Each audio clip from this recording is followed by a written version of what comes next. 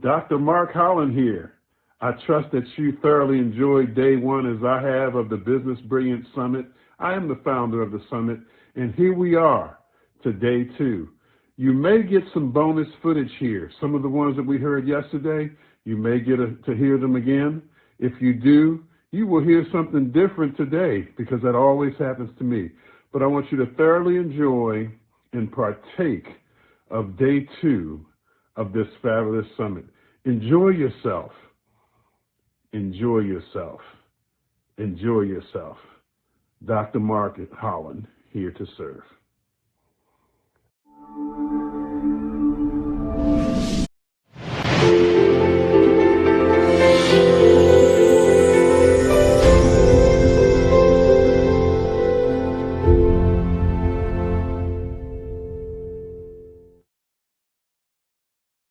What is your life purpose? How do you use your life purpose to help others? Well, I've been doing that for the last couple of years, specializing my life purpose to help others. So ask yourself a question if you are not clear. Why I have been created in this world? How I want to contribute to this society?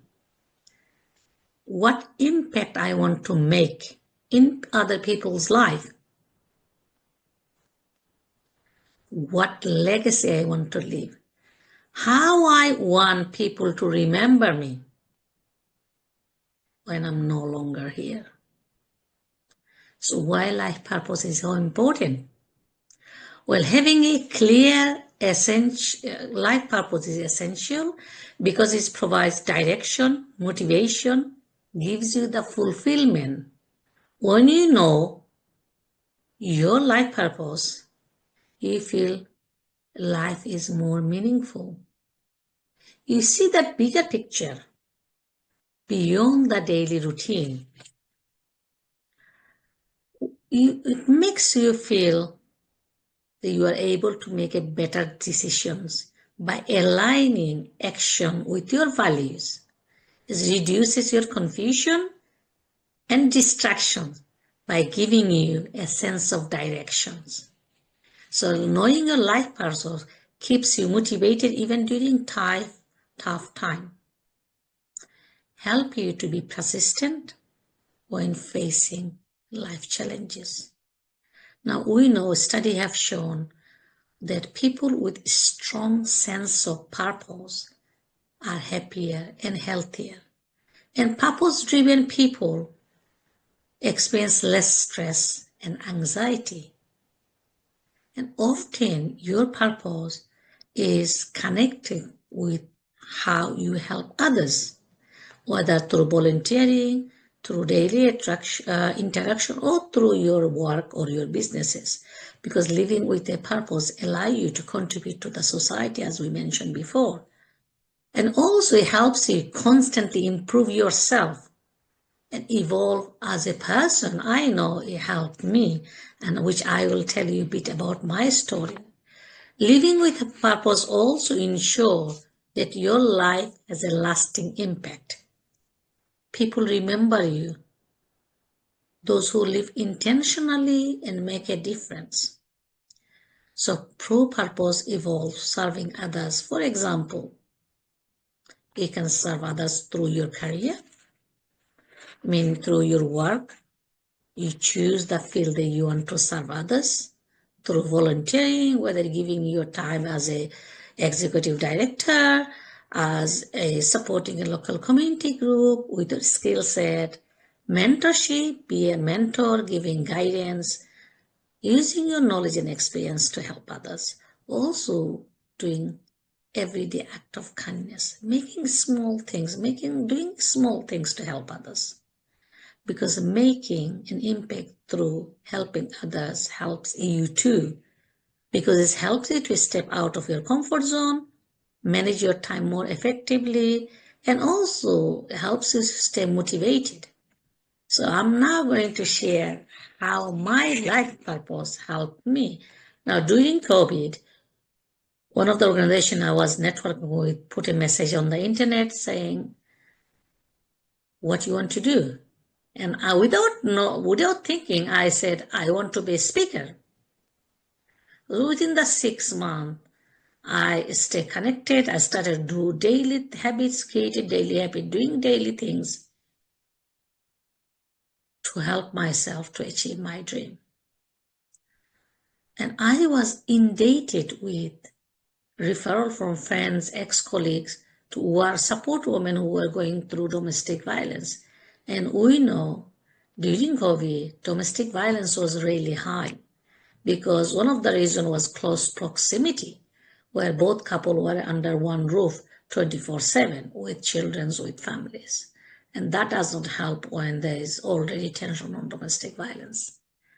What I found throughout those time is these two things that stop this woman from doing things they really want to do, achieving things that they want to achieve in their life. One is lack of financial knowledge and lack of finances, and the other one was lack of self-confidence. And that time I promised myself, regardless of whatever happened, I want to help women around the world to become economically independent. Because when they become economically independent, they are in a better place to make better decisions and live the life they deserve in their term, not by other person's term. over 2 years ago, September 2022, I was, among other 20 women, I was one of the women become part of a book project called Strong and Free Volume 2. Now, our publisher said, we're not taking any proceed. We're going to give every penny we raise through this book to a charity which helps women in sub-Saharan desert of Africa to become independent business owner. Now, without me knowing it, because I had the vision to help women to become economically independent, my first dream came through this project. That I just took the opportunity, be part of the book project, and we launched the book, and I became first-time best-selling author through the book too. So it's not just helping others, gives you your fulfillment, but also I help myself to become first-time best-selling author through the book. Well, I wrote my own books. I became author with other people as a co-author too, but taking one simple action, one opportunity could take you to help others by helping yourself to bring your dream into reality. So what I'm saying is, find your life purpose. Ask yourself a question. Why I'm created in this world? Because when you find your life purpose, there's nothing else can stop you to grow yourself. Now, I'm a podcaster. I'm a life and leadership coach. I'm also an investor. My mission and my vision is to help women throughout the world and teenagers. Last year, I wrote another book as co-author with my friend Sarah Louise Campbell called Centuries of Innocence. The book has stories, true stories of all the girls and some boys too going through safeguarding issues.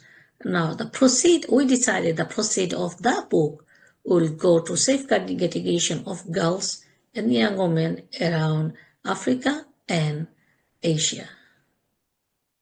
So my life purpose has been always serving others and receive the fulfillment, because I always had the dream of serving others, especially serving those who's been marginalized in the society for different reasons, whether because they are female, because they are color, because of their disability.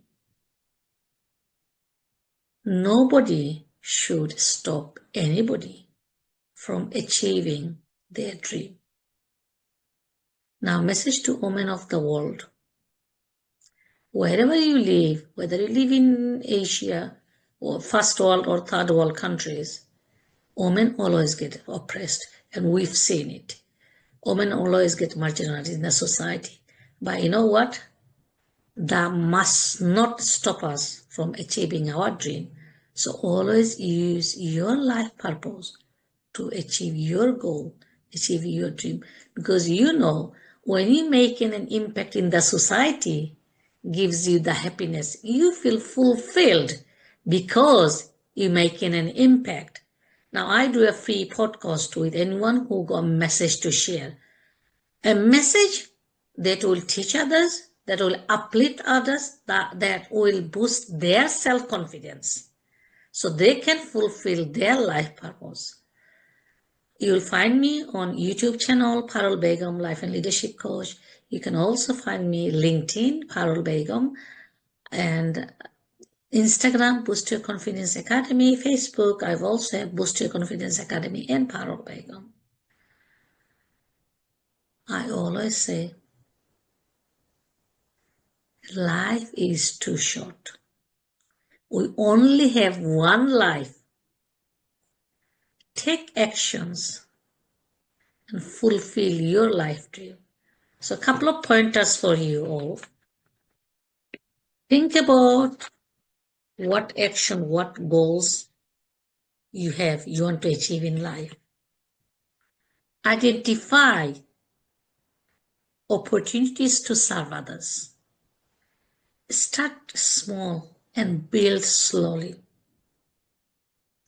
And most importantly, stay connected with positive mindset, positive society, positive community, that people who will uplift you, help you to uplift your vision, move your vision forward. I know you can't divorce your family, but you can divorce your friends, but you can limit the time you spend with your family. Those especially who do not support you with your mission, your vision, your goal. So always stay around with positive people. Even your network, you have two types of people. You have people who share your dream, but also people who not always supporting and motivating you. I've always chosen people who motivates me and move away from people that did not support me with my dream.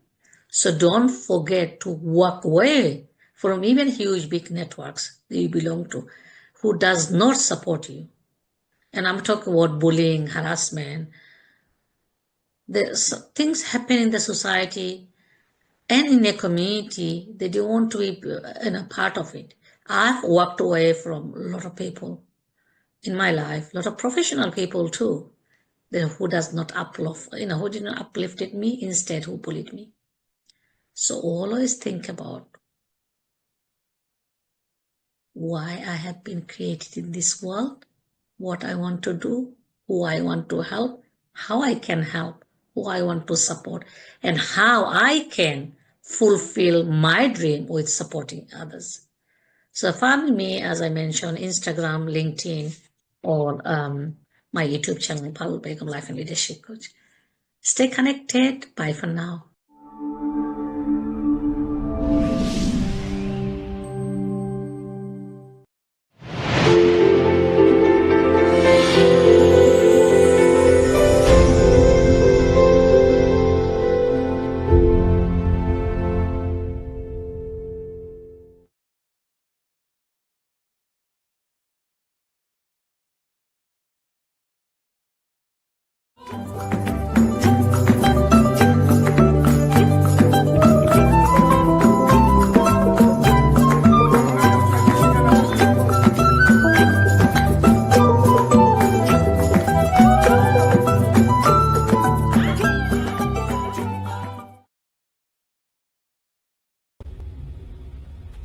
Good afternoon. It's such a pleasure to be back with you all. My name is Michael Hyacinth. I am the host for the Glimpse of Africa author series, and today we get an opportunity to hear a very powerful story from the author Rebecca Deng, discussing her book, What They Meant for Evil, and how a lost girl of Sudan found healing, peace, and purpose in the midst of suffering. Rebecca, it's good to meet you. It's nice to meet you too, Michael. It's awesome to, as you and I were talking before we went live, just to hear your journey is just so powerful. I'd love for you to share with our viewers a little bit about yourself and perhaps what inspired this book. Mm-hmm. Yeah, first of all, I think what inspired to write this book, I would really credit it first to some of my friends and college professors that have told me, have you ever thought of writing? And so over the years, they asked me, when I read your writing, you are a natural writer. And I'm like, well, how can that be? Because when I arrived in 2000 as an accompanied refugee child from Sudan, as a part of the Lost Boys of Sudan, most people don't know there were 89 girls that came, and I was one of them. Wow. And because I was an accompanied refugee child, I had to go through foster care system. So with that, you know, like when you just come, I came from Africa at 15 in a continent where I had a black privilege. I was never reminded of my skin or anything. I never even thought of it. There was war going on, but I never thought of my skin. And then coming here, and then, you know, I'm an immigrant, I'm a refugee, I'm an ESL student. There were just a lot of things. So when I start learning English, I thought, like, you know what, there is a part of Africa or part of our history that is not covered. Most of the time you see news covering only the brokenness, but before something break, it had to be put together. It had to be together. Yeah. So I was like, maybe one day I will write. And then it was one night, there was a news on TV about the U.S. border, the children being separated from their families. And it hit me at that time. I just literally had a flashback of me being ripped apart from my family and my village being touched down. And I grabbed my iPhone that night and wrote about like 25 pages. Wow. Just like coming back, my experience coming back.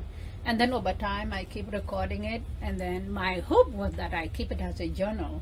Because when the war come to my country of Sudan, now South Sudan, all our materials and like our possession and belonging were burned down. And then I lost both of my parents to the war. So I have nothing about them beside what people tell me. Okay. So I was like, you know what, I need to write and record my story. Yeah. So do you think that just your experience potentially was what they meant to be evil, because of you actually had to figure out your way out of this, and it was either evil would be your answer or it would either be positive? Yeah. Well, for me, the title came, What They Meant for Evil, was really, it's based on the history of Joseph, where his brothers was like jealous about him and his gifted his skill, and they want to kill him.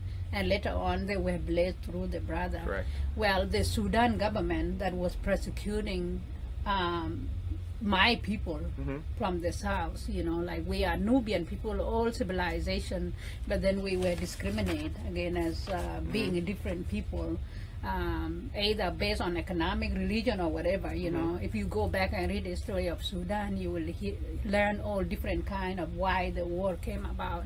So being a tribal person that was, you know, discriminated and almost persecuted, where I had to run and was in a refugee camp, I was like, all of these things, these people or policies or international whatever war crime, they were meanting evil against me. Correct. But because of God's grace or the Creator, I'm where I am now. So what they meant for evil, and then what they meant for evil too goes further than just those actors. Right. It goes to my inner self, like what I have almost meant for evil for myself, to like accept it, all of those names.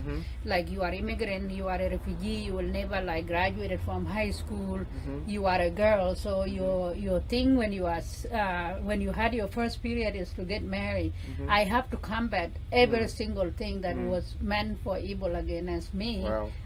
So yeah, that's where the title come from too. Wow, what a very powerful story. And I know you said you were one of the, how many girls a part of the Lost Boys? 89 lost girls that came. Wow. Do you stay in touch with many of them? I do actually, and one of my hope one day is really to investigate where we are. Wow. I don't, because we were resettled all over the United States, wherever the family opened up their home. That's where we went. Some went to Boston, I came to Michigan, some went to California, some went to Philadelphia. So all over the place. Yeah. So what is it that you would like for readers to take from this powerful book? Yeah, so what I want the readers to take away when people see my book, what they meant for evil, is either they classify it as a religious book, or they see it as super heavy book, which it is. But this book have a lot of things. You will laugh, you will cry, and it covers just the expand of humanity, of human life. From my beautiful village being set in a. And what was the name of the village? Do you remember? The village was called Duke Padiet, and a small sub-village called Arwai Mayan, and it is in my book. So it is, the place is on Sirte, which is like the world second largest swamp in the world. Really? So it's green all year round. Wow. And when people see things like the scene in The Lion King where the wildebeest come, we had that where there's a season the wildebeest come and there's all kind of wildlife, so green next to the Nile, lush green, and like growing up, I had 3 meals a day, and it was a simple village. We didn't have a school, but we have uncles and aunts and our cattle. I come from Dinka tribe, which are cattle herders. So my family had over 500 cattle, and you can imagine if a family have that, they're very wealthy. You're considered wealthy, correct? Yeah. So is it, despite the tragedy and the chaos caused by the war, do you want to show us the beauty within the village that you were in as well? Yes, and that's why in the beginning of my book I begin it with the opening with me living in my village and never imagining myself being in another place, to where the war come, to where I first heard of the word of refugee, which was at the border of Sudan, now South Sudan and Kenya, and we were told you are a refugee, and I'm like, no, I'm not a refugee. My name is Rebecca Nyanundeng. I will and count, because we were raised to count our genealogy to 10. And they're like, well, you are a refugee now. Not only are you a refugee, it will not even say you are a refugee, you will just be given a number. Wow. So you go from knowing your genealogy to being a number, and then living for 8 years in Kakuma refugee camp. It's so interesting. I mean, it just goes back to the history of America, where many of our ancestors, were enslaved and having to now, during the Emancipation Proclamation, figure out where their journey is and who they are, and trying to figure life, to the current, existence of where we are in the state, in this country of America. I'd love for you to just share with us how we can get a hold of you, find out more information, because this book is so beautiful and it's inspiring, and it just invites us into your world, and we'd love to be a part of it. Yeah, thank you. You can find me on Twitter, Rivka Deng. Rivka is Rebecca in Hebrew, or on Instagram. I'm on Facebook. So you can find me in those places. I just want to add to the audio of What They Meant for Evil was narrated by C.D. LaLoca. He's the leading voice in Lion King musical. Really? And he is a South African princess. So That I is so remember awesome. getting a phone call from New York, and it's like, this is CD La Loca. I'm like, CD La Loca? I don't know. It's like, do you know the Lion King? I'm like, that's my favorite. It's like, I'm going to narrate your book, and I just want to call you and connect with you, hear your voice before I go to the studio. Wow. So that is another cool thing. And also the book, What They Meant for Evil, got a star review from Publishers Weekly and was endorsed by Kirkus. Kirk Cousins. Yeah. Wow. Or Kirkus Review too, which is another Okay. book magazine. But Kirk Cousins, yeah. Kirk Cousins. Did you get a chance to meet Kirk Cousins? Yeah, we actually went to the same high school. Really? Yeah. Yeah. It's a small. Yeah. It's a small world. It is. Yeah. From Sudan to Grand To Rapids. Grand Rapids. To Holland first. To but now, Holland. yeah, to Grand To Rapids. meeting Kirk Cousins. Yeah. Rebecca, it's a pleasure to meet you. I wish you all the best. Thank and you. I look forward to seeing this movie. Yeah, thank you so much. I hope the movie come out. Awesome. Yeah, Thank you. Thank you. Thank you, everyone.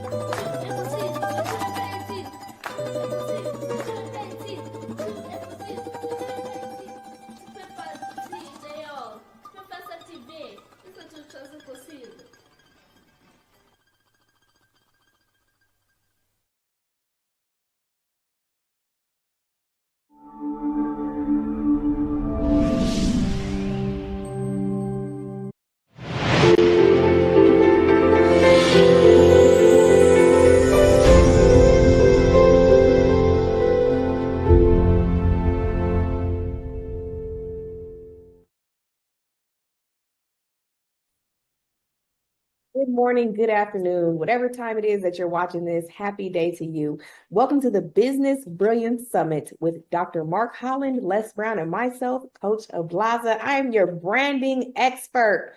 What is branding? Branding is when you go to the store and you go to Walmart, you're like, should I get the Kleenex brand of the tissues or should I get the Walmart brand of the tissues? That's what a brand is.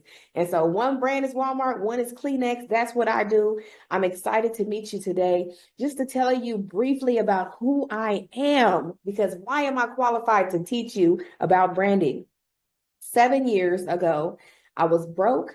I was broken, I was overweight and just tired of life. Like sometimes I thought, should I end it all? Like, life be lifing. But I had 2 jobs at that time. I had 2 kids and I had $0. Is the mathing? 2 kids, 2 jobs, $0. I had a job working home health care where I washed up a 400-pound man every night. And I said, wait a minute.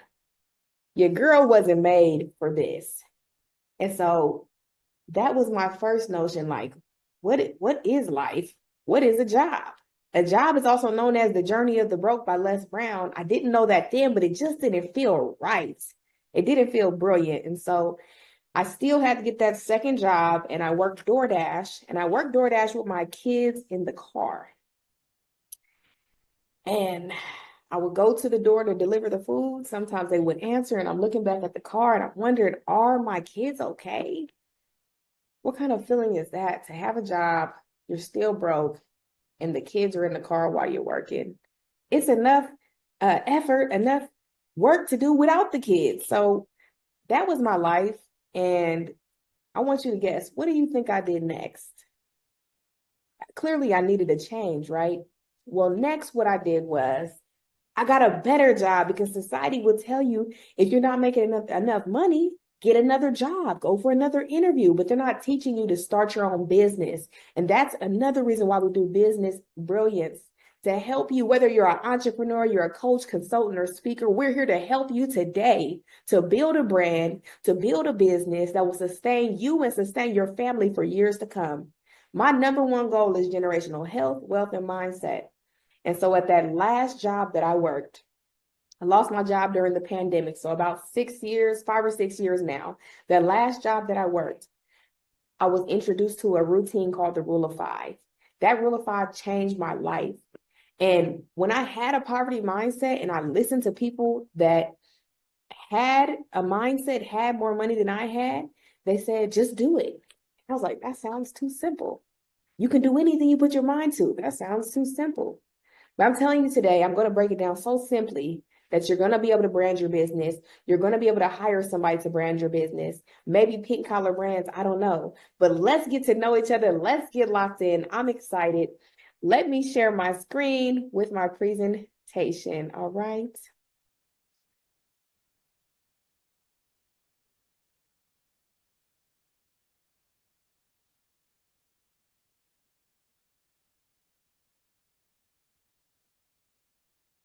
Okay.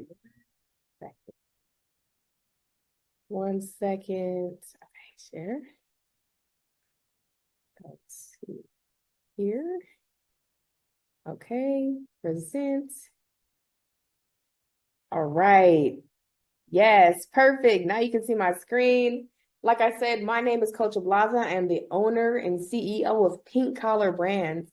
Pink Collar Brands means that you build your own business. We have pink collars around here. You've heard of white collar, you've heard of blue collar, but this pink collar, we're entrepreneurs. We're living our dreams. We're working on generational health, wealth, and mindset, not only for ourselves, but for our clients. That's what I literally want for my clients. So at Pink Collar Brands, we do logos, we do websites, we do brand discovery. If you don't know what your brand is, what it does, what you do, we help you discover your brand and your business. Our first branding tip for today is you have to be on every single social media platform. Okay, write that down. Okay, matter of fact, I want you to write everything down. Okay, single social media platform. Now, I'm going to, I've never been a gatekeeper. Okay, and so with that being said, today's class, I'm telling you that it's going to be like no other class that you've ever had.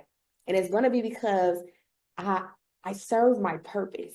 Okay, write this down. Your purpose is doing what you love to do and helping others. So helping others, but still doing what you love to do.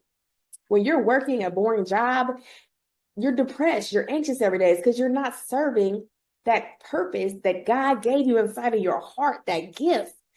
Okay, look at your hand really quick. We all have different fingerprints. There's billions of people in the world, but we're all different fingerprints. My name is Coach Blaza. What is your name? I want you to know that you're the only one of one. It's one of one Coach Blaza here. Okay? I need you to know that you are special, you are important, you have a gift that's held up on the inside of you. And until you get that gift out and you help others with it, you're not gonna feel right. You're gonna feel uneasy. Okay? So today, I want you to take notes on something called Notion. And I mean today. Like, I don't want you to say, oh, I'll download it tomorrow. Oh, I'm going to write it on my notes. No, this is a digital note system, and it's spelled Notion. Take notes on Notion today. Label it Business Brilliance. Okay, that'll be your first page. And then you'll hit add a new page, and you'll put Coach Blaza so that you have all the notes organized. All right, let's get into the teaching. And if there's any time you want to scan the QR code on your screen, scan it with your phone and just pause the video and we'll go from there. So let's go to the next slide. Okay, it's something that I told you earlier in the presentation. This is called the Rule of Five. The Rule of Five is what changed my life. And like I said, when you're in the poverty mindset, or whatever mindset that you're currently in, sometimes this list right here will seem simple and you'll think, oh, I've done this list, but I want you to do it all together. So the Rule of Five, complete it before 8 a.m. I wake up every day at 4 a.m. to do this list. Number one, pray and meditate. Say what you're grateful for the day. When you pray, Pray for help, hope, healing. Don't always pray for money. Money is a piece of paper, okay? Everything in this world is made up. Everything. So do not let anything stress you out. Pray for help, hope, health, healing, for what you need, okay? Because you only have one life to live. Number one, meditate. Meditate on your dreams and goals. Close your eyes. When's the last time you closed your eyes and just saw what you wanted for your life? Yes, write the vision and make it plain, but envision it. You ever heard of the word envision? This is so you can see your vision, so you can know where you're going. Number two, read books. I have a book right here. This book is by Dr. Myron Golden, okay? Boss Moves. These are 4 strategic moves that will help you succeed. If you follow me on Instagram at Coach Ablaza, and the link is in my link tree for you to get his book. And this is going to be another one. Do it now. Everything I tell you today, if you do it now, I promise you, it's going to help you change your business. It's going to help you have business brilliance. It's going to help you change your life. Okay? So when you pick a book to read, it should be educational, inspirational, or motivational. Right? Number 3, listen to audio teachings. It's the same parameters: educational, inspirational, motivational. Right? I listen to people such as Myron Golden, Les Brown, Eric Thomas, Terry Savelle Foy, and you can also listen to all of them in Coach Ablaza. Find me on YouTube. I'm on YouTube on Coach Ablaza or the Pretty Girls Don't Work podcast. Whatever you resonate with more, but find somebody you resonate with to inspire you, to educate you, to motivate you, and start. Y'all already know today. Do it now. Okay. After this Business Brilliance Summit. Number 4, write and review your dreams and goals. I have my planner right here. I know that my screen is probably kind of small, but every day in my planner, I write down my dreams and goals and I review them every single day. Check this out. The proof is in the pudding. My mentor, Les Brown, says, don't practice what you preach, preach what you practice. So I can sit here and I can show you in my planner.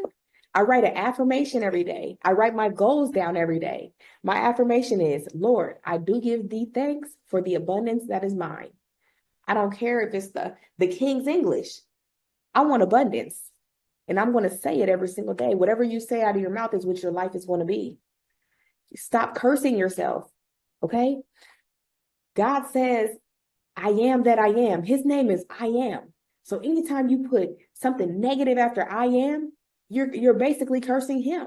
I am fat. I am stupid. I am slow. I am broke. Stop putting those statements after I am. I am strong. I am courageous. I am rich. I am that girl. Come on, Coach Ablaza. Hype me up. Okay. Number 5 is exercise. Your health is your wealth. There's no money truck behind the hearse. So if you do steps 1 through 4, you're making money. You're living life.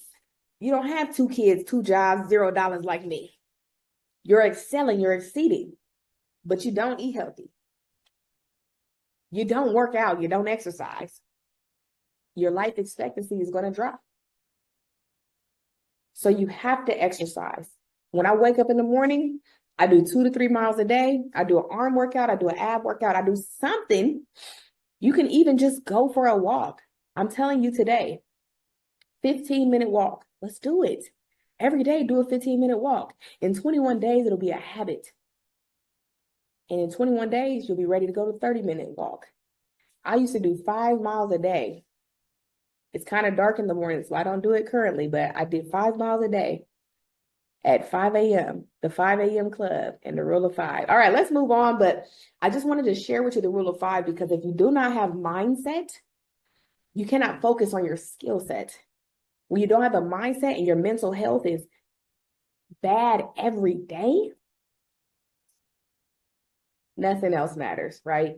We have to be healthy and mentally stable to do anything else. All right. So welcome to the Brand Better Now Masterclass. Dr. Mark Holland knows that I'm your branding bestie. I'm his branding bestie, okay? And he asked me, what can you bring to the Business Brilliance Summit? And I said, the only thing that I focus on is branding. So let me bring the brand in. You know, I dabbled in a little bit of the mindset because I love mindset as well. And I know that it's vital because it changed my life and it can change yours today. My name is Coach Ablaza. I'm from Pomona, California. I have a bachelor's in business from Wilberforce University. I'm a CTE certified teacher. What does that mean, Coach? Career and technical education. I can teach Canva. I can teach cosmetology. I can teach whatever I want to teach, but I know about everything on how to teach, so I'm certified. I'm a creative brand director. What does that mean? Creative brand director means I'm creative in creating your brand. I don't want your brand to look like everybody else's brand. I don't want your brand to look like Walmart. I don't want your colors the same as everyone else's brand. We're doing it creatively. I'm a motivational speaker with an emphasis on mindset. I'm a content coach and creator and a serial entrepreneur. Today's topic, content, branding, Canva. Now, we might have 3 topics, but these are all under the branding umbrella, okay? This is where you can connect with me. As I told you earlier, you need to be on every single social media platform. There are planning suites where you can schedule your posts to go to every platform so that you do not have to do it manually. One of them being the speakerconnect.com. Okay, here's coachablaza.com, Instagram, TikTok, X, YouTube, Facebook. I'm on all of them. Now, y'all know I keep it hot. If y'all don't know what hot is, it's honest, open, and transparent, okay? That's how we're going to keep it today. Let me keep it hot. Instagram is my favorite platform. However, my audience may be on TikTok as well. And so TikTok is kind of like my Achilles heel right now. When it got deleted, I was like, whew. And it came back the next day. I said, oh, I have to post on TikTok more. I do have a social media planning site inside of my own personal software. And so as long as you guys commit, let's be accountability partners. Let's post on every platform together, okay? But you can find me on every platform and also on LinkedIn. If LinkedIn is your preference, I'm your boss friend. I'm your business bestie, okay? Now, I want you to think to yourself, what brand is this? Okay, this brand is Nike, all right? What brand is this? Walmart. This one, Target. Some people like to call it Target, okay? Mercedes-Benz.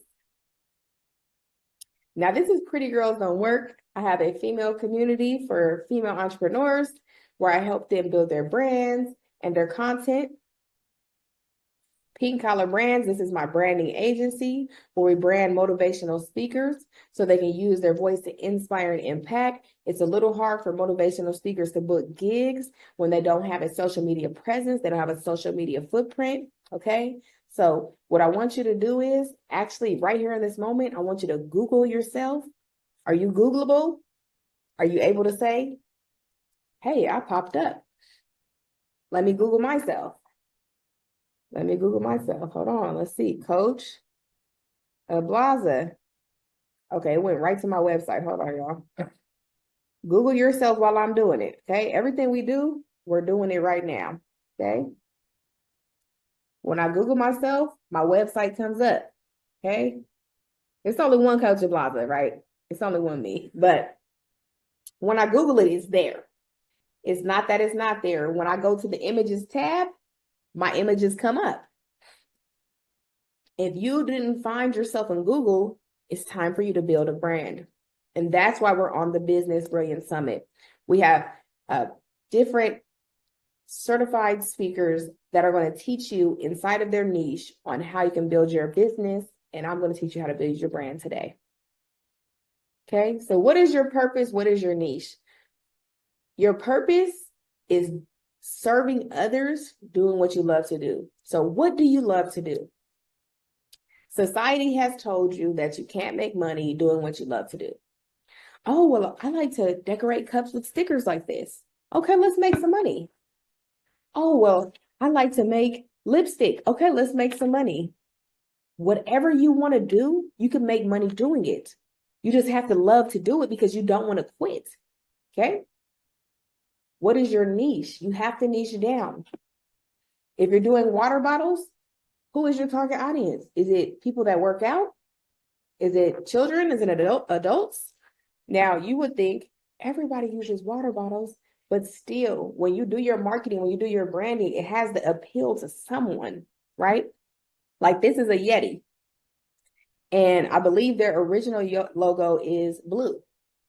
Now, blue somewhat appeals to men. However, maybe it means it has something to do with water, right? Blue also means trust.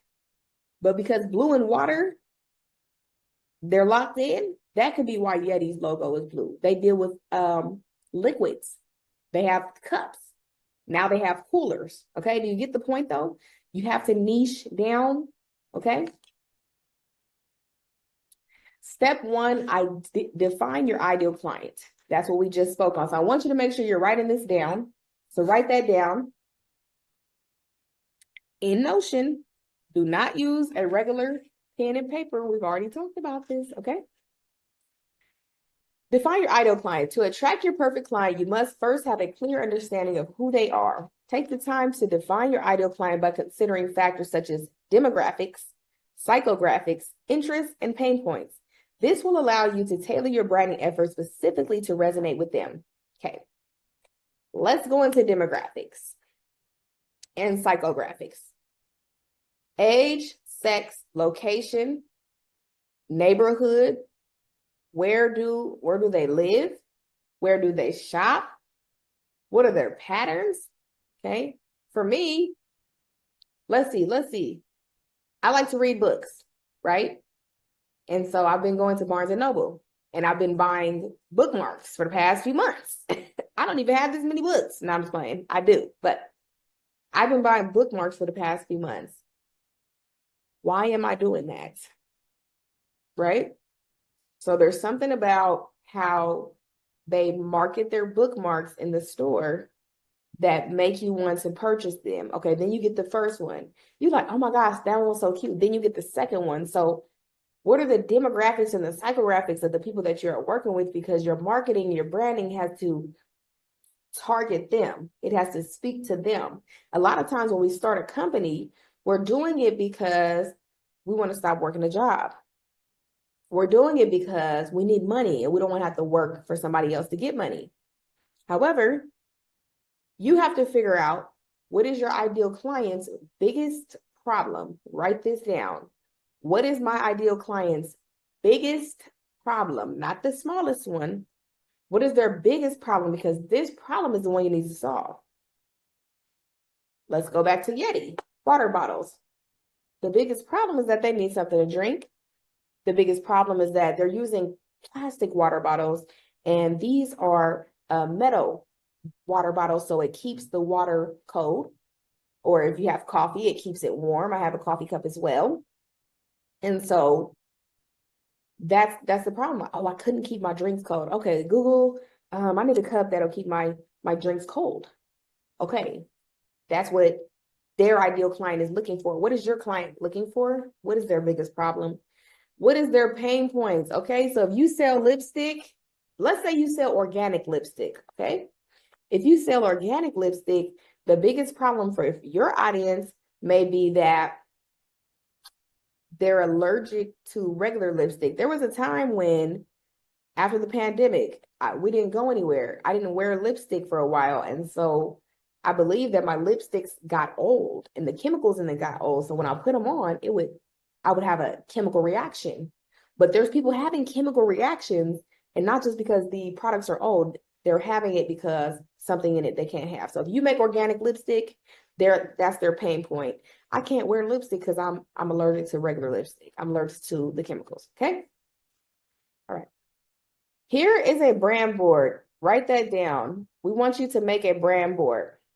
Now, what I've been telling clients and just people that I meet lately is that when you have a business, for example, you make lipstick, making lipstick should be your main priority. Okay. Nothing else should be your main priority. Not making your own flyers, not building your own brand. Okay. And that's because you're the SME or the subject matter expert on your brand or your business, not on graphic design, not on Canva. However, with that being said, it is always important to have a brand board. So whether you do your brand board or you hire someone to do this as well, this brand board will help your graphic designer, your branding agency build your brand. So it tells them what your logo is. It gives them an alternative logo. Sometimes logos do not fit properly on every product. So while a logo may fit good on this water bottle, it might have to be smaller for this lipstick. Okay, so see how small their logo is? Now, you're going to add pictures that are relevant to your brand. So you can do a brand photo shoot and then add your pictures to this. In the brand photo shoot, you want to have the brand colors on. As you can see right here, the colors are brown, green. They have the colors on inside the brand photo shoot. Brand colors, I'm going to blow this up. I think I can. Hold on. Okay, it's not blowing up, but hopefully you can see it. So they have green, tan, another shade of green, and pretty much like a brownish type of color. Right here, these codes are called hex color codes. They are a series of numbers and letters that let you know the exact color that you're working with. When I started my business about 6-7 years ago, my color has always been pink. But I did not know that you needed these specific color codes. So with that being said, I might just use any shade of pink. You're not supposed to do that. You need to keep the same hex color code. So on Canva, on Shopify, on Google, these are universal codes, and these numbers and letters will be the same everywhere you go. You just have to add them into the new system. Next is going to be your fonts, also known as typography. When you go to Walmart, their logo is the same font every time. When you go to Target, their logo is the same font every time. I want you to start paying attention to everywhere you're going, seeing the brand, seeing the colors. How do those colors make you feel? Do they make you want to buy something? Pay attention to all of this, right? And so the font should match the brand. I wasn't today years old, but when I found out that the fonts mean something, it got a little bit deeper for me. And with that being said, so this is a boutique, and boutique is in a fun and flirty font. What if boutique was in a bold font? It wouldn't match the brand, okay? And so even your fonts matter. They should represent your brand. Step 2, craft your brand identity. Write this down. Your brand identity is a foundation for your branding efforts. It encompasses your brand's personality, value, mission, and visual elements. Develop a compelling brand story and choose brand elements like your logos, colors, typography, and tone of voice that align with the preferences and aspirations of your ideal client. Ensure that your brand identity reflects the unique qualities that set you apart from your competitors. Okay, let's break it down. What is a logo? A logo is, this right here. A logo is the logos I showed you in the beginning of the call, the Nike check mark, world renowned. Everybody knows what it is. What's their slogan? Just do it. What's your slogan? Right? Nike is known for being an athletic brand, workout clothes. And so their slogan is relevant to that. Just do it. Like, come on. Like, oh, I was thinking about working out today, girl. Just do it, girl. Right? Next is going to be colors. Who do you serve? Who do you serve? My first target audience was women. That's why this presentation is pink. That's why my brand colors are pink. That's why I wear pink. If you follow me on Instagram at Coach of Blaza, pink. Welcome to the pink. Okay. Now, so with your colors, let me tell you a few things really quick. Your colors, matter of fact, let's go to the Canva website. 1 second, guys. You're seeing a little bit of the behind the scenes, but I do want to show you this. Whenever you're building a brand, because I know when you're starting your brand, or even when you're in your brand, you might not always have the capital or the money to fund branding or rebranding. So this is for you. there's something called a color palette generator on canva.com/colors. You're able to upload an image and you're able to pull the colors out of the image. We have the pink, we have the orange, etc. Okay. So I tell my clients, I tell my students that when you pick your brand colors, it needs to represent the audience. And at times, it can also represent your why. So say you used to watch the sunset with a loved one. Put the sunset in here. See if it's a relevant color to what your brand is. But put your why inside your brand, because we never want you to quit. We never want you to give up. Your why is why you started. Your why is why you'll keep going. Next is color palette ideas. If, say, you have female entrepreneurs as your target audience, you'll type in pink. And in the color palettes, it will pull up all types of palettes. Okay. So when I get a new client in my branding agency, Pink Collar Brands, I ask them, who their target audience is, what they're selling, what they're doing, what they're providing, what's their service, what's their product. And with that being said, I will come in here. And so if they say, okay, brown is my color, I will type in brown in the color palettes, and then I will find browns. This one right here, fire. Let me just click on one of them. Scooping ice cream color combination. So what if this will be a good one for like an ice cream shop? I think that an ice cream shop would need a pop of color though. This is almost giving me cappuccino coffee shop, but this is what they called it though, scooping ice cream, because it looks like that, right? That's the colors out of the ice cream. However, when you go on this page, you'll hover over, copy it, take it back to Canva, add it into your brand kit on Canva, okay? Next part of the canva.com colors is color wheel. If I put my color in here, I don't know how I get my color. Oh, I think I was missing a D, and I wasn't. F-E-A-D. Okay, anyways, y'all, I'm just gonna click right here. Okay. So I was looking for pink though. Okay, there we go. There's a pink. So, my color is pink, right? And so for years, I didn't use the same hex color code. And then I didn't have colors that match exactly.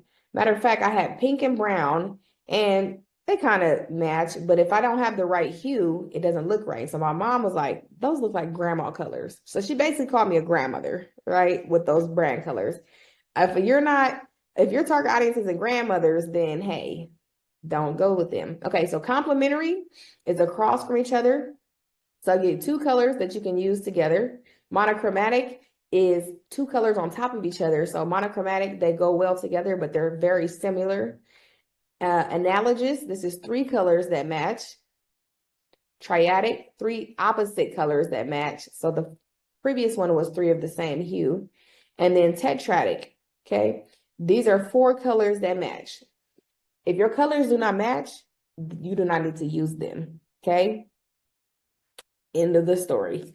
However, you also don't want to use a million colors, okay? So pink, women, yellow, women, green, men, blue, men, what are we doing, right? Who's the audience? But this right here will help you match your colors, simply put.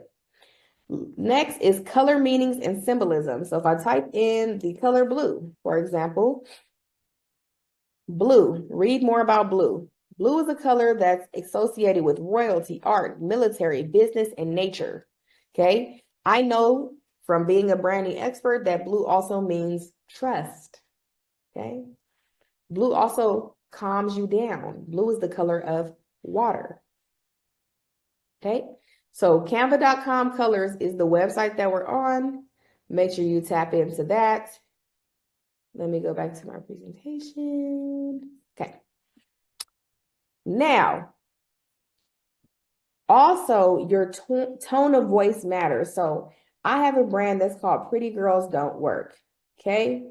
With Pretty Girls Don't Work, what that means is we work smarter, not harder. And the brand voice, part of my brand voice is that I call my community, I call the community members pretty girls or pretty girl, right? Or the saying, pretty girls don't work. This is the tone of voice that I'm going with. I'm speaking to women. I have to have the proper tone of voice, right? Lastly, right here, this is a expert branding tip. You can create a mood board to communicate your brand's colors, fonts, and the elements. So that's similar to a brand board. So you can do a mood board or a brand board. Most definitely need a brand board, but you don't also have to do a mood board. It's really up to you. But mood boards actually are good for different projects, actually. So brand board to start the brand, and then mood boards for different photo shoots, projects. That'll help you out. Now, this slide right here is a few, not tips, a few resources, okay, that will help you. Resources / tips. So write this down inside of Notion. ChatGPT is AI, okay? They said AI is taking over. The only reason it'll take you over or that is negative to you is if you don't use it. So get with it or get lost in the ocean, right? So the next tip is inside your brand voice, inside your brand mission, your vision, your statement. This is what you have to tell people. Your brand messaging is what this is. You're telling them who you are, what you do, who you help, how you help them. My name is Coach Ablaza. I help motivational speakers build their brands so they can use their voice to inspire and impact. Okay? So that encompasses everything on this list. Next, step 3, write this down. Develop a consistent brand message. The tips that I just gave you is what will do this, okay? Consistency is key when it comes to branding. Craft a clear and consistent brand message that communicates the value you provide to your ideal clients. Define your unique selling proposition and articulate it in a way that resonates with your target audience. Ensure that your brand message is integrated across all your communication channels, including your website, social media, and marketing materials. Okay, so your unique selling proposition. This is what makes you unique. What makes me unique is, okay, my name is Coach Ablaza. You never even heard of an Ablaza before. That's my last name, right? I'm just joking, y'all, but that's my brand name. So I don't use my regular name. I use my brand name, okay? Go on my page. All I do is wear pink, hues of pink, right? That's what you're going to see me in 9 times out of 10. The 1 out of 10, you're going to see me in my brand shirt. That makes me different. What makes me different is that I'm consistent. I have people tell me every day, every week, you're so consistent. I love it. And they give me the compliment, but are you consistent? Are they consistent? Time will tell. Okay. So what makes you unique?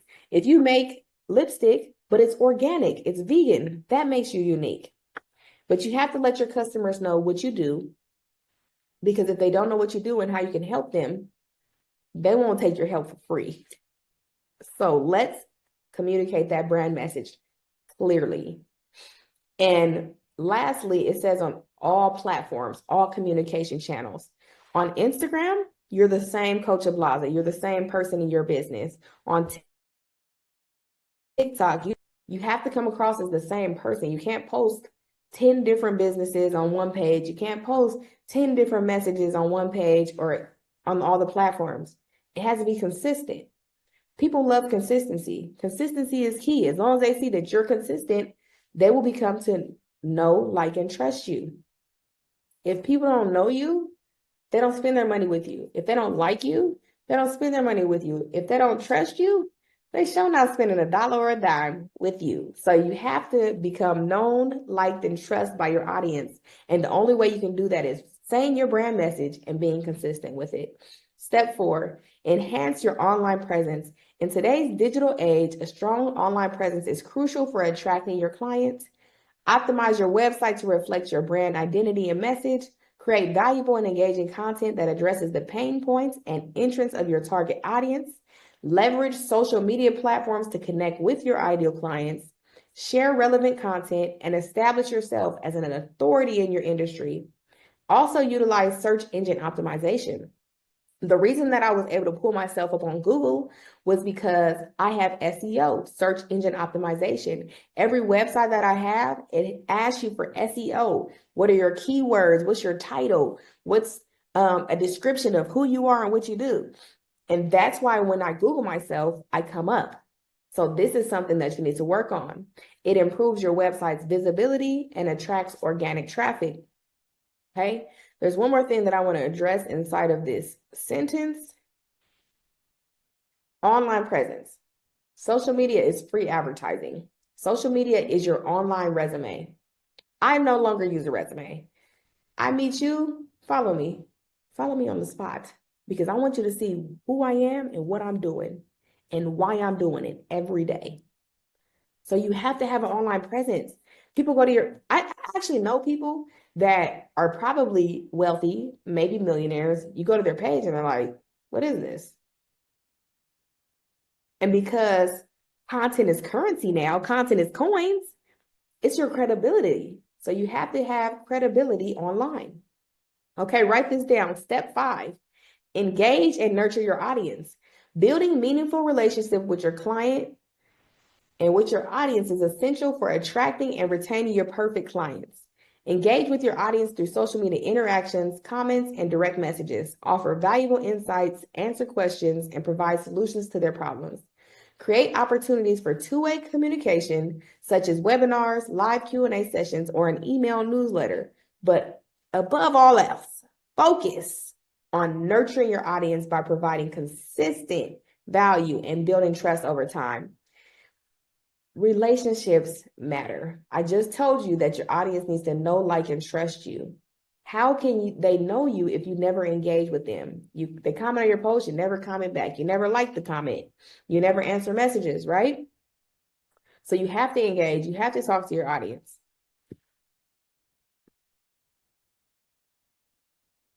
Next is your live outline checklist. Write this down and take a picture of this screen. This is out of the content folder. You can find this on contentandbranding.com if you need a social media folder to help you do some of the things that I've been speaking on today. So right here is our list. 7 things you must do on live. Be confident. Build your self-confidence up. You cannot have a business if you're not confident in yourself because it spews over to the business, okay? When you're on live, set up a ring light. Right now, you can see me. It's not dark. It's well lit. It's not blurry. I look good. Humbly as possible, right? But if somebody comes to your live and it's dark and it's blurry, your Wi-Fi is bad, they're going to leave. So get a ring light. I have my Amazon store on my Instagram at Coach Blaza, and you can see all the social media tools that I use to be successful. And all the money I've made it from social media. From social media to referrals to return clients. I have not had to really advertise. I have ran advertisements. And to be honest, I should have run more, and I'm getting ready to run more in the near future. However, I have made a lot of money off of organic content and organic social media marketing. Next, you want to plan what you'll discuss and announce it on your feed at minimum an hour before. Maximum, announce it like a couple weeks earlier because you want people to show up on your live. If you're selling something, have your goal in mind on how much money you want to make. Share information. So like right now, I'm sharing a lot of information. I'm not selling anything currently on this Business Brilliance Summit personally, but if I was, I would give you information and I would say, hey, sign up for this, right? Next, you want to shout out your buyers. Whoever buys something from you, shout them out. Oh, shout out to Kimberly. I see she just ordered 2 lip glosses and a lipstick. Okay, girl. That encourages other people to buy. And honestly, your favorite stores, they bend the truth a little bit to get you to buy stuff. They'll say 50% off, but then they had already raised the prices a day before, right? So if you're on live and you're like, oh, shout out to Kimberly, and Kimberly doesn't exist, it is what it is, okay? Next, you want to create scarcity. So you got 10 lipsticks left is what you were saying on the live. We only have 10 lipsticks left. This is called marketing. Do not feel like you're lying because it's actually marketing. And I just told you your favorite brands, Walmart, Target, Express, Yeti, they're all telling us stuff in marketing that sometimes they're bending it a little bit. So you might have 50 lipsticks left, but today you got 10 on this live, okay? At the end of the live, ask them to comment on your Instagram, just ask them to do something. It's called a call to action. Write this down. Call to action. You want them to do something. Follow me, like a post, share the post, but just something, okay? Now, before you're live, you want to engage with your followers so that when you go live, they'll see you pop up. You want a backdrop or a content corner. Right now, I'm recording this in front of a corner because the background is nice, right? It's inviting. I got on red. The background has red. It's beautiful, okay? This is how you can set up a content corner in your house. Now, you don't have to paint your wall. You can get a backdrop from Amazon, $15, $20. And set that up. When I first started, I had a dingy house. I had a dingy corner, and I got a beautiful painting from Ross for about $20. Everybody loved the painting. People that started with me, which I still have a lot of followers that were with me in the beginning, they'll tell you like, girl, I wanted that painting. That was beautiful. I still have it. Just don't have it up right now, right? Okay. Selfie lighter, selfie stick. Selfie light is for your house. Selfie stick is for when you're on the go.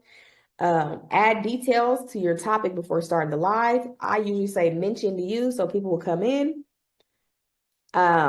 Greet viewers that join. If I come on your live and you don't say, hey, Coach Blaza, I'm leaving.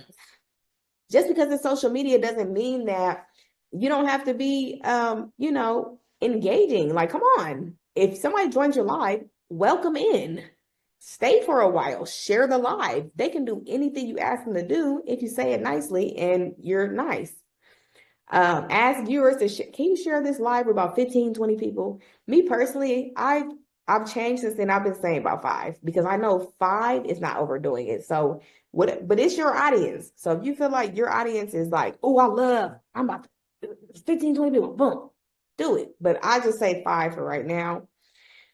Thank viewers for their support. I'm so happy you're able to join the live today. If you can't watch the full live, watch the replay if possible. Pin your website link or a message to your followers. So at the bottom, you're able to pin a comment. You pin automation. I use something called ManyChat. Write this down. ManyChat. I used to tell people to click the link in my bio. We're done with that. We use ManyChat, okay? Or you can pin a comment on what you want them to do. Like this post, like the live, share the live. After your live is over, you need a live cover. I've gone away from just putting flyers on my live cover. I still do it. Like, go to my page, you'll see what I'm referring to on Instagram. But a live cover just like tells them what it was about. So if you had a flyer for the live, you can put that on the cover. And I used it on Canva, the Instagram story setting, to resize my flyer to put it on the cover. Okay, so Instagram post size to post it.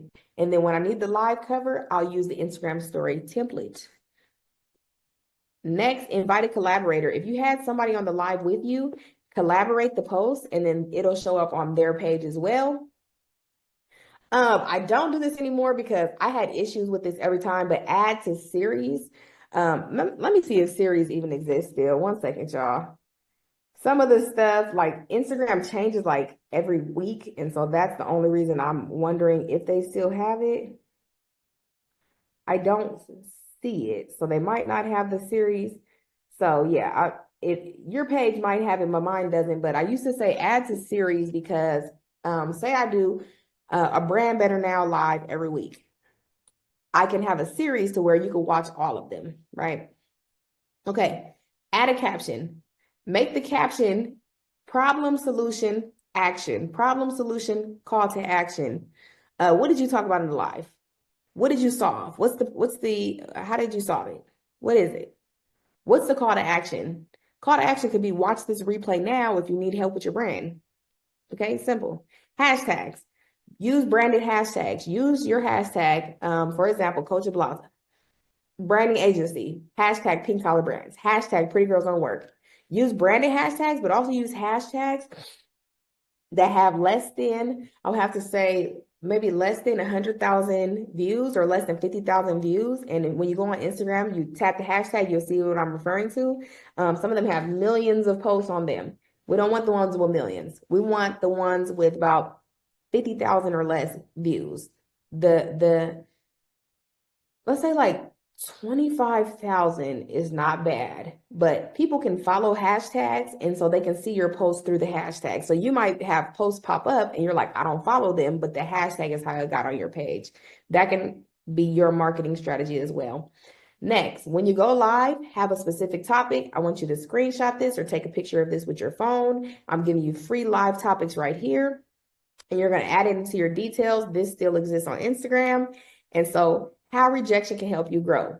This is the same part that I was saying to put mentioned you in, because mentioned you, they're like, oh, you mentioned me? Like, people don't know how social media marketing works if they're a regular consumer. So when you put mention you like, oh, did they mention me? Or if you're going live about how rejection can help you grow and you know your audience needs that, they can see the topic when they get on there, and then they can join, right? And then one more is,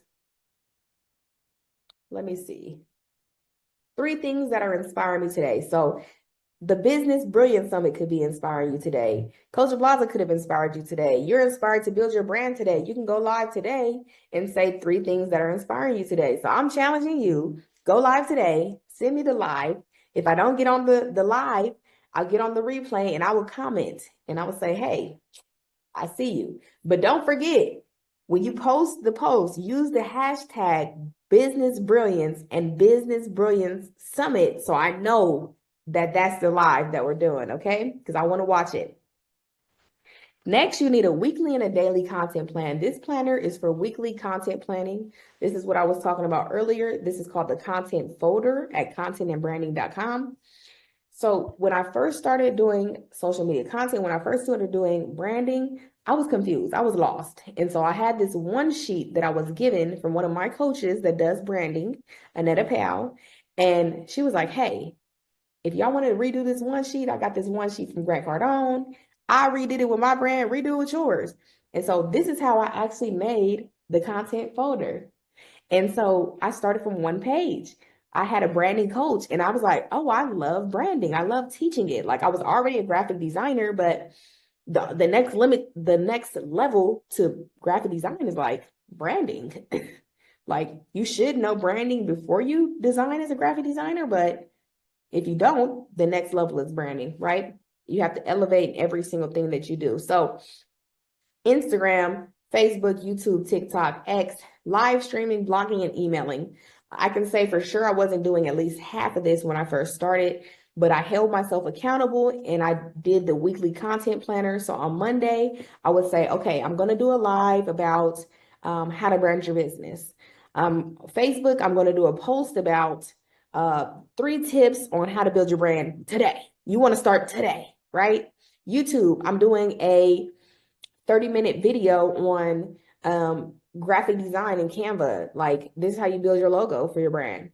So these are the different things you do for the different platforms. And then lastly, email marketing, I was not doing that at all. So email marketing is following up with your clients, and your email marketing should always be branded in your brand voice and just telling your clients what you're up to and what you're offering. You can also just have a blog, on the email. You can have it on your website, but you can send a blog out via email and just, talk to your customers. You don't engage and nurture. You don't always have to be selling something. Okay. So we're not going to do this activity, but I want you to take a picture of this screen. And what I want you to do today is plan out a whole day's worth of content. Take a few minutes to plan it out. And so I don't have a one person to share, but if you tag me or you DM me your plan, I'll take a look at it. And I'll say, all right, tell me who you are, what you do, and then what's your social media plan? You can write me on Instagram at Coach Blaza, okay? And lastly, with the weekly content planner, if you fail to plan to fail. So make sure you plan out your content. This is a part of your brand and your business. Next is going to be your profile picture. Your profile picture should be bright, beautiful. You should have all your brand colors. It should be inviting. It shouldn't be you shouldn't have your hair everywhere. Put some makeup on. Live a little. Look a little good, okay? Clear, bright, beautiful, full body. I don't like doing full body. I'm just going to be honest. It's just not me. So, this right here is good. If you like full body, Do you? I would even have to say that my opinion has changed a little bit, like head to waist. We can't even see you if it's really your full body, right? So that's what I would say. I would suggest. Next is your story highlights. You see these right here? Hopefully you can see my cursor. These story highlights stay on your page until you take them off. And so these story highlights should tell people who you are, what you do, who you help, and how you help them, so they're not confused on what you're offering. Right here is your bio. Your bio should also tell people who you are, what you do, who you help, and how you help them. Reason being, when people go to your page and you want them to follow you and they don't know who you are and what you do, they're not going to follow you. We want the people that you want to serve specifically to follow you. So I help speakers build their brand. You see that right there? Boom, bop, bow. Follow me now. Picture quality, okay? What phone do you have? If you don't have a phone that has good picture quality, ask somebody else to take your pictures. Ask to borrow a phone. Get a new phone, but do something. I know there's a lot of stuff that I'm giving you today that you're like, okay, I have to invest in that. But let me encourage you and just say, if you have to get one thing a week, if you have to get one thing a month, bi-weekly, every 2 months, whatever you can't do, you must do. Just buy one thing at a time and get the job done. But just know, whatever you can do, you must do. Sometimes we tell ourselves we can't do something, but in our mind, we have to tell ourselves, I must do it. I don't have another option. Tell yourself, there is no plan B. Society is going to tell you, they have all these norms. It's always something. You better have a plan B. When it rains, it pours. You don't need a plan B. You need to know what you love to do and who you're going to serve with it and what their biggest problem is. Okay? So I know I went off on a tangent, but natural light, good camera. Don't take the picture sideways. Let me show y'all. Don't take it like this. Don't take it like this. Take it like this, depending on the platform, right? Most platforms, your picture is going to fit if you take your picture like this. Please, if your pictures don't look good, they're not going to like them. They're not going to look at them, and they're not going to care. Like, I'm keeping it hot, honest, open, and transparent, y'all. Can I keep it hot? What's up? Next, Canva. Most of the stuff that I taught you on today, I use Canva to use it. Canva is from Australia. It's a graphic design platform. It is about $112, $120 a year, or you can pay about $10, $12 a month. If you have the budget for the year, invest into the year. When you tell yourself you can't afford something, you're saying that you're not worth it. I'm telling you today that you are worth it. Your family's worth it. Your why is worth it. Generational health, wealth, and mindset is worth it. Make the investment into you today. Or you can use the Canva free plan. But I'm telling you, when I first started, I did invest into a lot of things that I could have used for free. But Canva is not one of them. So make the investment. Invest into yourself and think, how can I afford it? Okay? Write an ebook. Think of an idea. It just takes one idea to create something to be able to afford Canva. Okay? $10, $12 a month. Give somebody an Uber ride. Do something. Okay? Brand colors. They should be beautiful, bright, 2 colors. Wear your brand colors. For example, pink and brown. This is the grandma colors. Okay? We're full circle today. We know each other. We're boss friends at this point. So what are your colors? I want you to take a few seconds or just take a picture of this page and figure out your brand colors today. Don't feel pressure though. If you don't know your purpose or what you love to do, it's going to be hard to pick the brand colors, okay? So we went over this previously on canva.com/colors. I invite you to go on canva.com/colors to get your brand colors today. If you do know, I'm serving women. They're 40 to 55. They like these type of products. They like to shop here. I know their psychographics. I know their demographics. I know what they love. I know their biggest problem. These are my colors. Let's do it today. And just make sure you write this down in Notion and take your notes. Okay, Canva is good for logos. That's where I made this logo. That's where I made this digital download. I have a client, his name is Calvin Baldwin. I've published about 3 books for him on several platforms, Amazon, thebookpatch.com, Ingram Spark, that's the Walmart distributor. But this is one of his books, Amara's Adventures. I use ChatGPT and Canva to design his book. And yeah, you can use Canva to design anything that you need as well. Next is these Fortune 500 companies' logos. What do you notice about them? They're simple, not too many colors. If they have 4 colors, the colors match. Look at Google. It looks good. It looks copacetic. A lot of my people, we get really busy with our colors, okay? And I'm not just saying it's just my people, but I want to tell you today, keep it simple, honey. Keep it simple. The proof is in the pudding. These people right here are Fortune 500 companies. They've been around for a long time. Copy the right cat, okay? Don't copy their name. Just look at the colors and see, okay, that's simple. It's a strategy that works. Red, passionate. Blue, trust, okay?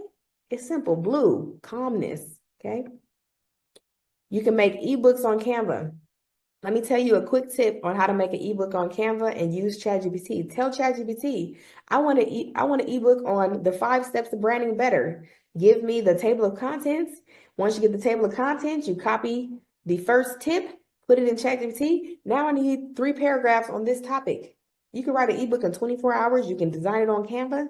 When you go on Canva, look for ebook templates, hover over it, make sure it has more than 1 page, and you're in the game. So let's get our ebooks going, okay? You can make flyers on Canva. This is adventureswithamara.com. This is where the book that I did for Calvin Baldwin is. I made his flyer on Canva as well. And it even just seeing this flyer excites me. So I know that the people that have purchased this book so far, they get excited. But you can make exciting flyers with your brand colors on Canva. And sometimes different projects that you have or different holidays that you're marketing during might have different colors, and it's okay to use those colors during those times, okay? Other than that, the brand color should never change. This is the content folder that I taught from today. If you need help with content and branding, by all means, scan the QR code here. We have a weekly and monthly content calendar, social media tips, engagement questions, live topics. And it helps you interacting with your audience. It helps you get clear on content and give your audience tips. Conclusion, okay? I had a great time with you today. I want to let you know that the compass in your life is your mindset. Where it points, your actions follow. Work on your mindset. Do the rule of 5. Invest in yourself and work towards finding your purpose in life, because if you love what you do, you will never work another day in your life. Purpose is hard work. That job is hard work, okay? This is me, coachofblazaspeaks.com. If you need a speaker on branding or mindset, visit coachofblazaspeaks.com. I'll be happy to serve you today. Next is the Brand Better Now ebook. If you're on the Business Brilliance Summit, you're like, ma'am, I don't even know what branding is up until today with you, Coach Blaza. Scan this right here or go to brandbetternow.com to get your branding ebook so I can help you brand better today. It's free only today for you on the Business Brilliance Summit. Dr. Mark asked me to bless his people. Hopefully you got something great out of this. Okay, let's connect. This is the infamous Instagram that I talked about in the beginning. Love me some Instagram, y'all. Only write me on there. But I am on every platform. Scan this so we can connect on Instagram. I'm happy to connect and meet you today. Lastly, this is our Strive 25 workbook. If you're one of the people that in the beginning, I got you with the mindset piece, and you're like, I'm living the same year over and over again. I'm depressed. I'm anxious. I'm fearful. I got fear in my heart about what I'm doing. Striving 25 can help you, because striving means not quitting, not giving up this time. And so scan this QR code if you need help with goal setting, if you need help with your mindset. This is really a blessing. I just taught a class the other day at my co-working space, the Bebop Center in San Bernardino, California.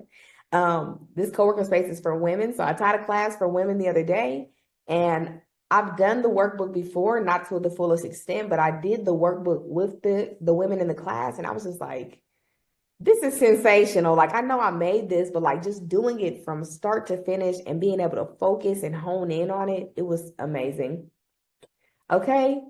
Did I say anything that helps you today? Please scan this and leave a review. Okay, I'm here helping my business bestie out, Dr. Mark Holland. But if you scan this, this will help me get reviews, but real reviews. Like, tell me your real opinion, and it'll help me book more engagements to help more people, because that's my purpose. I don't have a job. I don't have a plan B. This is all that I do. So help me. This is my payment for today. If you want to bless me, tip me, leave this review. Okay. I want to say thank you. Thank you. Thank you. You didn't have to be here today at the Business Brilliance Summit. You really didn't. And thank you for investing your time, because I know the summit was of no cost to you, but investing your time is important, because you cannot buy time and you cannot get it back. So thank you for investing your time into me and to learn about building your brand today. I'm so proud of you for being here. You could have been anywhere in the world, but you're here learning how to build a business with brilliance and build a brand. This is me, Coach Ablaza. If you want to keep in touch, support at coachablaza.com or my website, coachablaza.com. So what I want to say today is thank you for attending the Business Brilliance Summit. I want to encourage you today, wherever you're at in this process, you can do it. You can, you will, and you must be demanding. You can because you're capable. You will because you're strong, and you must because they're counting on you. Who is counting on you to have a brilliant business, to build your brand, to inspire and impact, to serve your purpose, doing what you love to do? My kids are counting on me. Generational health, wealth, and mindset. My speakers, our clients are counting on me for the same thing for them and their family. Okay, somebody's counting on you, even if it's just you. You deserve a good life. Life is to be lived. You only get one life. So come on, let's live today and let's have a brilliant business. Once again, Coach Ablaza, lovely meeting you here today. Bye-bye.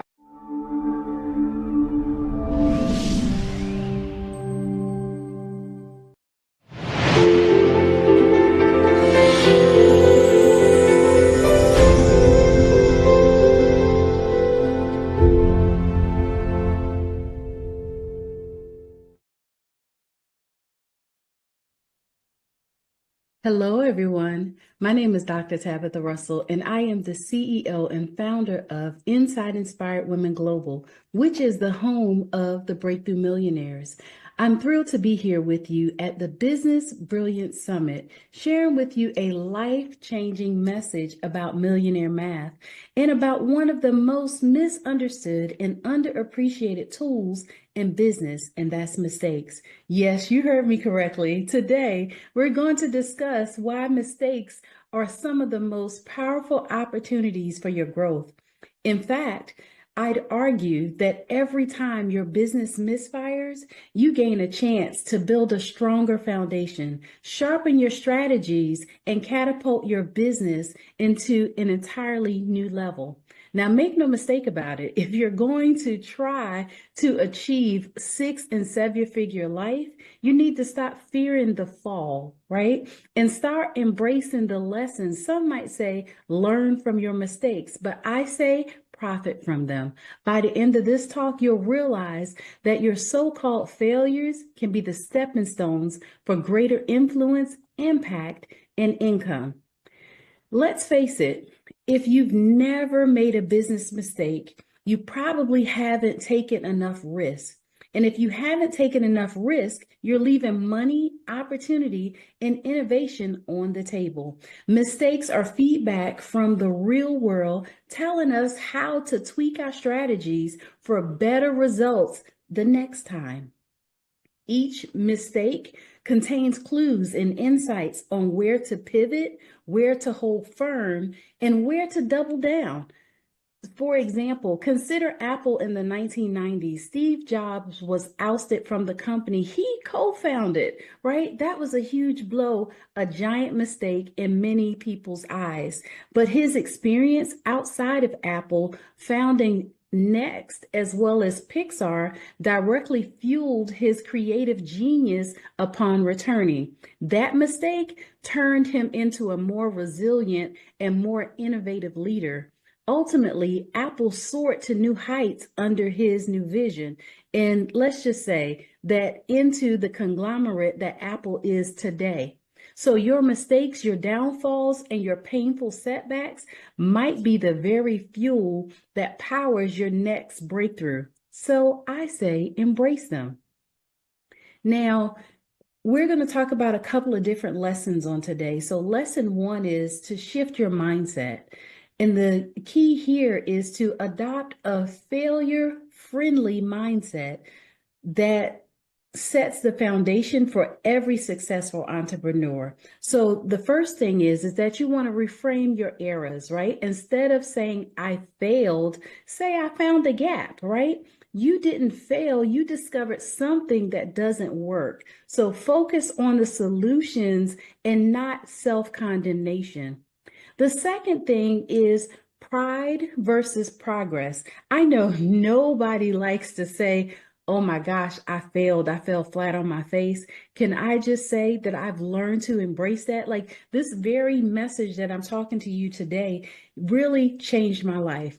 As an entrepreneur, I made one decision, one mistake, right? I brought in a partnership, had just got this $1 million contract, thought that I was on top of the world, getting ready to go and live the dream life.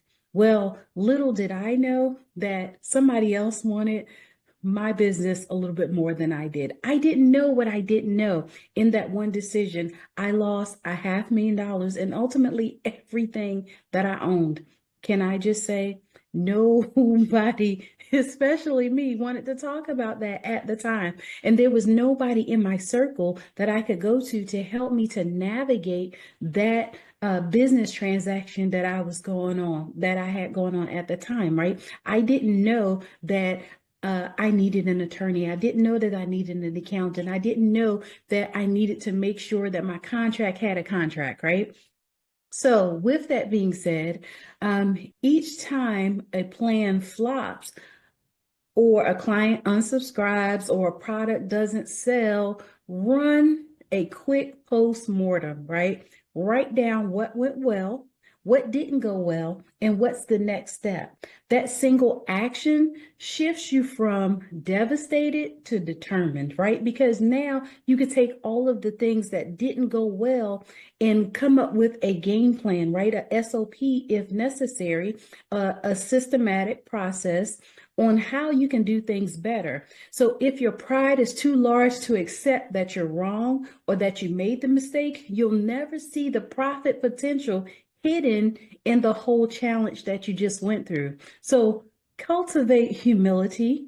And then the third thing is to collect data, right? Not drama.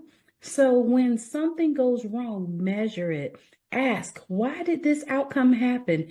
And turn the emotional turmoil into factual inquiries, right? It's okay to ask questions. It's also okay to do deep dives where necessary. So your business can literally have you to learn its way to the bank, right? Lesson number 2 is to turn those mistakes into revenue. If you're willing to run experiments and systematically analyze each attempt, you'll be able to refine your products, your services, and marketing faster than you ever thought possible. And with this, we'll talk about 3 points here as well. So the first thing is that you want to leverage your customer feedback. Did you release a product that flopped? It didn't go so well, right? Don't just bury it in the graveyard of never speak about this again. Survey your customers, right? Figure out what went wrong. Was it the packaging? Was it the timing? Was it your value proposition? Or was it the market fit? Then use that knowledge to pivot. The second thing is be willing to refine your marketing message. Launch add-ons on a smaller budget, gather data, and see where your message resonates in the marketplace. If ad number 1 outperforms ad number 2, then figure out why. And that why is your key to scaling. Every result, good or bad, is a mini gold mine of consumer psychology. And then number 3, if you're going to fail, fail fast, right? Fail small and then scale big. The beauty of mistakes is that they can be cheap if you catch them early. So test your idea on a small segment, right? Measure results and then refine. This approach can be or can prevent catastrophic losses and pave the way into your multi 6 and 7 figures real quick. And lesson number 3 here is beyond strategy and tactics, your personal identity as a business owner must be resilient enough to withstand the setbacks. The greatest entrepreneurs are those who bounce back after a gut punch, right? Because they know who they are and what they stand for. So you want to build a resilient identity. That is lesson number 3. And so the first step to this is separate your self-worth from your business outcomes. So if your project bombs, and it doesn't mean that you're a failure, it means the approach needs rethinking. It needs potentially some restructuring and refining. So resist the urge to wrap your identity into your profit margins, right? You're bigger than any single campaign or product. And then number 2, you want to cultivate mental toughness. Entrepreneurship is not for the faint of heart, right? Start each day with a routine that grounds you. So meditation, journaling, exercise, and gratitude, most of all, those habits strengthen your mental armor, allowing you to see mistakes as merely part of the process.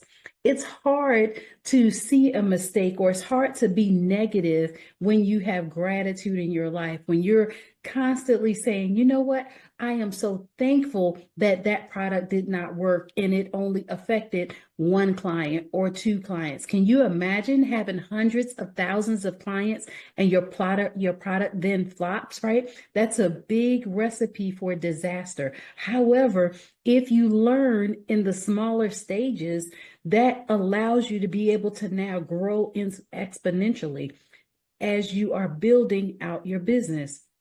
And then number 3 is storytelling power, right? The mistakes you survive from become the stories that connect with your audience on a deeper level.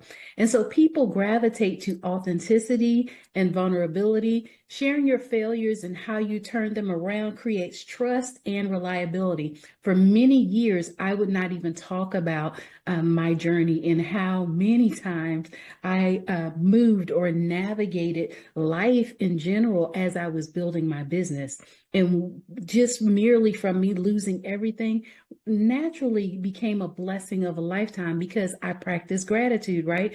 And I was not okay, but I learned how to be okay with not being okay, right? And so with that, I just continue to keep going until I figured out all of the ways to get my business off the ground and make it flourish. So now that we've established the importance of leveraging those mistakes, let's move into 3 key essentials that will help you to be error-proof in your business, or more accurately, make the best possible use of those errors so you can live the 6 or 7-figure life of your dreams. So number 1 is a systematic review and pivot. I love talking about the pivot, right? What is it? It's a recurring process of evaluating your every initiative, your campaign, or product launch to pinpoint what worked and what didn't. Every step along the way in building your business, you want to make sure that you are evaluating what is happening in the business, and you want to make sure that you're right on task. How it helps? It helps you to create feedback, a feedback system and a feedback loop, so mistakes can't hide. You catch them, you learn from them, and you pivot immediately. If you're managing and you're measuring what's working and what's not working along the way, it becomes very evident on how you can pinpoint where the origin of the mistake happened. And then practical implementation. So you want to schedule weekly or bi-weekly brief meetings with your team, or even with yourself if you're a solopreneur, right? Ask direct questions. What unanticipated challenges arose in the process? Where can we optimize cost, marketing, or delivery? And what's our plan to fix these issues before the next cycle, right? Before you get the next client, before you send out the next product, what can you do to alleviate the challenges that you just faced? And then number 2 is you want to have clear and focused key performance indicators, often known as KPIs. What is it? It is the measurable metrics that matter most in your business, whether that's client acquisition costs, average sales price, or website conversion rates. How it helps you? It helps you by monitoring these metrics. So you'll quickly detect anomalies. If something's off, or if you're assigned to investigate potential mistakes, you'll be able to see them and it will be evident. I like to practice daily and weekly KPIs. Did we hit our mark? Did we talk to enough people? Did enough people sign up? Did we get enough people into our nurturing system? What is happening? And that allows us to be able to pinpoint where we can back into the challenge and identify how we can improve things. So practical implementation. So you want to pick the top 3 to 5 key performance indicators that truly drive revenue in your business and growth. So that way you can always notice the trends and you can keep an eye on it. But you also want to use a simple dashboard or spreadsheet to track them daily or weekly. And so when the numbers dip, ask why. Spot the problem early. Turn a budding mistake into a profitable pivot. Then you want to have an agile mindset and team culture. And what is this? This is a culture that prizes swift decision-making, open communication, and rapid course correction. And how this helps you is that in a rigid environment, mistakes can be fatal because people hide them. And in an agile environment, mistakes are quickly identified, they're shared and addressed, reducing negative impact and accelerating improvement. So, as we're talking about practical implementation, encourage your employees or your partners to speak up when something's not working. You will also want to foster open brainstorming sessions where no idea is dismissed outright. One of the things that we've done over the course of time is that we would whiteboard all of our meetings. We would put up there what works, what doesn't work, and then the system of what we're going to do going forward. And then you want to give people permission to test out small experiments without fear of blame if the experiment fails. So by instilling these 3 essentials, systematic review and pivot, clear and focused KPIs, and an agile mindset and team culture, you effectively create a fortress around your business that turns any potential error into a gateway for improvement. Now, let's talk about the best part, right? Living the 6- and 7-figure life. So how does all of this translate into that dream lifestyle? Whether you're eyeing your first 6-figure milestone or you're pushing into the 7-figure territory, consistent profit growth by learning quickly and adapting, you'll see fewer big crashes and more steady growth.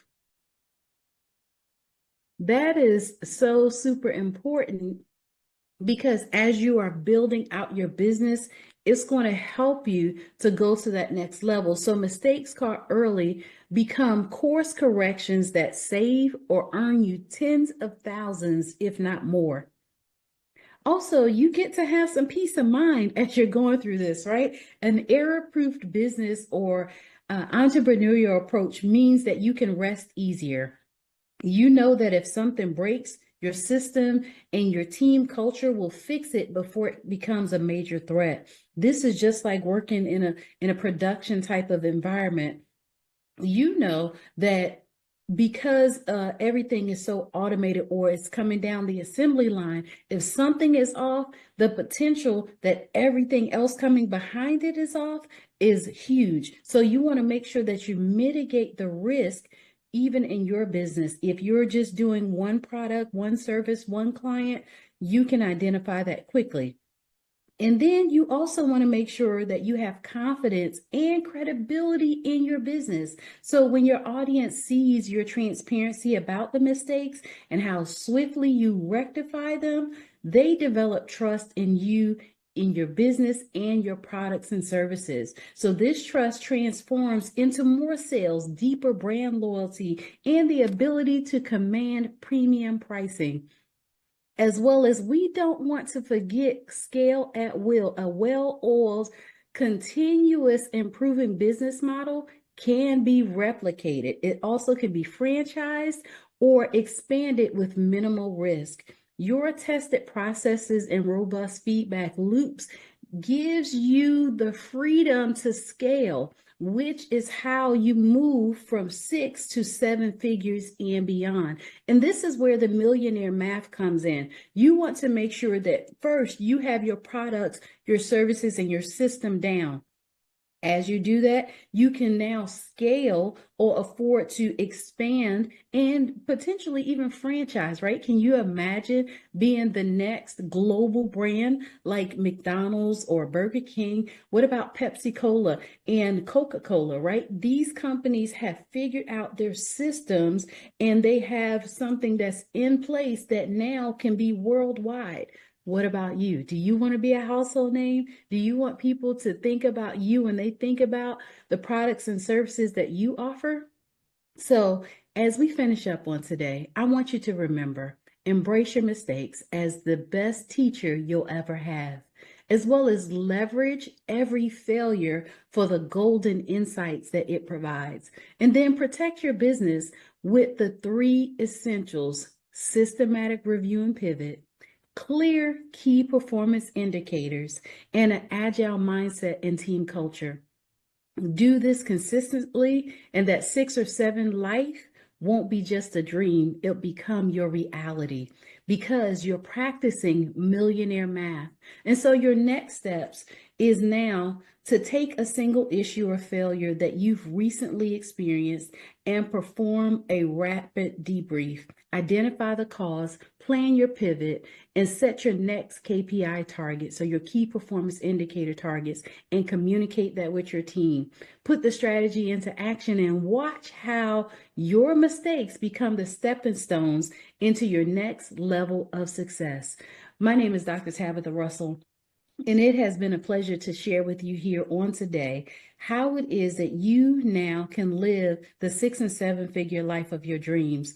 I'm glad that I was able to share with you Millionaire Math. And this is just a little bit about the strategies and some of the structure that we talk about in our Breakthrough Millionaires course, or in the inside of the Academy. If you're interested, you can contact with us at drtabitharussell.com. That's where we have a free resource also that you can download. It is the Millionaires Architectural Blueprint on how it is that you get to live the life of your dreams.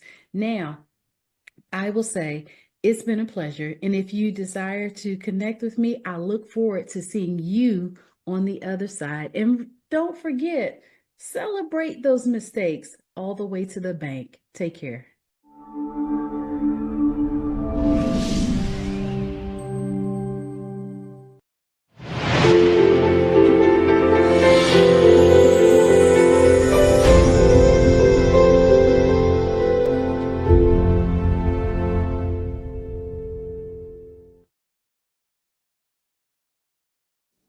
Welcome to Gig Work Gone Wild.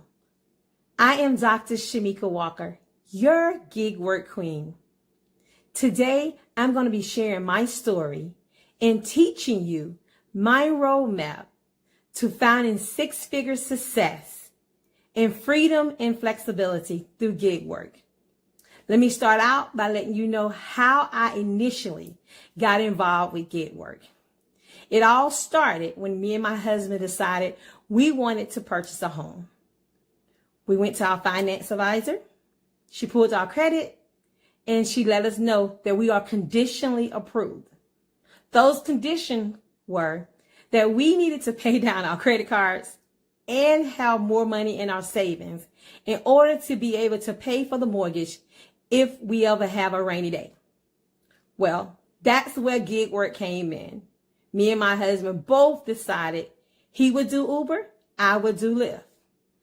He would do Instacart, and I would do Shipt. So that's how our journey started. And during that short beginning, we was able to save what we needed to save while we continued to work our regular job. It just started out as just a side hustle. We were able to do that and buy the home of our dream because we were able to pay our credit cards down and had the required money in our savings. This is how that journey started. Now I want to share with all the things that I have been able to perfect over the years with you, so you too can gain financial freedom through gig work and time freedom. Those two things, financial freedom and time flexibility, has absolutely changed our lives. So today I'm going to tell you my acronym for hustle. Hustle means hustle into success takes leaps and earning. I'm going to say that again. You hustle into success takes leaps and earning. Shamika, Dr. Walker, what do that mean?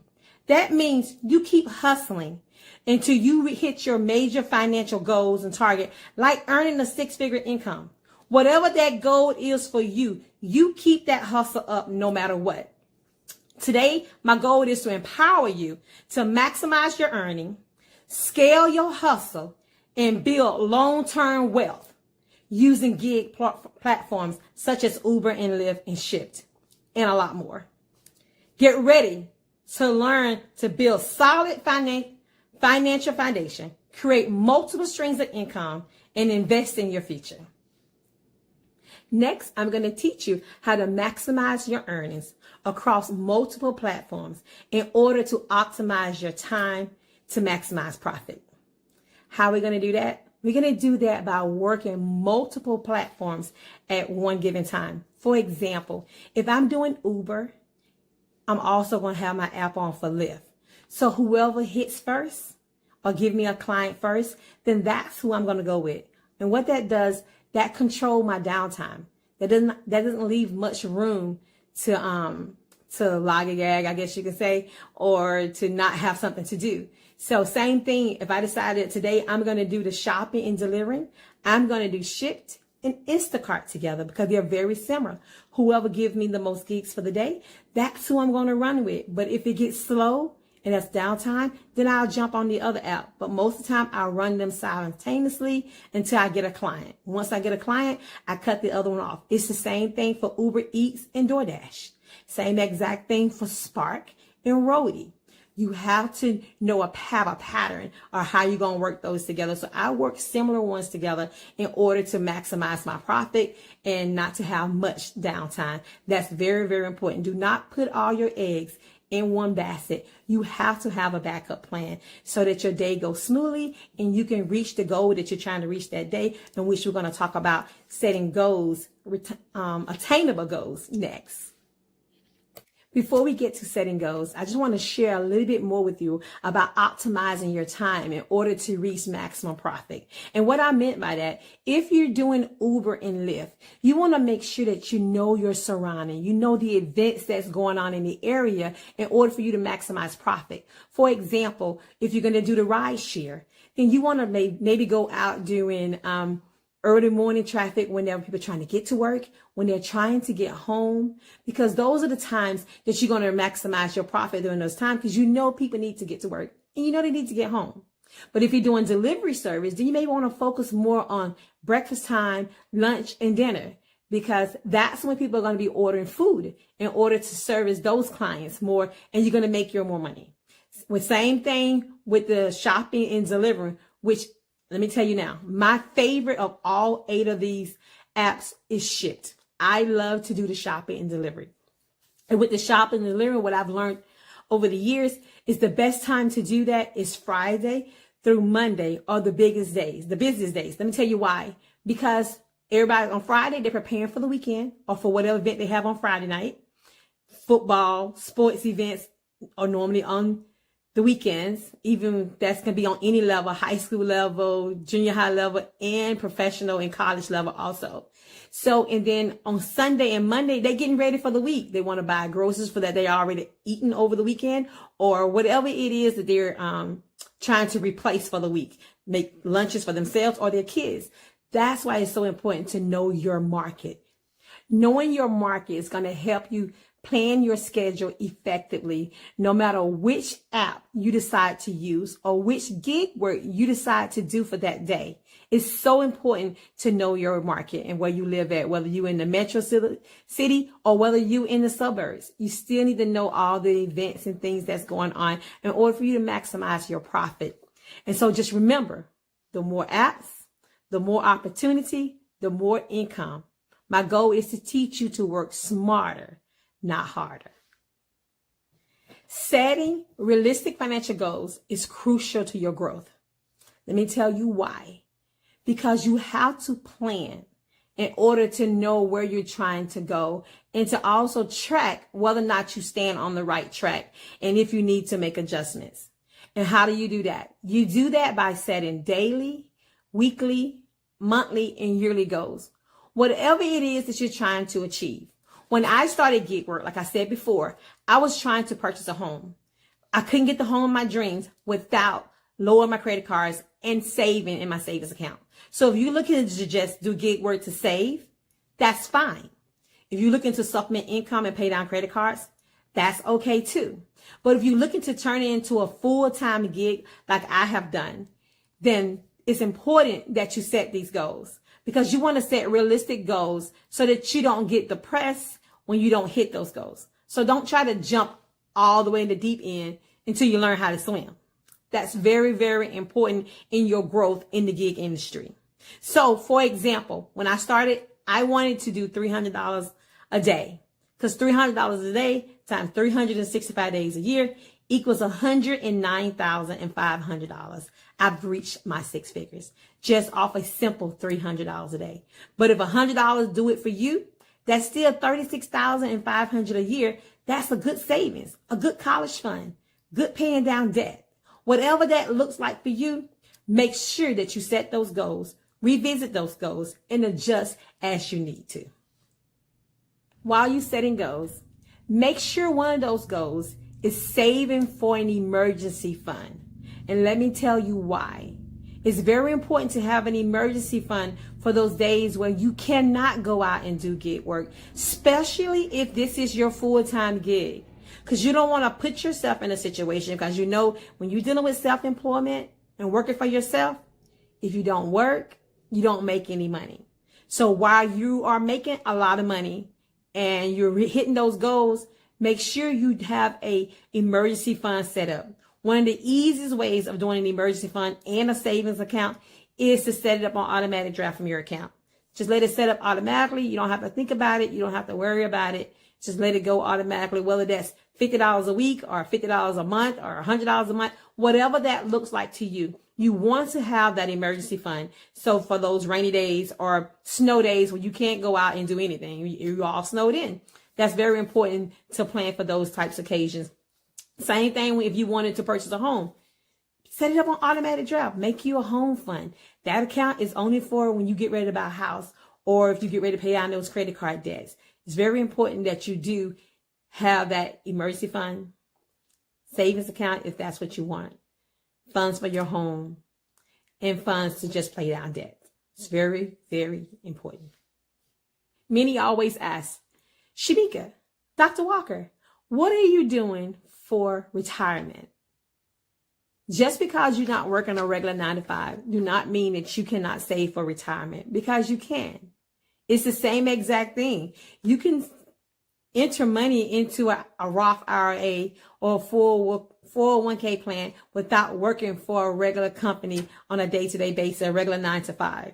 You can still do those things, or you can just put it in an interest-bearing savings account. However that looks like for your family dynamics. For me, I'm gonna give you the example of what I did. In my 20s, when everybody else was having fun, I purchased real estate.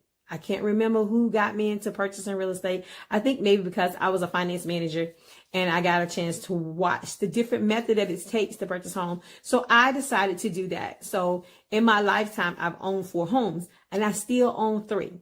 So I've come to the conclusion that if everything breaks loose and I can't do anything else and I can't go out and do gig work, I do have my real estate to fall back on because I've been paying for some of them for over 19 years and I have a lot of equity. I can always sell and have that as a backup. That's my part of my backup. But at the same time, you can still put money into a Roth IRA. You can put it, like I said, into an interest-bearing savings account. You can do an index fund. You can do an ETF and things like that. So, but to learn more, contact your financial advisor and they can direct you into which direction to take according to your situation. Okay. Now let's talk about maximizing tax deductions. That part that most people don't like to talk about. What do I do when it's time to pay IRS? So what you want to do, you want to make sure that if you choose to do gig work, whether as a side hustle or full time, that you keep really good records because you want to be able to maximize or to say minimize how much you pay in taxes, but you want to do it the legal way. I would not advise anyone to do anything illegal. So with that, you want to track your mileage, monitor your vehicle maintenance and track it too, like anything that you pay for vehicle maintenance, your phone bill, and other work-related expenses. Remember what I said, work-related expenses, not made-up expenses, work-related expenses.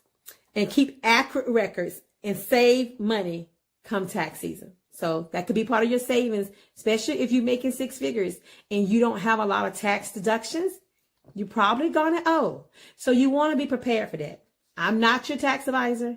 So this is my disclosure. See your tax advisor for more information concerning the ways that you can save when it comes down to tax time, because you don't want the fact that you may owe IRS to stop you from using your hustle.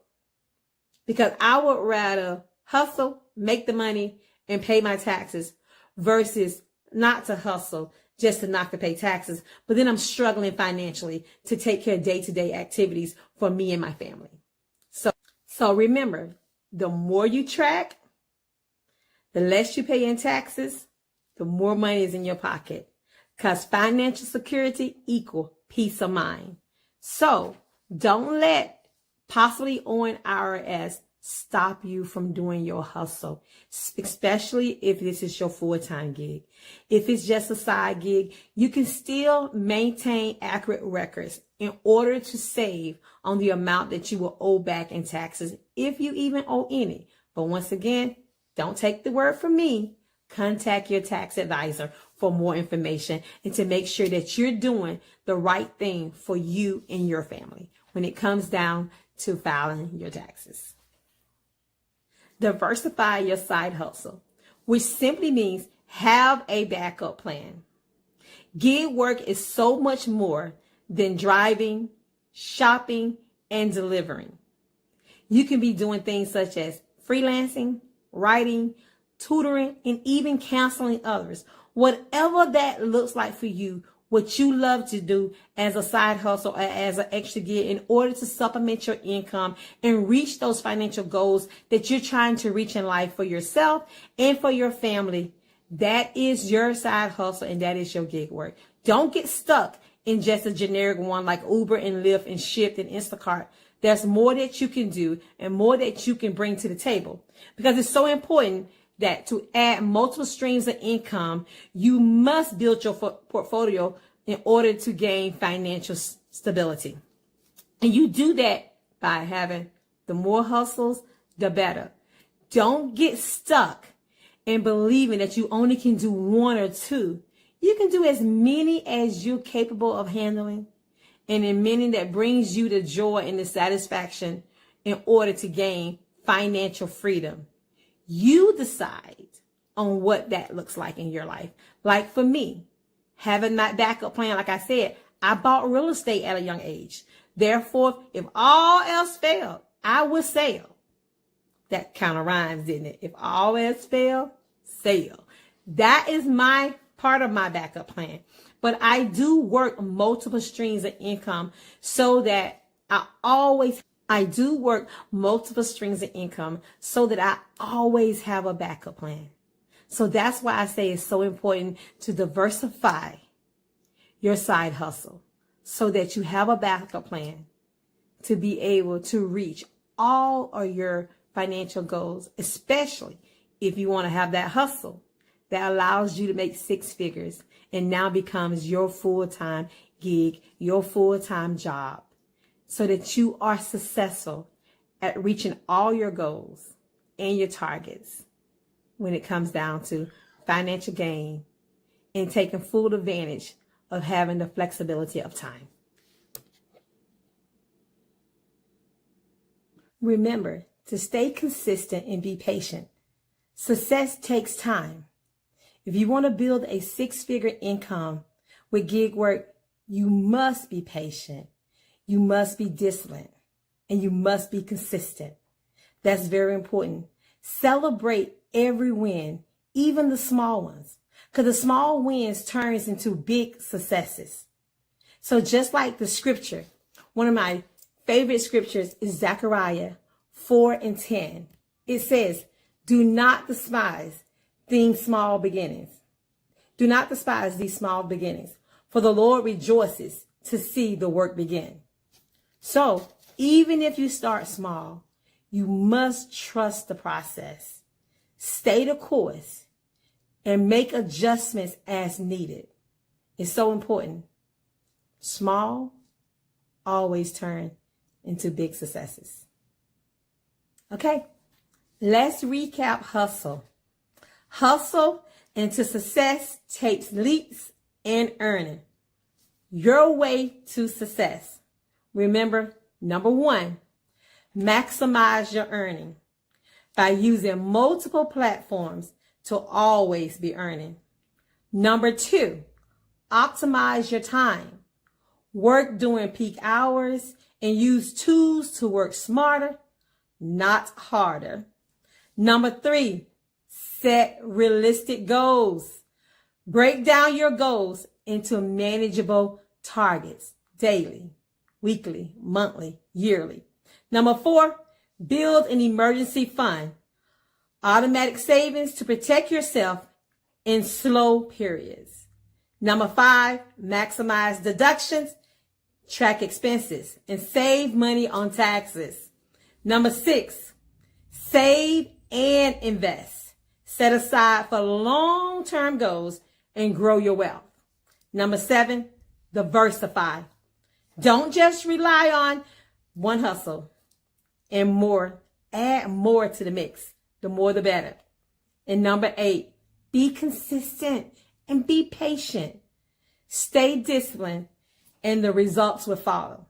You must trust the process. So join me in solidifying your future through gig work. Gig work has gone wild. So until next time, I am Dr. Shamika Walker, your gig work queen.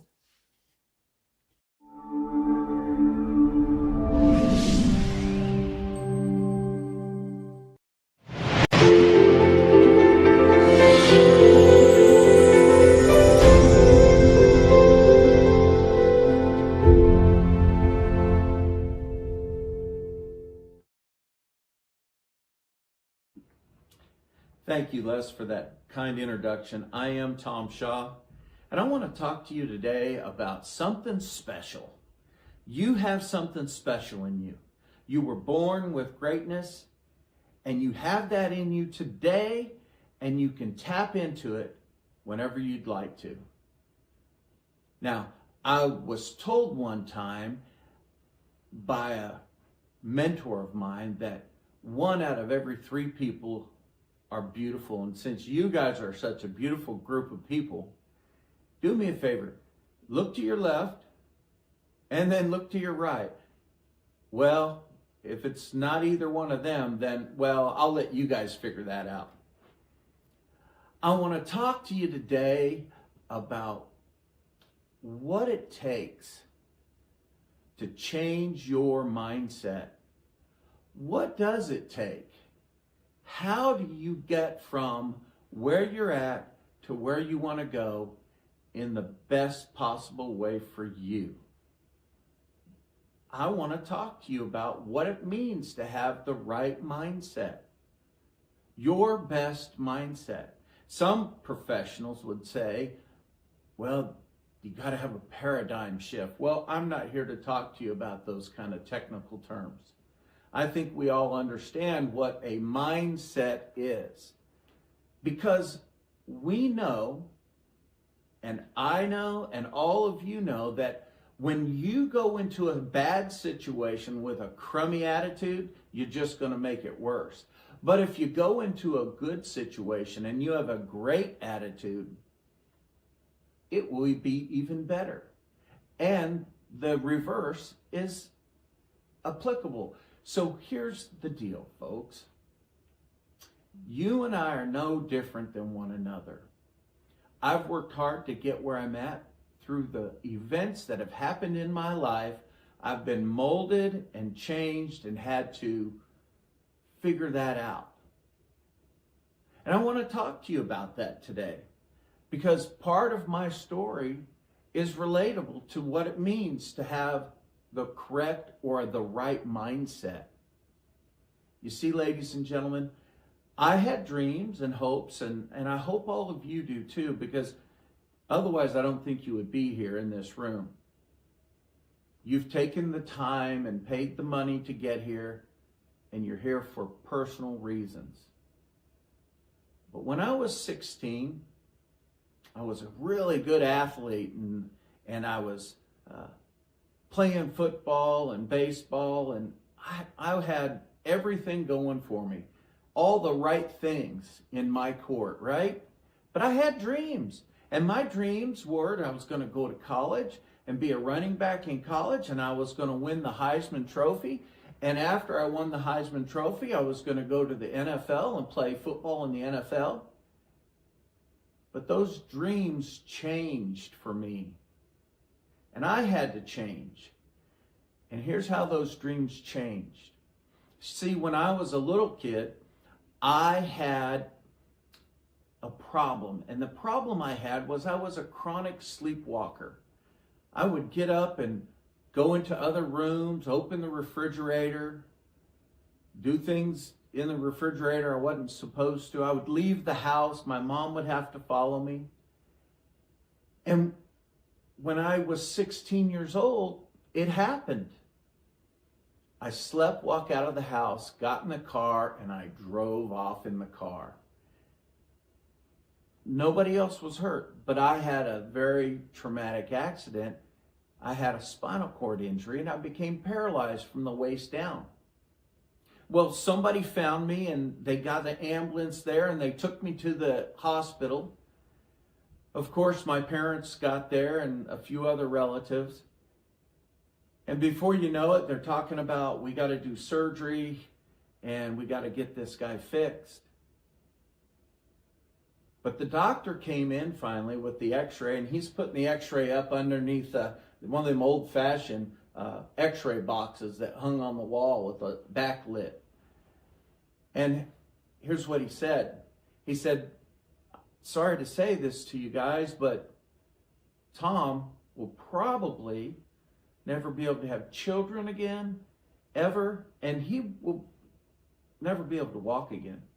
Well, one of my uncles went completely off on the doctor, started yelling and screaming, you don't know Tom, you don't know Tom, don't tell him that, he's not going to listen to that, you don't know. And they had to escort him out of the hospital, and then he and my father left, and well, they got drunk, and they lost a truck. I don't know how you end up getting that drunk and lose a truck, but eventually they found it, and everybody was okay. They got me into surgery.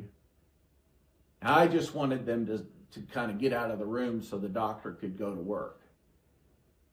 When the doctor got me put back together, now I was in the ICU and surgery. I don't know how long I was in there. It could have been 5 days, It's 14 days. I don't know. I lost track of time. But here's what I do know.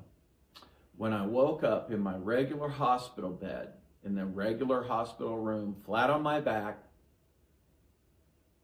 I was a little bit groggy, and I didn't kind of know what was going on, didn't know how the surgery turned out or anything, right? But my mom was there, my hero, the person that was always there for me. And I said, Mom, why did this happen to me?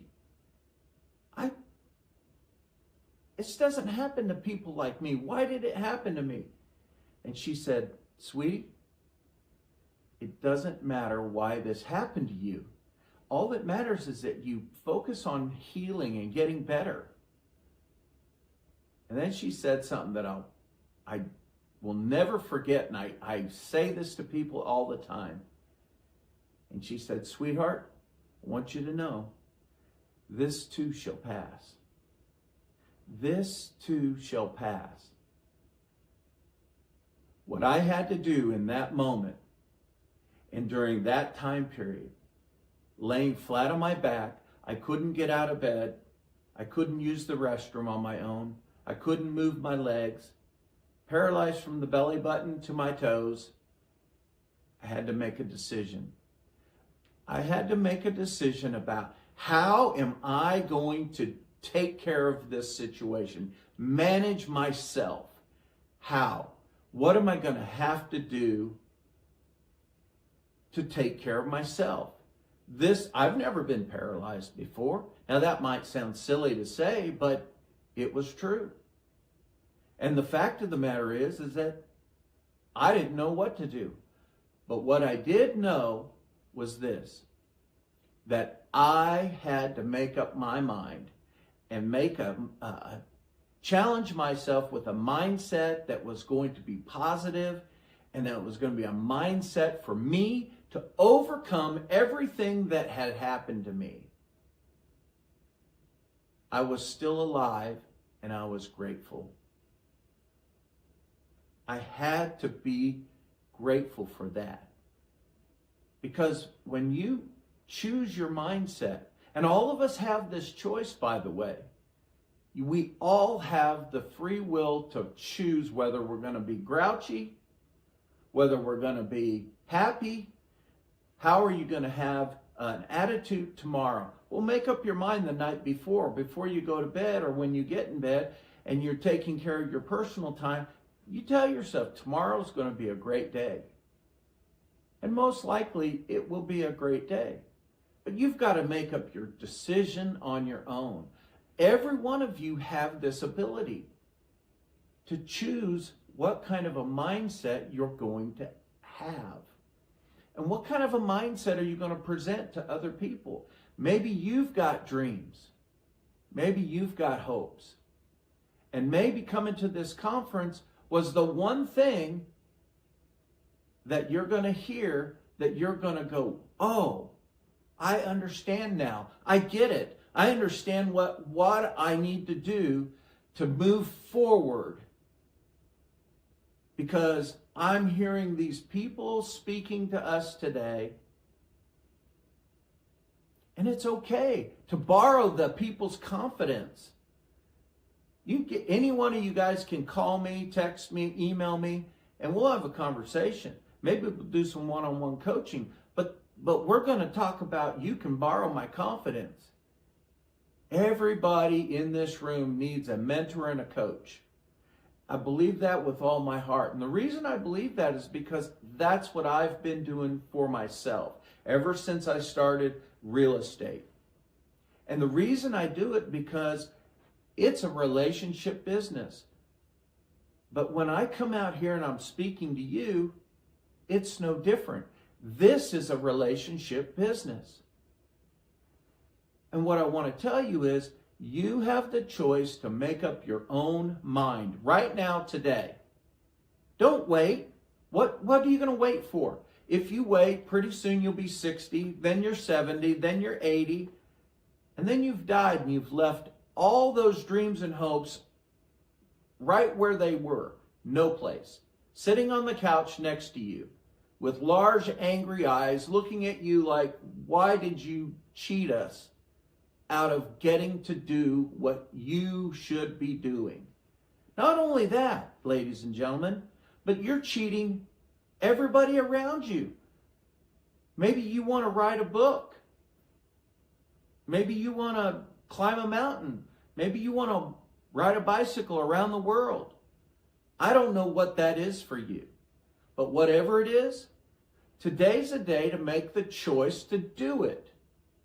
And once you do it, and it's hard because it's going to be hard, guess what? You do it hard. There are going to be people in this world, mark my words, that are going to laugh at you. They're going to say, oh, you're just a dreamer.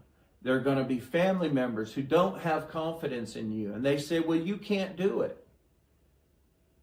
And if you can't see it for yourself, nobody else can. So you have to have a mindset that you can see what you want and go after it. Borrow your mentor's confidence until you have your own.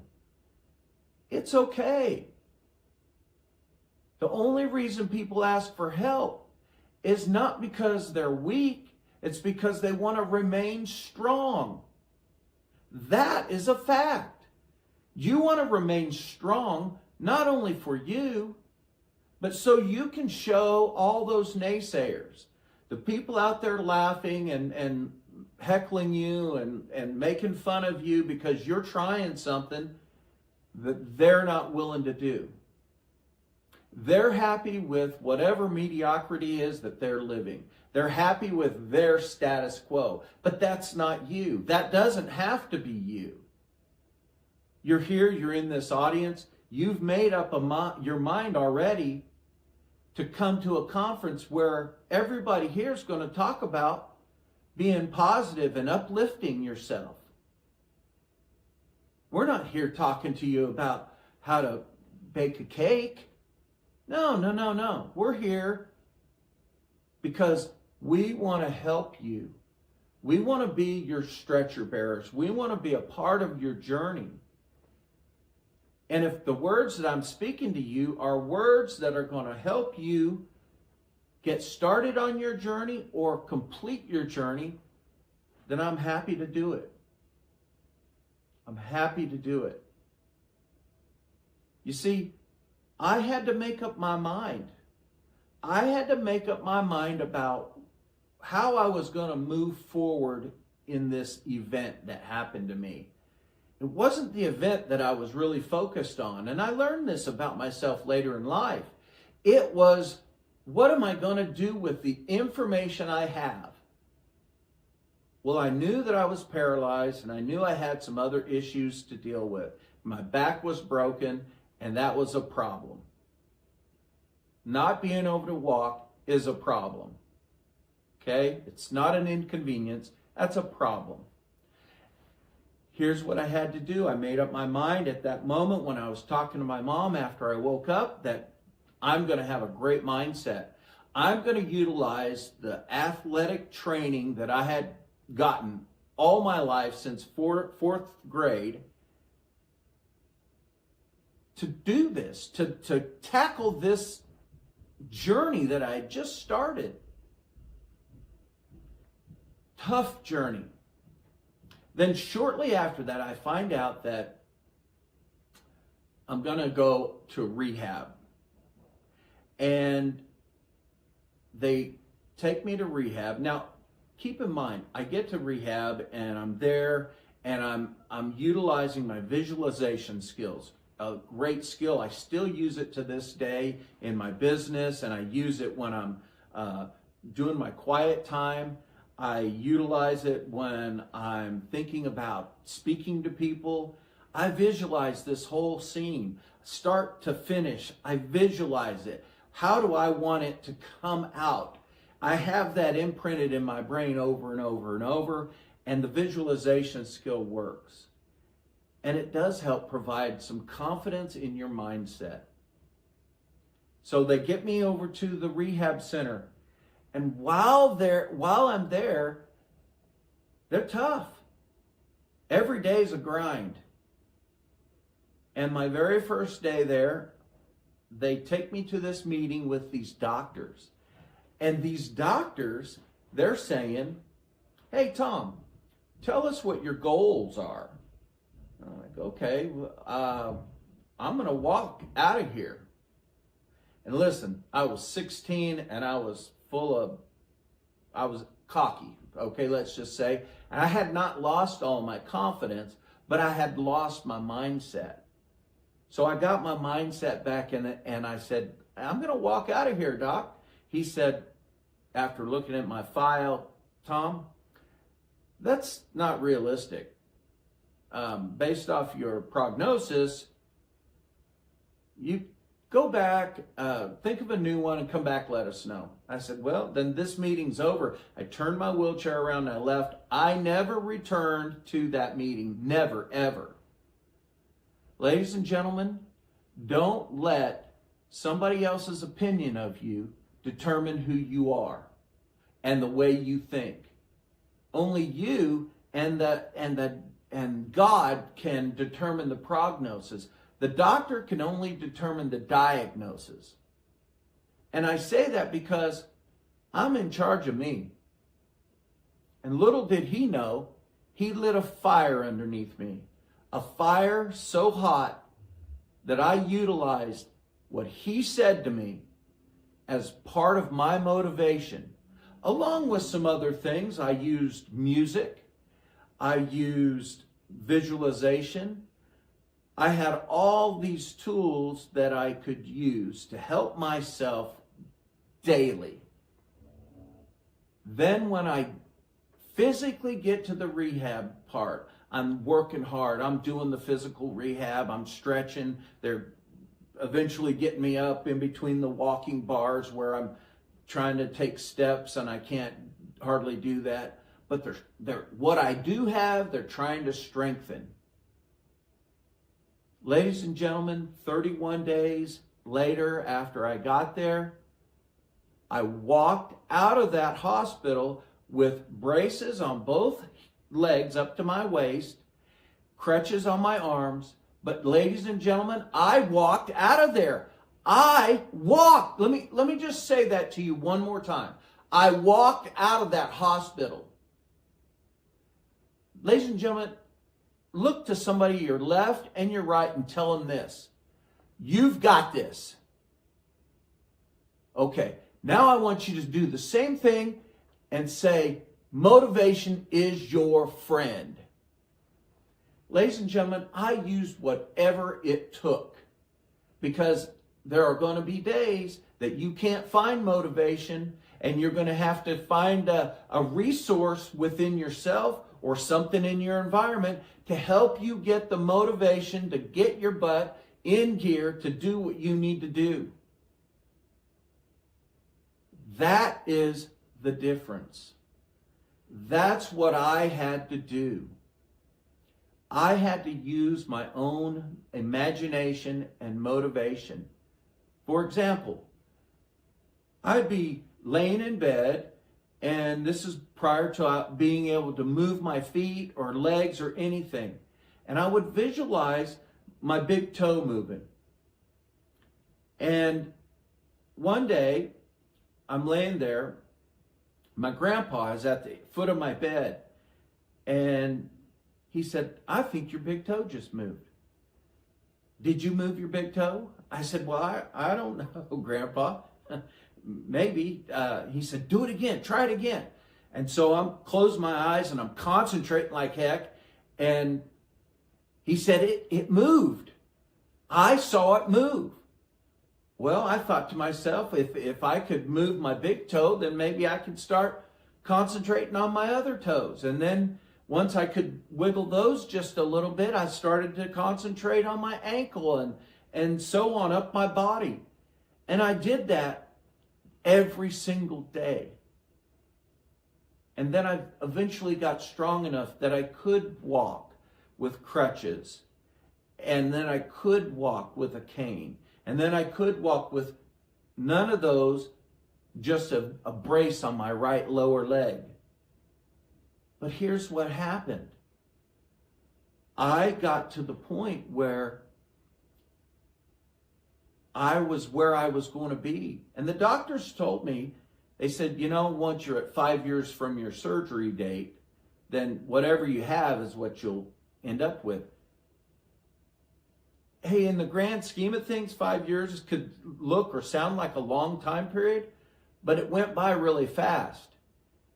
And so I was really trying to work hard to get as much as I could before 5 years. I walked at my own high school graduation and got a standing ovation.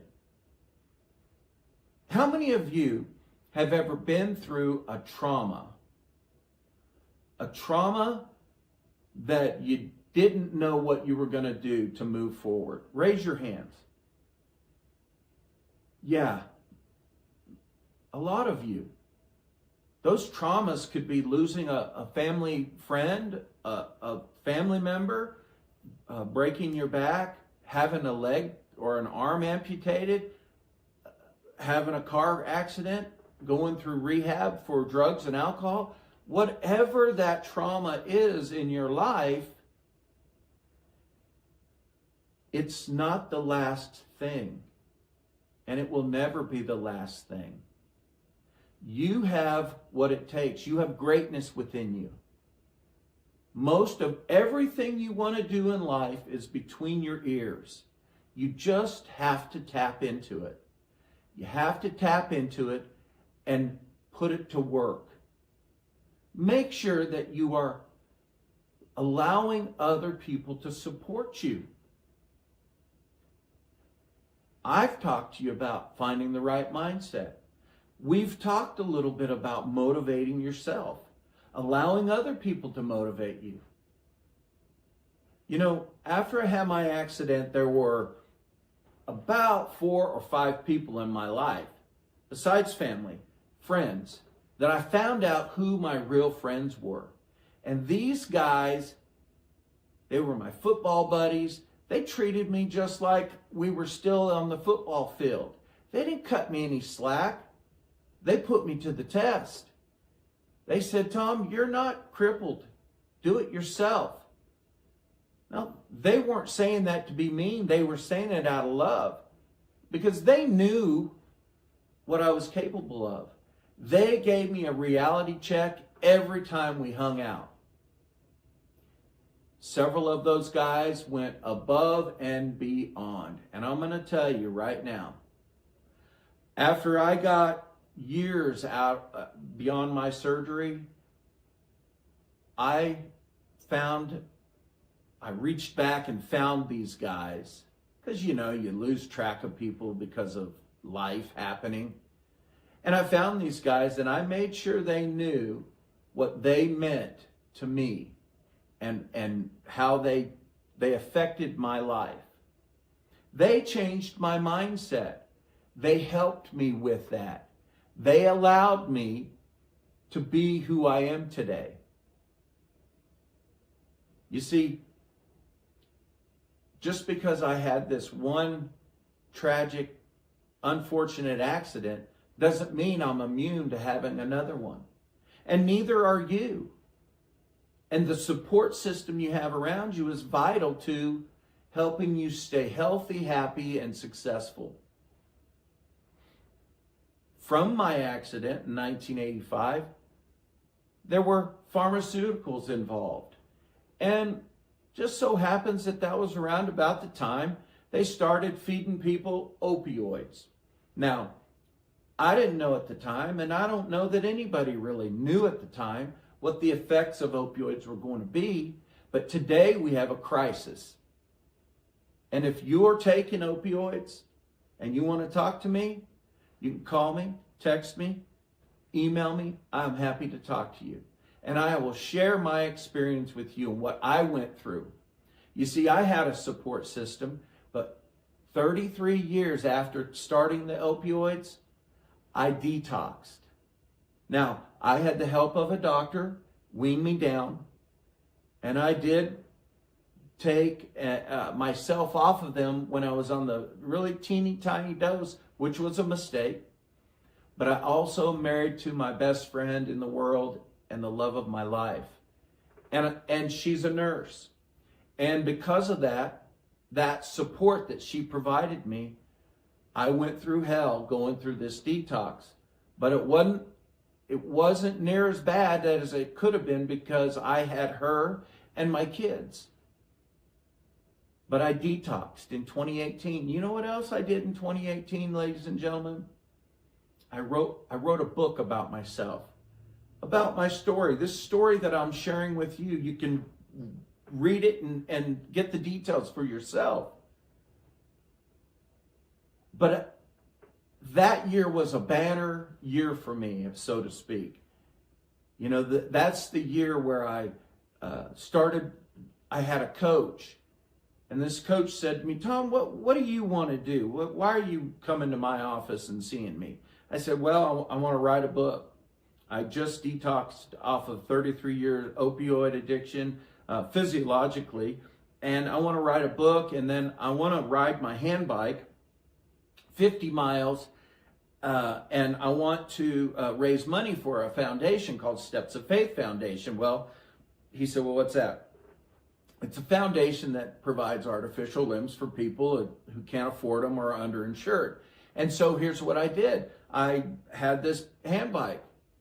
And he said, well, have you trained? I said, no. He said, when's the last time you rode the hand bike? I said, well, maybe 2 years ago. He said, I just don't believe that this is going to happen. You're kind of setting the bar a little high for yourself. Now, if you buy my book, I want you to pay attention to the foreword. This gentleman wrote the foreword to my book. And in there, he admits that he was wrong, that he doubted me, but I proved him wrong. Ladies and gentlemen, I rode 50 miles multiple times. What did I do to get there? I trained daily. I rode the trails. I rode on the paved streets. I rode and I trained. I had the right mindset. I had the right motivation. I was doing it to help other people. Sometimes when we help other people, we got to go through a little bit ourselves, because that's how we discover ourselves. We find out through these sorts of things that it's okay to go through some stuff. Life's going to happen whether you like it or not. Your parents might get a divorce. You might have a heart attack, or your dad might have a heart attack. Somebody in your life might get cancer. God forbid any of those things happen, but it's part of life. It happens. So I did this. And then I opened a real estate company. And then by the end of 2018, I released my book on Amazon. You can still get it there today, amazonbooks.com or whatever that is. And I'm just telling you this because I know that you have a book in you. You've got a song in you. You've got poems in you. You've got things in you and ideas in you that were given to you, and only you. Those are yours. They're not mine. I can't finish them for you once they're gone. You're gone, and you got them halfway done. I can't finish it. Your family can't finish it because they're not you. See, you were given these gifts that I told you about earlier. You were endowed with the greatness of being a human being. You're unique. You see, a tree can't be nothing but a tree. A dog can't be nothing but a dog. You can be whatever you want. Have whatever you want. Be whatever you want. You see, ladies and gentlemen, as I'm here speaking to you, I'm pushing this energy out onto you. And this is the kind of energy that you got to have. You got to have what it takes. You can't just think that things are going to come into your world without taking action. It don't work that way. As Les Brown would say, it ain't that kind of party up in here. And as you do the things that you need to, some will call it a plan. then things will start coming into your world. The mindset and the motivation are the things that are driving the bus. The visualization skills. You got to see it for yourself, because nobody else can see it for you if you can't see it for yourself. It's just the things you have to do. Are you willing to do that? I want you to turn to somebody on your right side or your left side and say, are you willing to do what it takes? That's right. You all are, or otherwise you wouldn't be here in this auditorium with these other 499 people. You see, I've been through some stuff. I've been through a divorce. I've been through a tragic accident. I've been through addiction. And I may go through some more stuff in the future. And there's a real good chance that you're going to go through some stuff. But how you go through that stuff is what's going to determine your future. The past is the past. You cannot change that. Right now, you're in a spot where you are doing what you need to do to change your future. Now, is that what you really want to do?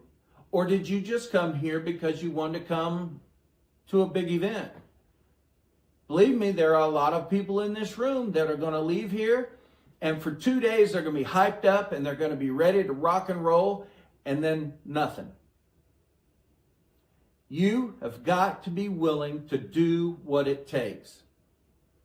And I'm not just saying that. I know it for a fact because I have done it. It's not about millions of dollars. It's not about glamour shots and rewards of those sorts. It's about, what do you want? What fills you up? What is going to help you become the person you want to be? That's what's important here. That is the biggest thing here. Change your mindset. Allow other things in your life to motivate you. The smallest of things and the biggest of things. Be grateful. Share your gratitude with people you love, people you know and work around. Most of all, would you do me a favor and share your gratitude with strangers? And here's why I'm saying that. Because it uplifts their day. And more than that, ladies and gentlemen, it uplifts you. It puts you in a higher state, a better place to be viewed. And your shoulders go back and you're full of confidence because you could see the joy that you just brought to somebody by saying, wow, that is a fantastic pair of shoes. I love your coat. I love how you handled that. And so, ladies and gentlemen, here's what I would like you to do. I would like you to close your eyes. I'd like you to close your eyes. And as you close your eyes, I want you to visualize. I want you to visualize that there is a string above you. And this string is dangling from the ceiling. And everybody in this room has one right above your head. And I want you to visualize that there's this $1 million bill. And I don't know if they make $1 million bills, but just go with it, okay? Visualize this $1 million bill dangling just barely out of reach. You can't quite reach it, and there's somebody pulling the string. You try to reach it, and it goes up a little bit, and you just can't quite get it. And if you do reach this $1 million bill, what do you get to do with it? There's rules. There's always going to be rules, ladies and gentlemen. One of those rules is this. You got to give it to charity, some of it. Let's say half. Now, some might say half would be Uncle Sam, but we're not talking about that right now. We're talking about you helping an organization better their position to help others. You get that credit from the universe when you do that. Okay? Now, keep your eyes closed. And I want you to visualize that $1 million bill. It's hanging down there. You can't quite reach it. Oh, and you're trying. But here's what I want you to do. I want you to put your shoulders back. Take a few deep breaths. And then I want you to sit straight up. Really straight, stiff, wonderful posture. Kind of feels good when you do this because you're just in a really good position physically, right? And then I want you to lean, whatever hand you use, get it up there. But I want you to visualize your fingers just you getting to that $1 million bill and grabbing it. You've got to see it. You've got to see it for yourself. You got to believe that you can reach it. And then once you grab a hold of it, it's yours. You've worked hard for that. What are you going to do with that $1 million bill? How are you going to rip it into pieces and spread it out for the betterment of yourself and the people around you and others? A servant's heart. What are you going to do? My challenge is this. You take half of it and you give it to a charity of your choice. You take the other, out of the other half, 1/4 of it, and you invest it so you have a nice retirement. And then that last quarter, you do something for yourself. You start your business. You grow your business. You take your family on a vacation. You take your wife on a vacation. You buy that house you've always wanted. You buy that car you've always wanted. It's okay. Money's not bad. Many of us have been without money and we've been with money. And most of us prefer to be with money. I can promise you that. Oh, my friend Zig Ziglar would say, it's not cold, hard cash. It's warm. And it goes with every color my wife wears. You see what I'm saying? It's not just money. It's the tool that's going to help you get where you need to go. So when you get into these conversations with the hypocrites on Sunday who are out playing golf and drinking beer and then they go to church on Sunday to get forgiven, and they start talking to you about, oh, you're always talking about making money, it's okay. Don't you be forgiven, or apologetic rather, for earning money. You've got a dream. You've got hopes. You've got goals. You need to go after them. It's yours to go after. It's absolutely yours. Now, we're kind of getting towards the end here, and I want to say this. You know, the doctors in 1985, I've never been angry with them. They did their job. They fixed me up. I ended up having 4 major back surgeries. And I'm grateful that I had them. And I'm grateful that I got to go to the University of Kansas Medical Center and have them there. Because a lot of things happen. Life happened. But here's one thing happened in my first marriage. I had 3 beautiful, wonderful children. I have a son and 2 daughters. And man, if we had the time, I could sit here and tell you all about them and how proud I am of them. Because I couldn't be prouder. The other thing that I'm so grateful for is the fact that I was at KU and I met my future wife there. And then we didn't talk to each other for roughly 20 years. And then guess what? We got married in 2009 and have been married ever since. Life happens.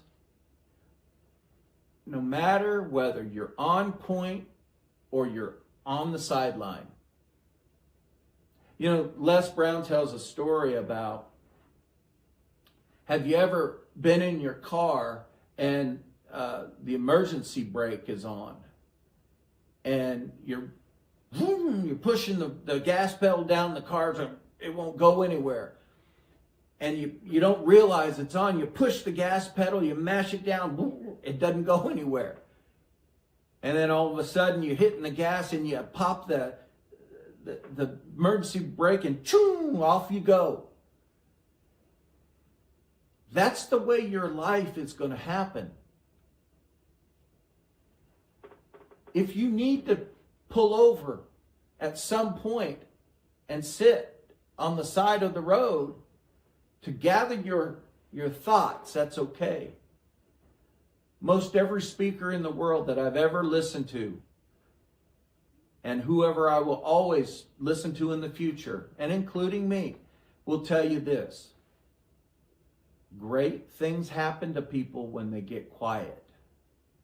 When you get quiet and you don't have the noise of the day in your ears and in your eyes, you're not looking at your phone, you're not looking at the TV, you're not listening to family talk about life and the bills and all these things that go on all around us. You're not doing all that. You're just sitting quiet. And I'm going to recommend to you that you do this every day. 10 minutes, 15 minutes, do a half hour. Some people incorporate meditation. Some people incorporate reading the Bible. But not me. I just sit quietly. And I'm not trying to give too many details, but I like to do it while I'm taking a shower. Because that's a comfortable place for me. It's warm. The water is soothing. And I can just think clearly. And there is 100% chance nobody's coming into my bathroom to bother me. And if that happens, there's probably an emergency.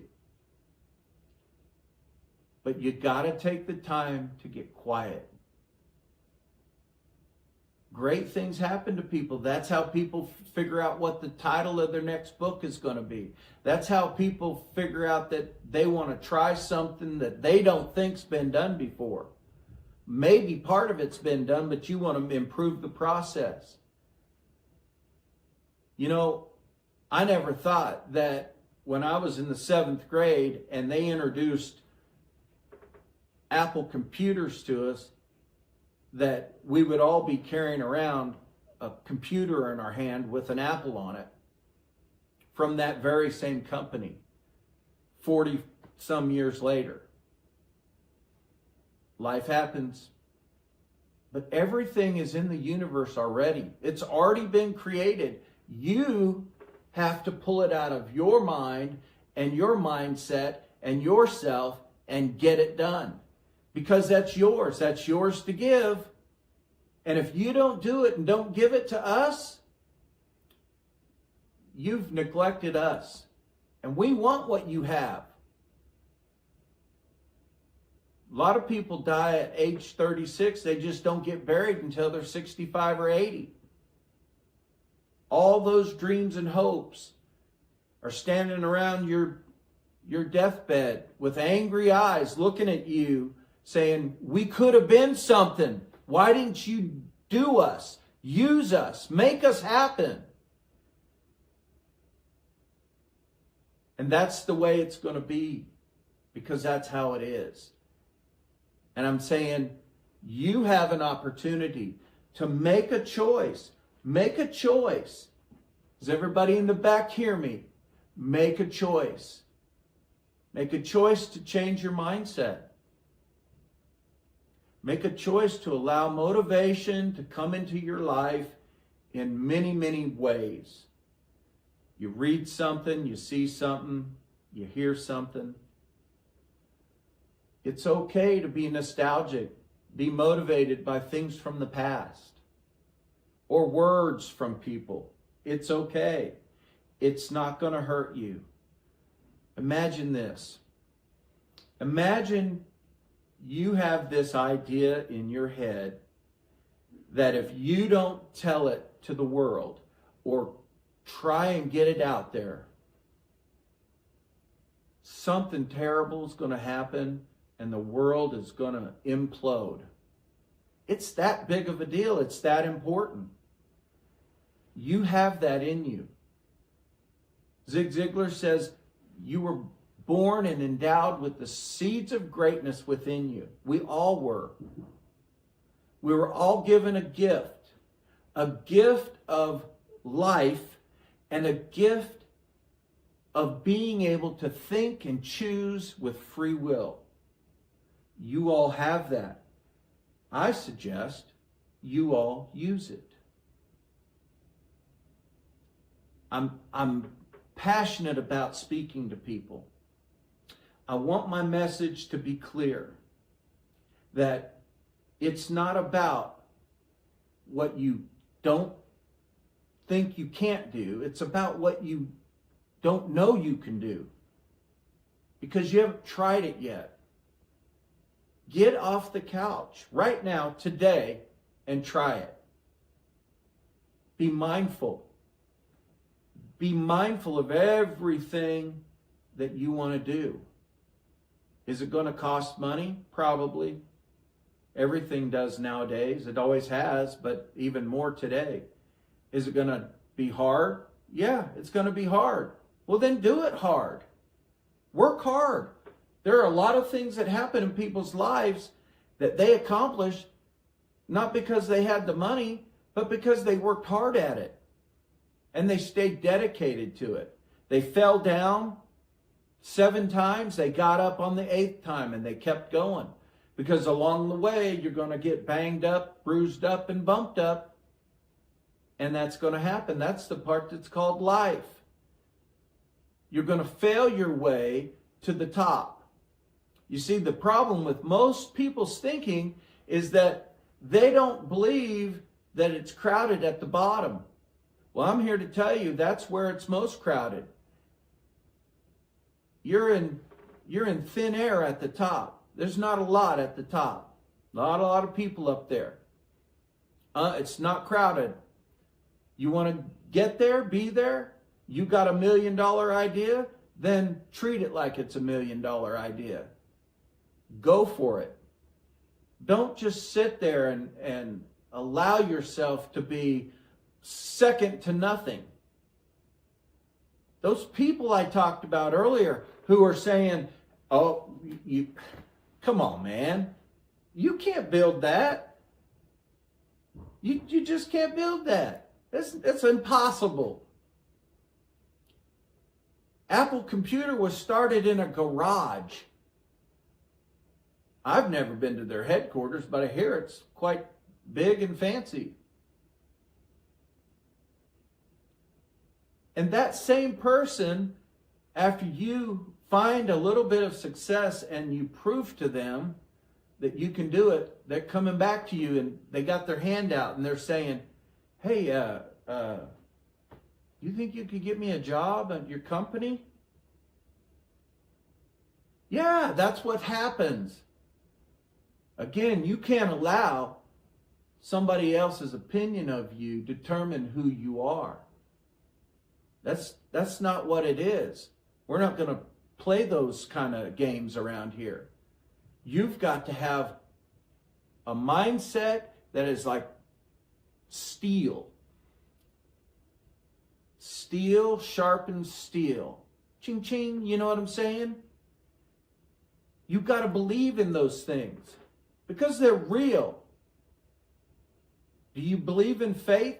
Faith is determined to be something that you believe in, but you can't necessarily see or grab a hold of. It's like an invisible thing. But I have faith. I have faith in everything I'm doing. And I can see it for myself. I've come through life. I broke my back. I walked. Then I graduated high school and got a standing ovation. And then I got married and had kids. I went through a divorce. Then I had all these surgeries. I had 4 surgeries, big old surgeries too. It was serious. And then I got divorced, and then I got remarried. And guess what? Life kept on happening. But I couldn't see where it was going, but I believed it was going there. I had faith. And I still have faith. I have faith in the fact that I know that I believe in this universe. And I know that I was born and I'm going to die someday. Those are things I know and I accept. But you've got to have faith. If you can't see it for yourself, no one can see it for you. Be mindful of that. Be willing to turn yourself into other things that you need to be. Because you're going to have to wear a lot of hats when you're trying to make yours or fulfill your dream. Some of them are going to be simple. But if you're trying to create a business or build something or do something major that's going to affect the entire world, that's important. And you're going to have to wear the business hat, the marketing hat, and the stock person hat, and the guy that gets the screwdrivers and hands it to you. You got to do all these things yourself, because these other people, they can't see your dream. They don't know how you want it done. Go after it. Don't sit here another minute today and think you're not going to go after it. And don't think that it's going to be easy, because it's not going to be easy. It's not. And a lot of people are going to face Murphy's Law over and over and over again. And for some of you, Murphy's waiting out in the parking lot for you. And, you know, you're going to get smacked upside the head. You get over here, you know. And it's going to happen. That's the way life happens. But you've got to stay grounded. This is your dream.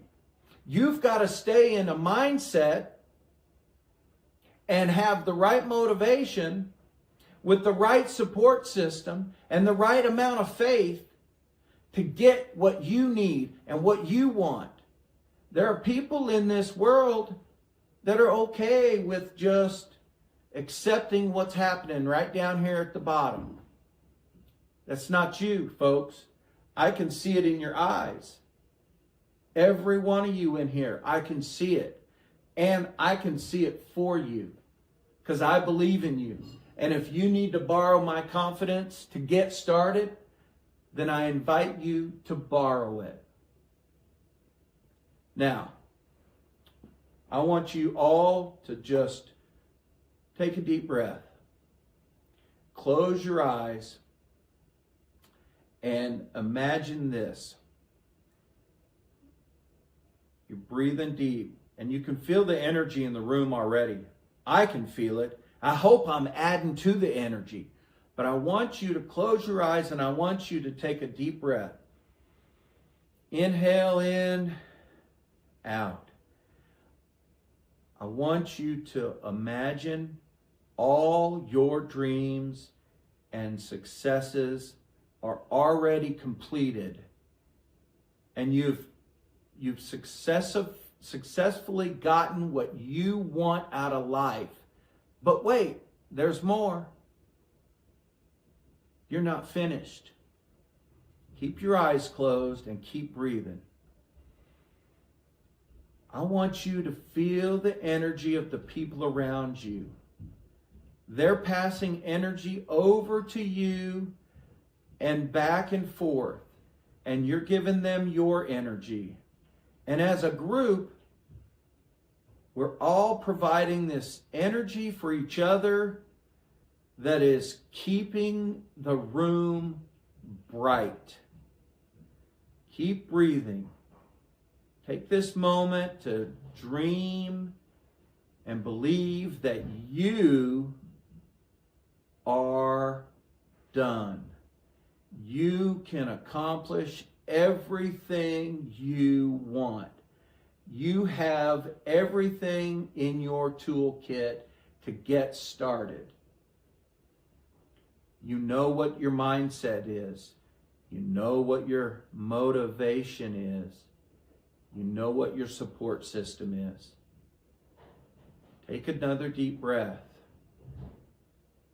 Allow yourself to have everything you dream and hope for. It's yours.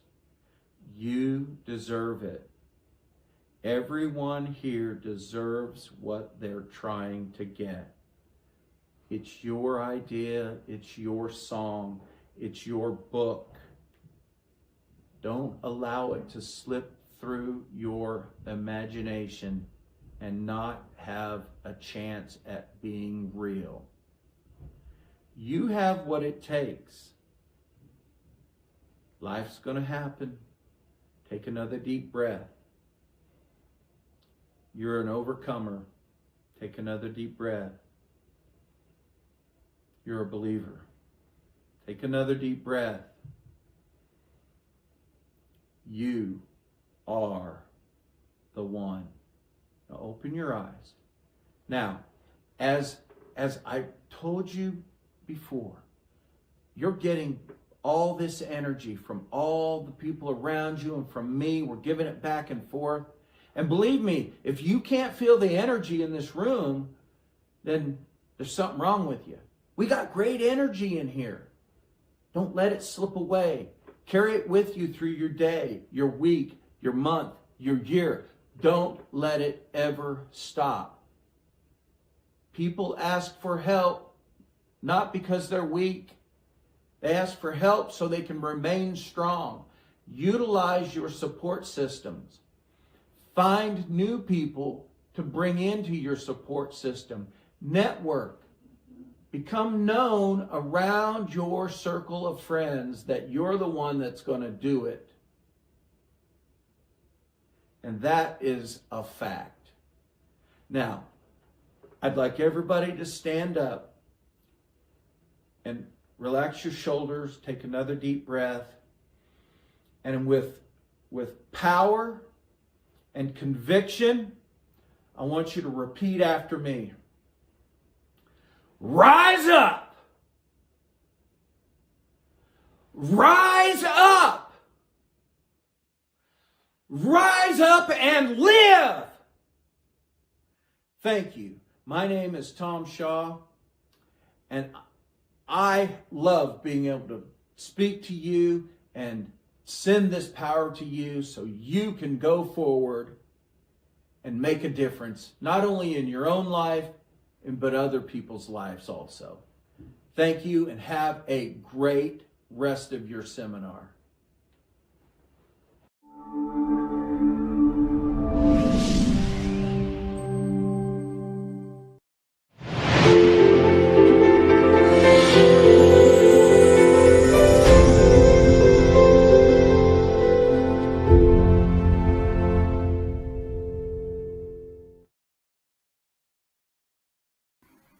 Hello, everyone. My name is Sabrina Graham, also known as Mrs. Perfect Credit, and I am the founder and CEO of Excelling Credit LLC.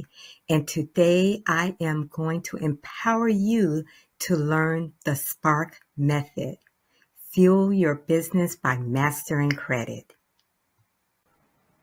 A little bit about me. I'm originally from Florida, and I currently reside in Texas. I educate you to go from good credit to excellent credit so that you can leverage it to buy a new home, to start your business, and to generate wealth. I also own multiple businesses, including real estate, and I achieved that rare perfect credit score.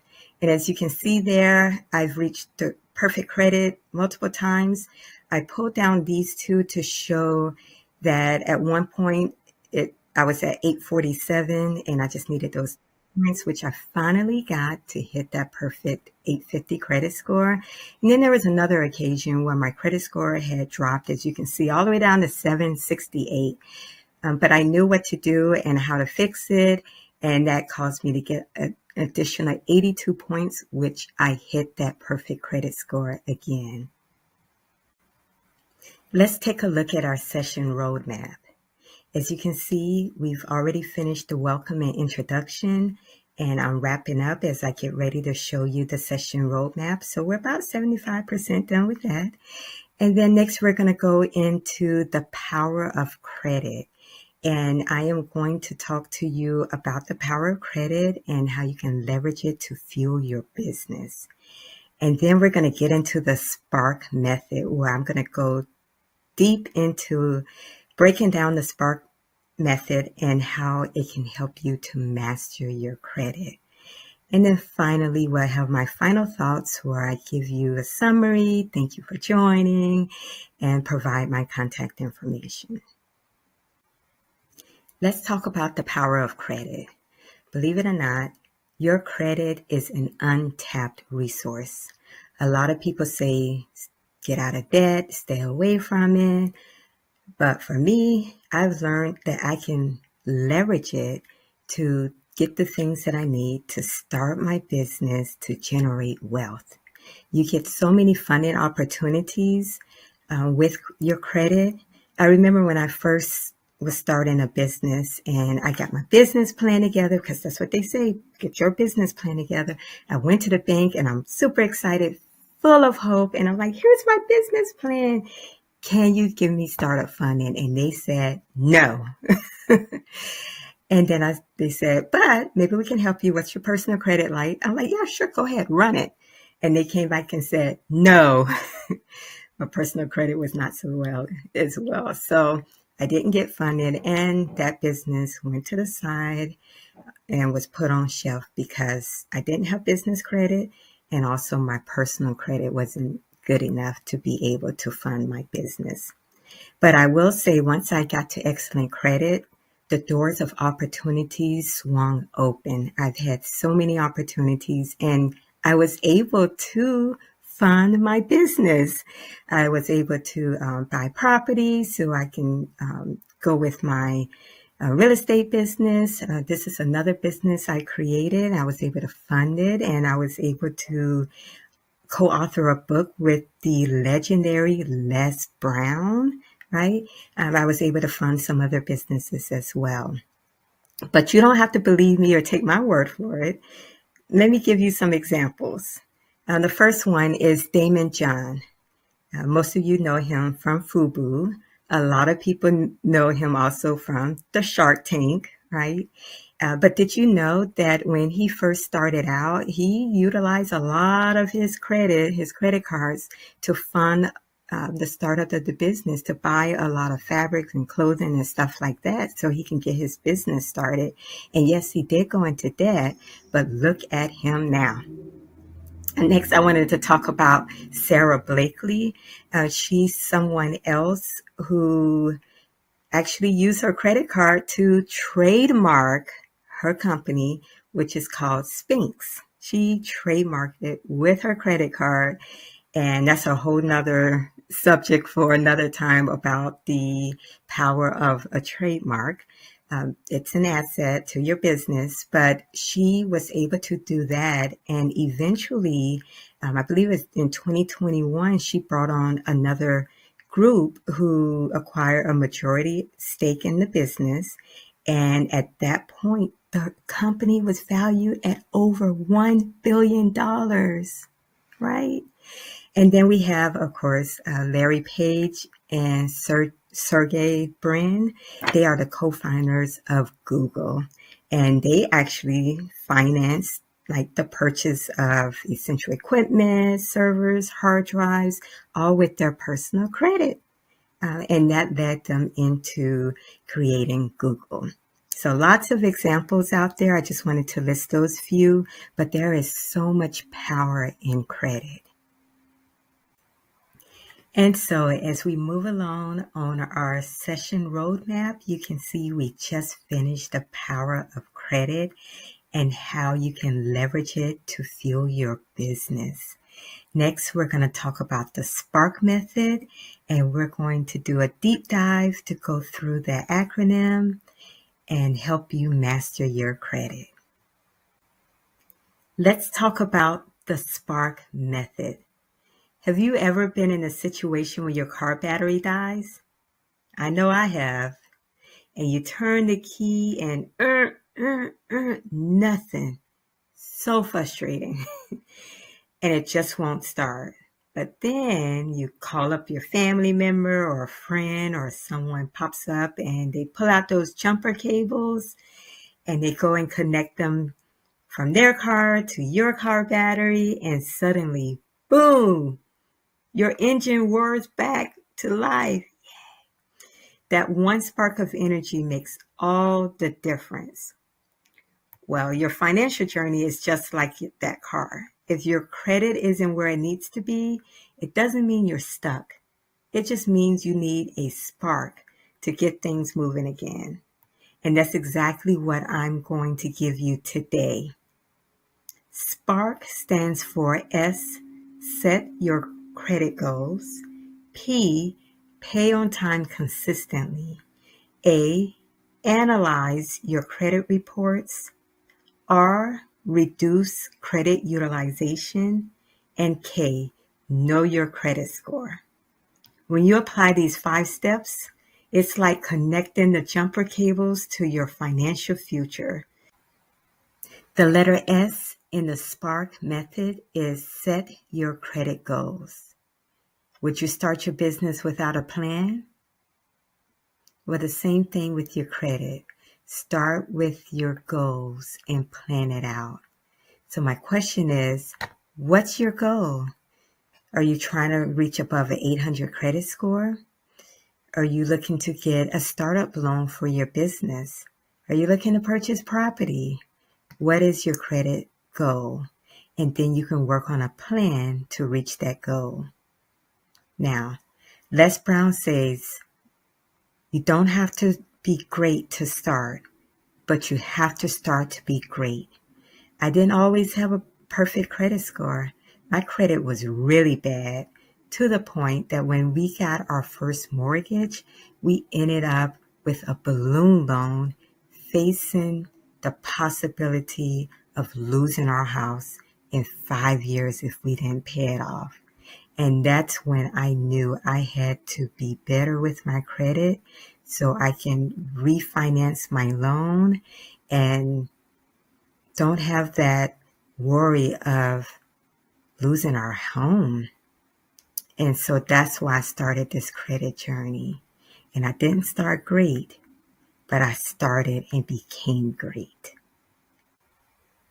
Let's talk about the letter P in the SPARK method. Pay on time consistently. I always say, pay your bills on time, all the time, every time. Know that your payment history makes up 35% of your credit score. So if you mess this up, this can impact your score by up to 100 points, and it can stay on your credit report for up to 7 years. Now, you can bounce back over the years, but just know they'll still be able to see that on your credit report for up to 7 years before it drop off. So you want to make sure you do not miss this. Now, I know life be lifing sometimes. It happened to me many times where I had to maybe miss a payment. And when I first started with my credit journey, I would just miss the payment and just pay it whenever. But I've learned that communication is the key when life happens. You have to communicate with your creditors. Let's talk about the letter A in the SPARK method. Analyze your credit report. Do you review your business financial statements? If not, you should be. It includes key information to let you know if you're getting a profit in your business. And if not, you can look at the ways that you can tweak it to make sure that you start getting a profit. So our credit report is like that business financial statement, but it's for our credit. What you're going to be looking for is common errors that kill your score, like incorrect balances, duplicate accounts, fraudulent accounts. And then you also want to look at it because it's going to feed into your action steps when you set up your plan. Let's talk about the letter R in the SPARK method, reduce credit utilization. And what credit utilization is, simply how much credit you use versus your total available limit. So let's say you have a credit line of $10,000 and you have used $5,000 of that credit line. So your credit utilization is 50%. Now, know that the credit utilization makes up 30% of your credit score. So it's important that you get this right as well. And it is standard that you should keep it under 30%. But I recommend you keep it under 10% to get you over that 800 credit score hump. And to reach a perfect credit score, I recommend you keep it under 5%. This was a key factor for me reaching that perfect credit score. And just know, if you really think about it, this credit utilization is 30% of your credit score. And earlier we talked about pay your bills on time. That was 35%. So the two of these together, that makes up 65% of your credit score. So that's why I'm focusing on these two items, because that is the bulk of your credit score. You have to get these right to master your credit. Let's talk about the last letter in the SPARK method. It's the letter K, know your credit score. So, what's your credit score? Now, you may have that answer. So my follow-up question to you is, when was the last time you checked your credit score? It could have been like 750 last year, but what is it this month? Did it go to 700? Did it get to 800? Because it's very important for you to know that it can fluctuate month to month. And if you don't know what your credit score is, find out what your credit score is. And you need to know what affects your credit score. So when you're checking your credit score, I recommend you checking it at least monthly. Therefore, you start to learn and understand what affects your credit score. Plus, if it all of a sudden drop one month, then that may signal you that you could be experiencing fraud or something happened. Maybe you missed a payment and didn't even realize it. And so your credit score can kind of let you know what's going on in your credit report, so you know to check that. We are at the last review of our session roadmap. We just finished talking about the SPARK method. And remember, it's S, set your credit goals. B, pay on time consistently. A, analyze your credit reports.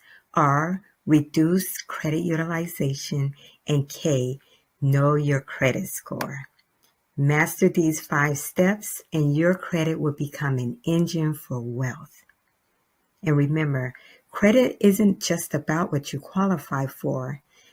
It's about the doors it will open.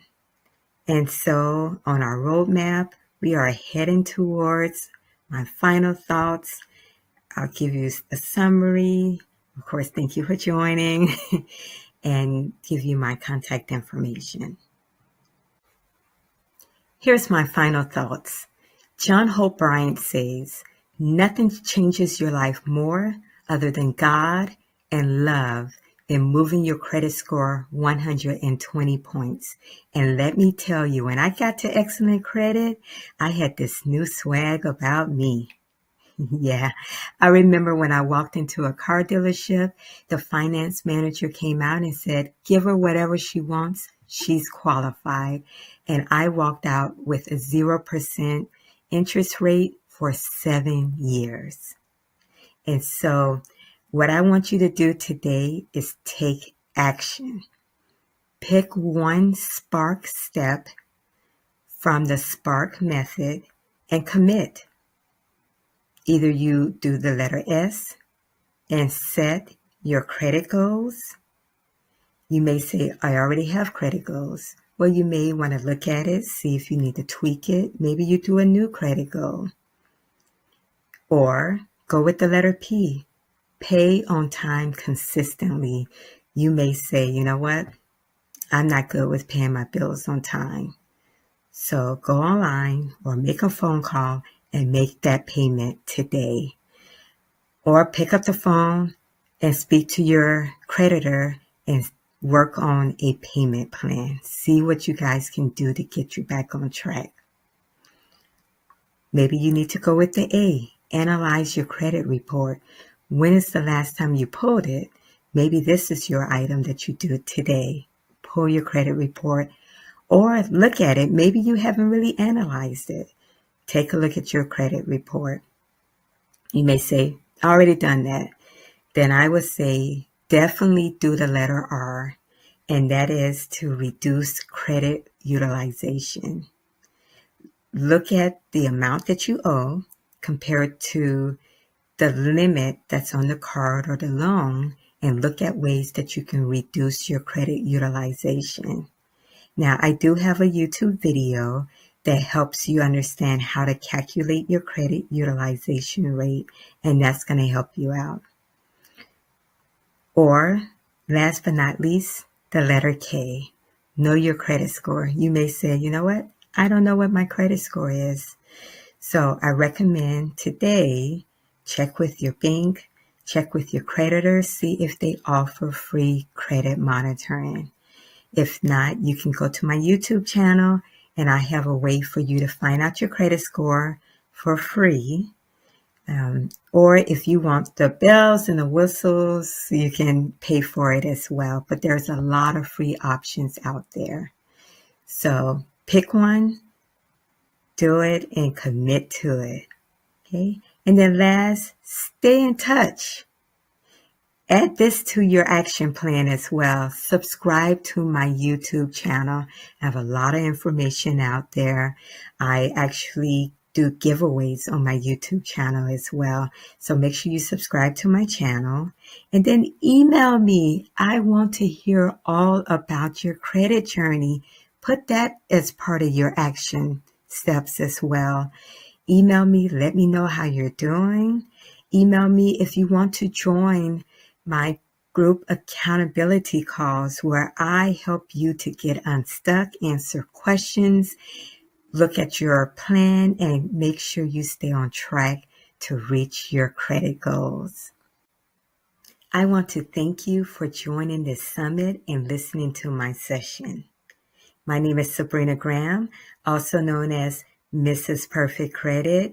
And remember, credit isn't just a number.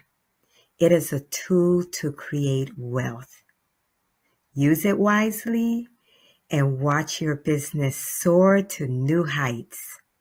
Thank you.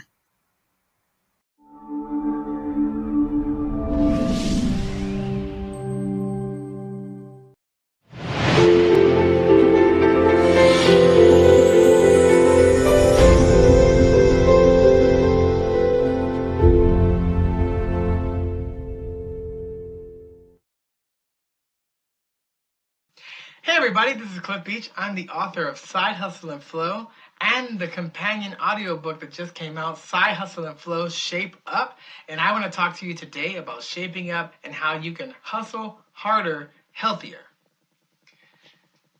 When I started as a business person 20 years ago, I've worked in digital marketing and several different jobs as a musician and entertainer. And throughout the years of learning hustle, what I call the Hollywood shuffle, a lot of times out of all the balls that we're juggling and the hats that we wear, we often drop our health ball first, which is detrimental to us for several reasons, which I'll go over today. I do believe that as solopreneurs, as entrepreneurs, you owe it to yourself to be able to put your mask on first before helping anybody else. And health is super important. Health truly is wealth. For these 5 reasons, I'm going to use the acronym of SHAPE, SHAPE, to be able to explain to you 5 points that are going to help you get on track about not only being about your business, but being about your health concerns. 5 years ago, I became sober because I had multiple health issues. I had type 2 diabetes, high blood pressure, and high cholesterol. And as we age, we start to notice that the body and its metabolism starts to slow down. For many years, as I said, as a solopreneur, entrepreneur, being able to run your businesses and wear so many hats, you're eating late, you're up late, you're not sleeping as much, you're not exercising as much all the time because you're filling and stacking the deck in your calendar with things that are keeping you full in terms of being fulfilled on your business side. But the health is super important. So the first acronym in SHAPE, S for START. You need to be able to start your plan of attack, as you would with starting a business, with your health first. And so as I say start, the first thing that I had to do is, 1, decide that I was going to be able to be finally about my health. Not only about sobriety, but really tackling diet and exercise. And to do that, 3 years ago, I decided to have a dietitian come alongside me to be able to help me learn what I needed to eat for my body. Just like people have to learn how to dress for their shape and for their body type, you need to learn how to eat and exercise for your body type. But by starting, I always say, why not you? Why not now? You can live your best life and have the impact that you want. Because if you're hustling harder, healthier, you can get faster and farther by building that stamina. And you've already learned as an entrepreneur so many great skills of setting goals and delayed gratification that are going to help you in this health journey. So when I started with a dietitian, I decided right after the July 4th holiday to start July 5th. The reason why I tell people to start now is you have to get off someday I'll. Someday I'll lose the weight. Someday I'll get in shape. Someday I'll have the body and the look and feeling that I want. If you don't make that should a must in your life and change that verbiage to say, today is the day that I start. People are often trying to solve tomorrow's problems with yesterday's information. You have to start. Mel Robbins, in her book, The 5-Second Rule, says 5, 4, 3, 2, 1. You have 5 seconds to determine and decide that you're going to start on that action point. Let's say that that's going running. 5, 4, 3, 2, 1, you need to have the shoes on and be out the door. Because there's a myth about motivation that it's going to always be there and you're going to have the feeling to want to do it all the time. Most of the time, you're actually not. It's about building the consistency and building those tiny incremental habits. But today is the day, if you haven't started, to start. Decide to start on that fitness journey, on that eating plan. Because what that's going to do is going to stop the inertia that normally happens. For instance, there was a guy who wanted to do a project and paint a room for his daughter in his house. And he had to figure out what was the next step of something he could do to get him on that path. So he was with a coach, and the coach said to him, "What is keeping you from painting the room?" He says, "I don't know what color my wife wants the paint to be." So the coach said, "Why don't you go and ask your wife what color she wants to paint? Go text her now." So they texted her. Wife replied, "I want yellow as the color for the walls." So they ordered yellow paint. The paint came, and then by having the paint, knowing the color, he was able to actually get the project done. And your health is the same way. Once you decide to start and you figure out what you need to know and what you need to collect, you're going to be on that journey. The next part of starting is going to be able to check your numbers. You need to go to the doctor or have a body fat scale, something that's going to give you the numbers to know where you are, to know where you're going. In the same way in Los Angeles, if I was trying to map and figure out how I drive to New York City, I would need to know I'm starting in LA and my goal is to be in New York. Then from there, the map can tell you all the different paths to get there. So if you follow my journey, your journey and mine may be different, but ultimately we can still get to the same destination at different times. You'll be able to make choices, but knowing where you are and where you're going, it allows you to be able to start and eventually to finish. And lastly, with starting, the most important thing is that you're going to suck at the beginning. You don't have to be great to start, but you have to start to eventually become great. And so now I'm just getting you with mindset, knowing that you can do it, believe that you can. Your faith and your belief will heal you in time. But get off the couch, get the running shoes on, and start making the plan to get healthier today. The next thing that we're going to talk about is H, which is hustle. Now, as a business, I have learned to hustle and hustle culture. I love Damon John. I love FUBU. I love guerrilla marketing. I love all those things that add that hustle to us. But you have to realize you have to hustle at the right things, at the right time, for the right reasons. And you don't know today what right is for you. You have to just ask the self-reflection questions to be able to know if it's working or not. In the same way, scientific method, you have the hypothesis and then you run the sequence and you look at the data and decide, is this working for me or not? Is it moving me towards the goals or not? So now that we've started, it's really about hustling. And when I say hustling, it means figuring out what you want to do. What kind of diet do you want to do? I did a Mediterranean diet, which worked really well for me. I lowered my carbohydrate intake, which really worked for me. But you're going to figure out on that journey what works for you. And by keeping a journal, it's really great to scribe what you're doing, what's working, what's not working, what I want to change. Because ultimately, it's going to be a consistent and constant battle as we go through this health journey. So get about hustling. It works if you work it, but you have to work it and you have to do the work consistently and you have to show up every day with the mindset that I'm just trying to get incrementally better. Tiny habits, baby steps, slow and steady will win the race. As we then now have started and we have the hustle really on, the A is the most important, which in the middle of the sandwich is adjust. You're constantly making ebb and flow adjustments as we fly this plane home to our health destination. In the same way as a plane is constantly recalibrating and calibrating, micro changes helps it to stay on course. A plane doesn't just go from A to B. It doesn't go from LA to New York in one swoop. It's constantly adjusting and recalibrating little micro things that you don't even necessarily notice or feel. But if one of those or multiple ones of those is off, you'll end up in a completely different city, a completely different destination. And this is the same thing that happens as we're going through our journey. So as I mentioned previously about journaling, I did the Daniel Plan by Rick Warren and a bunch of doctors, and what was amazing about that is it allowed me to always ask those same 3 self-reflection questions. What worked really well today in my diet? What really worked well in my exercise? What didn't work so well? And then from there at the end, what do I want to do to adjust for tomorrow? It's not about winning that day or at that meal. It's really about building the consistent habits for a lifetime. That's why never in this talk did I say diet, because I really want it to be a lifestyle change. Knowing that it's going to constantly ebb and flow. Your best is going to become better, but some days are better than others. If you're feeling sick that day, it rains that day, it affects the workouts, it affects what you do. You just show up and do your best and forget the rest. And don't be stressed. You just want to make sure that you're learning to adjust.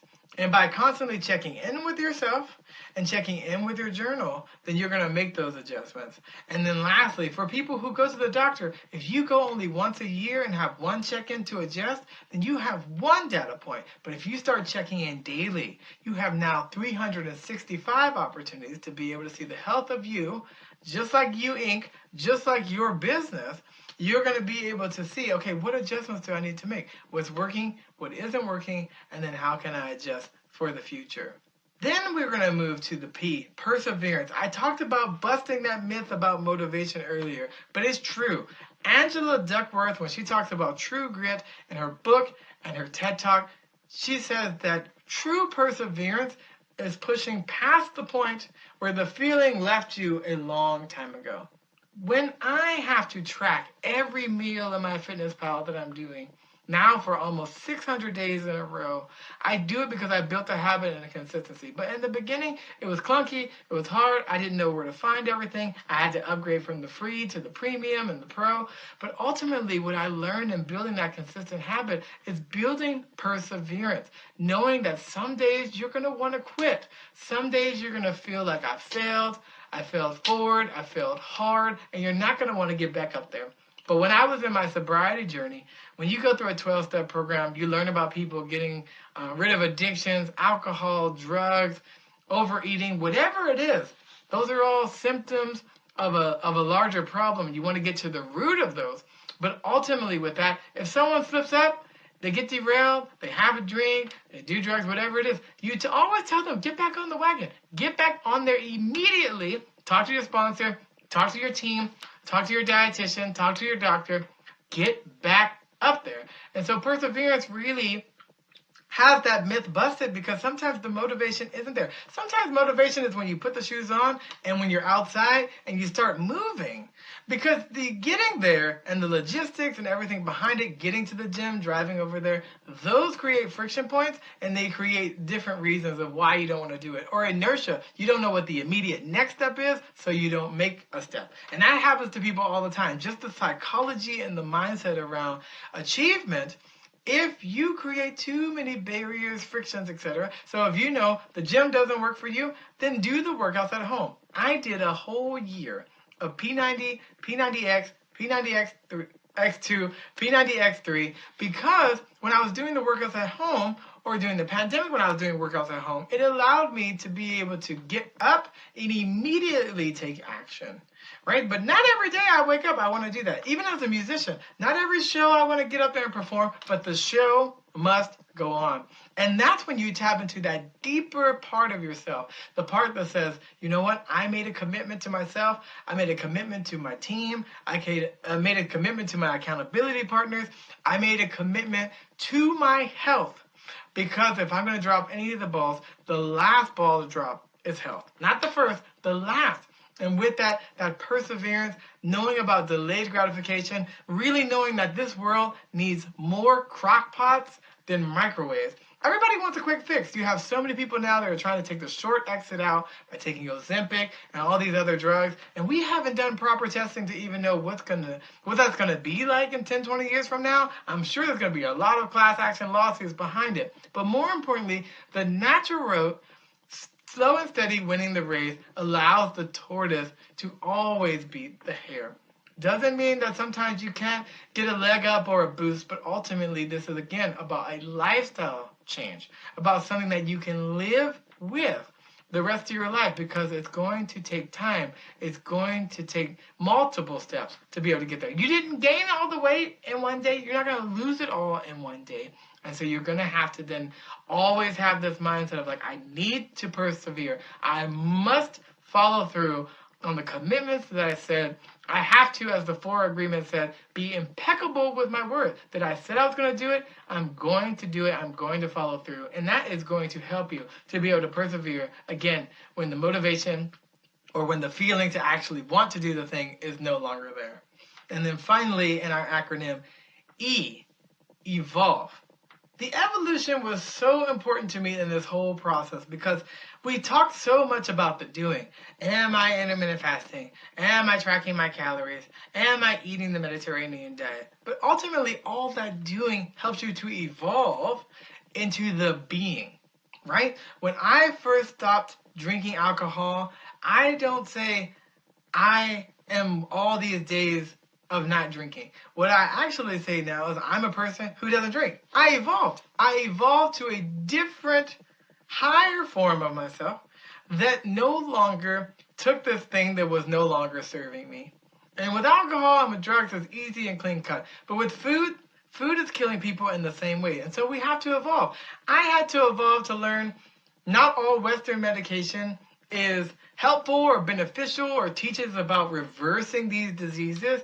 or even doctors studying nutrition. I had to evolve to know that I had to become my own best advocate. And as Lissa Rankin said in Mind Over Medicine, I had to write the prescription for my own life. And when we continue on those evolutions, I had to learn about food and how it metabolizes with the body and how certain exercises and when you eat and how you eat and how much you eat. That was a lot of evolutions, many evolutions that helped me become healthier. And it doesn't happen all at once. It's just like when you plant a bamboo tree. You water it, you nurture it, you let it grow. 5 years, you don't see anything. When I first started losing weight, I didn't see the significant difference in my body in photos. That took many months of perseverance to get there. But the evolution is slow. The evolution is maturing. The evolution is constantly evolving. Again, you don't want to use yesterday's information to solve tomorrow's problem. So as a kid, I learned about the food pyramid. And then we debunked that myth. We learned that people had paid money and lobbied, and there was no medical science and foundation behind it. It didn't actually work. People didn't need those 6 to 11 of simple carbohydrates. They needed other types of food. Now I'm learning from studying gut health, you need 20 to 30 different fruits and vegetables each week so that your body and your microbiome, the second brain, is being able to grow and evolve. And so as we start to see medical science and technology and things that are rapidly changing every 12 to 18 months, there's a new iPhone, there's a new app, there's always something. It can be very overwhelming. And so I wanted to make a book to be able to condense all those resources into one. But really, I just want to get people on the precipice and the launching pad of learning what works for them by trial and error. It doesn't mean do exactly what I do and you're going to get the exact same results, but success definitely leaves clues. And so as we start to wrap up our talk, I want to go back and reiterate the 5 points that we talked about to really get you to be able to shape up and live your best life so you can go out there, you live like no one else, or later you can live like no one else. The S in the acronym was for starting. You want to be able to start and decide, why not you? Why not now? Today is the day. Get off someday I'll. Then the H is for hustle.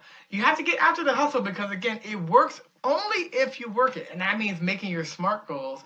And those goals mean you have to be specific about it. You can't just say, I want to lose weight. You have to say, I want to lose 50 pounds in 5 months. Gives you a time, it gives you a goal, it gives you something to measure, and again, you can't manage what you can't measure. Then from there, we have A, which is adjust. You're constantly journaling and adjusting through trial and error, figuring out what works well, what didn't work well, and what do I want to change and adjust as I move forward. It's going to be a constant battle, constant journey. Then P for persevere. Remember, it's going to be some moments when the feeling and the motivation isn't there, but that's when you have to tap into that deeper sense of self and say, know what, I committed to this, and I know it's going to be a delayed gratification, and I know I may not always see it and perceive it, but something is working like that bamboo tree. 5 years of watering and nurturing it, eventually it shoots up 90 feet because it grew an amazing system of roots that built a foundation for it to grow. And then finally, evolve. The evolution, not just about the doing, lots of doing is happening in there, but eventually evolving to the being and evolving in your education of what you're putting into your mind, what you're putting into your body, and how that will help you evolve not only as a human being, but as a solopreneur, entrepreneur. Because ultimately, if you treat your body like you treat your business, you Inc. and that corporation that you're running is going to be successful. So if you do this, you can shape up and learn how to hustle harder, healthier. I'm Cliff Beach. There's going to be a freebie here. If you go to my website, sidehustleandflow.net, click on Shape Up at the very top. You can fill out your information and get a quick start work guide to be able to kick you off into this audiobook series. The first book, Side Hustle and Flow, also helps you on the business side, learn how to have a healthy business. Shape Up helps you have a healthy life. And together, I do think that we can all hustle harder, healthier. You can go there. If you need the short link, bit.ly/ShapeUp25 will get you to the quick start guide. We'll see you then.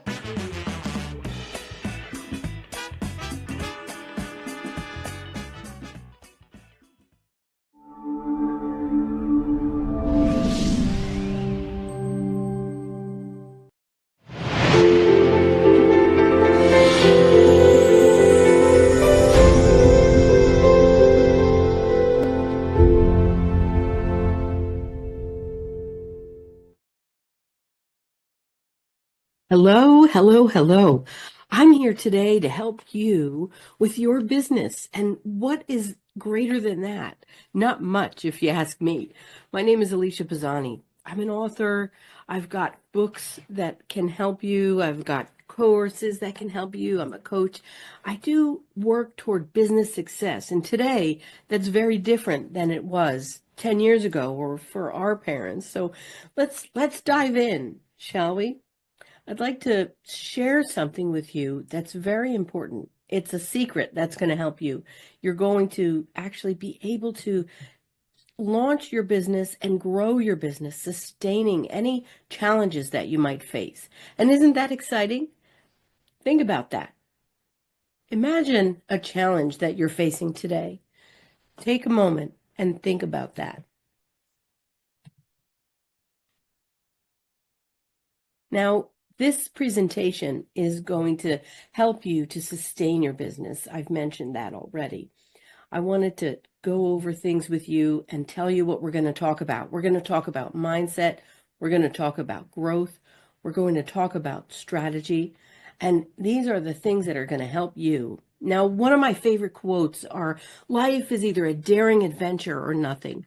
You may have heard me say this before, but the truth is that if you could imagine someone like Helen Keller, she was stricken blind, unable to see, unable to hear, yet she was the first woman who got a graduate program. She was able to go through that and make it.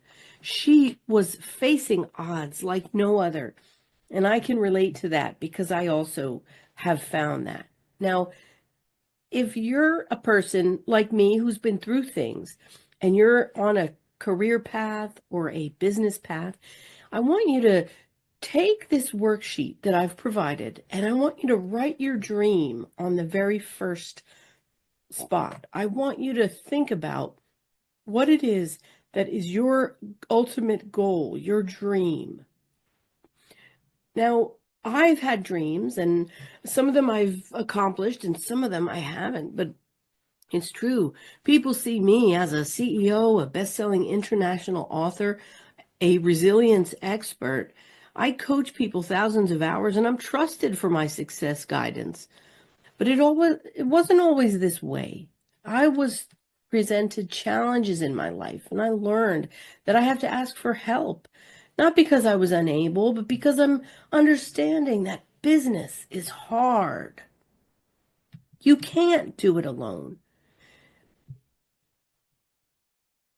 Are you with me? Willie Jolly said, a setback is nothing but a comeback. And it's so true. I want you to think of this workshop today, this talk as a workshop, not just a talk, but a workshop. And because life is a series of setbacks, I'm here to teach you to overcome. As I stand here, I want you to know that I was given a chance. I could have given up. Just like my mentor, Les Brown, says, I could give up or I could get up. And I got up and I defined my business goal. And that's why now I have podcasts, I have business solutions and frameworks for people to lead with influence, make needed impact, and earn more income. So let me ask you, are you in a place where you're facing challenges? Do you know that your mindset matters? And business acceleration is about transformation. So write that down. Transformation. And the only way to do that over any challenge is resilience. So resilience is the way you adapt to change. It's the way that you stand strong and keep going in the face of adversity.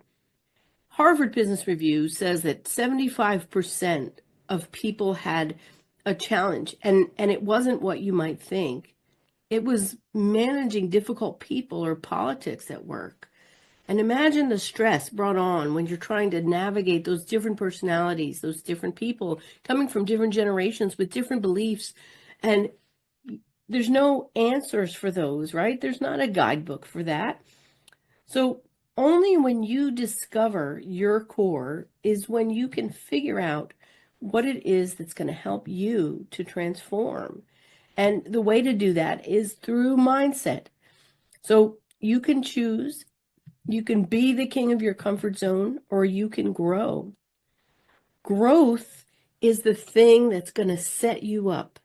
Growth requires you to set goals up here. And you may find that the first time you try something, you may fail, you might fall, you may lose money, lose relationships, contacts, connections. But if you get back up, that's the thing that's going to get you there. That growth is going to take you where you want to go. So as my mentor, Barbara Corcoran, shares, she shares that businesses who fail fast, leaders who fail fast, are the ones who are going to have the fastest growth. So if you're thinking that you are afraid to fail, just remember, you will learn how to go faster, stronger, more determined, and reach goals higher. When I started out, I was speaking to kids, and I didn't know that I was going to end up where I am today. Now I'm speaking to corporations and leaders, and I didn't know I would succeed. So I want to ask you to do something for me. On that next line of the worksheet, I want you to think about the order of the business steps that you want in order to grow.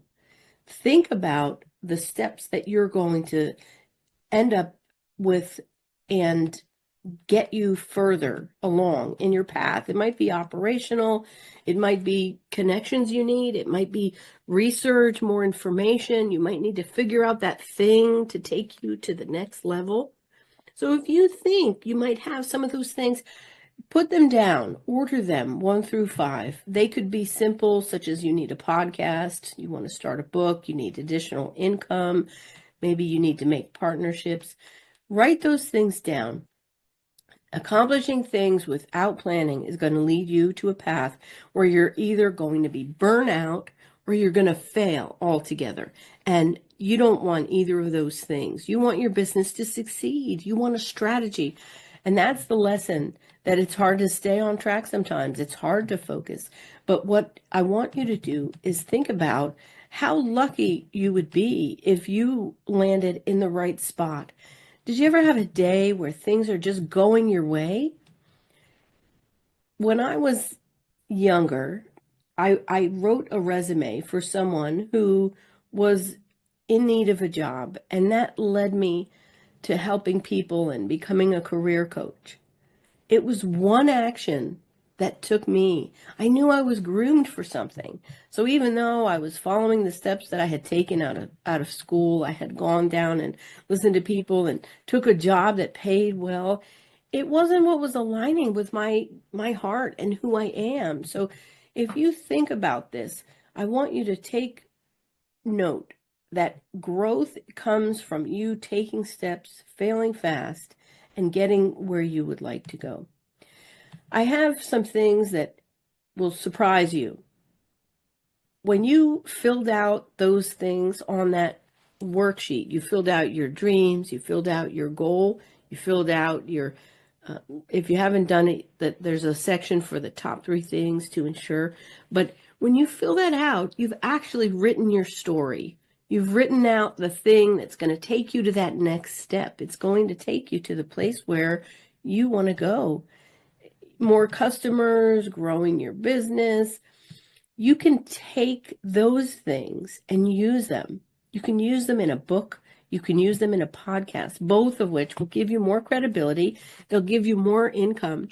And this is a surprise. So if you wrote down your goal, normally I'd pick someone from the audience, but I'll tell you a story. When I had my last presentation for business owners in Orlando, I came and I called on someone from the audience, and he was a speaker. He was a poet, and he wanted to know how to take his craft, his gift, and bring that into something. So I asked him, well, what were the 5 things that you wrote down?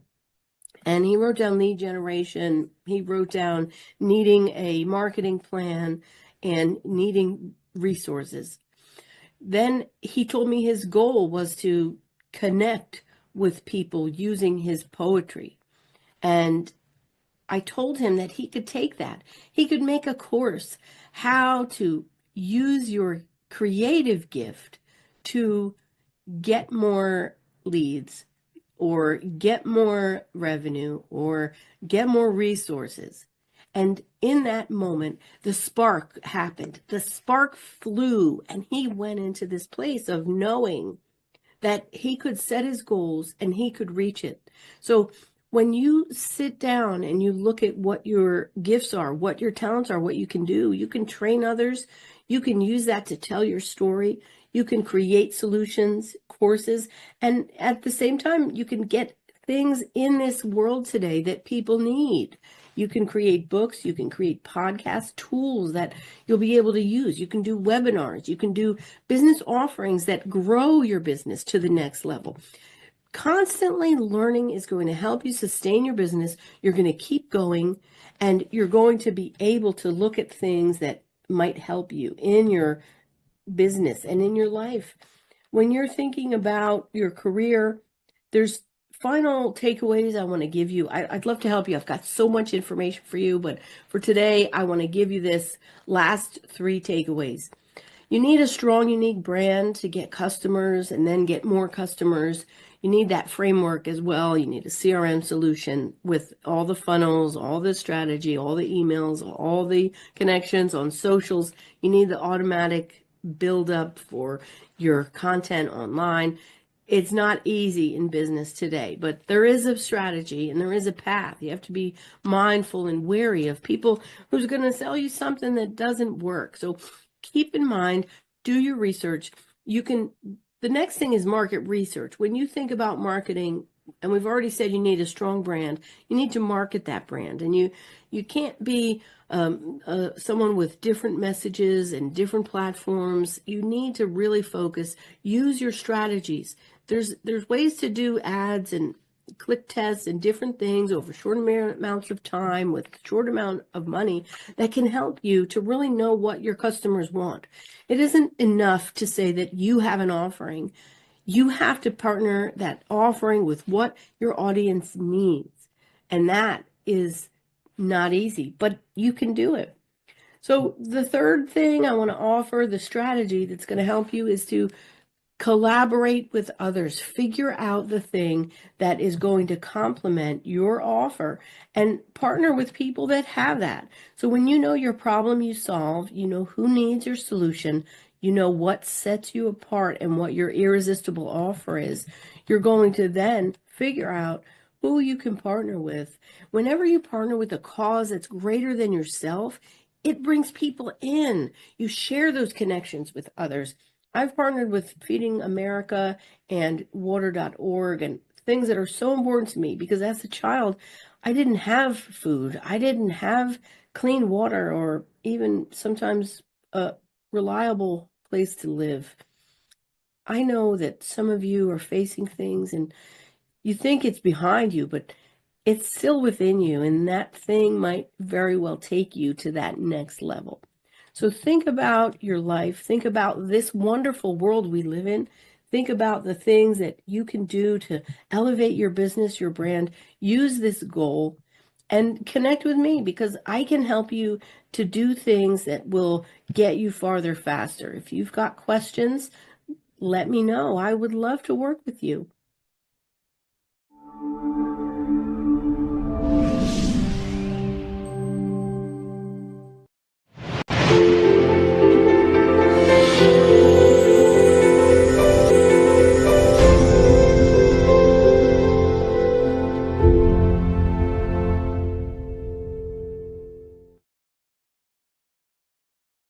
Much love, everyone. Much love. My name is Donslow Brown. I am the founder and CEO of Uncaged Consulting LLC. And today, we'll be speaking about the power of coaching, identifying the purpose coach. I have a question for you all. What do Michael Jordan, Cristiano Ronaldo, Serena Williams, and Iron Mike Tyson have in common? What do they all have in common?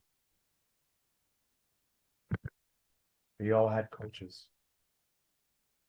They all had coaches. Michael Jordan had Phil Jackson. Cristiano Ronaldo had Sir Alex Ferguson. Serena Williams had her dad, Richard Williams. And of course, Mike Tyson had Constantine Cus D'Amato. Now, I know you might be thinking, but Don, I'm not a professional athlete.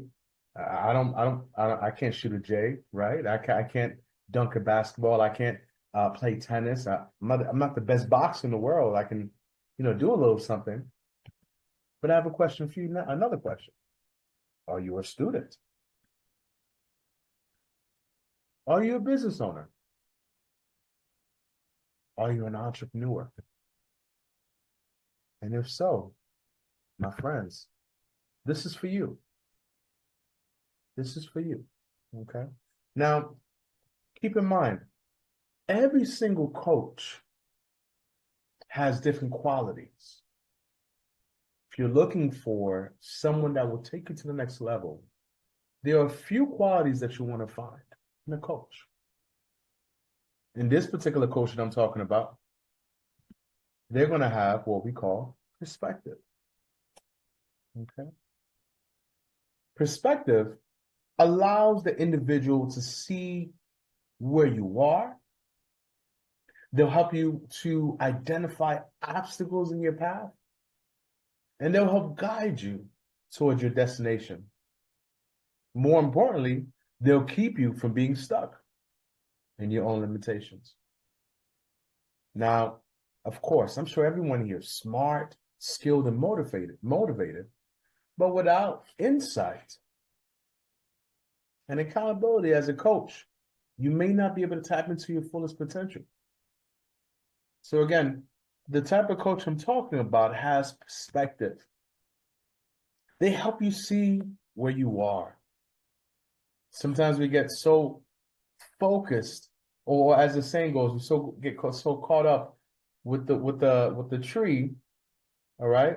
We don't even see the leaves, all right? The coach helps you see where you are, and most importantly, where you're going. Also, this particular coach helps you identify the obstacles in your path. Oftentimes, they'll see things within you that you won't see within yourself. And lastly, they help guide you. They don't tell you what to do. They don't push you. I mean, they push you, but they don't do the work for you. They guide. They assist. This type of coach I'm talking about, friends, is the purpose coach. But let's talk more about what we can see in a purpose coach. I mean, we see one in front of us. Of course, the purpose coach keeps you from being stuck. Now, I know what you might be saying. Well, Donzelo, I know that you're highlighting the concept of what a purpose coach is and what they do. But how can I find the right coach? Because, quite frankly, all those individuals I mentioned earlier, Michael Jordan, Mike Tyson, Serena Williams, Cristiano, the soccer player, I forgot his name. They had wonderful coaches. Okay? They had phenomenal coaches. So you don't just want anybody, right? You need someone specific. Okay? You need to know how to identify the right coach for you, because you are a superstar. You are the next best thing. Now, one of the things you want to ask yourself when you're identifying that coach, that purpose coach, is, have they gone the distance? Now, I remember some years ago, and I might be telling my age, this was actually quite a few years ago, I learned of a story of a young Hercules. And Hercules, he just found out his identity. He was the son of the Greek god Zeus. and he had super strength and he had some speed to him, but he was very clumsy. And he had some things with him. He had great potential, but he knew that in order for him to become what he wanted to be, he had to basically seek guidance from his father. So he spoke to Zeus one day, and Zeus said, "You know what? I want you to be with me. I want you to be amongst the other gods, but there's some training that I want you to do." So he sought out on his journey. Okay. Again, he had possessed great power and potential. And immediately after, he was instructed by Zeus to go find a trainer. Now, mind you, this trainer I'm about to show you now, he's not super strong like Hercules, right? He's not super fast like Hercules, but he sought out this particular trainer. He was told to seek out this particular trainer named Phil, who was once known for guiding heroes to their greatness. As you can see here, Phil, my main man, Phil over here. Again, Phil was not as strong as Hercules, but he was able to take Hercules to the distance. And he trained hard, okay? And not only did he become big and strong, but he became what he was looking for. Now, I just want to reiterate, your trainer, your coach, your purpose coach may not be as much of a superstar as you are. They may not be as strong as you are, may not be as fast. And despite being weaker, Phil, this coach right here, he was weaker than Hercules, but through his own experience and insight, he was able to help train young Hercules and lead him. And at the end of the story, he went the distance. He became the hero that he knew he was. Again, friends, when we're seeking out a coach, in this case, a purpose coach, you don't want to work with someone who has no life experience, no real accomplishments, and no battle scars to show for their journey. A great coach has walked the path themselves. They have failed, they've learned, they overcome, and achieve. They don't just teach from theory, they guide from experience. Next one. My question is, when we're looking for purpose coaches, do they inspire you? There's a lot of us here who are looking for great success. The first thing you can do is, when you're looking for great success, emulate other successful individuals.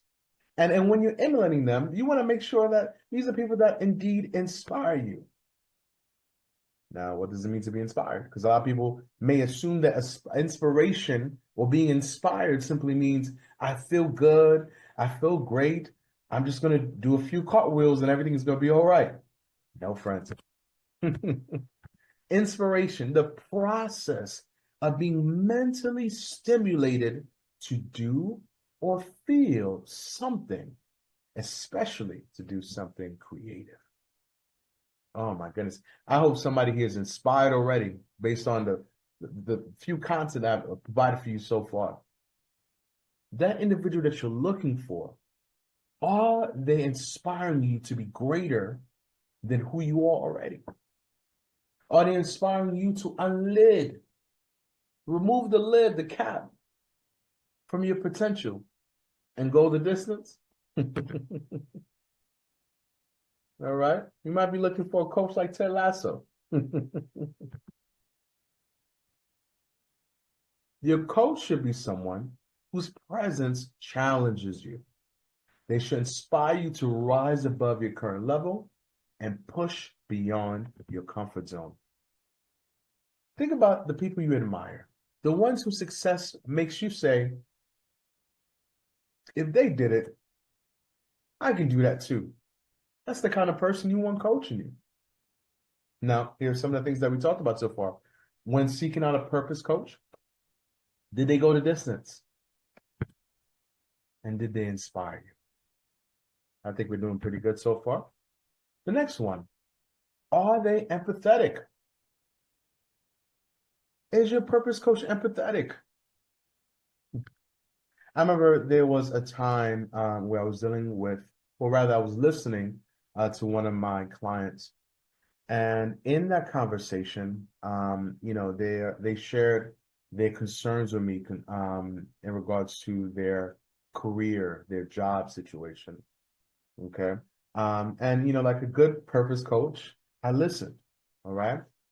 You see, when you're empathetic, you're not just listening to listen. You're listening, and you're also giving feedback, and you're also aligning with how they feel. You're being sensitive to the fact that they feel what they feel, and they're justified in what they feel, and you're also providing feedback to help them get out of the rut that they're in. So the conversation went like this. They called, and they said, Donslow, there's so much going on. I'm working so hard, and it's so chaotic here.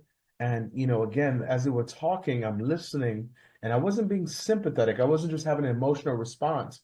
Again, as I said, I aligned with them. I listened. Okay. The next thing I did, aside from listen, is I acknowledged what they were saying. I acknowledged their feelings, as I mentioned before.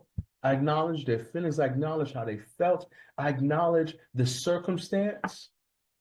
Okay. And the very last thing I did was I responded with my understanding of their feelings.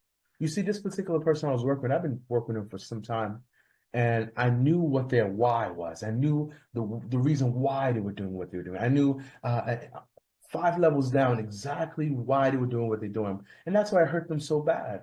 That the situation, what it was, it hurt them because they knew that this was throwing them off from their why. And they wanted to express their concern to me. So again, I listened to them. And, pretty much the conversation went like this. After they spoke to me, they shared with me what they were going through. I said, I see how frustrated you are. And that makes sense. You've been putting in the effort, and it feels like, there we go. And it feels like you're not seeing the results you want. That must be discouraging. Let's explore what's been working, what hasn't, and how we can create a strategy that aligns with your goals and strengths. You see, the purpose coach, again, listen, acknowledge, and responded with understanding of their feelings. And then I also rebutted by redirecting them back to what their why is, so that we can now come up with new strategies on how to take it to the next level. All right? We can survey what's working and what's not. Now, my favorite one is your purpose coach keeping you accountable. Does your purpose coach keep you accountable? My goodness. I remember years ago, I had a fitness coach, and I remember he used to randomly text me. He would say things like, what'd you eat today? And I would ignore the text. I would ignore all texts, like, oh, okay, yeah, because I knew I just had something bad. And then he would text me again. How many steps did you get in today? And then I would respond to him about the text, about the steps. And then he would say, okay, let's go out for a jog. I'll meet you at 6. Oh, man, you caught me. You caught me. Yeah, my fitness coach is much like The Rock here, right? And unfortunately, this was much like me down here on the bottom left. No. But what he did was he held me accountable. Because, friends, the purpose coach is going to remember what you told them. The purpose coach is going to recall what you said and also remind you what you said and keep you there, keep you stuck to what you said. I told him, I said, coach, I want to lose 50 pounds. That's what I told him. I said, coach, I want to lose 50 pounds. And oftentimes we say things and, we don't often stick to it. But the purpose coach, much like my fitness coach, kept me accountable with those text messages. How many steps did you get in? What did you eat today? Let's go out for a jog. I'll meet you at 6. My goodness. Looking back, that's exactly what holding someone accountable is. Making someone responsible and mindful of their actions or decisions. I had a fitness goal, and my fitness coach was exactly what I needed to stay on top of my goals and reach my destination. Your purpose coach won't let you off the hook. They hold you to the greatness they see inside of you. And friends, I tell you, even in this video, I know in my heart that everyone that's watching this, you have greatness inside of you. You gotta get it out. The next thing I'll say is, are they invested in your purposeful change? Or rather, your purposeful success? And notice, I said purposeful success. A lot of times we come to coaches and we say, well, I want to do this, I want to do that, and this is what I want to do. But the purpose coach is mindful and discerning, and they see that, yeah, I know you want to do A, B, and C, but I also see you have a D, E, F inside of you. I want to take you to the F. And if I can go even further, I'll take you to X, Y, and Z. Many people, again, seek out coaches to help, all right, based on what they want. But a great coach, as I mentioned, will get you where you're meant to be. They see beyond the surface level desires and guide you towards your true purposeful success. Purposeful success isn't just about achieving goals. It's about fulfilling your destiny, operating in your gifts, and making the impact you were created for. A purpose coach is truly invested in you and will go above and beyond to show that you don't just win temporarily. Come on, who wants to do that? They make sure you're walking in lasting success. I love it. I love it. Friends, my name is Donzel Brown. I am the founder and CEO of Uncaged Consultancy. I'm your partner in purpose. I am the recipient of the 2024 Presidential Lifetime Achievement Award. I'm a father of 4 wonderful superstars, and I am an inspirational, empathetic purpose coach who has gone the distance, and I still have a ways to go. Will you join me? If you're ready to unlock your potential and step into the next level, do me a favor and text me at 201-340-1802. Also, let's connect. I want to meet you. I want to talk to you a bit. Okay? I'm on most social media platforms. You can find me on Facebook, LinkedIn, Instagram, as well as TikTok. And should you want more information about my organization, Uncaged Consulting, feel free to visit me at www.uncagedconsultancy.com. Much love, family. All the best. I can't wait to speak to you soon.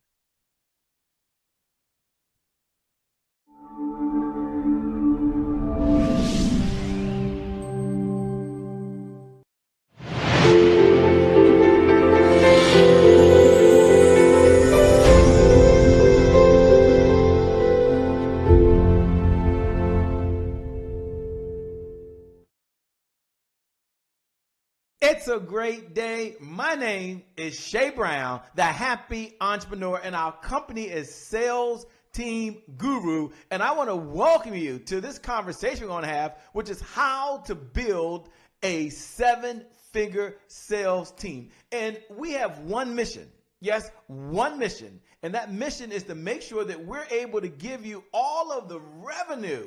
The revenue. If you're out there right now and you're an entrepreneur, say revenue. No, seriously, say revenue right now. Our number one mission right now is to make sure you get all of the revenue that's necessary to execute 3 visions that you have. This is what how to build a 7-figure sales team is all about. It's not about the money. It really isn't. But it's about making sure that you have the revenue that's necessary to execute 3 visions. First, the vision for yourself. I know there's a certain way that you want to live. I know there's a certain home that you want to be in. I know right now there's certain clothes that you want to wear. There's even a certain food. I know it's organic. And it's going to take some resources, which means you need some revenue. And that's what the 7-figure sales team is going to help you do. Yes, I know. For others of you, you have a vision for your loved ones. You want to send your kids to a school of your choice. I get it. You want to write a check for someone's healthcare insurance or write a check for a cause that you believe in. I have the benefit of taking care of Mother Dear. She's still here. She's 74 years old at the time of this recording. And it's a blessing to be able to make sure that I can help her get what she needs and what she wants. And some of you are like me. It takes resources. That means it takes revenue. And let me tell you the third. I'm going to get into some good stuff. Don't worry. But I believe there's a third vision you have. You have a vision for the people you were called to serve right now. And the only way you can execute that vision is to have the resources. And I always start with the story of Noah in the Bible. And you don't have to be a believer. You don't. Don't worry. I'm going to get into how to build a 7-figure sales team. But if you're out there right now, I want you to know it's much bigger than that. So imagine you're Noah, whether you're a believer or not. I'm not going to pose my faith on you. And you tell yourself, you know what? I'm ready to get going. And before you get going, there's a knock at the door. And someone says, hey, Noah, I'm sorry to be poured over here, but there's no hammers in the house. You say, no worries, no big deal. I got all the experience. I got all the expertise. God's given me everything I need. And then there's another knock at the door. You're like, what's going on? No, I might say, report. There are no nails either. No hammer, no nails. I'm okay. Rule number 1, don't panic. Gosh, there's that third knock at the door. The third knock at the door, you know what that means. That means that ain't good news. Hey, Noah, I might as well let you know there are no people.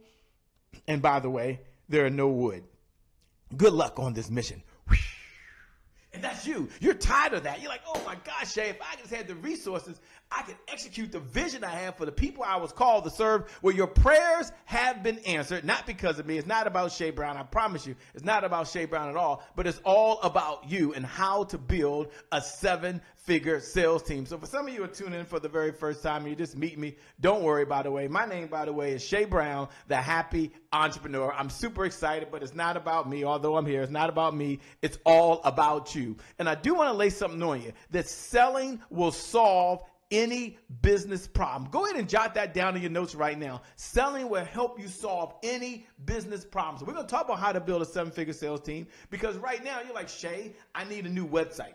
It takes revenue. Shay, I need to hire a personal assistant. It takes revenue. Shay, I need to make sure I can hire a tech team. It takes revenue. Shay, I need someone to do all of my marketing. I need a coach. I need a firm. It takes revenue. Selling will solve any business problem. You need a new computer right now, or you need you need a new webcam or a new camera? Selling will solve any business problem. Go ahead and jot that down in your notes right now. Selling will solve any business problem. And here's what I want you to know as we get started. All roads in business, everything you're doing right now, everything you're doing leads to professional sales conversations. So we talk about how to build a 7-figure sales team. Yeah, it's going to help you generate revenue. I get that. And yeah, it's going to help you get the resources you need. I get that. And yeah, your family, your family's going to live the way you always wanted them to live.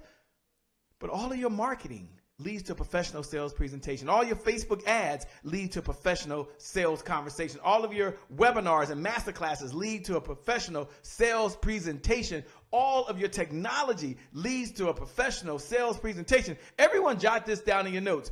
All roads in business lead to one place and one place only. And where does that one place lead? They all lead to professional sales conversation. So this conversation that we're having right now, this conversation is for you right now. If you're out there, you're like, you know what, Shay? I want to make sure I'm at the right place. If you hate sales, this conversation's for you. Although you got to do all the sales right now, you hate it. You pay attention. If you don't sell right now because you're a full-time entrepreneur, you don't eat. This conversation is for you. If you're just tired of talking to unqualified leads, like Shay, if I got to talk to one more person that don't have the money, that don't have the time, that not sure if they don't want to do it, I'm so frustrated. I could be doing something else with my time, then this conversation is for you. Or maybe, as you're listening right now, you just have a vision for the people you were called to serve. If that's you right now, then I'm going to introduce you to the 4S formula, and then we're going to get started. Don't worry, I'm going to share everything that you need. I'm going to help you out, but jot this in your notes. Write this down right now. Take a picture of this. If you don't do anything else, put this in your notes. This is my philosophy. It's what drives our company, and that is systems beat goals every single time. Put that in your notes. I don't want you to miss that. Systems beat goals every single time. Shay, why is that? Because systems are duplicatable. Systems are repeatable. Systems are something you can hand off to someone else to do the work. And you think about it. If you're lacking revenue right now, it's because of your lead generation systems. There's not enough qualified folks coming in. Someone say hello. Someone say, Shay, I hear you. If right now there's not enough revenue, it's because you have a system to have the right team in place to get it done. Someone say, Shay, that's me. Or maybe right now as you're listening, you've gone to all the seminars. You watched all of the webinars. You've been to all the masterclass. In fact, you're tuning in. But yet there's no system to bring in predictable, reliable, consistent revenue because you got to do all the work. And you're tired of that. If that's you, I want you to jot down your notes right now with every fiber in my body. I want you to hear me. Listen very carefully that systems beat goals every single time. So let me give you the 4S formula. Then we're going to get going. The 4S formula. Take a picture of this right now. S plus S plus S equals S. I want you to get this. Let me give you a system. So it's systems plus strategy plus sales equals a successful CEO. Shay, break that thing down for me real quick if you can. I only got so much time, but I'm going to help you build a 7-figure sales team. But first, I want to make sure you have revenue. What is a system? It's a set of detailed methods or procedures of what you're doing on a continuous basis in order to generate revenue. Sales team is a system. Now, if you didn't come to this call, you didn't show up at this webinar, you didn't show up at this masterclass, you didn't show up at this summit, if you didn't show up with just that one idea that I need a sales team, then I want you to know that a sales team is a system to generate the revenue you need. What is a strategy? We'll talk about that later. That's the evergreen revenue model. The evergreen revenue model is how do you do something one time and your labor's no longer involved. And that's what a sales team allows you to do. Yeah, there's an evergreen prospecting sequence. I get it. There's an evergreen engagement sequence. You got to engage your clients. I get it. There's an evergreen sales system. I get that. But at the end of the day, that's the model that drives everything. That's the strategy that you put into the system. We'll get into that. I don't have time right now. Then what is sales? So you're talking about I need a sales team. Can you break down your definition of sales so we all have the same philosophy? Sales is a source that provides the revenue to purchase the resources that are necessary to execute the vision for yourself. Did I start off that way? The vision for your loved ones. Did I start off that way? And the vision for the people you were called to serve. So Shay, if you're talking about that and you're going to get into how to build a 7-figure sales team, I'm feeling you. I'm smelling what you're cooking in the kitchen over here. I'm with you all the way. But Shay, what is a successful CEO? Can you break that thing down for me? Sure. A successful CEO, this is you, has more cash flow, has more profits, and has more freedom to spend time with the loved ones to do the things they really want to do. So right now, if you don't have any freedom because you're working all these hours, then I want you to pay attention. If you're someone that don't have the revenue, because if you don't be there, you can't stop to go to your daughter's recital. You can't go to your son's football game. You can't even right now go to the doctor without having your phone like this. Then you need a system. You need a sales team. You need someone to help generate revenue. See, a successful CEO has more cash flow. That's money coming in, more profits than money going out, and they got the freedom. If that's you, I want you to use a daily affirmation I share with one of my clients and create the greatest breakthrough for them. I only got so much time, but I'm going to teach you how to build a 7-figure sales team. But jot this down in your notes. I am a successful CEO. Don't worry about being an entrepreneur. Don't worry about being a faithpreneur. Don't worry about being a happypreneur. Don't worry about being a mompreneur. You be a successful CEO. When you signed those papers down there at the courthouse or you went online and you came a business, a successful CEO is who you are. Put down, I am a successful CEO because systems beat goals every single time. Jot that down in your notes. Please don't miss that. Systems beat goals every single time. I'm going to say that one more time. And please, if you're out there right now, I want you to jot this down in your notes. I don't want you to miss this. I want you to put this in your notes right now. Systems beat goals every single time. I am a successful CEO. Say it loud. I am a successful CEO. Say it one more time for me. I am a successful CEO. Here's what I'm going to do for all of you out there. I'm going to give you a free gift. It's my gift to you. And I'm going to get into how to build a 7-figure sales team right now. But I'm sensing some of you just want the playbook on how to put together the right system so you can not have to take any notes. Because I'm about to go rapid fire, okay? You don't want to worry about taking notes. Text the word team right now. Text the word. Get your mobile number. I'm only doing this. Get your mobile number out right now. Text the word team. I'm going to give you the playbook. I'm going to give you the masterclass series I did because I only got so much time on how to build a 7-figure sales team. I'm going to give you the how to build a 7-figure sales team challenge. So I'm going to work with you for 5 days and help you build your team And then for some of you, I'm going to do a one-on-one customized session with me or one of my certified representatives. So here's what you're doing. Let me give you the instructions, and then we got to go rapid fire. Number one, text the word team right now. Text the word team to 202-270-1662. Again, 202-270-1662. Let me give it again. Text the word team to 202-270-1662. Now, when you text, do it right now. Do it now. When now? When now? Now is the time. When you do it now. Include your first name so I know who you are. Include your last name so I know who you are. Include your best contact number. Now, you only texting team because you're ready to have a sales team. And put your best contact number and email. For some of you, we're going to just text it right to you. You can click a link. Some of you love to do it right on your phone. Others of you, you still want an email coming to you. I get it. So we'll send an email as well because you might not be able to save it to your phone. Been there, done that. But here's my promise to you. It'll create a breakthrough. Now, I'm going to give you the 5 components of a 7-figure sales team right now. And I'm going to go rapid fire. I only got so much time. But if you're out there right now, you haven't done it, text the word team to 202-270-1662. Again, 202-270-1662. I know for some of you listening, now is your time. Now is your time. And one of the things my mentor has taught me, he says it over and over again, it's really landed with me. He says, Shay, now is the time to get the team going. When is the best time to plant a tree? When was the best time to plant a tree? 20 years ago. When's the best time to plant a tree? Right now. So now is the time. Let's prepare now. So let's do it. So let me go and go over the 5 components of a 7-figure sales team. Because when I ask the question to folks, what are the components of a 7-figure sales team? How do you even build a 7-figure sales team? Most folks don't even know. They have no clue. They're like, I don't know, Shay, hire a representative. And then I hire more sales reps. And I hire more people. I'm like, no, you'll never get there at that pace. So let me unleash the formula that's taken me 15, almost 20 years to learn. It's not about the 20 years, but you don't have to go through that. You want predictable. You want reliable. You want consistent revenue without your labor. Then let me go ahead and drop it on you right now. Let's go ahead and show it to them. And for those folks that texted in, you'll get all the details. Hope you did that. The components of a 7-figure sales team. There are 5 components of a 7-figure sales team. Component number 1 is a sales rep. The first thing I want you to do is make a commitment that you're going to hire a sales rep. Now, here's what a sales rep does. A sales rep works on 100% commission. That means that they go out, they understand all your products and services, they make a sale, and when they bring in the money, you get a percentage of it. So let's imagine for a moment that they go out and sell $20,000 of revenue for you that you didn't spend any time with. And yet, as a result, you paid them a 20% commission. For some of you, it's higher, some of you, it's lower. 20% of $20,000 is $4,000.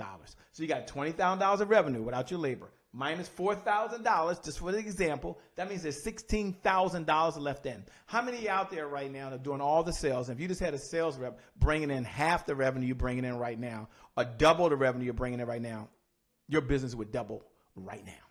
Your problems would be solved. Put 2 hands up if that's you. Sales rep. Go ahead and make a commitment. Write down in your notes right now. I will have a sales rep. So number 1 is a sales rep. For those that texted in earlier, and I'll give you that number again, we'll help you recruit. We'll help you train. We'll do that for you. Don't worry. But you make a commitment that you're going to have a sales rep. Number 2 is you need a sales affiliate. Now, Shay, can you break down what's the difference between a sales affiliate and a sales rep? A sales affiliate understands 1 or 2 of your products. And they're a mercenary. They're only in it for the money. The sales rep understood all of your products and services. They're in it for the commission, but they like you. The sales affiliate, you got to think of Amazon. You walk into Amazon, they own maybe 30% of the products in there. The other 70%, they're affiliates of. When you get your charger, that's not Amazon. When you get the glass screen, that's not Amazon. When you buy headsets that use the Bose headsets, that's not Amazon.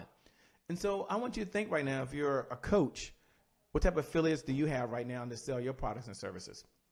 A sales affiliates are mercenaries. They're in it for the money. They're in spaces you're not in. They're in places you're not at. They bring traffic to your website you can't generate. They bring people to your masterclasses and your webinars when you're not there. They fill your virtual summits and some of you, your live summits. That's what a sales affiliate is. So it makes sense. For some of you, if you're a life coach, it makes sense that you have an affiliate with someone that maybe does health and wellness. Here's the question. How much revenue did you generate over the last 90 days from just a sales rep? For many, 0 or not enough. How much revenue did you generate just from your sales affiliates team? For many, not enough. And if that's you and you're saying, Shay, it's not enough, I understand. Let me go over the last two if I can. The next one is a sales ambassador. Now, we're going to teach you how to do a sales affiliate. I'm going to give you all of the software you need so it's none of your labor, okay? Some of you texted it earlier. I'm going to give you that number in a minute. You'll get that. The sales ambassador, they understand that they're not in it for the money. They're only in it for rewards and recognition. Rewards and recognition. They're already in your circle. And they believe in your mission. They believe in the company's goals. They believe in the company's objectives. They're not in it for the money. You cannot motivate them with money. You can motivate them with a free iPad. You can motivate them with an Apple Watch. You can give them gifts and recognize them for just believing in the mission, goals, and objectives. How much revenue did you generate over the last 90 days just in that one area? For many of you, not enough. Just not enough. So I want you to have sales ambassadors. We're going to teach you how to do that. Digital sales solution. You know, this is hot right now and it's popular. A number of folks are talking about it. Yeah, you got to have a digital sales solution. You need a sales funnel. You got to bring them to a sales page. They got to buy. Folks aren't buying on their sales pages. And the number one reason they aren't buying on their sales pages is because the purpose of a sales page is just to get the information. So you need to take the pricing off sometime a sales page, and you need to take them to the checkout page. So they opt in, they give you all their information. Then they go to a checkout page where they can see the value. Now that's important because price only matters in the absence of value. So if you can get the value to be there, and then you take them to checkout, now you have all their information. If they don't buy, you can follow up. I was working with a client recently. They said, Shay, I don't even know who went to my page. I had 3,000 people that went to my page. No one bought. We couldn't follow up with anybody. Because none of them opted in. They saw the price, didn't buy right there. For some of you, this is a breakthrough. Look, to build a seven-figure sales team, it's going to take a sales rep. It's going to take a sales and affiliate team. It's going to take a sales ambassador team. It's going to take a digital sales solution team. And I know it's going to take your sales cheerleader, which I don't have time to get into that, but the sales cheerleader, their number one focus at the end of the day is making sure that we tell the story of all your successful clients. Here's what I want to share with you. You can build a seven-figure sales team. Do you have to do all five at one time? No. But I want you to make a commitment right now that you're going to take your labor out of it. You will not be the number one salesperson. You will not be the number one marketing person. You will not be the number one project manager. You will not be the number one tech person. You will not be the number one Facebook ad person. You will not be the number one collaborator. You will not be the number one marketer. You will not be the number one recruiter. You're going to take those hats off. You're going to continue to do that. I want you to focus on just being you. Let your sales team do the work. Let the sales team bring in the revenue without your labor. If that's you and that really resonates with you and you're like, Shay, that resonates loud and clear, then I want you to do me a favor. In the time we have left, I want you to text the word team right now. I'm going to help you, give you free access to the playbook. I'm going to give you the masterclass series. And I'm going to give you the challenge. And I'm going to work with some of you one-on-one. You've got to take action. The university rewards people who take action differently than those that don't. Text the word team right now to 202-270-1662. Include your first name. Include your last name. Include your best contact number. I'm requiring that. Now, I'm going to share this with you. And I'm going to help you on this journey. But at the end of the day, success is a team sport. You can only get so far by yourself. I love the quote. As many of you are texting in right now, I love the quote. You can build a ship by yourself, but it takes a team to sail that sucker. And that's what's going on right now. We're all out in the same ocean. Now, the question is, who's on your team? Build your sales team. Text the word text the word team to 202-270-1662. Include your first name, include your last name, include your best contact number and your email. I'm going to send you the playbook. I'm going to send you the masterclass series. I'm going to make sure you join the challenge. And more importantly, we're going to have a one-on-one session. With that being said, my name, by the way, is Shay Brown, the Happy Entrepreneur. Remember, time is long. Life is short. You got to live in the moment and you got to make it count. God bless. I'm out of here. Peace.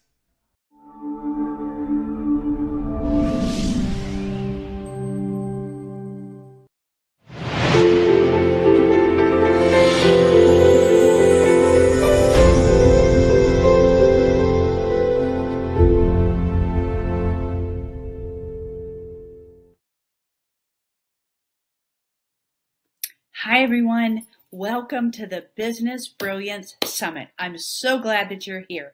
My name is Julie Duncan. I am the CEO and owner of Empowering Life Coaching and Consulting, LLC. And I'm going to be as present as I can today. I will bring my best self. That's my promise to you. And all I ask in return is that you are present and bring your best self. That way we can have some transformative experience together. I love to serve, and I promise I will do my best to deliver. I always say I get to help entrepreneurs master their mindset to unleash their full potential. Because words matter, right? So without further ado, let's go ahead and get started. I want to share a story with you to start. So at the age of 17, I only had one goal. The goal was to go to college and follow in the footprints of my dear beloved grandmother. That dream was shattered initially by Mr. King, my high school guidance counselor, because he delivered the news that I was not college material. Okay, let's stop there. I can almost hear the ooh and ahs. I'm so sorry. That's awful coming through the computer screen. But the truth of the matter is, ladies and gentlemen, I earned that. Don't feel sorry for me because I put the P in party. I would have much rather party with my best friends than sit in a boring classroom. That was my perspective back then. Anyone relate? I can't be the only one, right? But being raised by a single mother at the time, losing my brother my senior year of high school, and obviously not having the grades for a stellar college application, I was in total despair. I'm not going to lie. I was distraught. But I wanted it bad enough to dig deep into the recesses of my soul to make it happen. And this is a picture on the screen of me graduating from my master's program 10 years after completing my bachelor's degree. You see, being courageous has been my only choice in my life. Can anyone relate? So in the spirit of courage, my topic today is, are you ready? Courage, the catalyst to an unstoppable mindset. I'm very excited for this topic, so let's go ahead and dig in. So thinking about courage, do you think of confidence when you think of courage? Do you think they're related? Maybe in the same family? Well, courage is not exactly the same as confidence. Courage is a precursor to confidence. And let me give you an example. When I walked onto the college campus for my undergraduate program, I didn't have any confidence. I was an underdog, and I well knew that. But I had enough courage to apply and get there, so I could build upon that, right? And I don't know if you've ever jumped out of an airplane. I never have, but I can tell you, I would need a boatload of courage on the way down, in spite of the fear. Courage is jumping out of the plane and growing wings on the way down. Courage is moving forward despite the fear, not in the absence of it. I don't know anybody that's ever jumped out of an airplane and not had any fear. We oftentimes let fear stop us, but the truth of the matter is, ladies and gentlemen, fear is going to be there. It's very natural. It's part of the human condition. But courage is doing it anyway in spite of the fear, facing the fear head on. What does Nike teach us? Just do it, right? Excuse me, right? So I'm going to share a story. I was partnered with a nutrition business years back, and I still am. Wonderful products. A large school district contacted me and wanted me to come to a school board meeting and share about our tower gardens, which was a way to grow your own food, lettuce, herbs, etc. And I had no idea what I was going to be facing. The school board members were all going to be there. The superintendent of the school was going to be there. Oh my gosh. I drove over 90 minutes on a cold, pouring down rain evening. I was recovering from knee surgery. I got lost along the way. I was a first-time entrepreneur. Sales was not my MO. I was a bleeding heart social worker. I can't tell you the times I contemplated turning that car around, and I thought nobody will be the wiser. I'll find a really good reason why it didn't work out, and I'm just going to go home. But the fact of the matter is my why was really big. My kids were watching. My teammates were watching. And I was a little bit poor, to be honest with you. I was a stay-at-home mom at the time. And I knew I couldn't say no. I knew I had to keep going. So I dug deep. I showed up at the meeting. I found courage, and I gave it my best shot. And after the meeting, the administrator approached me and said, we want to market test a tower garden. and we need your help. So one courageous act built upon another and another, and pretty soon my courage had really snowballed.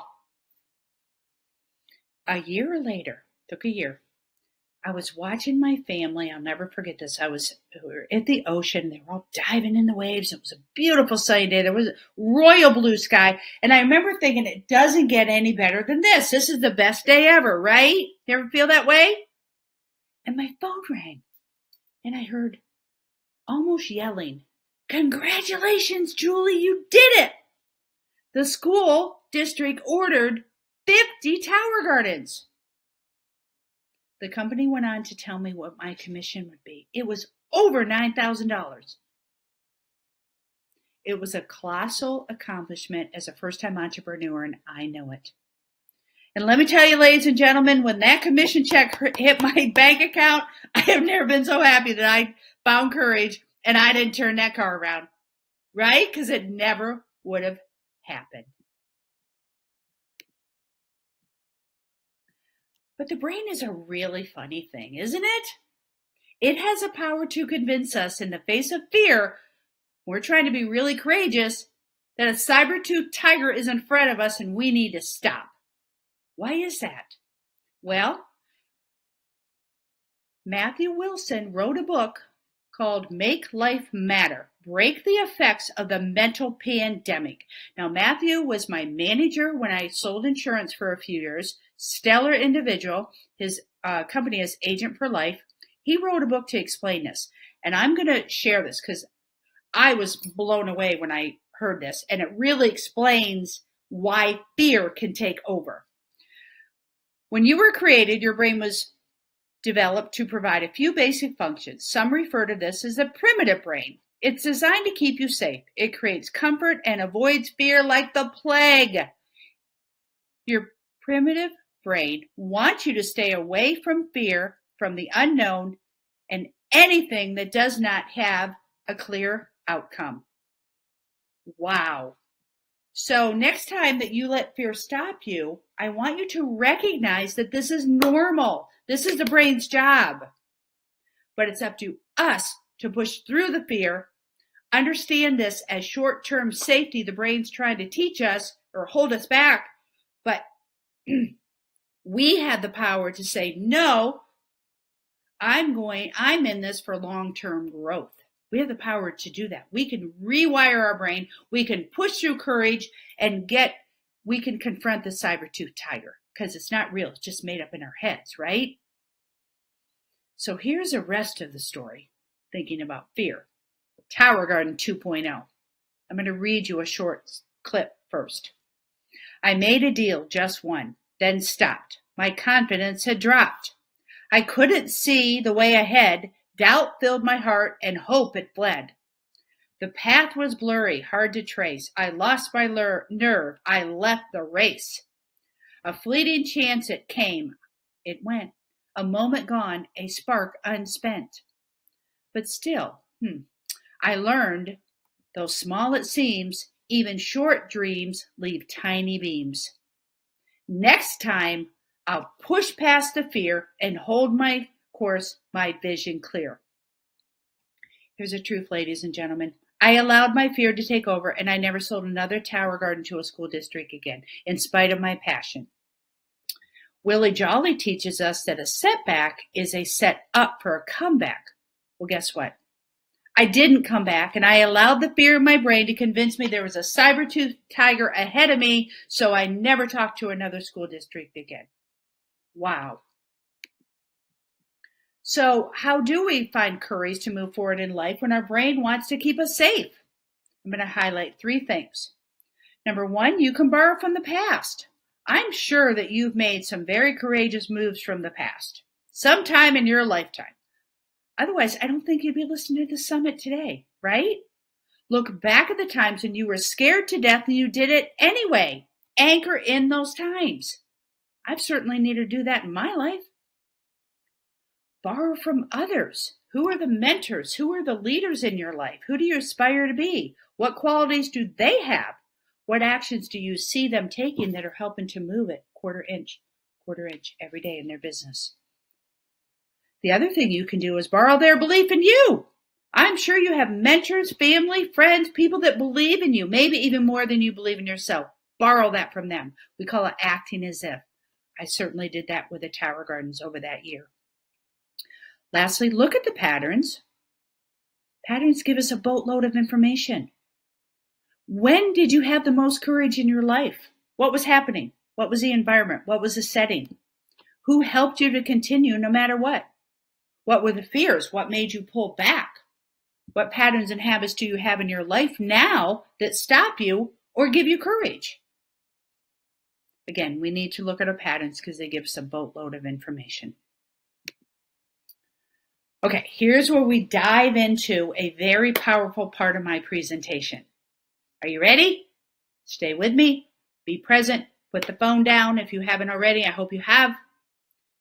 Put the laptop down. Let's go. We all have a story. Some are incredibly empowering. Some can be very limiting, right?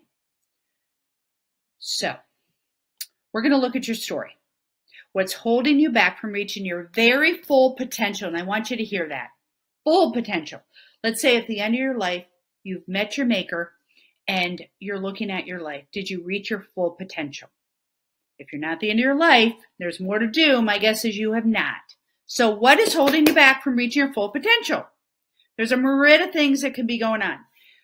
We can have a fear of being seen, rejection, failure. We can feel like an imposter, not good enough, don't have enough time. We're too old. We're too young. We're not tech savvy. It's too complicated. We're not qualified. I'm a perfectionist. It's not perfect. I can't fail. That's fatal. Right? So on a scale of 1 to 10, 10 being 0, 10 being totally held back, holding back, what number would you give it? Would it be a 10? Would it be a 10 times 10? 10 times 1,000? What number would you give it? Hold on to that because we're going to come back to it. Okay? Now we're going to pause and reflect. This is where the power lies, ladies and gentlemen. This is an exercise that I've adopted from Dean Grazioso and Tony Robbins' mastermind that I'm in. I need to give credit where credit's due. So stay with me. It's powerful. Change your story, change your life is what Tony Robbins says, and I've done it, and it's true. Okay, here we go. It's the end of a really long life, ladies and gentlemen. You're 95 years old and you get the opportunity to meet your maker. You've left this earth and you're sitting beside your maker, whatever your beliefs are. Personally, I'd be sitting beside God. You sit down and you hear, how are things going? And you think I missed it. I held back. I think I never unleashed my full potential.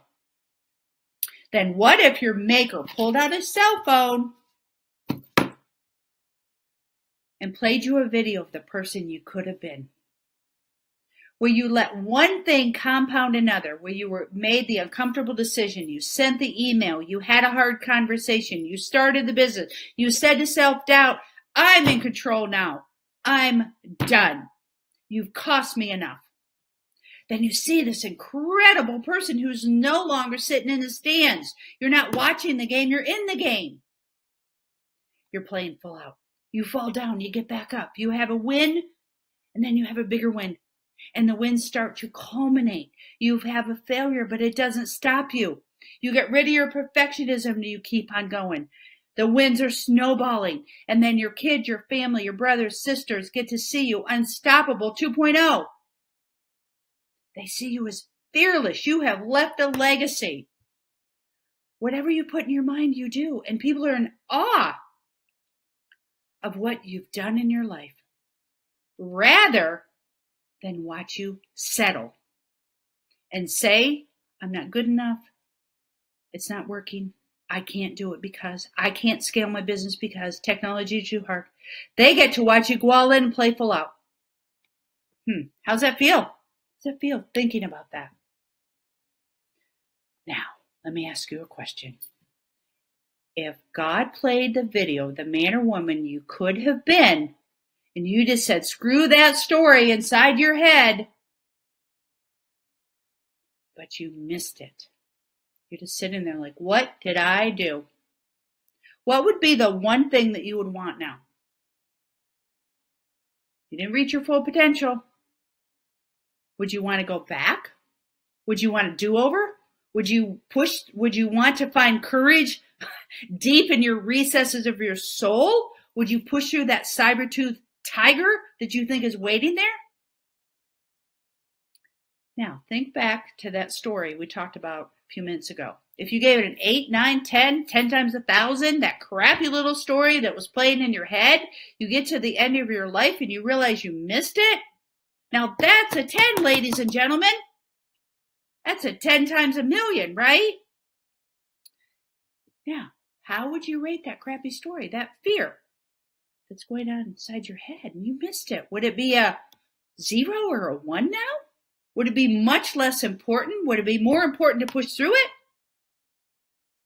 I'm guessing so, right? Here's a cool thing, ladies and gentlemen. You get your wish granted, genie in a bottle right now. Why? Because you're here. You're living in today. You can make that decision today to find the courage to jump out of the plane, to move the needle a 1/4 inch, to move your business forward, to make the hard decision, to face your fears, rewrite your story, change your life, and dig deep to find the courage inside of you to move the needle. Today's the day. We've changed your story. No longer exists. Change your story, change your life. Tony Robbins. Change your story, change your identity. That no longer exists. So what if you believed, I'm possible, it's necessary? I'm quoting the famous, infamous Les Brown right now. What if you believe that? You've gotten rid of your story, you've gotten rid of the fear, you've faced it, you're at the end of your life, you say no more. And you believe, I am enough, I know enough, I have the skills, I have the tools, I have the network, I have the leaders, I have all the tools I need to move forward. How would that be different in your life? How would your business change? How would you scale the business? Because this is the thing, ladies and gentlemen, when people say mindset is a little thing, they couldn't be further from the truth. Mindset is everything. We just proved it with that crappy little story. It didn't matter, did it, once you changed your mindset and you saw the end of the life scenario? Have things shifted? Are you more courageous today? More courageous now? I'll end with this, ladies and gentlemen. Superman isn't real, and he's not coming to save you. It's time to be your own Superman and find the courage within. I believe in you, and I believe you have the ability to find the courage to unlock your courage, face the saber-toothed tiger, and change your life and change your business starting today. Thank you so much for listening. I hope I've served you, and I hope you found some inner courage to unlock today. If you text the word courage to, you ready? 540-327-6374, I'm going to gift you a free courage assessment tool. You can use that yourself. You can use that with a sales team if you have a sales team. You can use it with your kids, your family, anybody.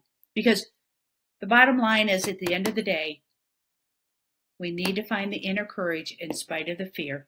And this is a great tool to help you assess your level of courage. Ladies and gentlemen, it's been an honor to serve you. It's been an honor to spend the last 20 minutes with you. And I wish you all the best in your courage. It's time to go and be business brilliant. Have a great day.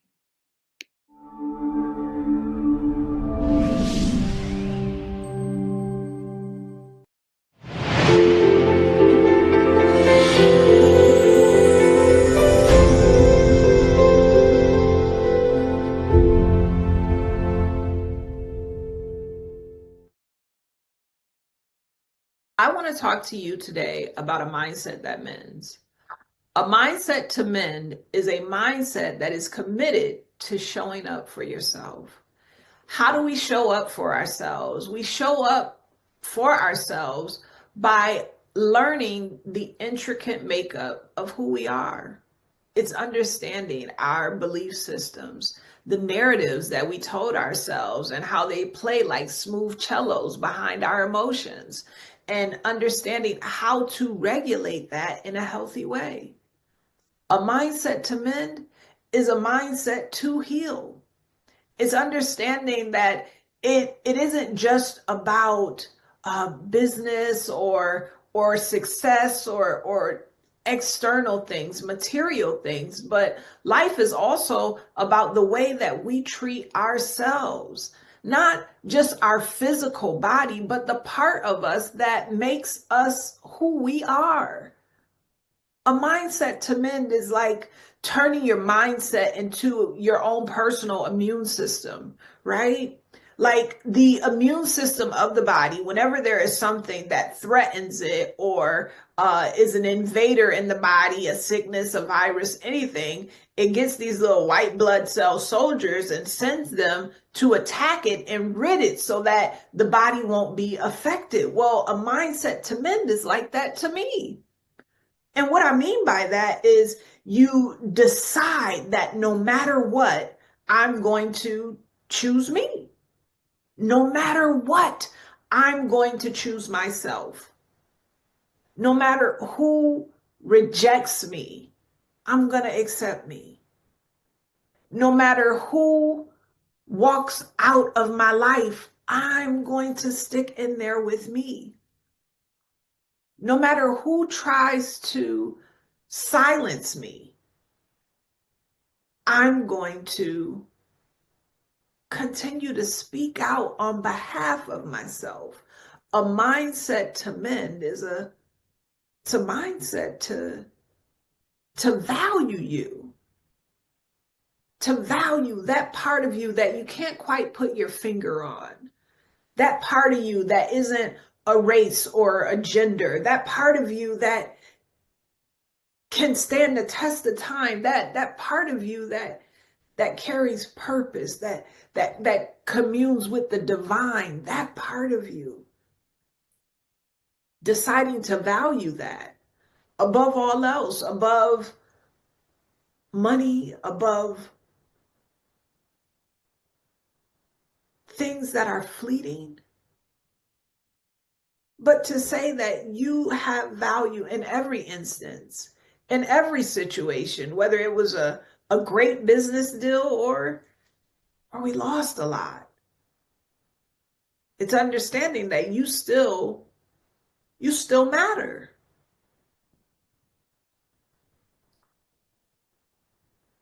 Your value is unchanged.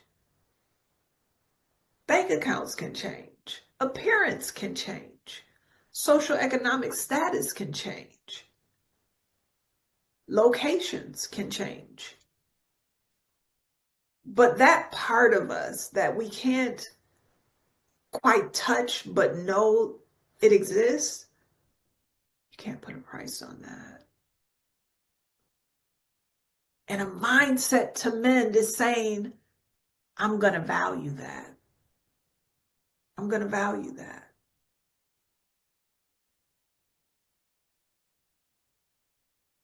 Oftentimes when we experience something, a trauma, if you will, it tells us, or we in turn tell ourselves something about that, right?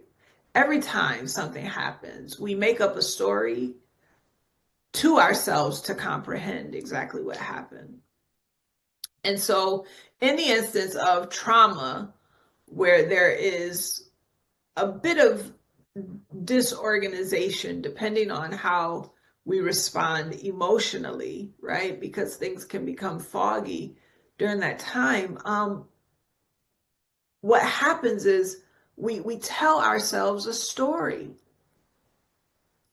And oftentimes when we tell ourselves stories as children, there's a lot of blame and victimization, because children are egocentric. So it's, I'm bad, I'm not enough, I'm not lovable. And so if we never revisit those stories, if we never adopt the mindset to mend, and we don't revisit the narrative and reshape the narrative, well, it plays like a smooth cello beneath emotions. And we behave in a certain way that I'm sure, we may validate and justify because we have not yet done the work. We haven't adopted the right mindset to mend that area in the heart, to mend that area in the soul. It's interesting. One of the things that I always ask my clients is, how are you managing your heart? How are you managing your heart? Because oftentimes I don't think we think about that. I hear people say, I have scars, or my heart has been through a lot, or I'm bruised, or it's been battered, but we don't really talk about how we manage it. We just identify experiences it's had from other people. But we carry it around with us every day, all day. So I want to encourage you to begin to check in with how you're managing your heart. Are you carrying things that are weighing you down? Are you holding on to unforgiveness, anger, bitterness? How are you managing your heart? It's no small question. And so I want to encourage you to begin to manage your heart in a way that demonstrates you're a good steward. A mindset to mend chooses to love the heart unconditionally. In fact, I encourage you to fall in love with every facet of your heart. Every scar, every bruise. For you to cradle it because it's yours and it's survived. It's made it far this long. A mindset to mend is a mindset that forgives. There's a song that says, a heart that forgives is a heart that lives. Nelson Mandela used to say, unforgiveness is like drinking poison and expecting the other person to die. We have to let it go. It does not serve us. It doesn't serve us emotionally. It doesn't serve us spiritually. And it certainly isn't helping us manage our heart to hold on to the anger, the hurt, the resentment. Why are we carrying those bags? It happened already.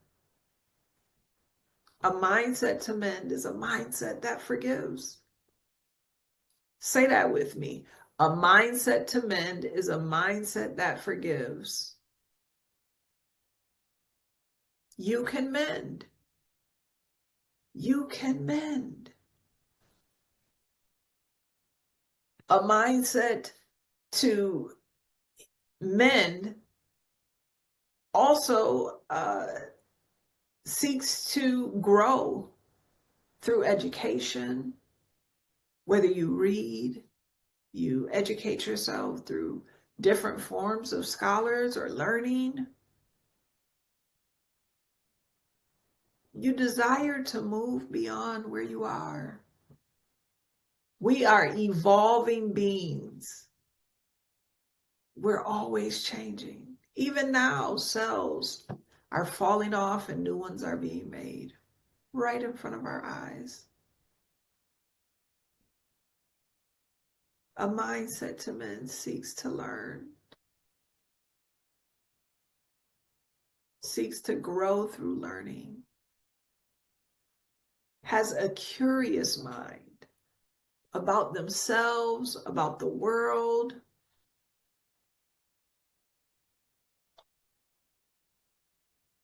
Educate yourself to move beyond where you are and go from one space to the next, to the next, to the next, to the next.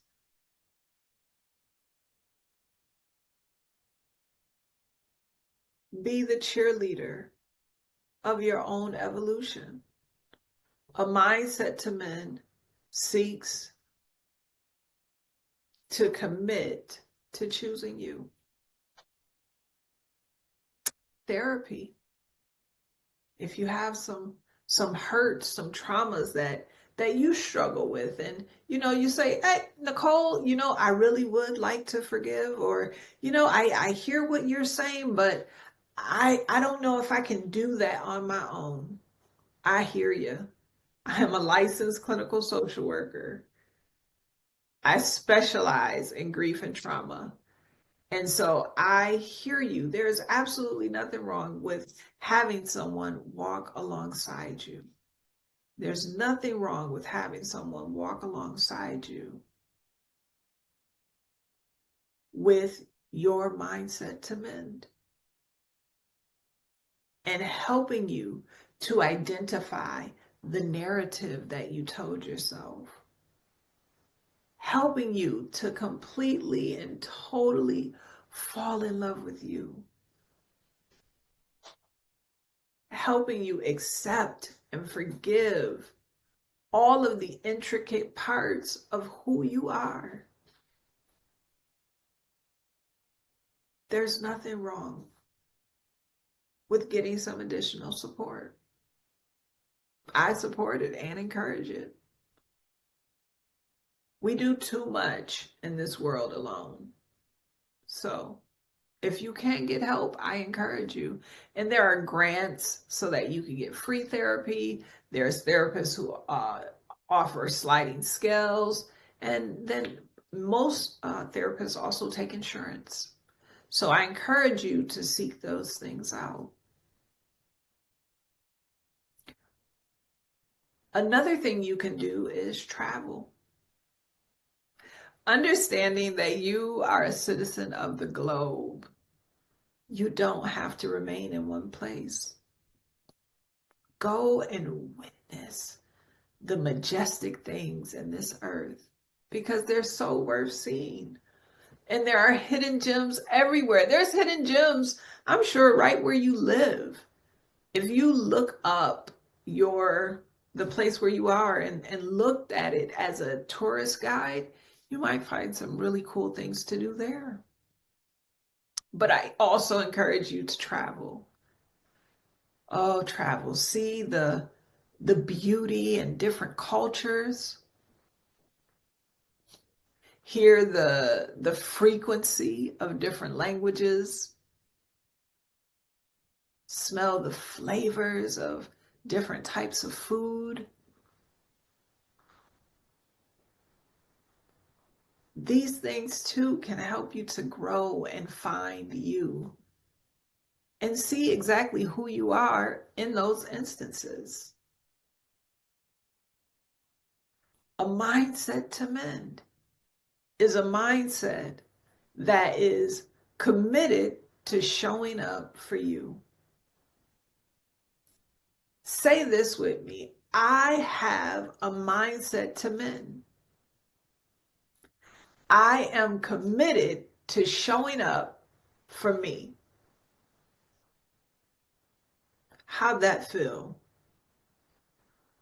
A mindset to mend is a mindset that values you, that chooses you, that manages the heart, that loves the heart, and that seeks to evolve. My name is Nicole Neighbors, and I hope that this message helped you and that you would adopt a mindset to mend because you have the ability to win, to do anything you want to do, something that can supersede your wildest dreams, if you would just adopt a mindset to mend, heal the past pains, and take on life. There are so many things that can happen in a day, so many things that can deter you, you know. However, if you just continue to show up for you, regardless of the things happening, how they happen, when they happen, just choose you. And you will learn every time. And every time you learn, you win. Adopt a mindset to mend.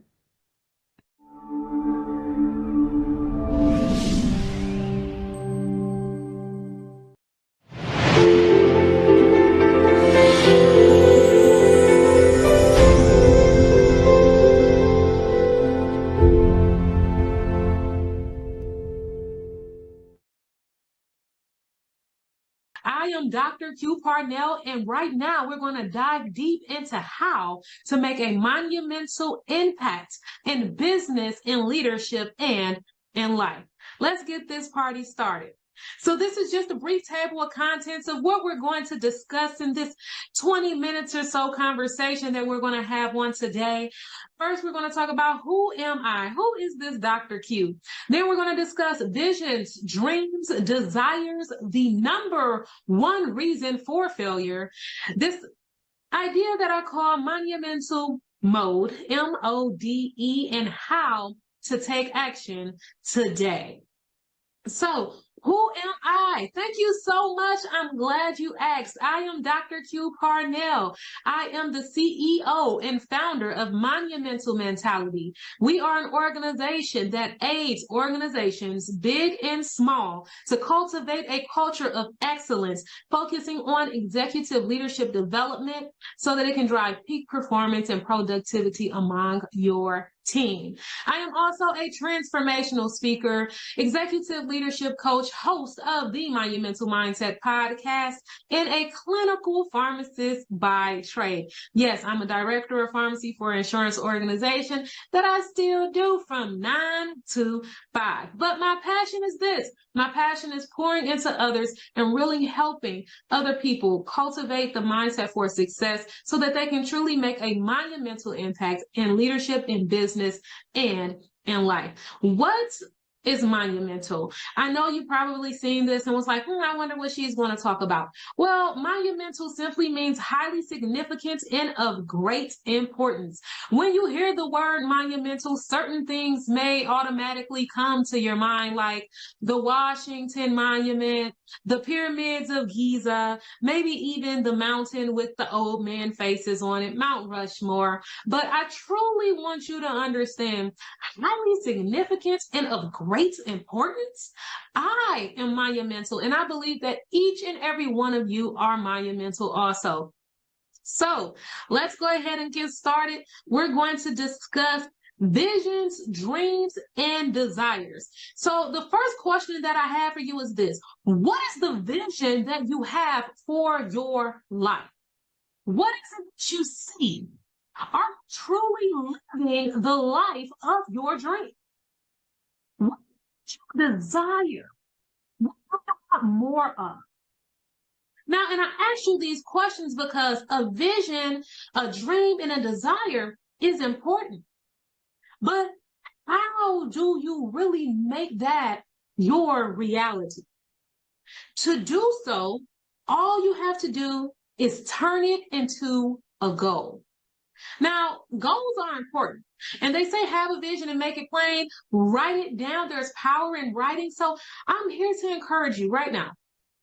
If you have a vision for your life, my vision is to start my business. My vision is to write a book. My vision is, or my desire is to be one of the top sales persons in my organization. My desire is to expand in my business, to pass my performance goals. Whatever your dreams, your visions, and your desires are, in order for you to truly make it into your reality, you have to turn it into a goal. Now, to turn into a goal, I like to use SMART goals. We all heard of SMART goals before. It has to be specific. What is it that you're truly doing? It has to be measurable. It has to be obtainable, realistic, and timely. You have to put a time frame on it. What's your goal? You can't have a goal and you don't have a date for it, because now you're shooting in the dark.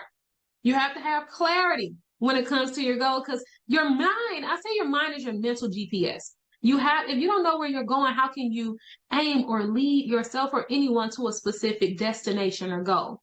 You have to be clear, have a goal, write it down, make it plain, and then we have to put actionable steps in place to make sure that your goal is truly achievable. Now, I know it's not just me, because this happened to me, so it had to happen to some of you as well. Sometimes when you set a goal for yourself, it can feel a bit intimidating. It can say, like, let's just use weight loss, for example, because it's easy. Let's say, oh, my goal is to lose 30 pounds. I want to be fit and fine by the summertime, right? Okay, well, saying I want to lose 30 pounds, that's like a big drastic goal. That's like, oh my God, that's 30 pounds? Yes, but what if you break it down? So if I say I want to lose 30 pounds in 6 months, so now I'm going to break that down. What does that mean it look like for each month? Now I just need to lose 5 pounds a month for 6 months, and I feel like my goal is more achievable because I've made it to a smaller piece. But you can also take that month and make it down into an even smaller bite-sized piece. How many weeks are in a month? 4. So that means I need to lose 1 to 2 pounds a week for me to lose 5 pounds a month, right? And now, what do I need to do every day to make that happen? I need to make sure I get in my adequate water intake. I need to make sure that I follow my meal plan. Whatever it is, you take your goal and you break it down. My goal is to publish a book in 6 months. My book is going to be 12 chapters long. That means each month I need to focus on writing 1 to 2 chapters a month, honing in on those chapters, editing them along the way, expanding on them. Whatever it is for those 2 months, I focus on these 2 chapters. Or for that 1 month, I focus on these 2 chapters. And now over 6 months, you have a 12-chapter book that's ready to be published because you have a deadline, and now you didn't work it down into bite-sized pieces. Now, if I know I need to do 2 chapters a month, okay, that means it's 2 weeks I need to focus on 1 chapter, 2 weeks I need to focus on the other chapter. Now you break it down. So what do I need to do for each week? I can focus on the first 15 pages, the next 15 pages. Whatever it is that you need to do, when you adequately set a goal, you want to make sure that you can break it down into bite-sized pieces. So now you can start getting your wins and you'll feel more achievable and like your goal is right there in your reach, as opposed to something that's astronomical, way too big. It's hard to focus on it. So whatever your vision is, whether it's to start that business, whether it's to excel and exceed within your organization, build your business, expand, write your book, lose the weight, whatever that goal is, whatever that desire is, whatever that vision is, turn it into an actionable goal so that you can truly be successful. Now, I want to talk about this. What is the number one reason for failure? And I know right now this is not something that you all are going to be able to give me ideas about, but I'm going to tell you some of the ones that I hear. The number one reason for failure that I hear what someone would say would be commitment. That is a reason for failure, but it's not the number one reason. Not starting. That is a reason for failure, but it's not the number one reason. Another thing that I had was a lack of determination. That is a reason for failure, but that's not the number one reason. I want to give you the number one reason for failure. Are you ready? I hope you're ready.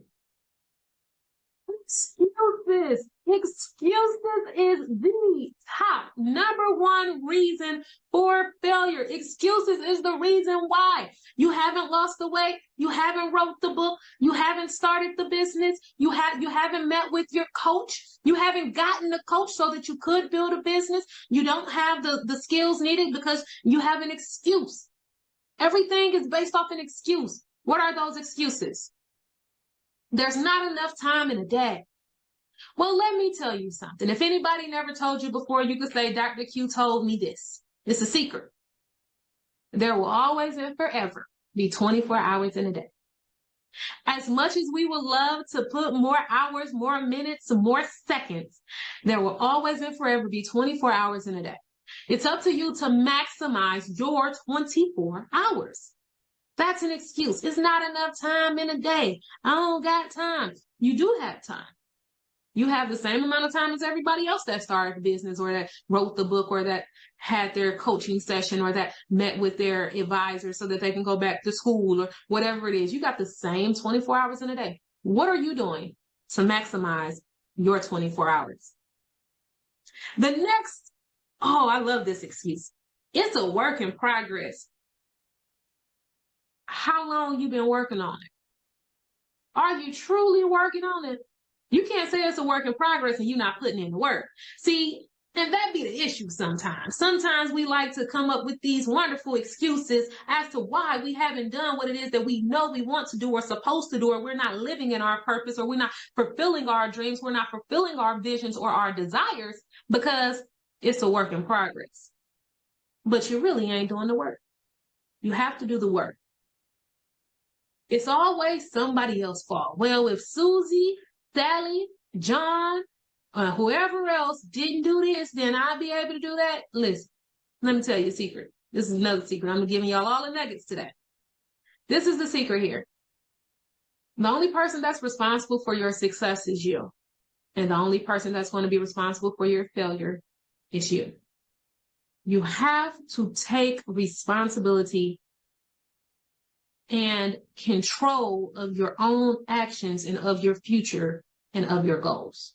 It's your responsibility. It's nobody else's. You have to hold yourself accountable. Sometimes we feel like, oh, everybody want an accountability partner or an accountability coach. That's fine. But if you're not doing the work, you can't blame it on the coach. That's just like going, for example, we're going to use the workout example, going to the gym. The workouts ain't work. It's his fault. No, it ain't his fault. You ain't do the work. He wrote it down for you. You didn't do the work. Oh, it's somebody else's fault the book is not done. No, it's your fault the book is not done. Find the time. It's nobody else's fault but yours. You're responsible for your success. You're responsible for your leadership. That's important as well. I don't have the money. Now, sometimes we hear this too. Oh, that's too expensive. I don't have money for that. But you have money for what you want to spend your money on. So that's when you decide what's a priority for you. Is it a priority for you to go get the newest bag that came out? Or is it a priority for you to get the leadership development training that you need so that you can be successful within your business? Is it more important for you to go to the Beyonce concert, or to go to the movie theater, or to go to the Super Bowl, or to go to the whatever hot thing is happening in the world today, get those new Jordans that came out, or Louboutin came out with some new heels, girl. I want to go get this, or I want to go get that bag. I want to go get that Renaissance perfume, whatever it is. You find money for what you want to find money on, or what you want to spend money on. But you can't say you don't have the money when your future and your development is truly counting on it. And the last thing is this: it's too risky. You haven't wrote the book because it's too risky. You don't know if anybody's going to buy it. You haven't started the business because, oh, it's too risky. I don't know if I'm going to have any clients. I don't know if I'm going to have any customers. Oh, I haven't started the business speaking because I don't know who's going to listen to me. It's too risky. Well, guess what? Anything worth having is worth taking the risk. You have to jump. You have to do what you have to do to be where you want to be. No one got to where they are by playing it safe. Take the risk. Invest in yourself. Invest in your future. Invest in your development. Invest in your leadership. Take out the time that's needed to do what it is that you got to do to truly be where it is that you want to be. Now, how do you get over these excuses? How do you get yourself to a point where you can truly do what it is that you said you want to do, where you can truly live the life of your dreams, the vision that you see for yourself and the desires? How do you relentlessly go after those goals so that you can be successful? Well, I'm so happy you asked. You get into what I call monumental mode. Monumental mode is an acronym, MODE. We already know what monumental is, highly significant and of great importance. Now, if you're going to attack your mindset, you want to have a monumental mindset and get into monumental mode. The M is for motivation. We're going to break this down real quick for you. The M is for motivation. Motivation is your why. It's your driving force. Why do you want to write the book? Why did you start? Why do you want to start the business? Why do you want the promotion? Why do you want to go back to school? It is your driving force. You have to know your why so that you can keep going. The O is for optimism. Now, optimism is important because that's the belief that everything is going to happen in your favor in the long run. Now, contrary to popular belief, it doesn't mean that everything will be cupcakes and rainbows. But what it does mean is that even though you may face any trials or obstacles, you know that in the end, everything is going to work out in your favor. You have to be optimistic. Now, and I say that because of this. You can't have a negative Nancy and a terrible time mindset and you think that everything is going to work out in your favor, because it won't. If you wake up in the morning, you say today is going to be a horrible day, or I can't wait, I don't want to go in here and see these people, I'm tired, I don't need to. Listen, you already setting the tone for your day. We don't do that. We have a monumental mindset. We get into monumental mode. We're optimistic about our goals. We truly believe that we can be a bestseller. We truly believe that our business can touch the masses. We truly believe that I can excel in meeting my Q4 goals for the business for this month. I truly believe that I can enhance and elevate my leadership skills so that I can lead my team effectively. You have to truly believe and be optimistic on what it is that you're working towards. Now, the D is for determination and discipline. And I had to put these two together because they dope together. Determination is the relentless pursuit to go after whatever it is that you're working on. So that means though you may have any trials, any tribulations, any challenges, you're still going to keep going. You're going to continuously go after it. You're going to keep showing up. You're going to use every opportunity that you have come across as a stepping stone for success. Determination is also understanding this. Asking for help is a strength. Sometimes, even though you may fail, when you keep going, that's determination. Asking for help, because sometimes, and I know this was me too, I always felt like, I got this. It's me against the world. I don't need nobody. I don't need no help. I don't need no. Asking for help is a weakness. I can figure it out on my own. Well, I'm here to tell you that with a mindset like that, you'll never be successful. In order for you to be successful, you have to understand that asking for help is a strength. Why would you put yourself through going through 4 and 5 different loopholes when somebody's already done it for you and all you have to do is ask the question?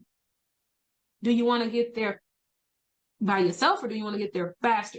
Sometimes it takes longer if you're trying to get there by yourself when you can just ask the questions that's needed so that you can get what it is that you need to be successful in the long run. And discipline is showing up even when you don't feel like it. Now, discipline is important because I'm tired. The kids stayed up all night. You done been to the gym. You don't feel like working on your book. You don't feel like working on your course. You don't feel like working on your business plan. I don't feel like going into the office today. But showing up, even when you don't feel like it, is how you truly continue to be consistent, having the discipline to achieve your goals. That's when the difference comes into play. You have to have the discipline. And it's also understanding this.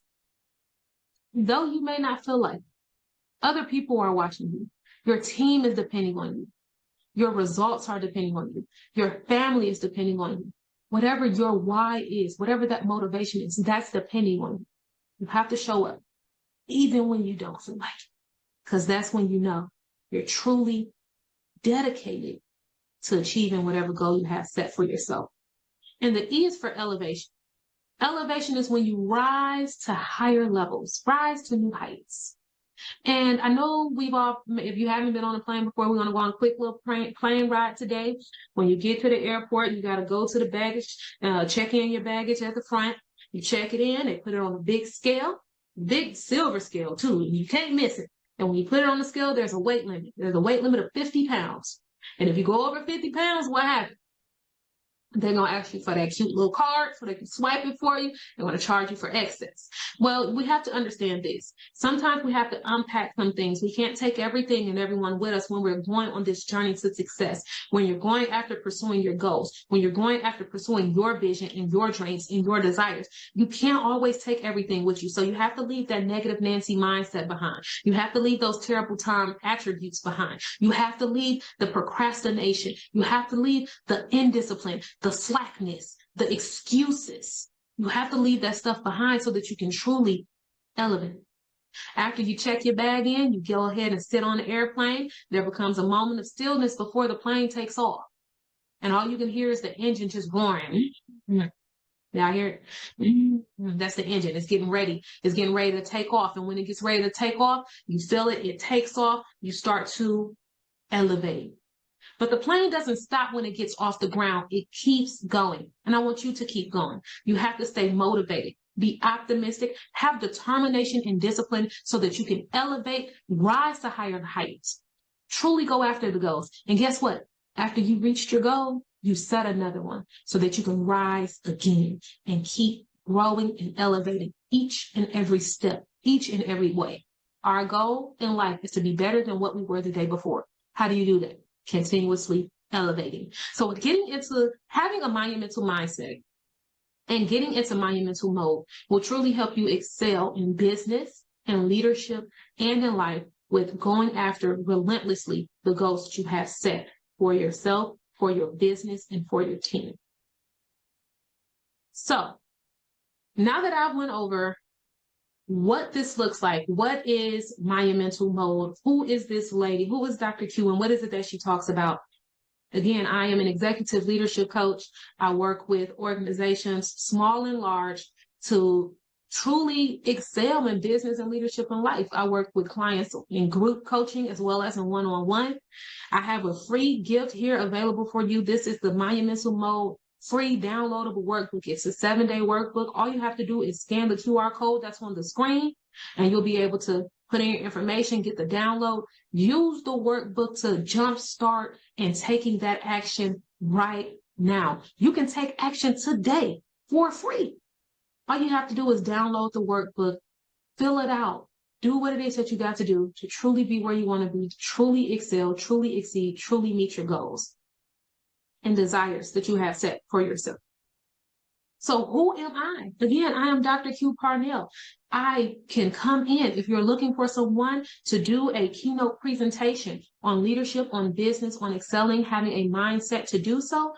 I'm your girl. Please feel free to reach out. I also host and MC events. I facilitate developmental workshops within organizations, small and large. I work with college and high school students as well, helping them cultivate the mindset for leadership success before they even enter the work environment. And if you enjoy what you're hearing, please go out and listen to Monumental Mindset by Dr. Q podcast. It's available on all podcast platforms, Apple Podcasts, YouTube, and so much more. Go out and listen to it. Get the information that's free and that's available for you so that you can truly be monumental. I want you to be monumental. I want you to excel in business and leadership and in life. Thank you so much for joining how to make a monumental impact in leadership in business and in life with Dr. Q. If you have any questions, my contact information is listed here. You can visit me on my website, www.drqthecoach.com. You can email me, text, and follow at Dr. Q the Coach on all social media platforms.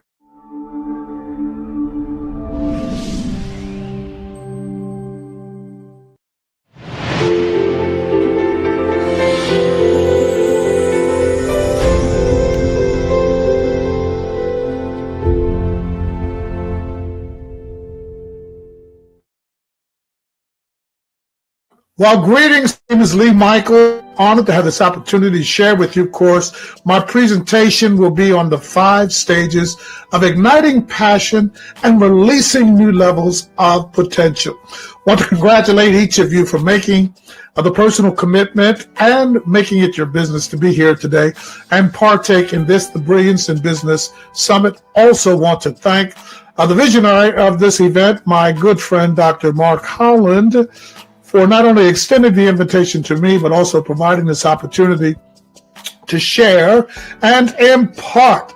Now, for those who do not know me, I hailed out of Baltimore, Maryland, and for 45 years, I anchored a career in media, in broadcasting, in radio and television. My beginnings were humble. I came from the public housing projects of Baltimore City and was not given much chance to have an opportunity to survive, much rather succeed.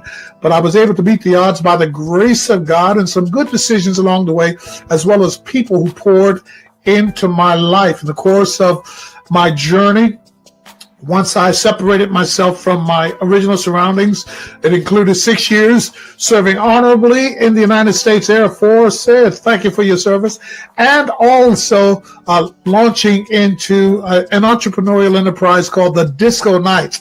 When I came out of the military, I launched a group of DJs. I just had a vision and a dream and a little bit of money that I'd saved up while in the military. And there's a lot that I could tell you about that, but I don't have the time. But suffice to say that positioned me for an opportunity to get into broadcasting. And from the time I took my first job in broadcasting back in 1980 until the time that I retired at the end of 2023, I worked straight through. I matriculated in the industry. I had an opportunity to move from different stations, but I was never without employment. And that, for those of you who are familiar, is an anomaly to be able to work 45 years consecutively in such a volatile industry as broadcasting. So I say that not to boast, but to say that to purport to how the grace of God can sustain you as well as keep you. Now, today I want to talk to you about igniting passion, the kind of passion that can take you from spark to legacy. That's what my shirt is, and that's what my platform is. I have a vision that I call Life Launch Academy, and in Life Launch Academy, we have this program called Ignite S2L, from spark to legacy. And we know that to ignite something is to set it on fire, to inflame it. And our passions need to be inflamed.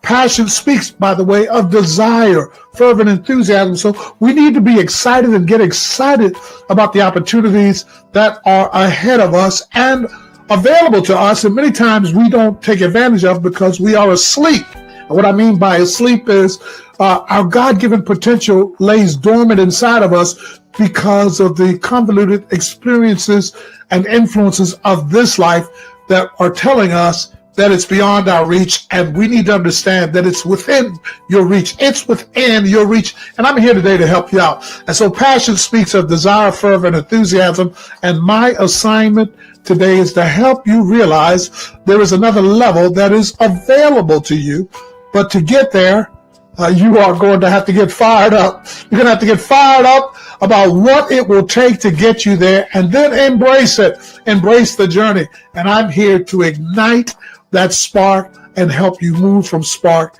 to legacy. Also, if you would like to get more information about my program, I'll share that with you before we finish. But I want to get started by bringing to mind an inspiring story, a movie. I'm a movie buff. And there's this story that really came to mind when I thought about this assignment that was given to me today. The film is called Into the Wild. It wasn't a blockbuster. It didn't garner a lot of attention, but it got my attention because it was an inspiring story based on true events surrounding the life of this 22-year-old student. His name was Christopher McCandless. And the plot of the story is he leaves behind all of his societal expectations to embark on a journey of self-discovery in the Alaskan wilderness. Now, I don't know if you've ever been to Alaska, but Alaska is a beautiful place. I never thought it would be a place that I would want to go to because of the cold.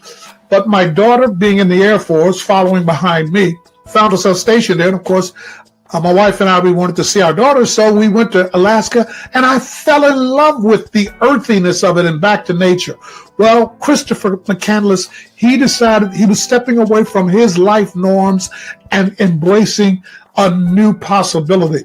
And there is one pivotal moment in the movie that I would like to bring to your attention, which occurs when he is alone in the wild and he's lighting a small campfire.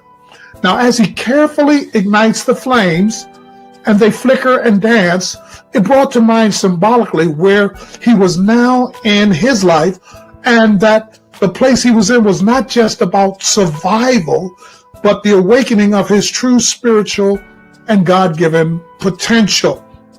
It was awakened because he dared to step out of his comfort zone. And much like the fire that he experienced when he ignited that campfire, we also need to ignite our passions and inspire ourselves to new heights. Believe that we can. If you think you can, you can. If you believe it, you can achieve it. And so we need to get fired up about the possibilities that await us when we embrace passionately this new passion that will take us to new heights and go beyond just surviving, but create in us the fire to aspire to new levels of opportunities and success. Are you with me? Stay with me, because I don't have but so much time. And so today I will share with you 5 principles I personally discovered that are designed to help you ignite that passion within you, help you unlock new levels of potential and release it into your life, that you may, out of that reaching those new potentials, experience new horizons, new realities. All of that can be, and new results. All of that can be yours simply because you dare to believe and ignite the passion necessary to achieve. So let's explore how we can transform your professional landscape by harnessing this inner fire. First of the 5 principles that I want to share with you is significance. Significance. Why, you might ask? Significance because you have to make the conscious decision to become more significant. You have to make the conscious decision to become more significant, not only in your life and your dreams, but also in the lives of those connected to you. I will bring to your attention offering by an author by the name of David Foster. One of my favorite readings, and I must confess, was pivotal in helping to change my trajectory toward the things that I was pursuing in life. In the book entitled Accept No Mediocre Life, he brings attention to what he calls 4 dimensions of our existence. First, there's survival. That's when you're in that place where you're robbing Peter to pay Paul, and sometimes you don't even have enough when you rob Peter to pay Paul. Amen. And you're just struggling just to get by day to day. Needless to say, it's hard to embrace any visionary thinking when you're just struggling to survive. But then the second stage is security. That's when you get yourself a little piece of a job that enables you to pay some bills, maybe get yourself an apartment or a place to stay, put a few goodies in the refrigerator, and you're able to at least have a level of security. You don't have to worry about being on the streets. Don't have to worry about something to eat. You may not have a car yet or transportation, or if you do, you got a hoopty, but you got a degree of security. And then from there, now you can start embracing the possibility, well, maybe I can do better. Now I can start dreaming toward what I envision as success. He chronicles the next dimension as success. But he says many of us fall into a trap in the pursuit of success because we have been so adversely influenced by the surroundings and the world in which we live that we define success in the material. In other words, I can buy the brand new car. I can live in the big house. I got a few dollars in my bank account. I can splurge. I can build my wardrobe. We equate success to the material. And because we equate success to the material, we find ourselves many times in a place where we're unfulfilled. And although we have a lot of stuff, we're not happy. And he says that's the trap that too many people are consumed with, pursuing success defined by material gain. He argues that when you recognize that your peace, your joy, your fulfillment, and your happiness is not in just surviving, not just in having a little security, not even in material gain or success, but in finding a way to make a significant impact, your life takes on a whole new meaning. And so that's why I say significance is the first. You have to recognize that in order for you to be the best version of you, you have to find a way to become more significant. Learn that significance is the most prominent dimension of existence in your life, and it elevates you in a sense of purpose and impact. For me, it elevated me to a place where legacy became important. My efforts every day now are all about what I have deemed as significant. For me in this season of my life, what's significant is being able to create a legacy, amen, from spark to legacy, create a legacy that will be generational. Not only for my children, but for my children's children and my children's children's children. The Bible speaks of a just man leaves an inheritance for not only his children, but his children's children. Unfortunately, in the African American community, that's far from the truth. Also, being a pastor, I see too many times that many leave this existence and their legacy is one of debt. They leave their family debt. And so the family is in a continuous cycle of trying to maintain a level of survival and security because nothing significant was done by the matriarch or the patriarch of the family. So significance is the first. For me, that led me to accepting the call of ministry and also community outreach. And so I would challenge you as you reflect on this first one, significance, that you reflect on your current situation. What contributions are you making? What difference are you making in the lives of those that you love and those that you are connected with? Identify how you can increase your significance, whether through your work, or your family, your community, or other personal relationships. And then embrace this affirmation. I choose to lead a significant life, making a meaningful impact in the world around me. I'll leave you with this quote before we go to number 2, and that is from William James. He said, the greatest use of a life is to spend it on something that will outlast it. So if you want to be significant, identify what you can do and the impact that you can make that will outlive you. The second, continuous learning. Why? Because as long as you're alive, you should be learning. Commit to lifelong learning and personal development. Albert Einstein said it this way, intellectual growth should commence at birth and cease only at death. You should be learning constantly. And so set a goal to learn something new each day or each week or each month. Just be continuous. If you can't learn every day, make it your business to learn something new. In the course of your day's activities, you can learn something. The thing is, will you be open enough to receive it? Many times our growth is stunted because we get fixed in what we feel that we have figured out, and in so doing, we block out everything else that could come that could enhance and enlighten and enrich our lives in such a way that it can help us grow to another level. Somebody say, I'm trying to go to the next level. Well, if you're trying to go to the next level, not only learn how to be significant, but also continue to make a priority to learn. And let this be your affirmation concerning principle number 2. I am open to learning and growing every day. I am open to learning and growing every day. Think about a tree. A tree continues to grow, reaching upwards towards the sunshine. And the more we learn, the more we expand our branches, allowing us to reach higher and fulfill our potentials. Even the Bible says in Proverbs 18, the mind of the prudent acquires knowledge and the ear of the wise seeks knowledge. Be wise as it relates to your own personal aspirations, dreams, and goals, and commit yourself to continuous learning. So not only significance and not only continuous learning, but dare to embrace risk-taking. I'm not talking about foolish or careless risk-taking, but I'm talking about embracing calculated risk that can lead to personal and professional growth. As an entrepreneur, I'm reminded the co-founder of Lincoln, Reid Hoffman, said the only way to start a company is to jump off a cliff and assemble it on the way down. And although that sounds a little drastic and extreme, the point is simple. You've got to be willing to step out. You've got to be willing to step out. And you've got to step out in a calculated way. That's where your continuous learning comes into play, because as you learn and seek knowledge, what it does is it helps you assemble an understanding necessary to take those calculated risks.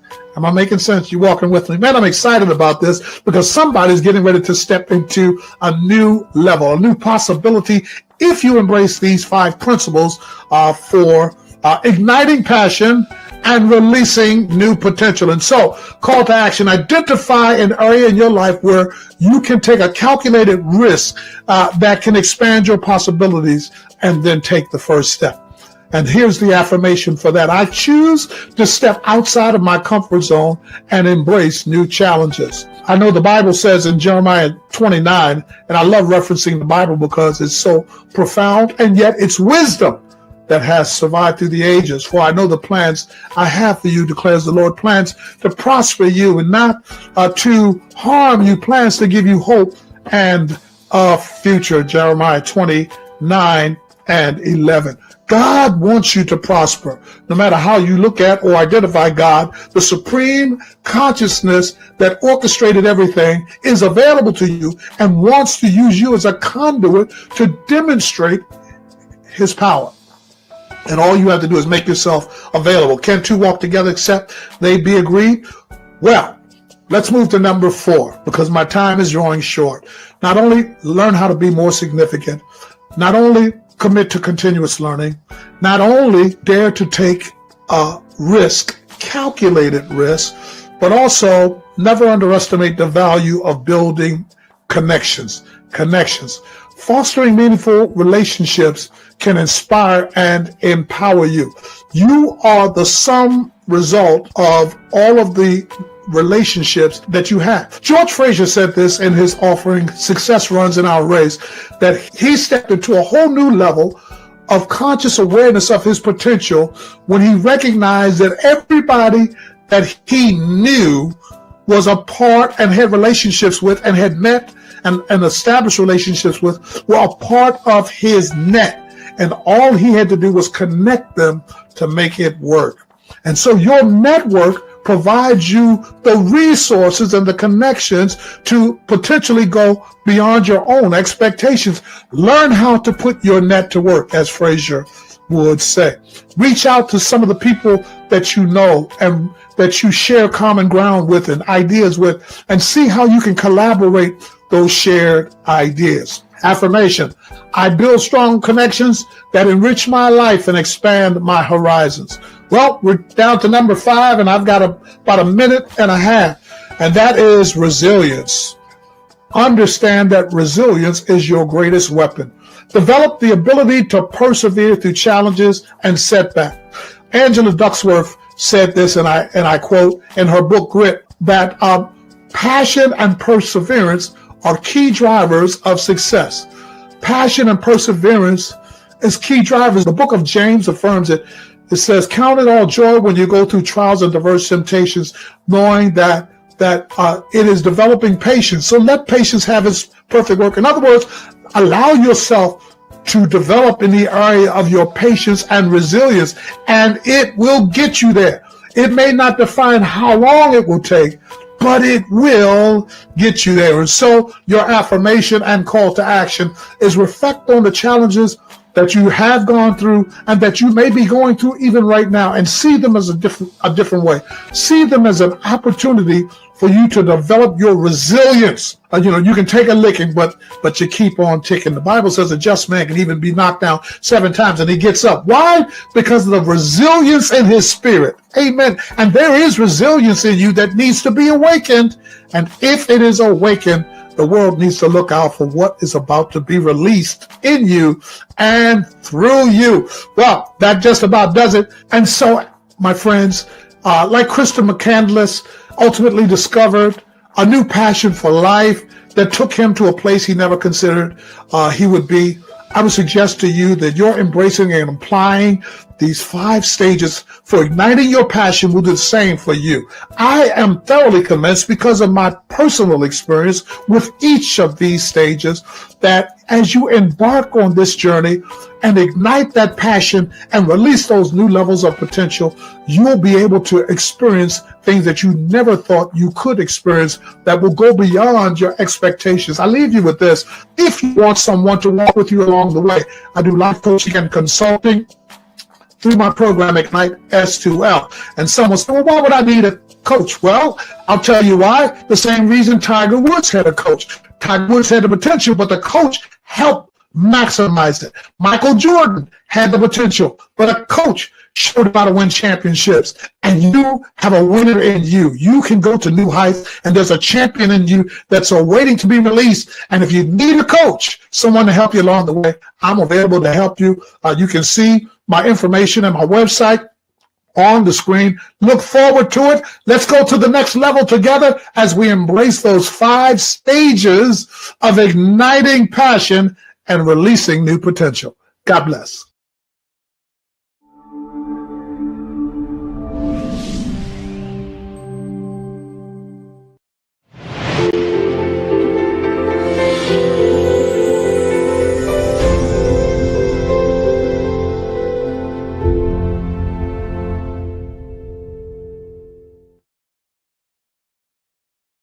Well, hello, friends. My name is Dr. Dwayne Whitehead, and I am the president of the Whitehead Group, a leadership and professional development firm serving America and beyond. And let me tell you, it is such a privilege to be able to share with you for this year's Business Brilliance Summit. And I have to shout out my good friend, Dr. Mark Holland, who has gathered so many thinkers and leaders and trailblazers in one space to share and exchange, because I truly believe that this space makes us all better. Today, I want to add value to you using my experience as a creative and a business leader. I like to think of myself as a creativepreneur.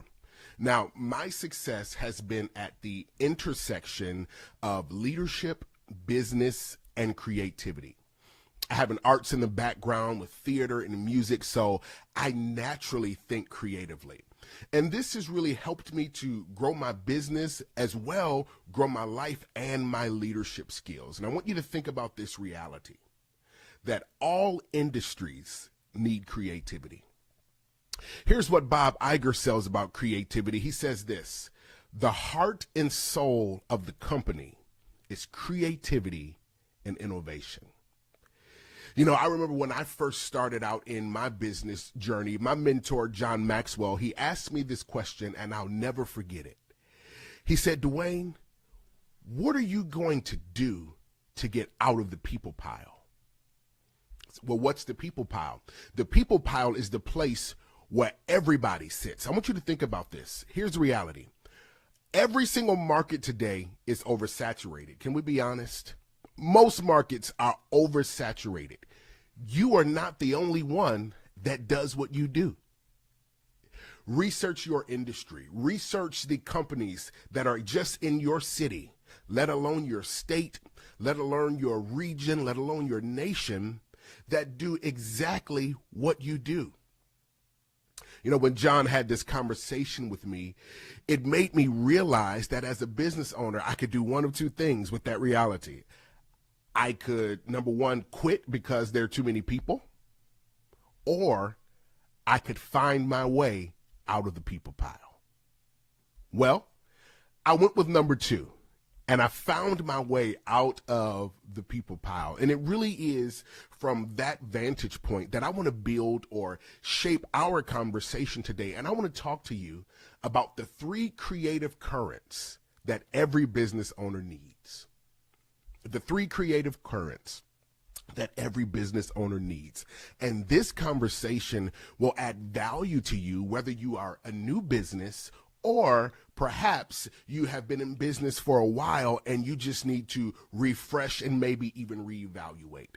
3 creative currents that every business owner and leader needs. Here's number 1. Every business owner, every leader must create your convictions. Number 1, create your convictions. What are convictions? They are unshakable realities. I want you to think about your business. Think about your space, where you serve. And I want you to think about the end goal. Because here's the truth. You have to begin with the end in mind. When you think about where you want to go, then it becomes incumbent upon you to establish the necessary, unshakable realities. Now, when we talk about these unshakable realities, another term that I would use for it are core values. Anyone who knows me knows that I love to talk about core values. Core values are the pillars of an organization, the pillars of your life. Core values don't just make sure that you stand up, but core values ensure that you stand the right way. When I think about my company, the Whitehead Group, here are a few of my core values. Number one, integrity. Value, making sure that I add value to people. Another core value of mine is legacy. I want to leave a legacy in the earth. And one of the most important core values to my company and to my life is that all people matter. I've created my core values or my unshakable realities or my convictions based upon my end goal. Here's what I want you to understand. The strength of your impact will be directly connected to the strength of your core values. We, my friend, must be intentional. I want you to say that with me. I must be intentional. But we aren't just talking about core values when we're talking about shaping your unshakable realities. We're also talking about shaping and creating your why, W-H-Y. We're talking about shaping your why, your reason behind why you do what you do. You're a business owner. Why? You're a leader. Why? Here, come close. Get this reality. 1 in every 4 business leaders quit every day. Every day. Because of the pressure, the intensity, the disappointment. 1 in 4 leaders quit every day. We know that bad days will come. But ask yourself, what am I doing internally to prepare for the rough days? This is why you've got to create your why. I launched the company right at the top of the pandemic, and it was not going very well.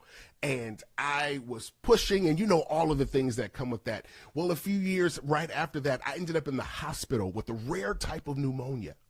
And they connected the type of pneumonia. The first thing that they said was people my age shouldn't even get it. And they connected it to stress. And I knew that it was directly connected to the new business that I had launched because I didn't prepare for the rough days. How do I prepare for the rough days? I create my why. Why am I doing this? Why did I launch my company, the Whitehead Group? I'm doing this because I am called to add value to the lives of people. It's really that simple for me. It's not that deep. It's not that profound, but it's my why. It's my conviction. It's why I'm sitting here talking with you today to add value to your life. That's my why. Now, I coach leaders and business owners all the time, and when I start, I always start with creating our convictions, our unshakable realities. So if I were your coach right now, here are a couple of questions that I would ask you around creating your convictions. Number one, and I want you to think about this. What type of legacy do you want to leave? What does success mean to you? And how do you achieve longevity? Hey, listen, we got to move, but I want you to think about it. Number one, you've got to create your convictions. But number two, you also must create an experience. Great business leaders create an experience. Again, how do we start our conversation? You've got to get out of the people pile because there are a lot of people that do what you do. You might be a great cookie maker. You might make finger-licking good cookies, and I want you to send me some if you do. But remember, there are some other finger-licking good cookie makers out there. So after you've mastered your amazing product, you've got to build a first-class experience. One of my favorite restaurants is 11 Madison Park in New York. I absolutely love this restaurant, and it's actually a vegan restaurant, but it's absolutely amazing. And the owner of the restaurant, Daniel Hume, he has an amazing story around how he became successful with this particular restaurant. A few years ago, they were invited to a ceremony where they were ranking the top 50 restaurants in the world. Now, obviously, everybody wanted number one. They go and they're going through the list and they did not get number one. Now, they probably got ranked probably around number 10, but what they were going for was the number one spot. So Daniel, he wasn't satisfied. So when they got back to their board meeting and they began talking to their team, Daniel opened up the meeting by saying, hey, this is the last year that we won't be number one. So they begin to think, so what can we do differently? How do we make our product better? How do we make our food taste better? And Daniel told them, we are not changing the product. We are upgrading the experience. So they begin to strategize around, how can I build an amazing experience every single time? So they begin to look for opportunities. There was a gentleman who came in, he was on a work meeting. And here's what begins to happen. He was supposed to buy an I Love New York shirt for his daughter. He just happened to mention it to the waitress, but he had to catch a flight, so he wasn't able to do it. So they sent someone down the street to pick up an I Love New York t-shirt to give to the gentleman so that he could give to his daughter. There was another couple who they were celebrating their anniversary after having a trying time because they had just lost their daughter. And the story has it that as they come in to celebrate and they found out that it was their anniversary, they found out what their favorite song was. They began to play their favorite song over the speaker and created a moment for them to dance and enjoy themselves and enjoy each other. And they continued to find these moments to create an experience. And can I tell you what happened? The next year and every year after, they've been number one. Why? Because the focus wasn't just on building an amazing product. It was on creating an amazing first-class experience. Disney World is not just amazing rides. What you go and what you spend your money on is an experience. So again, if I were your coach, I would ask you to think about this question. Whatever your experience is right now, meditate on how you can take that to the next level, whether it's your website, an email, not just the product. And before 1 week is over, we got 1 week, okay? I want you to find one thing that you can do to take your experience to the next level. Hey, listen, we're running out of time, but number one, you've got to create your convictions. You have to create an experience. And lastly, great business leaders, they create solutions. Great business leaders must create solutions. I want you to look at your business and look at your product as a means to solving a problem. What kind of product problems are there in your area, in your industry, in your space? That takes observation, it takes research, but that's a part of the business leader's strategy for success. How often or when is the last time you've taken time to research your industry? What are the changes? What are the trends? What are the turns? What are the tides? What are the innovations of your industry? And how are you staying on the cutting edge? One of the ways that you do that is by creating solutions. Your product should solve a problem.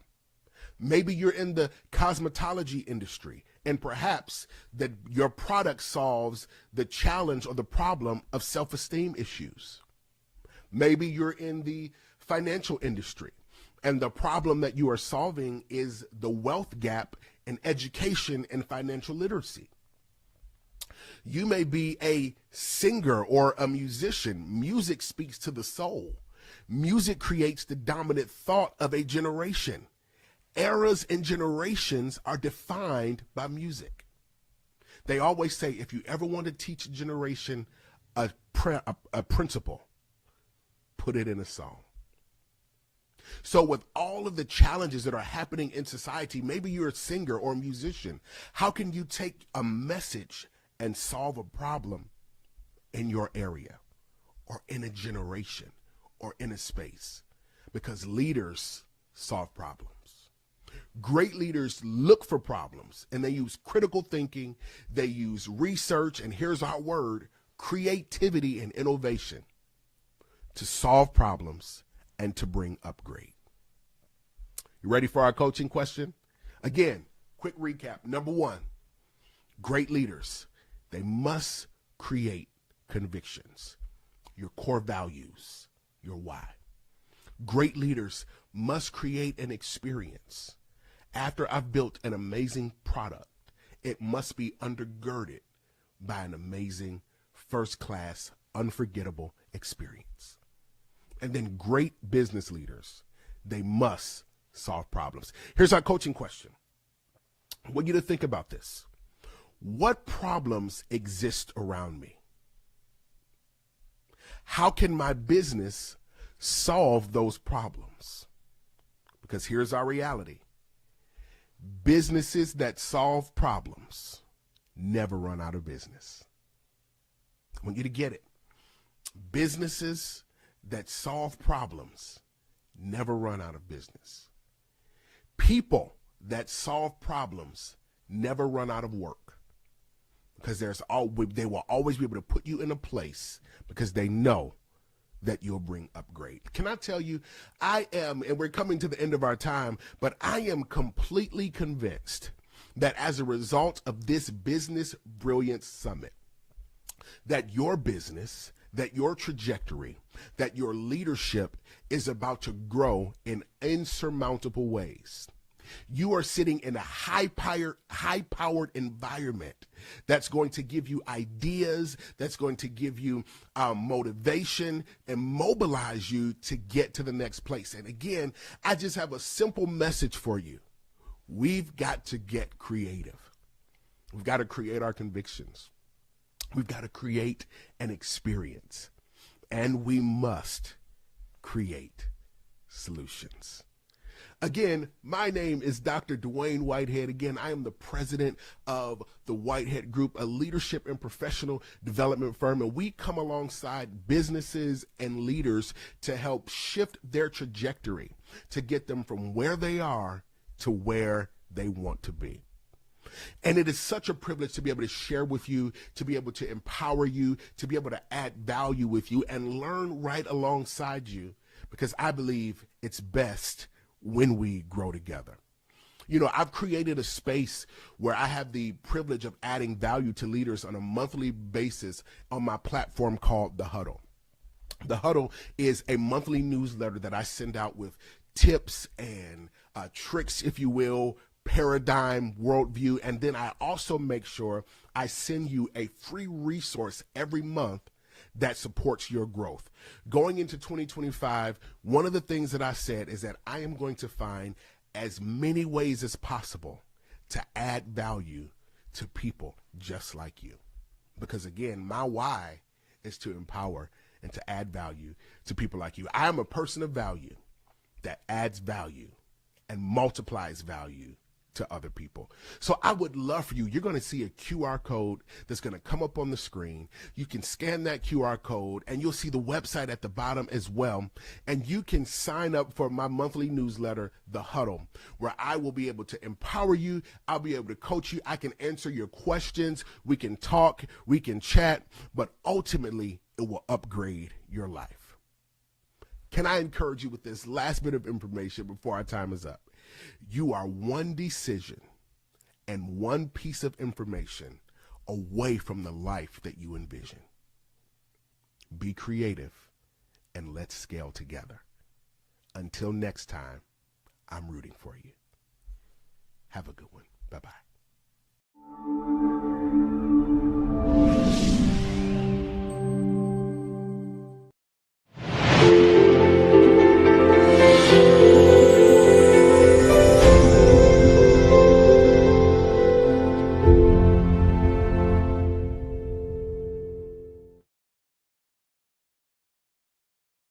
Hello, my name is Andrea Mason. your first choice, your global voice, alumna of Les Brown and the creator and innovator of Press Play, Plan Life According to You, LLC. Did you know that you can go from victim to victorious in your life? Many of us are trapped in limiting beliefs, fear, doubt, and the unknown and uncertain. I'm here to tell you that you have the ability to take the pen in your own hand and rewrite your own story. When we are younger, our story is told to us, but at what point are you ready to tell your own story? I have been able to successfully transform my life of victim of abuse, bullying, outcasted, and isolated, and go from victim to victorious with the proper mindset, healthy relationships, grounding, self-awareness, and professional and personal improvement. I'm here to share with you how you can do the same. Come with me and join me on the path less traveled, the life transformational journey that I call choosing to press play. Plan life according to you. Hello, my name is Andrea Mason, your first choice, your global voice, alumna of Les Brown and the creator and innovator of Press Play, Plan Life According to You, LLC.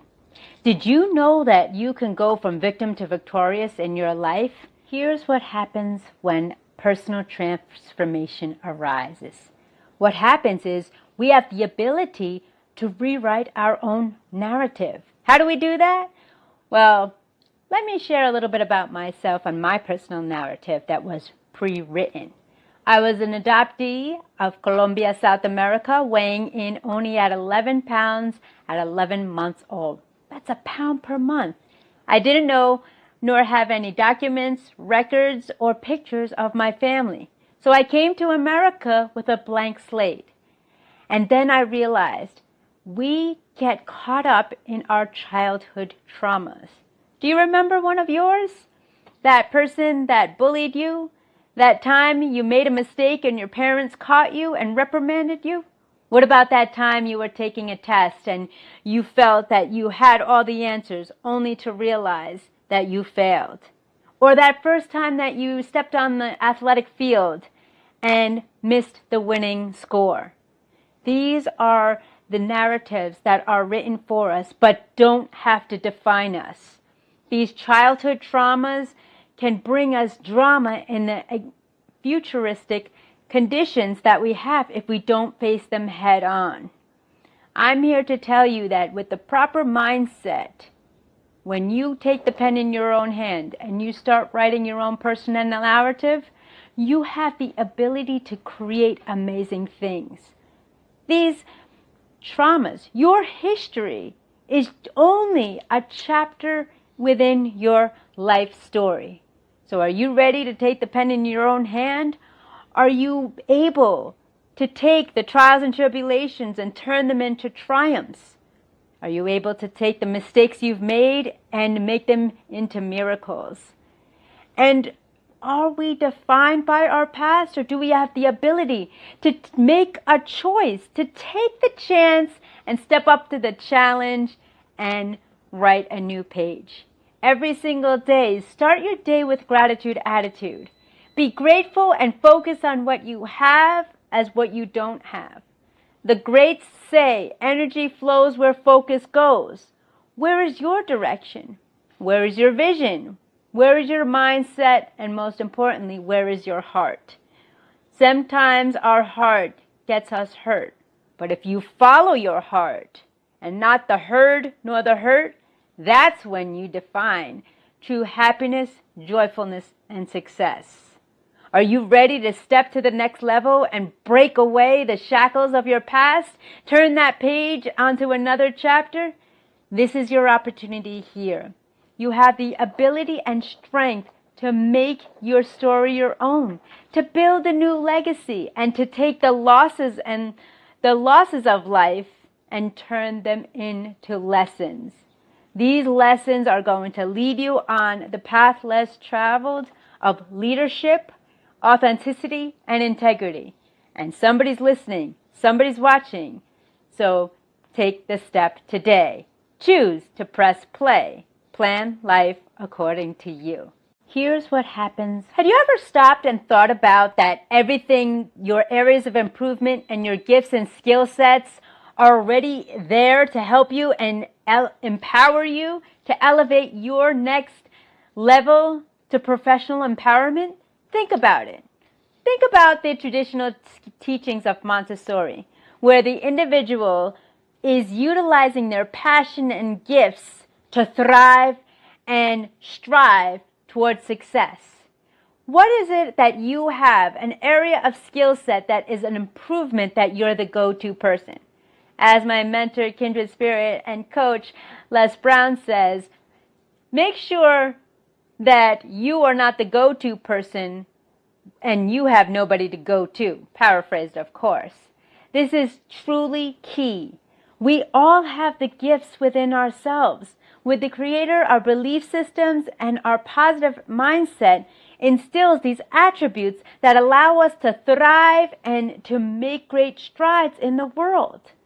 When was the last time you took a moment? Write it down. Put it down in the chat. The top 3 qualities that everybody goes to you for. The top 3 qualities that you enjoy doing. This is an opportunity of a lifetime for you to truly expand and explore your personal and professional abilities. This is called personal transformation. Taking the gifts and skill sets that you have within and elevating your game to the next level. It is truly important that you don't define yourself on limitations, that you don't set yourself for setbacks. It's important that you understand that you embody and embrace yourself. When I was being a victim of abuse and bullying during my childhood, I took the heartaches and those pains and turned them into gains. I obtained degrees in social work and psychology. Social work so I can understand the multicultural facets of everyone around this world, and psychology to understand the science behind why we do what we do and what we don't do. What are your gifts? Explore them today. And I was able to transform my life as I chose the path less traveled and chose to press play. Plan life according to you. Well, me in the situation. It is truly important that you understand your areas of strength as well as understanding your areas of improvement. Then and only then you will be able to make a symbiotic relationship and help each other out. I would encourage you today and going forward, when you're making connections, personal, professional, or in the community, ask yourself, how may I serve you? How can we serve one another? But most importantly, how can we serve others? This is pouring the foundation with the proper mindset, a positive attitude, having great passion for what you do and what you love, and always doing your best and showing up and never giving up. I believe in you. Take the first step today as you choose to press play. Plan life according to you. Thank you so much, and stay tuned for the next segment as I talk about the next step in this process. Had you ever stopped? It is time for us to step into personal revolution. What do I mean by that? In looking at the improvements of your personal life and making the adjustments and enhancements. How many times have you realized that you're a reflection of the people you surround yourself with? Les Brown talks about only quality people, and I wholeheartedly believe that in my inner core. It is truly important that we align ourselves with our purpose. We align ourselves with morals, ethics, and values, and that we are equipped with the tools that we need to thrive in today's world. Have you ever walked into a room and felt that you didn't belong, that you were being judged, that those false limiting beliefs of others really took power over you and control over your mindset? Well, it's important that you understand other people's opinion of you doesn't become your reality. Another quote from my friend Les Brown. I have had struggling with this throughout my life. I felt that I didn't fit in. I felt that I didn't have the gifts, skills, and talents of my peers, and I had to do more. I could do better. I had to try harder. But ladies and gentlemen, I was trapped in that mentality of being a people pleaser. making sure that I would adapt rather than adjust, to react as opposed to respond. And this is truly important when you are developing yourself, as well as making sure you're establishing healthy relationships. These relationships are important and significant because they are a reflection of you. Think about the top 5 people you surround yourself with. Are they successful? Are they happy? Do they want your best interest at heart? This is going to give an idea on a scale on where you stand in the world. Not to compare, not to contrast, but to get an idea of the energy and frequency that you're developing in your environment. It is truly important that you maintain healthy relationships in all quadrants of life: personal, professional, familial, spiritual, because this is going to help you thrive in the times ahead. I remember as I was able to nurture my inner self and truly have a better understanding of self-awareness, then I was able to be selective in making healthy choices of the people I surround myself with, the information I obtained, and all that embodies me throughout my life. So I ask you, take a look of your environment, the messages you hear, the people you surround yourself with, the environment, the nutrition, the beverages, and the activities that you do. And that will help you gain better knowledge and have a stronger sense of how to build a healthy relationship as well as a healthy environment. It is truly key to have self-awareness so you can create the best life for you. Take a step and a moment today and take inventory. Be honest with yourself, for it is truly key to self-love yourself, and most importantly. Do you understand or have the idea of what mental resilience means? It means mastering your mindset, making sure that what is in your mind is not just matter, but the matter in your mind matters most. Are you able to have corrective vision, clarity, determination, drive, and dedication to pursuing what's truly important to you? We are creatures of comfort and creatures of habit. And 9 times out of 10, we are our own worst critic. And we're not making the conscious decision to move forward with the proper mindset. Our mind is a muscle. And if we work it correctly, nurture it, comfort it, give it rest, and invest in it properly, then we can have a fulfilled lifestyle. What does that look like, you say, Andrea? Well, we are what we think, we are what we eat, and we are what we surround ourselves with. The late, great Bob Proctor says, "Dis-ease cannot withstand an emotional, healthy mind." The late, great Bob Proctor. I'll repeat that. Dis-ease cannot withstand an emotional, healthy mind. So if you're on a positive frequency and you're believing that everything is working out for you and not to you, you have this life transformational shift where you have the ability to be selective and control the things you can and take away the things you can't control and understand and have a better managing of it as opposed to being reactive. You can be proactive. This is truly important and key when you are working on overcoming life's adversities. We all have adversities in life. We all have vices, but it's how we handle it and what the takeaway is for it. You ever think about the mistakes you've made in your past?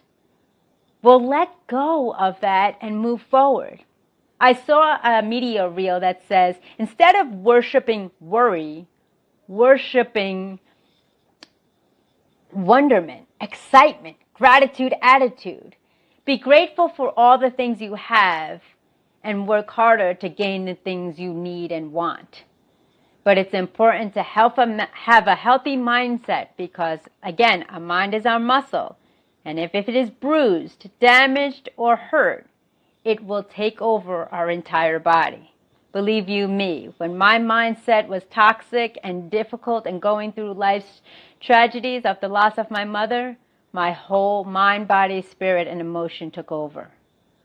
So give yourself the ability to press pause, Take a breath, reflect, reset, recharge, reboot, and revive yourself to a life that you want to live and win. And remember, it just takes one step to begin. Be bold, be brave enough to give your younger self the best version of you. Remember to show up and never give up. I am here ready to walk beside you every step of the way. Do you understand or have the idea of what mental resilience means? It means mastering your mindset, making sure that what is in your mind is not just matter, but the matter in your mind matters most. Are you able to have corrective vision, clarity, determination, drive, and dedication to pursuing what's truly important to you? We are creatures of comfort and creatures of habit.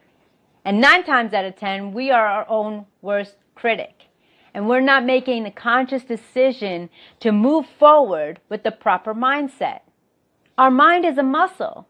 And if we work it correctly, nurture it, comfort it, give it rest, and invest in it properly, then we can have a fulfilled lifestyle. What does that look like, you say, Andrea?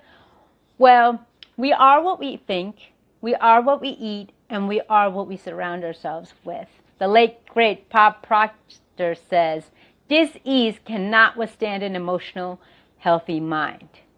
The late, great Bob Proctor, I'll repeat that. Dis-ease cannot withstand an emotional, healthy mind. So if you're on a positive frequency and you are believing that everything is working out for you and not to you, you have this life transformational shift where you have the ability to be selective and control the things you can and take away the things you can't control and understand and have a better managing of it as opposed to being reactive. You can be proactive. This is truly important and key when you are working on overcoming life's adversities. We all have adversities in life. We all have vices, but it's how we handle it and what the takeaway is for it. You ever think about the mistakes you've made in your past? Well, let go of that and move forward. I saw a media reel that says, instead of worshiping worry, worshiping wonderment, excitement, gratitude, attitude. Be grateful for all the things you have and work harder to gain the things you need and want. But it's important to have a healthy mindset because, again, a mind is our muscle. And if it is bruised, damaged, or hurt, it will take over our entire body. Believe you me, when my mindset was toxic and difficult and going through life's tragedies of the loss of my mother, my whole mind, body, spirit, and emotion took over. So give yourself the ability to press pause, take a breath, reflect, reset, recharge, reboot, and revive yourself to a life that you want to live and win. And remember, it just takes one step to begin. Be bold, be brave enough to give your younger self the best version of you. Remember to show up and never give up. I am here ready to walk beside you every step of the way. I thank you for listening. I thank you for watching. And I want to end on a positive note. I want you to know that every second of the day you have a choice to choose to press play. It is important. Are you ready to take the first step? Are you ready to elevate your game and enhance your quality of life? It doesn't have to be easy. It doesn't have to be hard. But all you need is taking that first step. I extend my hand, ready to walk beside you. I thank you for listening. I thank you for watching. And I want to end on a positive note. I want you to know that every second of the day you have a choice to choose to press play. It is important. Are you ready to take the first step? Are you ready to elevate your game and enhance your quality of life? It doesn't have to be easy. It doesn't have to be hard. But all you need is taking that first step. I extend my hand, ready to walk beside you. I thank you for listening. I thank you for watching. And I want to end on a positive note. I want you to know that every second of the day you have a choice to choose to press play. It is important. Are you ready to take the first step? Are you ready to elevate your game and enhance your quality of life? It doesn't have to be easy. It doesn't have to be hard. But all you need is taking that first step. I extend my hand ready to walk beside you. I thank you for listening. I thank you for watching. And I want to end on a positive note. I want you to know that every second of the day you have a choice to choose to press play. It is important. Are you ready to take the first step? Are you ready to elevate your game and enhance your quality of life? It doesn't have to be easy. It doesn't have to be hard. But all you need is taking that first step. I extend my hand ready to walk beside you.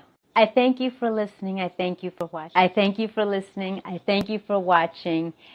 Join me on your life transformational journey as you take it to the next level and choose to press play. Plan life according to you.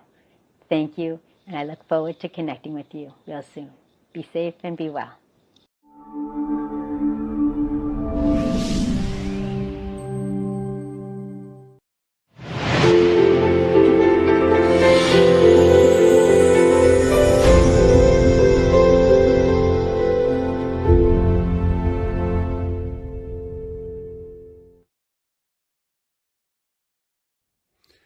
Hello, and welcome to this presentation on Distract, Dispute, and Inspire.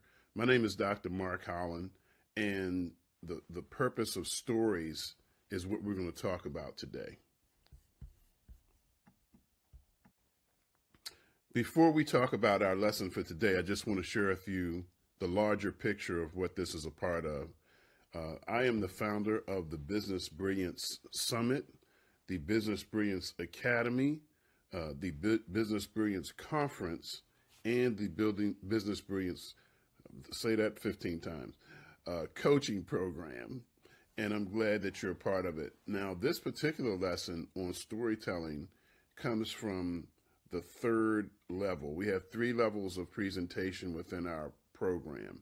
We have the personal development, which includes things like mindset, health, emotional intelligence, finances, and such. We have business growth for those that want to start a business and need help in those areas. How do you automate your business? How do you grow your business? How do you increase your sales?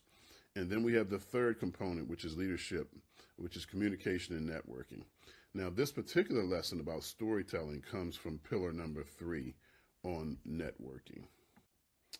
Now, when we talk about the purpose of stories, it's a couple of things that are going on. Stories serve to distract, dispute, and inspire. And we're going to drill down on those 3 elements. And remember this as you develop your story. Everyone has their own unique experiences to share. And what you want to do is really drill down and get the emotional components of stories that you have that you want to share so that you draw the audience into your story. And as you draw them in, they can see themselves in your story. So in effect, it's not all about you, even though it is about you.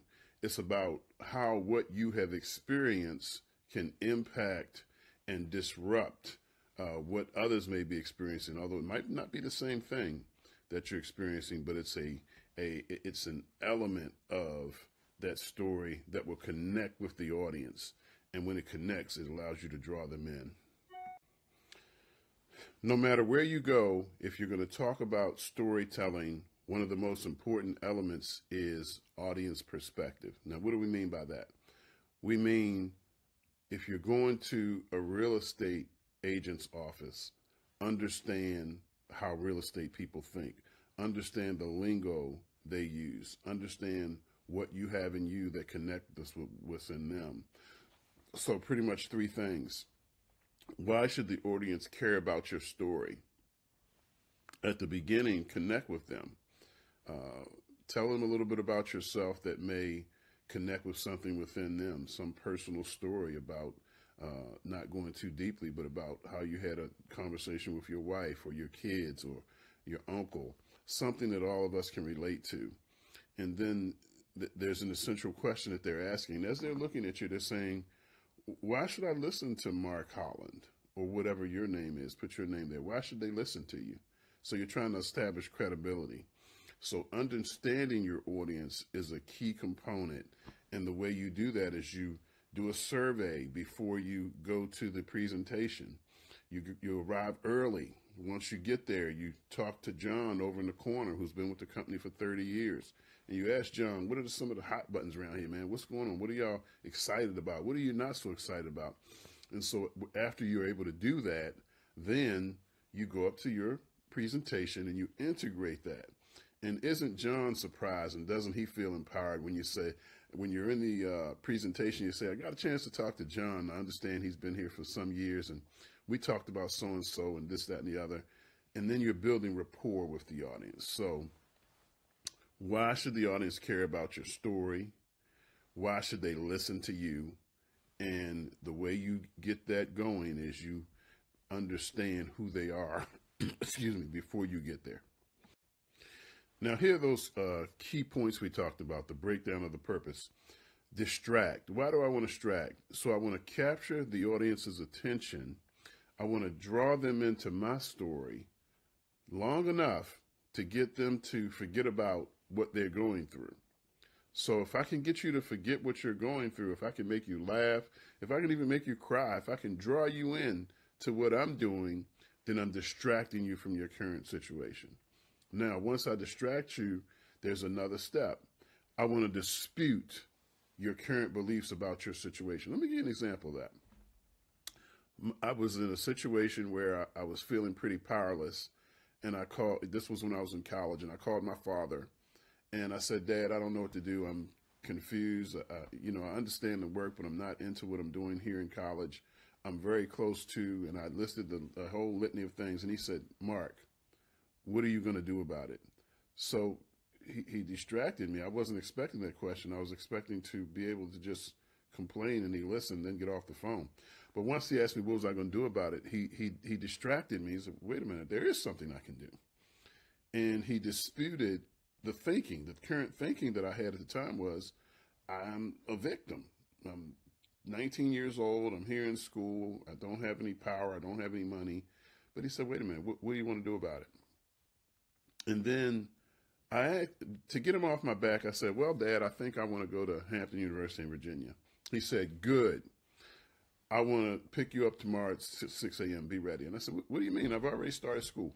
Long story short, he distracted me from my situation. He disputed what was in my mind a fact, which was not a fact, that I was powerless.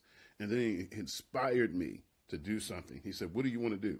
And when I gave him something, even though it was something that was really to get him off my back, that's what it was. Even though that was the case, he used that to inspire me. And we went to the school, and long story short, I'd love to talk to you about the whole thing one day. We drove down to Hampton University the next day. I transferred schools.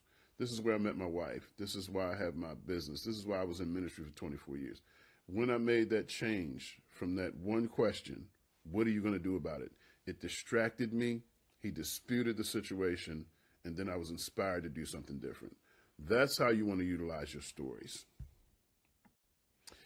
Now, many of you know, I'm sorry, you may not know, my mentor is Les Brown, and I work closely with him. And one of the things he talks to me about and talks to many about is how he was in the Georgia Dome and he spoke to 80,000 people. Now, before I get into that, let me give you the backstory. His mentor had to get him out of the bathroom. And this is something that he laughs about today, because when he looked out there and saw those 80,000 faces, he was terrified. And yes, the Les Brown you're thinking about. But I love when he shares that, because when I feel my butterflies, I'm like, wait a minute, my mentor, who's one of the greatest to ever have done it, felt the same thing. Now, that's a larger scale than I've been able to reach thus far. But our job is to do what he did. He came out of that bathroom. And by the way his mentor got him out of the bathroom, he said, do it for your mother. So he distracted Les. And then he disputed Les's current thinking that there was nothing he can do. And he said, do it for your mother, because he knew how much Les loved his mother. And he came out and did a fantastic job. And so when he got in front of these 80,000 people, what was his job? Remember, our purpose in every story that we do: distract, dispute, inspire. One person, 10 people, 50 people, 80,000 people, same purpose: distract, dispute, and inspire. That is our job, because we have to get the audience's mind off of us and on to the reason why we have them there, to pull them into a different reality, distract them from what they're going through, dispute the reasons why they're going through it, and then inspire those people. So that was this is one of the greatest examples in history of that. Now, again, that important element of understanding your audience. Now, we got to realize, just think about that previous slide where Les Brown was in front of 80,000 people. He doesn't know what their problems are. He doesn't know but guess what? The audience may not even know what their problem is. But we still have the opportunity to distract them from whatever's going on in their life right at that moment. Dispute whatever they're thinking. I'm powerless. I'm not smart enough. I can't do it. I'm the wrong color. I'm the wrong weight. I'm the wrong age. Whatever we need to dispute. And then we say, you know, I'm standing here and I had some limitations in my mind that were not real. You may have that same thing. Let me talk to you about how I overcame. Let me talk to you about how when my father got me to go to a school, my whole life changed. Let me talk to you about how when I left the job that was keeping me down and I started my business, let me tell you how now I have a 6-figure per month business. Let me tell you about this. And so you tell the people, as that normal guy, Mark Holland standing up here had had many challenges. Many may have been the same as what you have had, but you can do it. There's power in you. There's greatness in you. You're sowing into them that they can do it. And you know they can because you did it. You overcame. You saw. You conquered. You can continue to do so. Now, as you teach different principles, I want you to remember that one of the biggest ways that we learn is by repetition. And so guess what I'm getting ready to tell you to do? Distract. These are just our simplified principles. Capture the audience's attention. Put some work into how you're going to open so that you grab their attention. I have this poem I love. It's by Benjamin E. Mays. I use it often, sometimes as an opening, sometimes as a closing, sometimes in the middle, but I have it with me. And I want you to think about somebody opening it like this. I have only but a minute, only 60 seconds in it. I didn't seek it and I didn't choose it, but it's up to me to use it. I must suffer if I lose it, give an account if I abuse it. It's just a tiny little minute, but all of eternity is in it. Now, when I use that as an opening, it grabs their attention. Anyway, where is he going with that? So I distract them from whatever they're thinking about, the roast in the oven, the argument they had this morning, the kids doing something crazy. I distract them and I grab them. And once I grab them, I have to tell them something that's going to challenge limiting beliefs. And once I challenge those limiting beliefs, they might think that they're not smart enough. I might say something like, when I was in the 3rd grade, and give you a story about how I, fared in the 3rd grade and what was not working for me and what was working for me. Whatever your story is, you want to challenge their limiting beliefs, because now you're the one in front. You're the one on stage and they can do it too. And then you want to inspire them. You want to give them a charge. Hey, do this. You were made for this. You were born for this. And you give them what they need to move forward. Now, as I said, the Business Brilliance Coaching Program, for those of you who I will have the honor and the pleasure of working with, we'll talk about a powerful story, how it engages the audience. We'll talk about the use of anecdotes and creating connection. sometimes I use a poem. This poem is called, let me just share it with you. Two natures dwell within my breast. One is foul, the other blessed. The one I love, the other I hate. But the one I feed will dominate. Now, when I share that poem, it connects with people in such a way where they start thinking about how are they utilizing what they're intaking. Are they realizing that they have choice and that some of the things that they're watching or reading are not helping them? Are they going to make a change? So we want to engage them. I'm telling them that, listen, I may have reached this point where I'm able to assist you, but I have choice just like you do. And because of the choices that I'm making, just the power of telling a story, and you have that power within you. And I want you to be proud of it, but I want you to work it, because it's a muscle. Storytelling is a muscle, and you have to be to the point where you're developing that muscle and you respect that muscle. And so I want you to be thankful that you have it, and then be a steward of it. Because when you're a proper steward of something, you treasure it. And you not only treasure it, but you grow it. So that powerful story that is within you, and there are many stories within you, but the wide wisdom is that people tell you that teach this, including my mentor, Les Brown, is get your signature story. What is that one thing that people know you about? And Les's signature story about him being a DJ and being fired and how that kicked off his career, that is his signature story. Now, as you grow, you have other things, but you always stay close to that signature story, because that's what is resonating with people. That's what got them in the seats. That's what got them in front of the TV. And so you use that, but then you use principles to help them to develop themselves. Why? Distract, dispute, inspire. Now, let's just talk about a few examples of distract, dispute, and inspire. Well, let's just drill down a little bit. Inspiring stories, when you're distracting, you grab attention. And I believe it was Eleanor Roosevelt. She said something that always sticks with me. She said, I don't know the secret of success, but I do know the secret of failure, and that's trying to please everybody. And so when I hear that, I think about, what are some of the things that I'm doing that I'm not doing as well as I could because I'm trying to please somebody else? That's what it does for me. It may do something totally different for you, but the point is to distract your audience, to distract them and let them know there's something different. Dispute what's in their mind, share personal challenges and beliefs. One of the things that we go through in under pillar one, I told you there was 3 pillars in our coaching program: the personal development, the business growth, and the leadership phases. So under that personal part, we go into core values and talking about SMART goals. And we get to share there how you pull out these things. And then inspire. We want to motivate.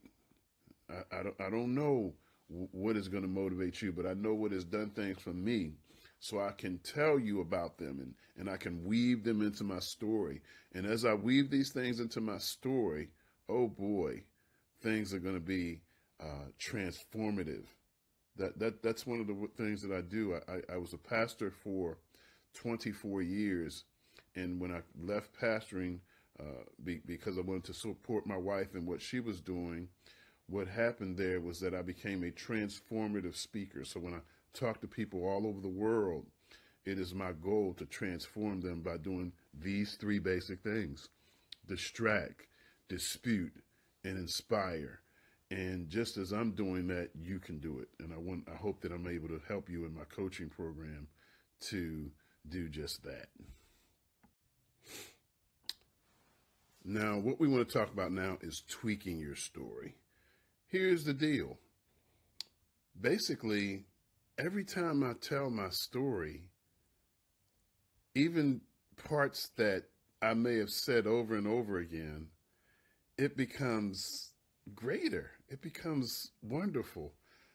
For example, the part of the story where I tell when I was leaving Baltimore and I was the baby and my mother and I dropped tears. This is connected to the story at the beginning that I told you about me leaving and going to Hampton University. You know what happened? I ended up calling my mother when I was 3/4 of the way to Hampton. And when I called her, I heard, "If you believe in love, let's get it on." So my mother had gotten into her older music and she had gotten comfortable. Her son was gone. So she was just fine. And that resonates with people. What is it within your story that's going to resonate with people? Because we're all connected and we all have different views. And some people are going to hear it from me, but there are many people that are waiting to hear it from you. So adjust your narrative to hit key points after you've done your study on the people and what they're doing within their firms or as individuals or as teams. You get to adjust your narrative, and then it's important to repeat, review, and reinforce what you say. In everything we do, we must measure. And so the metrics for this presentation are exactly what we started with. Distract. What captures attention? How am I going to distract this audience? Dispute. What beliefs are challenged? Are they limiting beliefs? Are the beliefs that I'm too old, I'm too young, I'm too skinny, I'm too fat, I'm too this, I'm too that? What are you challenging? You've done your study and you find that out. And then inspire. What's going to motivate you into action? You can do better. There's greatness in you. Find the keys and bring them home. And in conclusion for this segment, and there's so many more segments that I hope you've enjoyed this one on distracting, disputing, and inspiring, but there's so many more I want to share with you, so many anecdotes.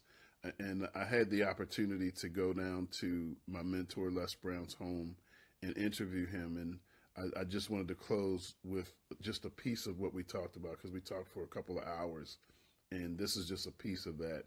And throughout the courses that I have are pieces of that interview that were impactful.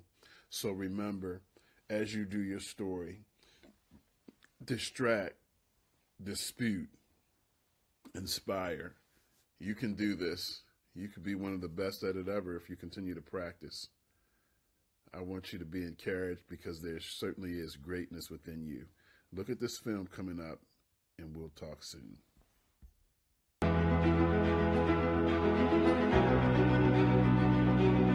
One of the things that I think is very important, that when we think about the fact that we live in a culture where most people don't believe in themselves. Just imagine 12 years of so-called education, which is indoctrination. There are no classes on how to build self-esteem, how to find a sense of purpose and meaning in life, how to overcome the challenges of life. No classes on how to increase your sense of worthiness. I remember as a kid, I would hear constantly, "Lord, I'm not worthy." And so what people do and how they show up in life is a reflection of what they feel that they deserve. So when the work that I'm doing and that you're doing and the speakers that we work with is distract people from the conversation they've picked up between the ages of 0 and 7 in the book called Learned Optimism by a gentleman who wrote this 26-year most exhaustive study on self-esteem. And he's from University of Minnesota. And he said, the things that we learn, the conversations that we hear, the experiences that we have in the environment where we are, we pick up habits and behaviors and attitudes and our visions of ourselves that will follow us for the rest of our lives unless there is an interruption.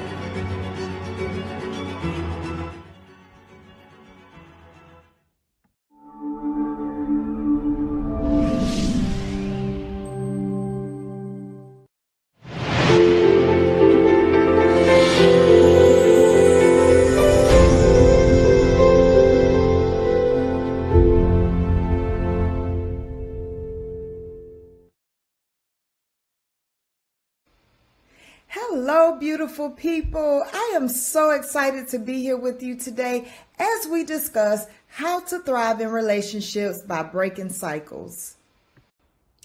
Have you ever looked in the mirror and thought, who is this person staring back at me? Now, I'm not talking about the Instagram filtered, I woke up like this version you show the world. I'm talking about the real, raw reflection. And let's be honest, we all do it. We fix ourselves up real nice on the outside, but on the inside, woo child, that mirror shows us fear, insecurity, disappointment, and maybe even last night's midnight snack. And some of us have become pros at covering it up. But here's the thing, the mirror doesn't lie. The real you, the transformed you, is waiting to break through. Now, for years, my mirror lied to me, or so I thought. It showed me fear, rejection, unworthiness, and failure. I was a twice divorced mom who felt like she wasn't enough, who settled for whatever scraps of love she could get just to feel worthy. I ignored the red flags, the gut feelings, the warnings, just so I wouldn't feel alone. But the truth, I had forgotten who God said I was. It was like staring at a cracked mirror that distorted everything about me. But let me tell you, life has a funny way of shaking things up, doesn't it? Let's talk about someone who has been through the fire and came out thriving. Mary J. Blige. Mary is a public example of thriving after heartbreak. She publicly shared her stories, her struggles with toxic relationships, self-doubt, and how she lost herself trying to love others who didn't love her back. But she didn't stay in that space. She had to break the cycle, redefine her worth, and step into her power. And so can you. Her music became a declaration of her worth. Her journey proves that no matter how broken your relationships have been, you can heal, reclaim your power, and thrive. And today, I want to show you how to do the same. Like Mary, I reached a point in my life where I had to make a decision. Was I going to keep believing the lies, or was I going to transform? Well, I decided to start uncovering the truth and remind myself that God made me on purpose for a purpose. That decision changed everything, but not just for me, for the relationships I built. But let's keep it real. My journey wasn't smooth. There were several speed bumps. Those speed bumps of heartbreak, failures, and moments of doubt slowed me down. But they also forced me to reflect, reset, and rebuild. Yeah, each one challenged me, but ultimately shaped the woman before you today. Now, I didn't wake up one day with all the answers, a perfect marriage, and endless love. I had to break that cycle, and it started with facing the hardest truth of all. I was the common denominator. It wasn't about who I was choosing.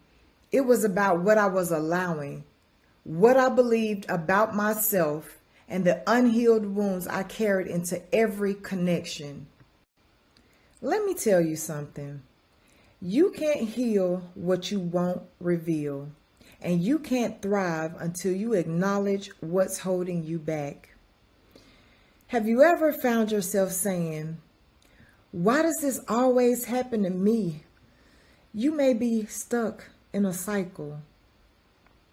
Maybe you're a professional woman who's got it all together on the outside, career accomplishments, the Instagram worthy life, but on the inside, you feel stuck.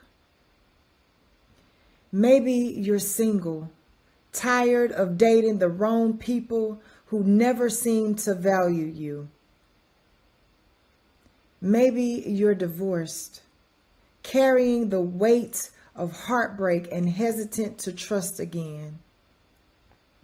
Or maybe you're married, but you feel disconnected and unfulfilled. Sound familiar?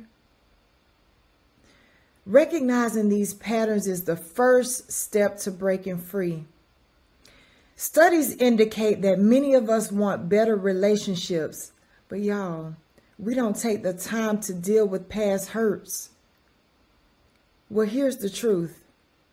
You can't build a healthy relationship on a broken foundation. And real love, the kind that thrives, starts with you. Breaking cycles isn't just about personal relationships. It applies to leadership too. Great leaders build trust. Y'all, I've been a leader for 24 years. We communicate effectively. We set healthy boundaries. Well, the same applies to personal relationships. If we don't heal, we bring dysfunction into every area of our lives, our marriages, our friendships, and even our careers. Thriving starts with self-awareness and intentional growth. These 3 steps changed my life. Number 1, recalibrate. Get honest about what isn't working. Y'all, it starts with our mindsets. We have to change the way we think.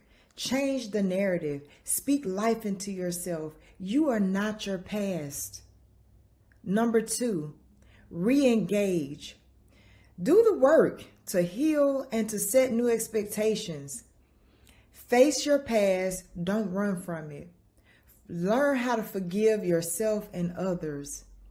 And make peace with your old wounds. And number 3, reload. Walk boldly in your transformation and only accept relationships that reflect the new you. It's time to stop repeating patterns that keep us stuck and start making choices that lead us to thrive in relationships. Know your worth and stop settling.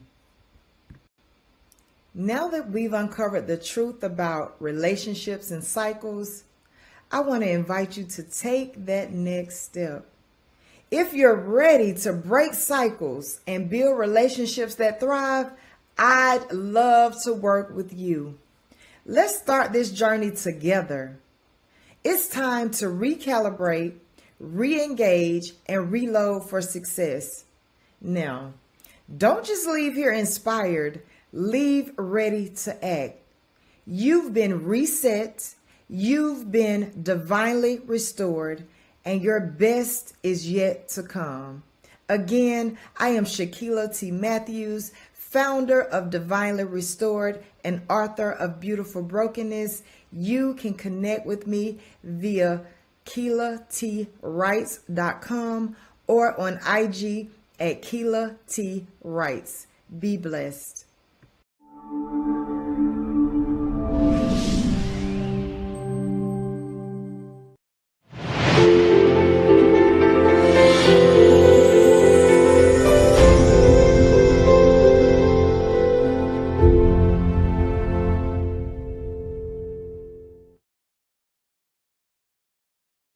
Well, good afternoon, good morning, good evening, wherever you are watching this wonderful master class. Listen, I'm Dr. Pastor Anthony D. Shannon, coming to be your encouraging coach. Listen, I come to be a cheerleader of your success. I come to be a catalyst to get you off the couch or whatever you need to do, because I want you to be a leader. I believe, like the late Dr. Miles Monroe says, everyone has leadership inside of them, and there's a leader somewhere waiting to come out. I want to talk today because I have the opportunity to be a part of this summit, this great, wonderful summit, Leaders Live Generously Summit. Because of the Leaders Live Generously Academy, listen, this master class will be in the vault. It'll be able to encourage you for many, many years to come. I want to talk to you today about the power of leadership and why it's needed. The power of leadership and why it's needed. COVID-19 was a pandemic. Frontline healthcare workers took charge to protect lives all over the world, often risking their own lives. Leadership arose from unlikely places as nurses, doctors, and community leaders coordinated efforts to save lives and provide hope. My acronym for HOPE is helping others pursue expectations. What is leadership? There's all kind of definitions for leadership. John Maxwell says leadership is only influence. While leadership is not about titles, but about influence, vision, and the ability to inspire others to move forward to their common goal. In Proverbs 29:18, I love to quote this. He says, where there is no vision, the people perish. But he that keepeth the law, happy is he. The Passion version of the same verse says, where there's no prophetic vision. So therefore, you need a prophetic gift in your life. You need someone who would prophesy to you, someone who's going to tell you you're going to be a great singer. Barbara Streisand, her mother, said you're going to be an awesome singer. And she began to pursue it. That's what we call the prophetic, okay? Prophetic vision. Now, if you're going to understand why leadership is needed, then here it is. My objective of this lesson today is for you to explore the power of leadership, why it is essential in today's world, and how we can rise as leaders. Do you not know that we have the understanding? Why do we have the understanding in our modern day? The understanding is this: there is power in leadership. My modern day example is the Dr. Martin Luther King Jr., the late Dr. Martin Luther King Jr. His role during the civil rights movement. That's right. Martin Luther King Jr.'s leadership was grounded in his unwavering faith and belief in nonviolence. It was inspired by both the teachings of Jesus and the strategies of Mahatma Gandhi. He understood that true leadership required moral courage and a commitment to justice. That's right. He just couldn't sit back and watch this injustice take place. And he understood this. Not only did he understand this, even in the face of adversity, he wanted to do something about it, because through his speeches, like the iconic I Have a Dream address, Dr. King painted a vision of equality and unity that resonated deeply with people across racial and social lines. His leadership during the Montgomery bus boycott showcased his ability to organize and galvanize communities for a sustained cause, ultimately leading to the Supreme Court's ruling that segregation on public buses was unconstitutional. Additionally, his leadership in organizing the March on Washington brought national attention to civil rights issues, culminating in the Civil Rights Act of 1964 and the Voting Rights Act of 1965. You know, Dr. King's resilient faith-based leadership demonstrated that transformative change is possible. And when leaders are anchored in purpose, guided by vision, and willing to sacrifice for the greater good, then that's the power of leadership. Here's one of the key points I want to give you. Key point number one: leadership has the power to influence minds and change perspectives. Number two, true leadership uplifts others and it builds unity. Matthew 20:26 says, whoever wants to become great among you must become the servant, must become the learner, must become the student, right? I want you to think about a leader that you could think about who has influenced your life and what quality or qualities made that person impactful to you. I can think of several myself of growing up, and different people have helped me. Man, they've made such an impact in my life that made me wanted to do something, made me wanted to be better, do better.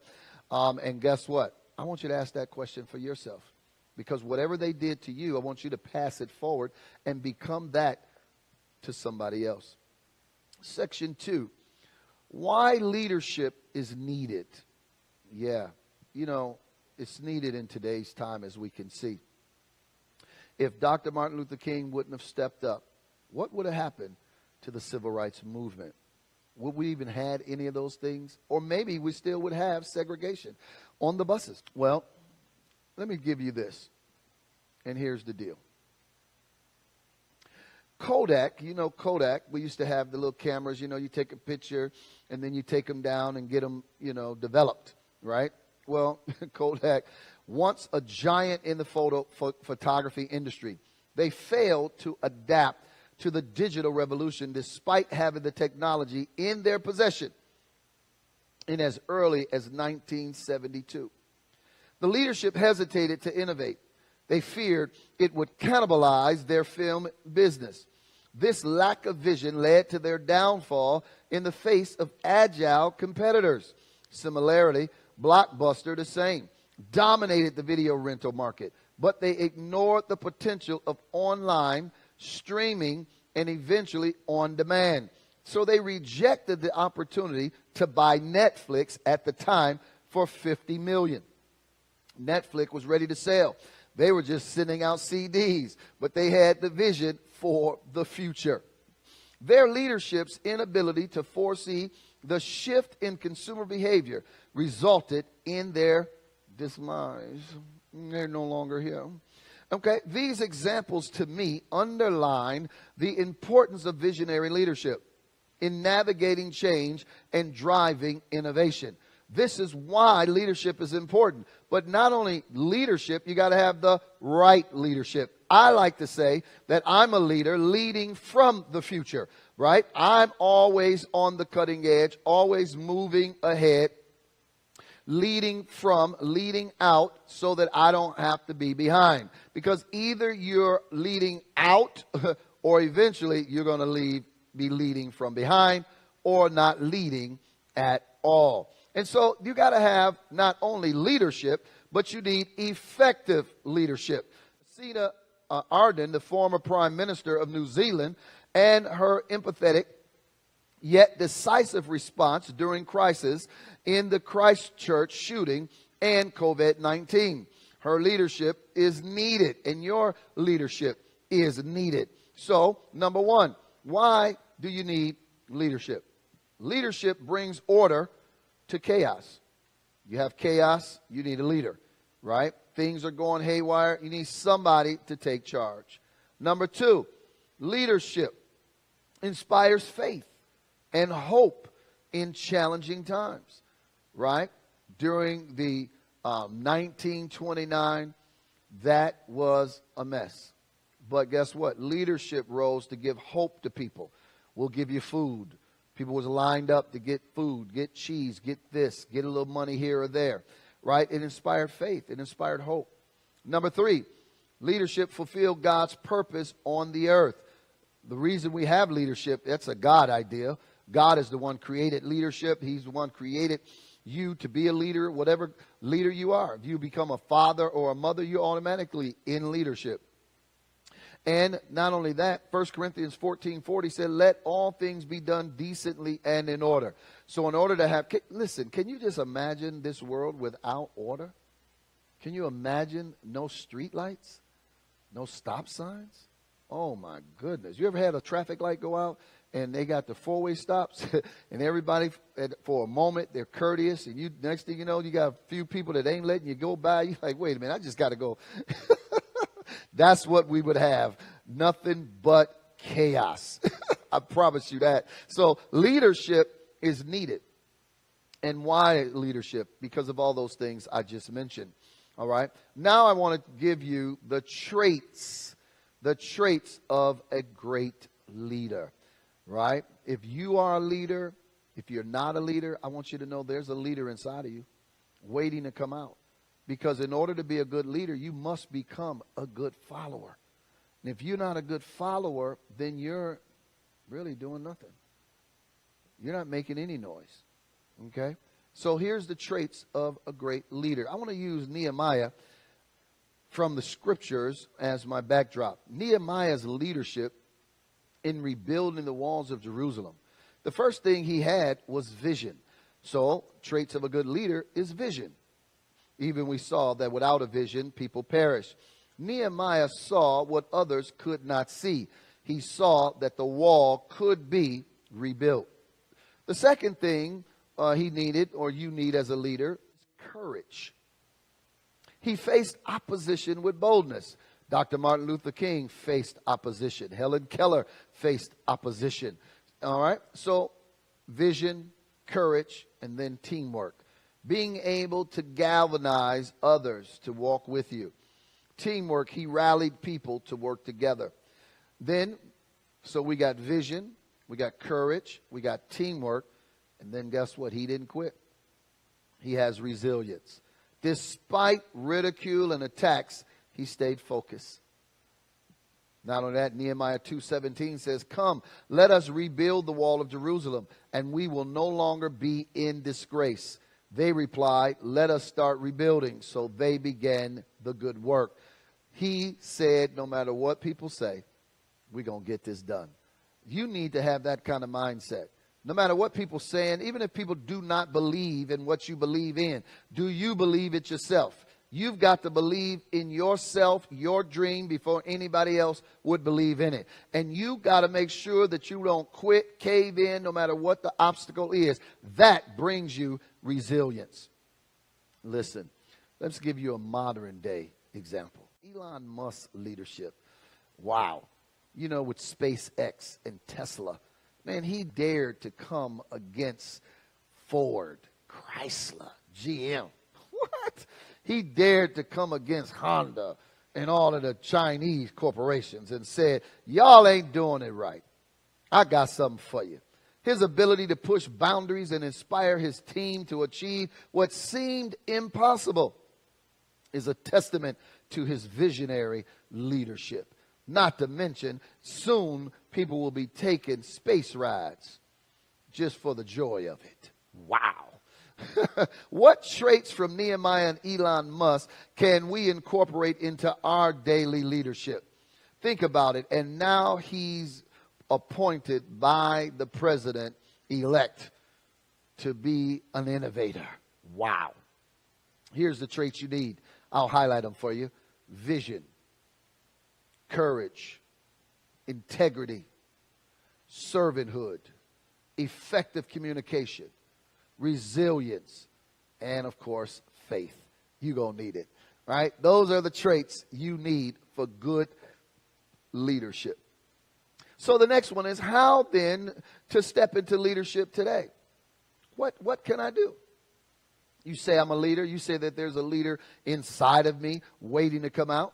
Well, I told you everyone born is born for a purpose. So you have to find your purpose so you can begin to live your life. In living your life, you then can leave a legacy. How do you do that? I'll tell you. Align your passion. That's right. What are you passionate about? What are some things you said, man, I can do that all day, all night, even if I don't get a dime. I'm passionate about that. And then, is it lined up with God's purpose? Because he's the one who created you. He says, I know the thoughts that I have towards you, thoughts of good and not evil, to bring you to an expected end. Jeremiah 29:11. Find your purpose, because you have one. You just haven't found it yet. But once you find it, then you'll start living your life. I promise you that. Number 2, start developing yourself. Work on yourself. Stop working on other people. Man, I wish I could fix him. I wish I could fix her. I don't know why she ain't hearing this. No, fix yourself. Work on yourself. Commit to learning and growing. Commit to developing so that you could be a person, as I guess Proverbs 27 says, iron sharpens iron. Why don't you become iron so that you can sharpen somebody else? Discover your purpose, and then, of course, develop yourself. I think if you start developing yourself, then you can demand the money you need, right? A lot of people want more money, but they haven't developed themselves in order to demand the money that they're asking for. If you start developing yourself, developing your skills, working on yourself, I promise you the money will show up. Amen. It will show up. The third thing you need, if you're going to step into leadership, is lead where you are. Lead where you are. Leadership doesn't require a platform. Rosa Parks didn't have one. She didn't even have a title. But she began to lead. It begins with serving those around you. Just start serving. Who's ever great among you, let them become the servant. Many people don't want to serve. They want all to bow to them. Well, if you become a servant leader, then guess what? You'll get elevated.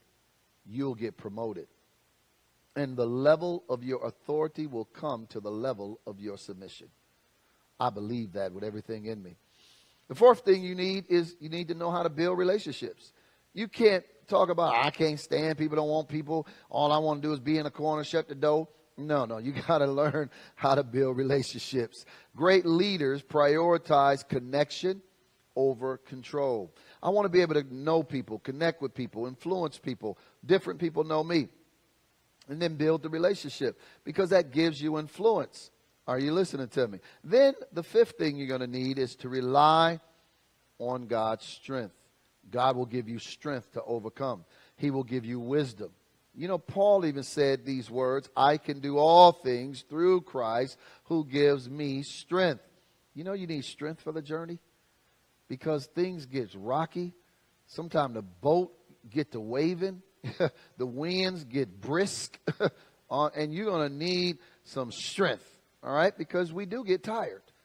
Right? So I want to encourage you to identify one area in your life where you can lead.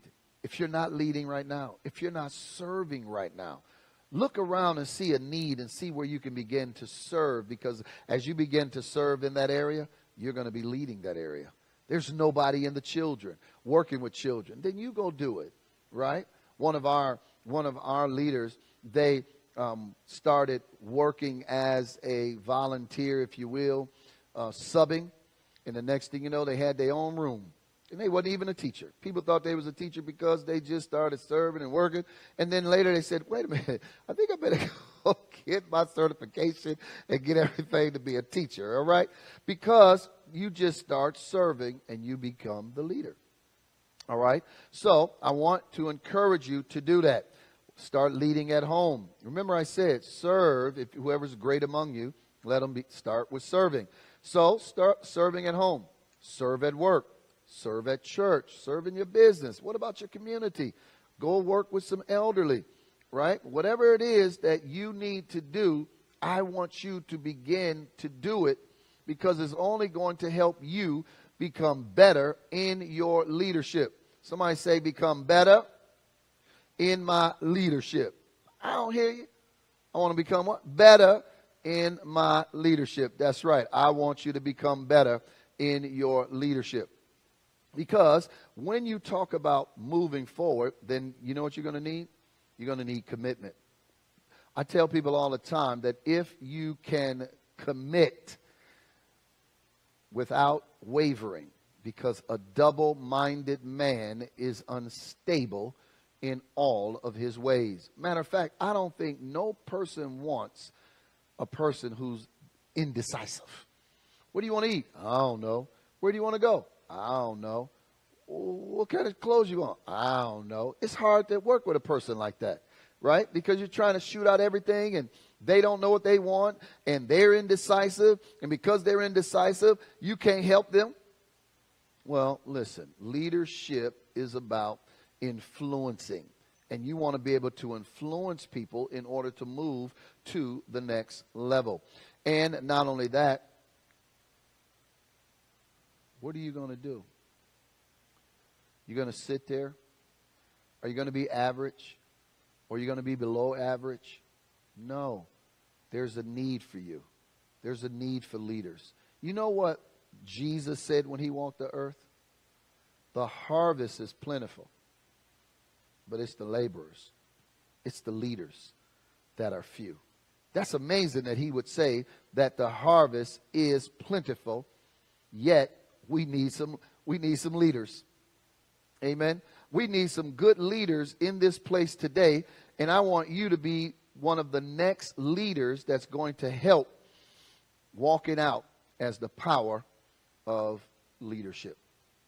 I want you to know this, that you can be a leader who's going to change, innovate, lead, and then do it with generosity. I want you to not only lead, but I want you to do it with generosity. I want you to be able to do the stuff that you're supposed to do to help other people overcome. Because when you are an influencer, you can help people and push people to a whole new level. I call it a life without crumbs, but a life full of the overflow.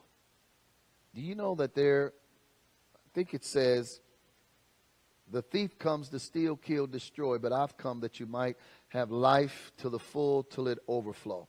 I believe that you can overcome, you can have expansion, and you can grow. I want you to start thinking about where you are and think about what you need to expand and think about where you need to grow. Not only in the natural, but also in the spiritual. I need you to find yourself stepping into areas that you once thought were beyond your reach. Your leadership can do that. Do not doubt your capacity. Do not. All right? I don't want you to doubt it. I want you to begin to move, to walk upward, and I want you to walk onward. You know what someone said? Start where you are, use what you got, and do what you can. Arthur Ashe said that.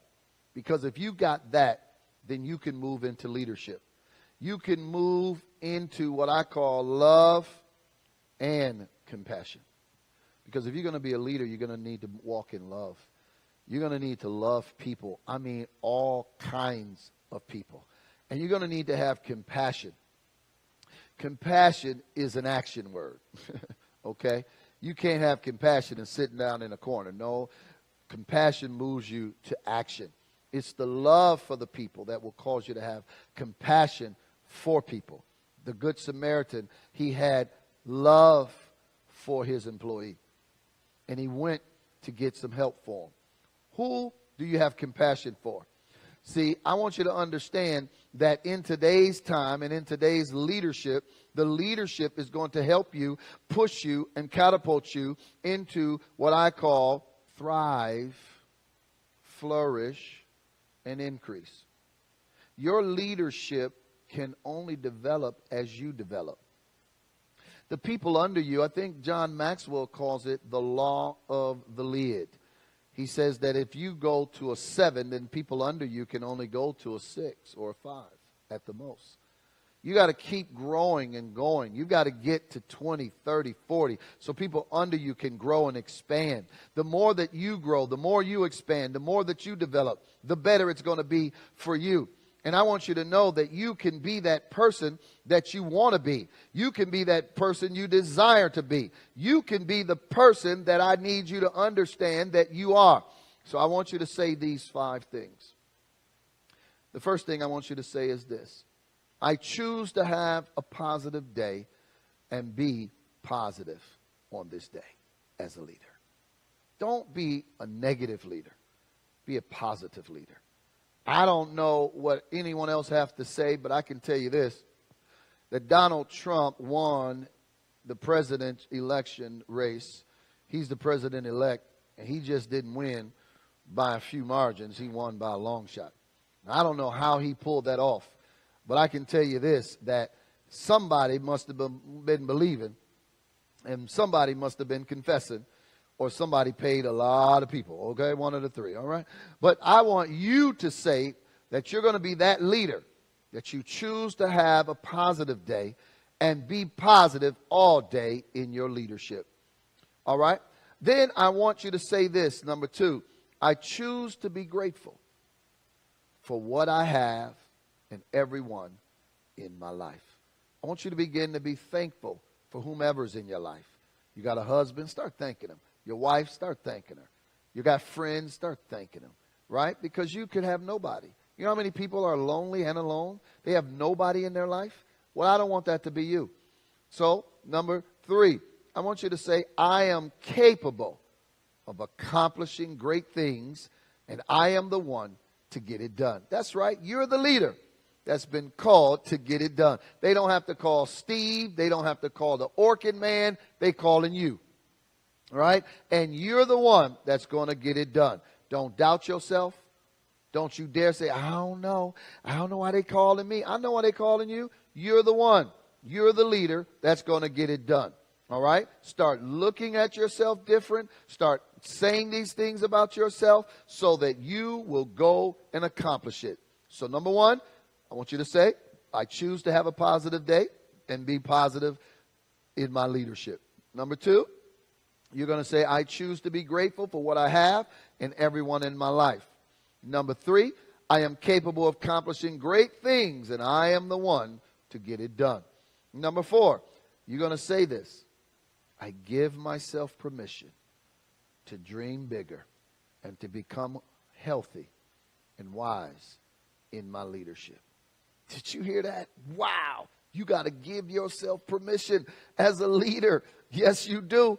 Because people will talk, people will say things. I heard Joel Osteen say, I never preached a message. My father was trying to get me to step up into the leadership, but I never did. I was behind the cameras, he said, for 10, 15, 17 years, whatever it was. And one day his father passed away. And what's amazing is the week his father asked him to preach for the next Sunday is when he passed away. He steps up for the first time. You know what he said?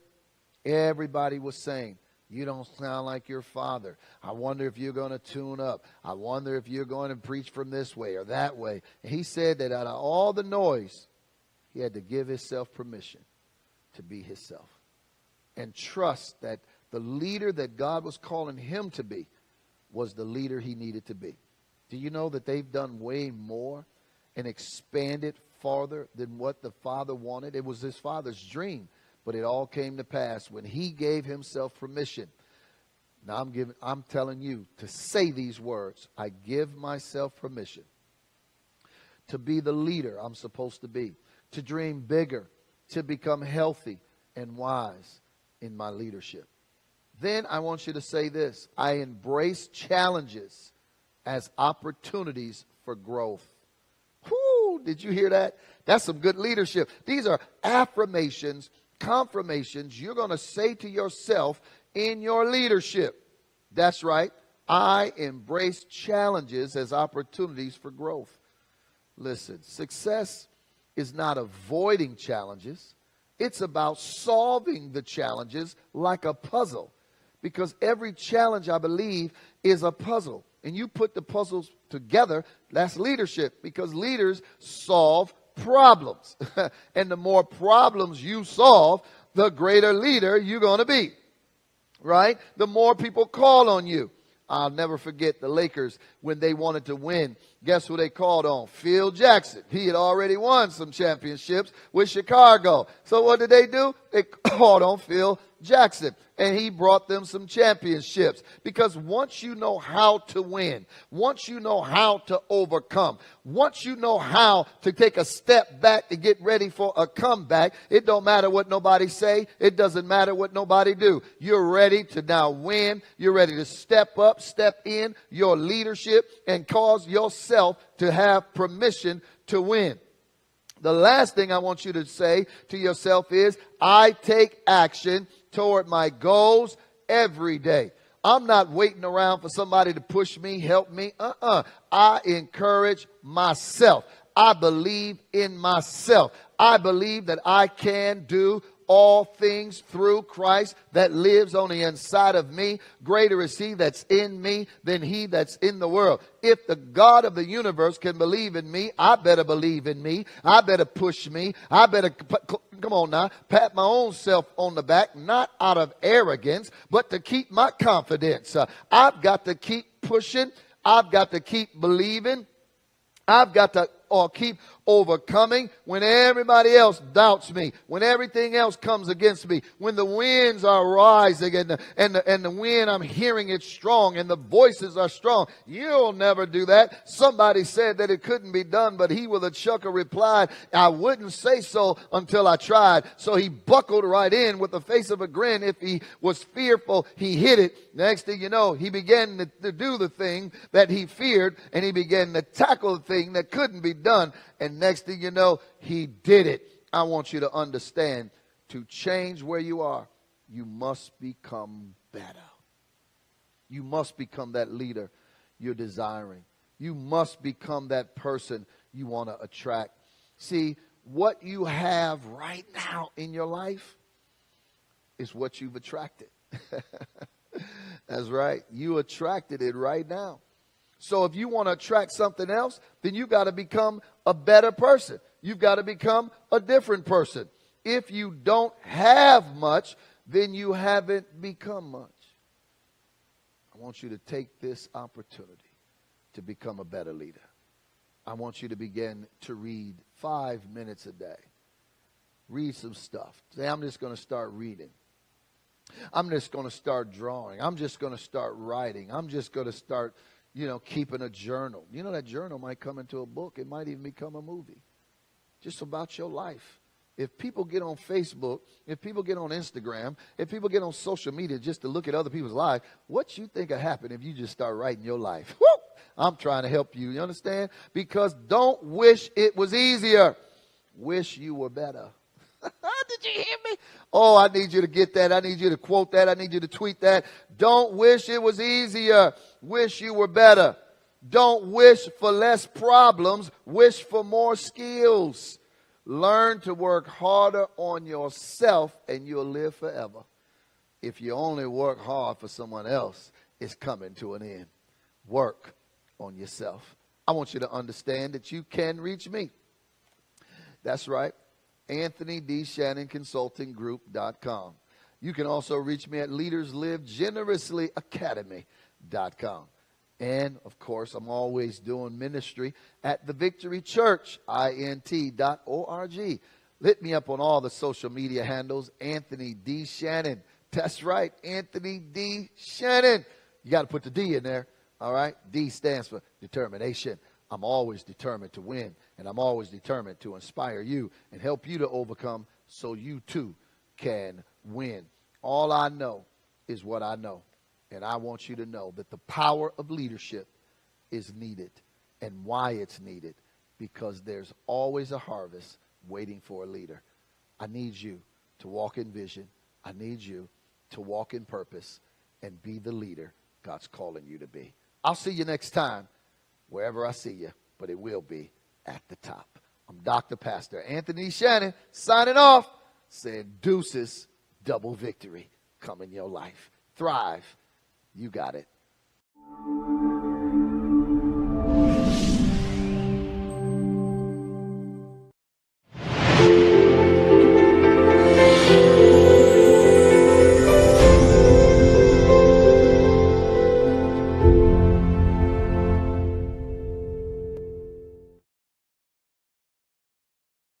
Today, I want to begin with a quote, one that has deeply resonated with my journey.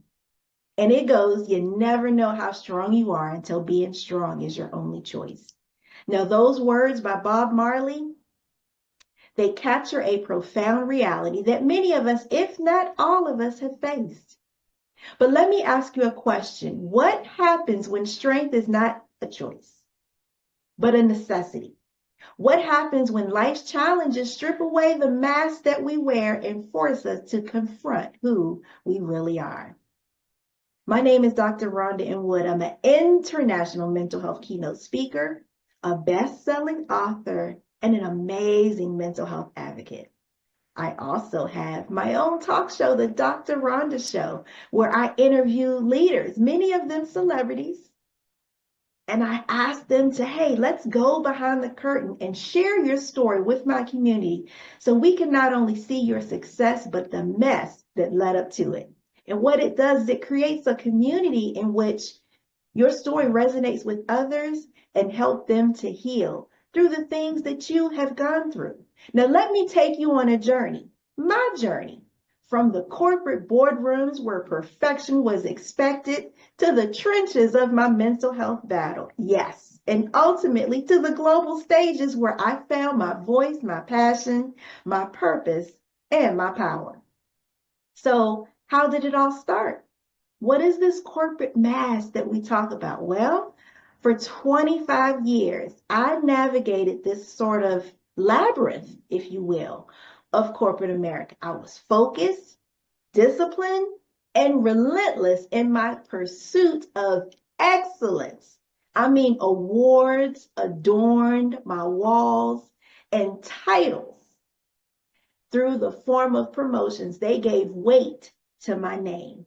On the surface, I was the epitome of success, but beneath that polished veneer, I was fighting a battle no one could see, a battle for my mental health. So like many of you, I wore a mask. I excelled in meetings, I led high-performing teams, and I delivered amazing results, all while drowning in waves of anxiety and depression. Corporate culture often tells us that vulnerability is a sign of weakness. So I buried my struggles deep, afraid that they might cost me my career, my reputation, or even worse, my sense of self. But here's the truth. The weight of silence is unbearable. So I reached a breaking point, a moment when I realized that if I didn't confront my reality, I would lose everything I had worked so hard to achieve, including myself. So the turning point came. I remember it was in the quiet solitude of my office, staring into the reflection of my computer, a dark screen. And it was there that I finally broke. Tears fell as I realized that the woman staring back at me was a shell of the vibrant, ambitious leader that I once knew. It was in that moment that I made this life-altering decision. I would no longer allow shame to silence me. So I sought therapy. I immersed myself in this understanding of mental health, and I began to heal. But most importantly, I made the bold decision. Hey, you know what? I'm going to share my story. Now, at first, it was terrifying, starting with close colleagues and eventually larger and larger audiences. But something incredible happened. My vulnerability became this bridge that connected me to other people. People began sharing their own stories of struggles, isolation, resilience. And I realized, wow, you know what? My pain had a purpose to inspire, to uplift, and to lead others towards their own healing and greatness. So the finding of the purpose beyond the pain is my leadership redefined. So the challenges I faced, they shaped me into the leader that I am today, a global keynote speaker, best-selling author, mental health advocate, and a media personality. So I traded that corporate ladder for a purpose-driven life, using my platform to amplify messages of hope, resilience, and empowerment. Every stage that I get to stand on, every book and chapter that I write, every conversation I host is a testament to the power of turning pain to purpose. Leadership is not about being invincible, as many may think. It's about being real, authentic. It's about saying, I've been there, I understand, and you are not alone in what you are going through. So I'd like to share 5 leadership lessons for every trailblazer out there. Number 1, vulnerability is your superpower. Yes. Leaders who are authentic and vulnerable, they what? They build trust, they build connection, and they build respect. People don't follow perfection, they follow courage. When you embrace your humanity, you inspire others to do the same. Number 2, your challenges, they can be a catalyst.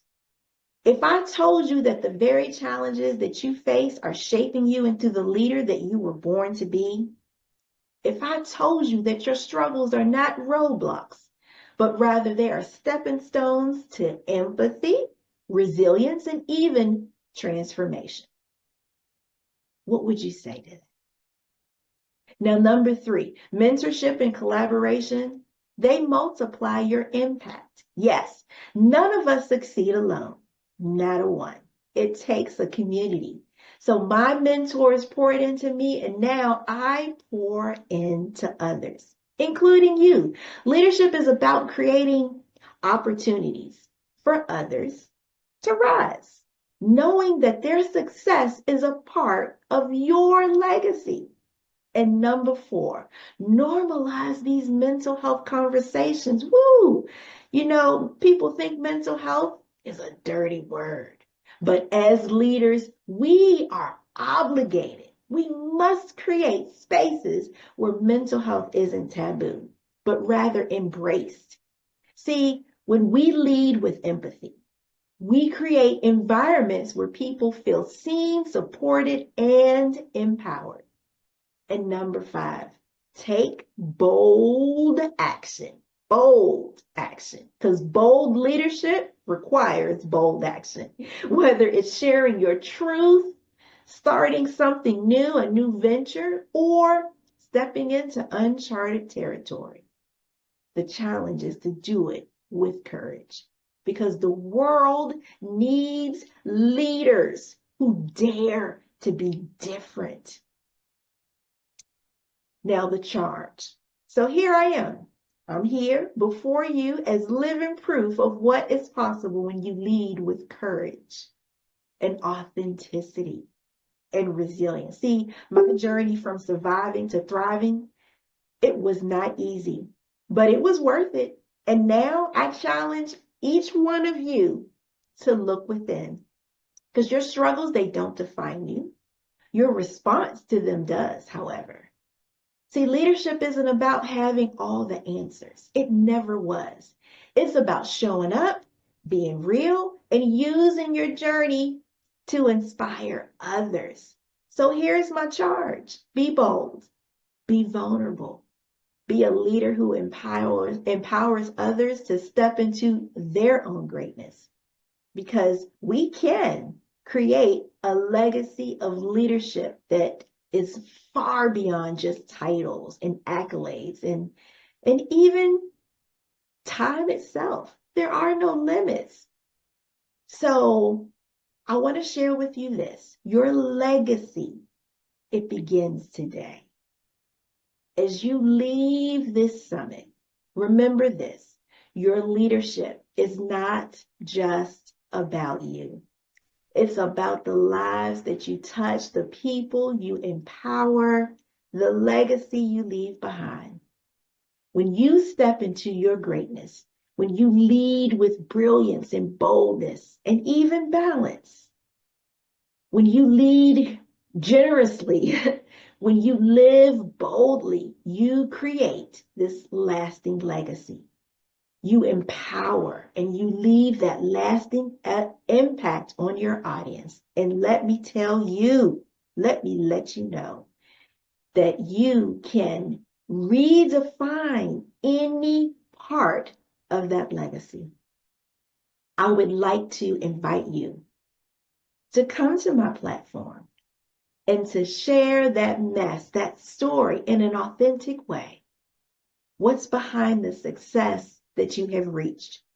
Come share your journey with my audience and leave the impact so that people can see the potential and the greatness that you are called to. Let's get ready to impact lives together. My name is Dr. Rhonda M. Wood. Again, I am an international mental health keynote speaker, multi-best-selling author and mental advocate who has her own show, helping people to heal through storytelling, helping leaders just like you. Thank you so much for your time. It's been amazing. And bye for now.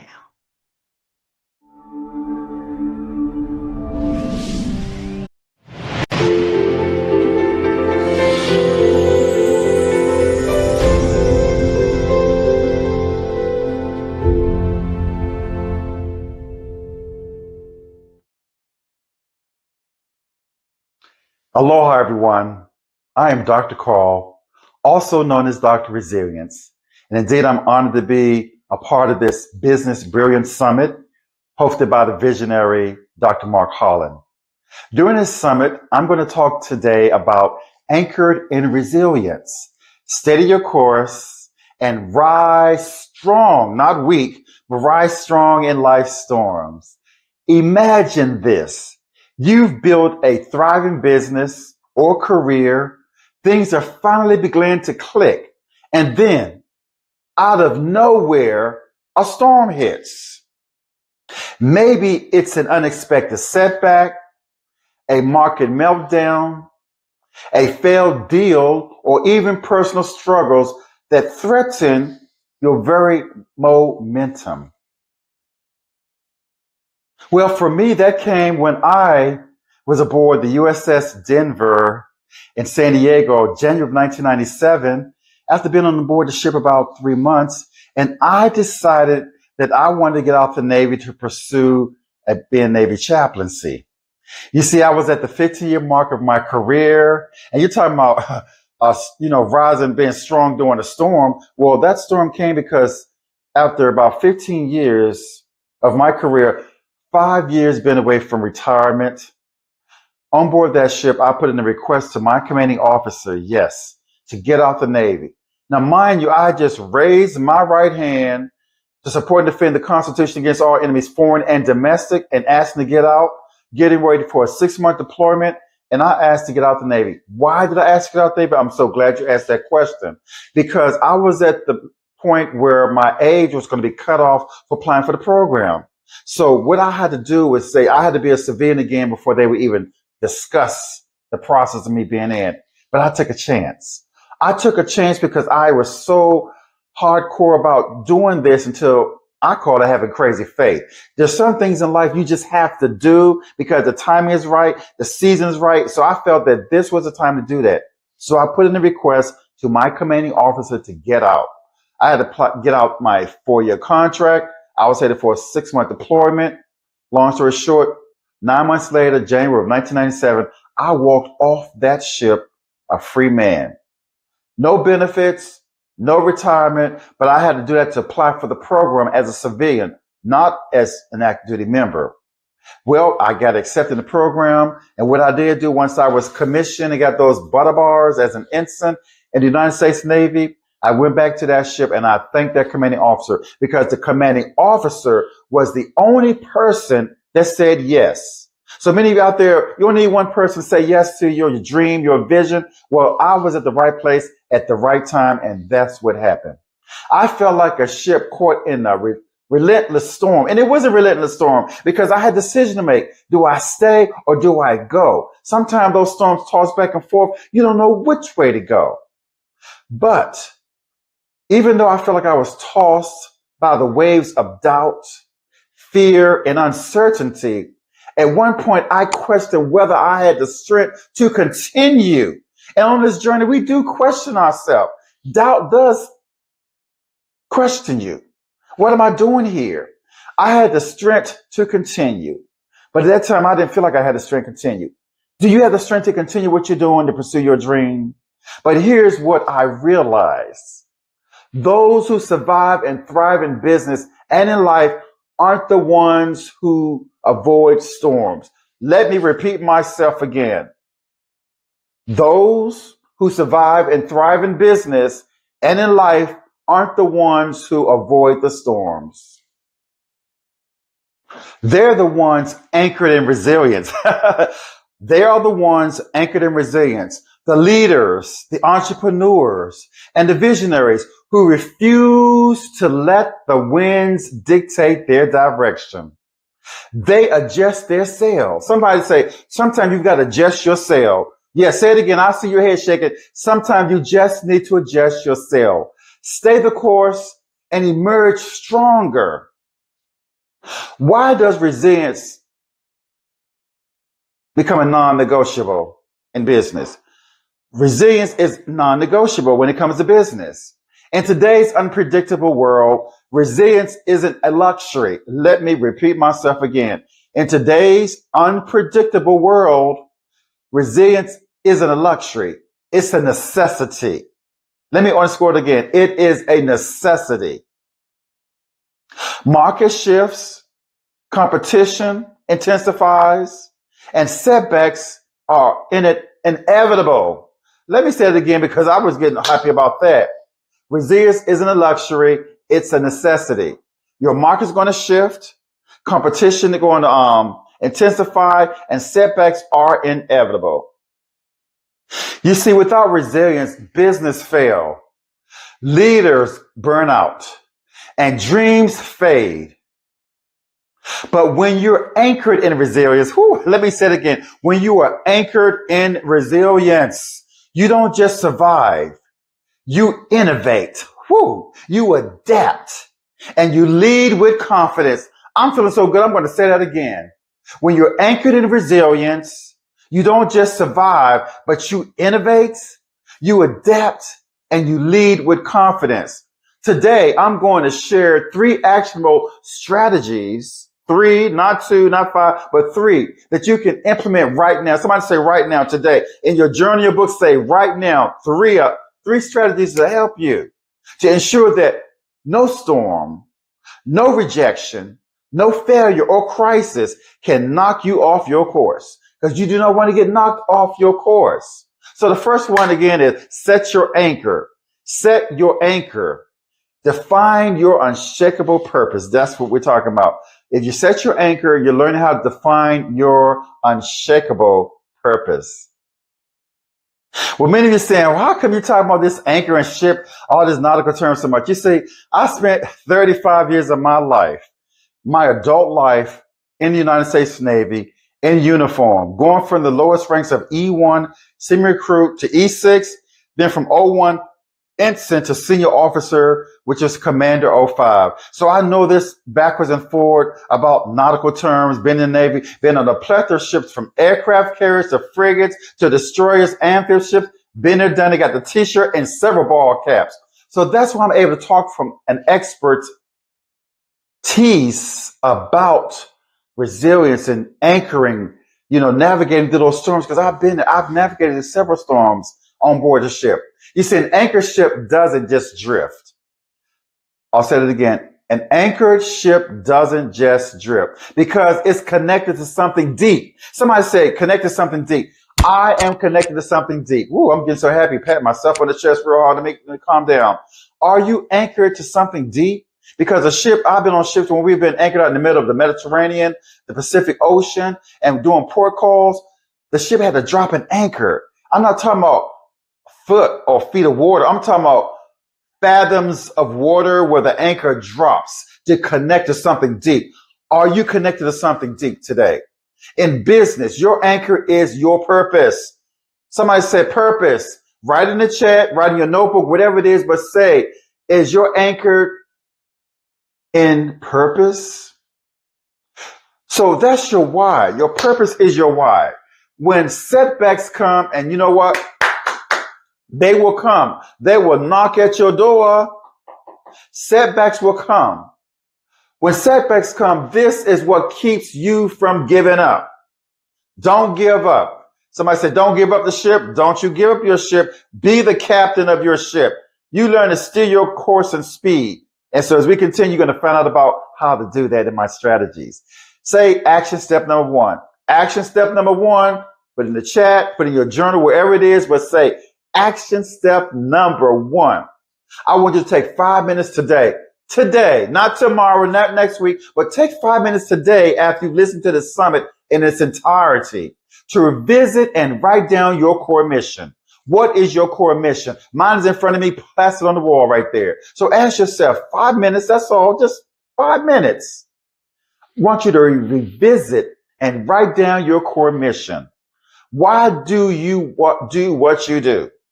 Let me get a tongue twister out the way. Why do you do what you do? Who do you serve? And when challenges hit, remind yourself of why you started doing what you're doing in this business. Because purpose refuse perseverance. Oh, let me say that again. Purpose. Somebody say purpose. Refuse perseverance. Purpose refuse perseverance. Next thing we're going to do, point number 2, setback strategy number 2, setback strategy number 2, reinforce your haul. Hull. Reinforce your haul. I might have a different accent from the South, but you know what I'm trying to say. Build a resilient mindset. Bottom line, build a resilient mindset. Let me say that again.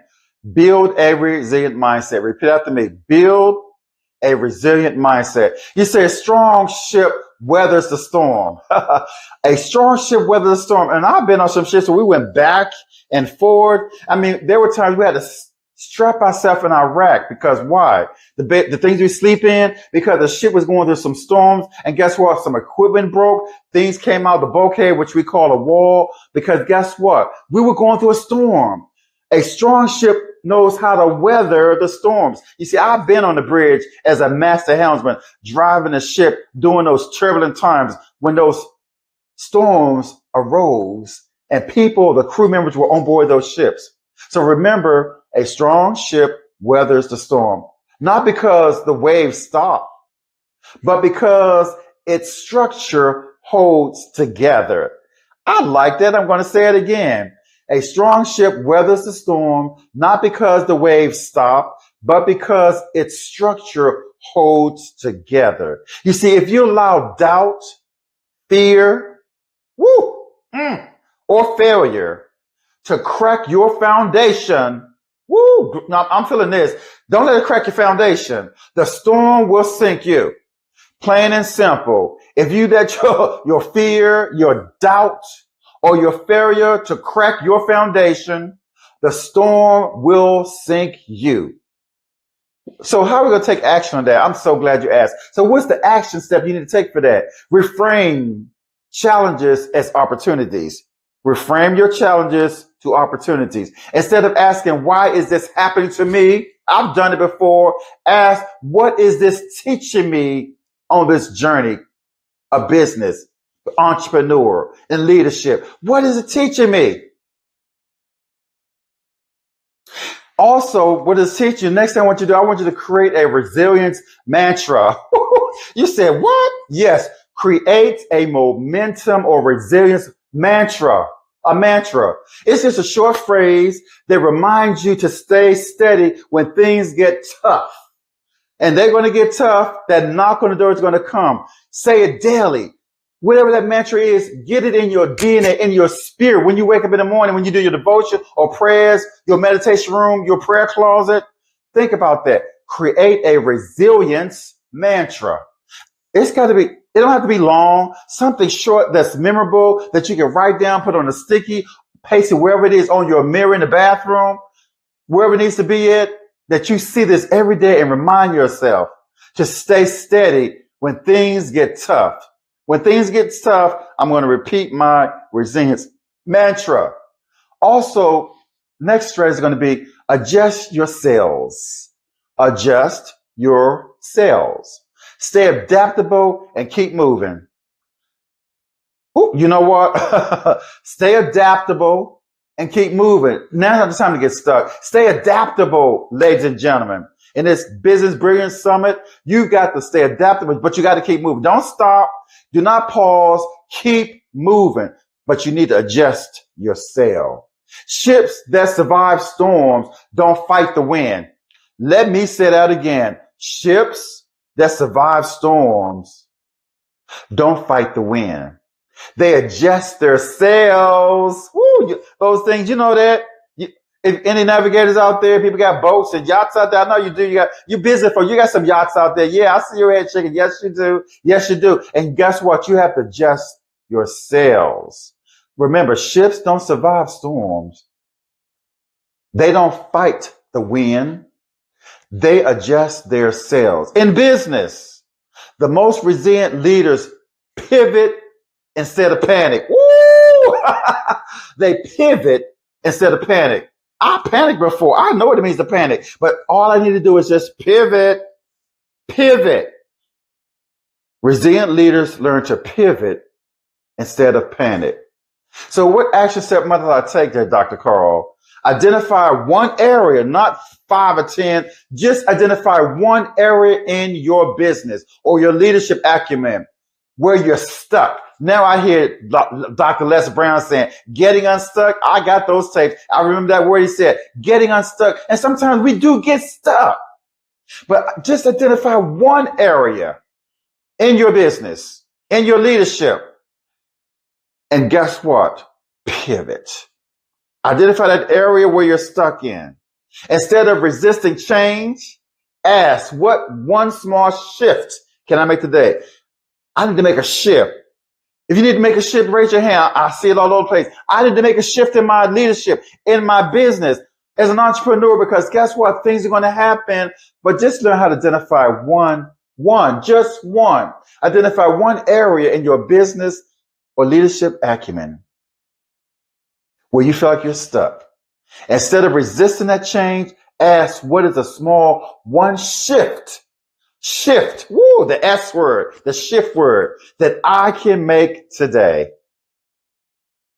And also along those lines, you need to stay connected. Stay connected with who? Not Billy Bob. If there are any Billy Bobbers here, I don't want to offend your name, but stay connected with mentors, with coaches, or support network of like-minded people, because the strongest leaders don't navigate alone. Woo! Let me say that again. Stay connected with mentors, coaches, or get your support network, because the strongest leaders don't navigate alone. You see, on the ship, when I was doing on board a plethora of ships, on the bridge, you had the navigator, you had the helmsman, the lead helmsman, all these people in the powerhouse, the quartermaster, the lookout, all these people making up the team. Why? Because they're strong when they're together. They want to navigate through those Panama canals, through the straits, whatever it is, those turbulent seas, and during an emergency crisis. One person cannot do it alone, leaders. Who is on your team? You know who's on your team. Do you need to reevaluate that? Because remember, the strongest leaders don't navigate alone. In closing, I want you to closing today. It is time to anchor yourself in resilience. It is time, ladies and gentlemen, to anchor yourself in resilience. I don't know how many of you have visited the ships lately, but them big anchors, special aircraft on both sides, those things drop. Your ship ain't going nowhere. So it's time to anchor yourself in resilience. You have two choices when storms hit. You're going to drift aimlessly, hoping for calm seas, or anchor yourself in resilience and navigate and move forward with purpose. So what will you do today? What will you do right now? Will you set your anchor? Will you strengthen your mindset and adjust your sails? The storm isn't the end of your journey. It's just the proving ground for your greatest success. So stay anchored, stay resilient, and rise stronger. So ladies and gentlemen, let's make waves. Let's make waves. Write it down. Let's make waves. And for possible penetration, the storm isn't the end of your journey. I'll repeat it again. It's just a proving ground for your greatest success. Stay anchored, stay resilient, and rise stronger. Now let's go make those waves.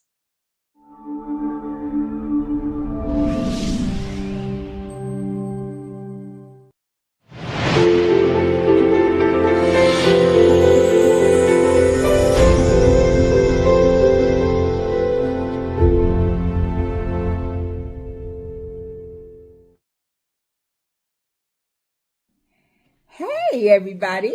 I'm Dr. Juanita Daniels Johnson, and I am excited to be a part of this Business Brilliance Summit. I really love the name of it, Brilliance. When I think about brilliance, I think about intense light, and I think about excellent. And so this is going to be an excellent time. It's going to be intense. People are going to be teaching from their heart. But anyway, my topic today is going to sound a little strange, but it's study to mind your own business.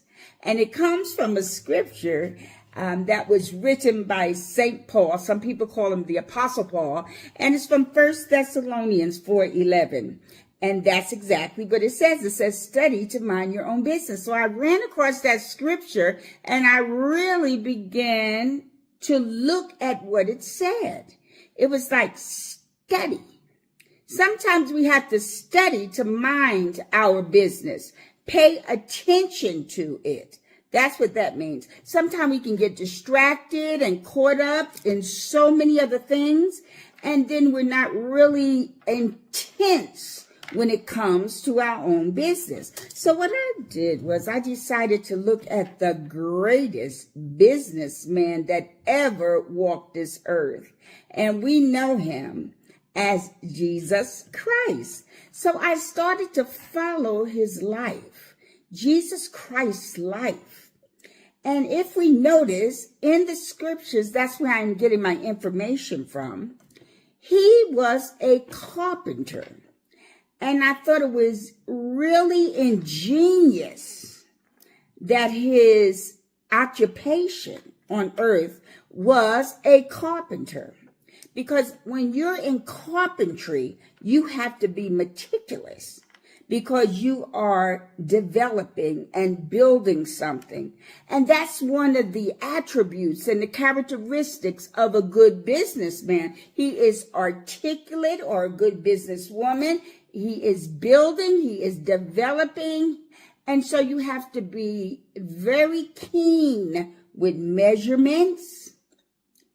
When you cut those wood parts out, you have to be really, really good with your measurements, so you're using numbers. You're also using science with this building. So he did that on earth until he was 30 years old. But the real purpose, as written in scriptures, Jesus Christ was sent to build a kingdom on earth. And he had a kingdom message.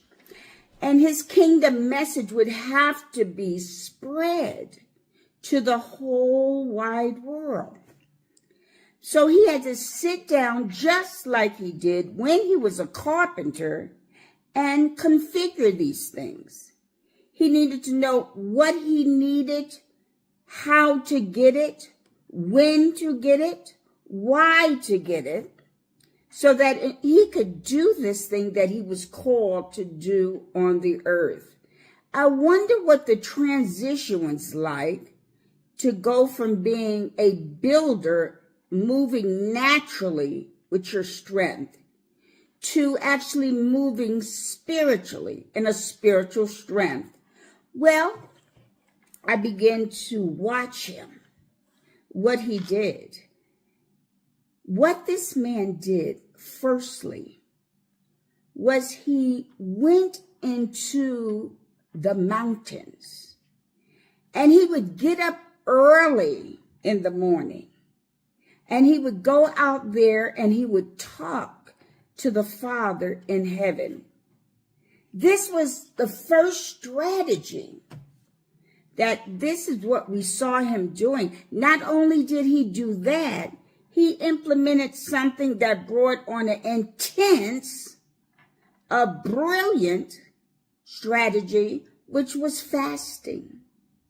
He wanted to move strategically in his mind and think of techniques and strategies. So he, along with his prayer, he was fasting. And then you would see him up there. He would have an encounter while he was fasting so that he can struggle with himself and struggle with the idea of tactics, of the things that happen to us on earth that come against his mission. So he had to first learn those techniques, those things that he was going to say to himself, his self-talk, his self-love. He brought on all of his learnings so that he could deal with those obstacles and overcome those obstacles that he would naturally face in his business. In business, sometimes we are going to have struggles. And so we need to know what our plan is for those struggles. So that was the first thing he went up into the mountains to do. He had some alone time. And so that is the first strategy we see with the businessman that actually was the greatest of all times. He had a prayer life and he had a fasting life. And there he planned. There he prepared. He prepared himself. He prepared a plan. When he set aside time for himself, he could think clearly.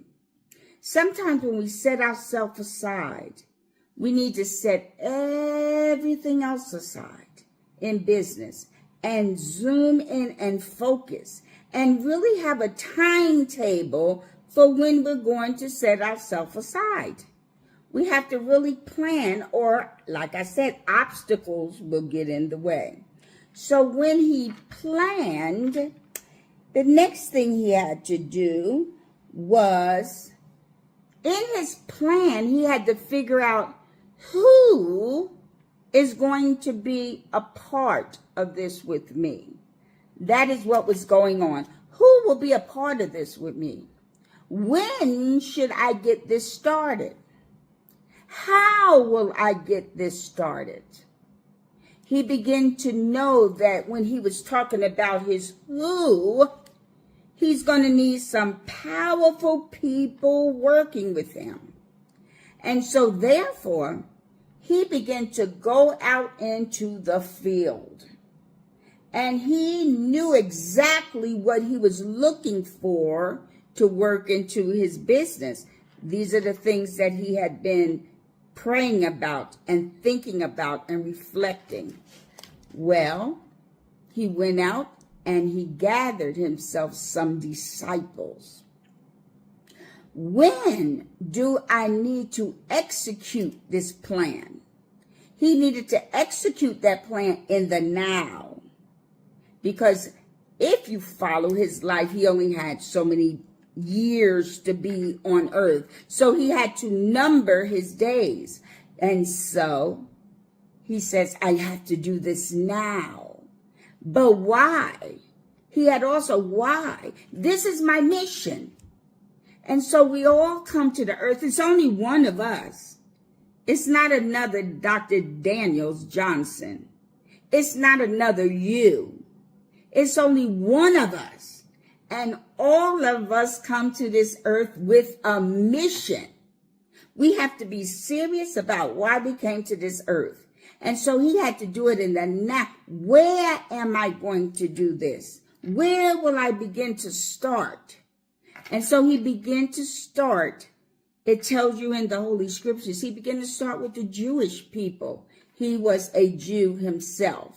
Knowing that when he got his disciples together, they would go out into the world. They would understand how to spread the gospel. They would understand what signs needed to follow them.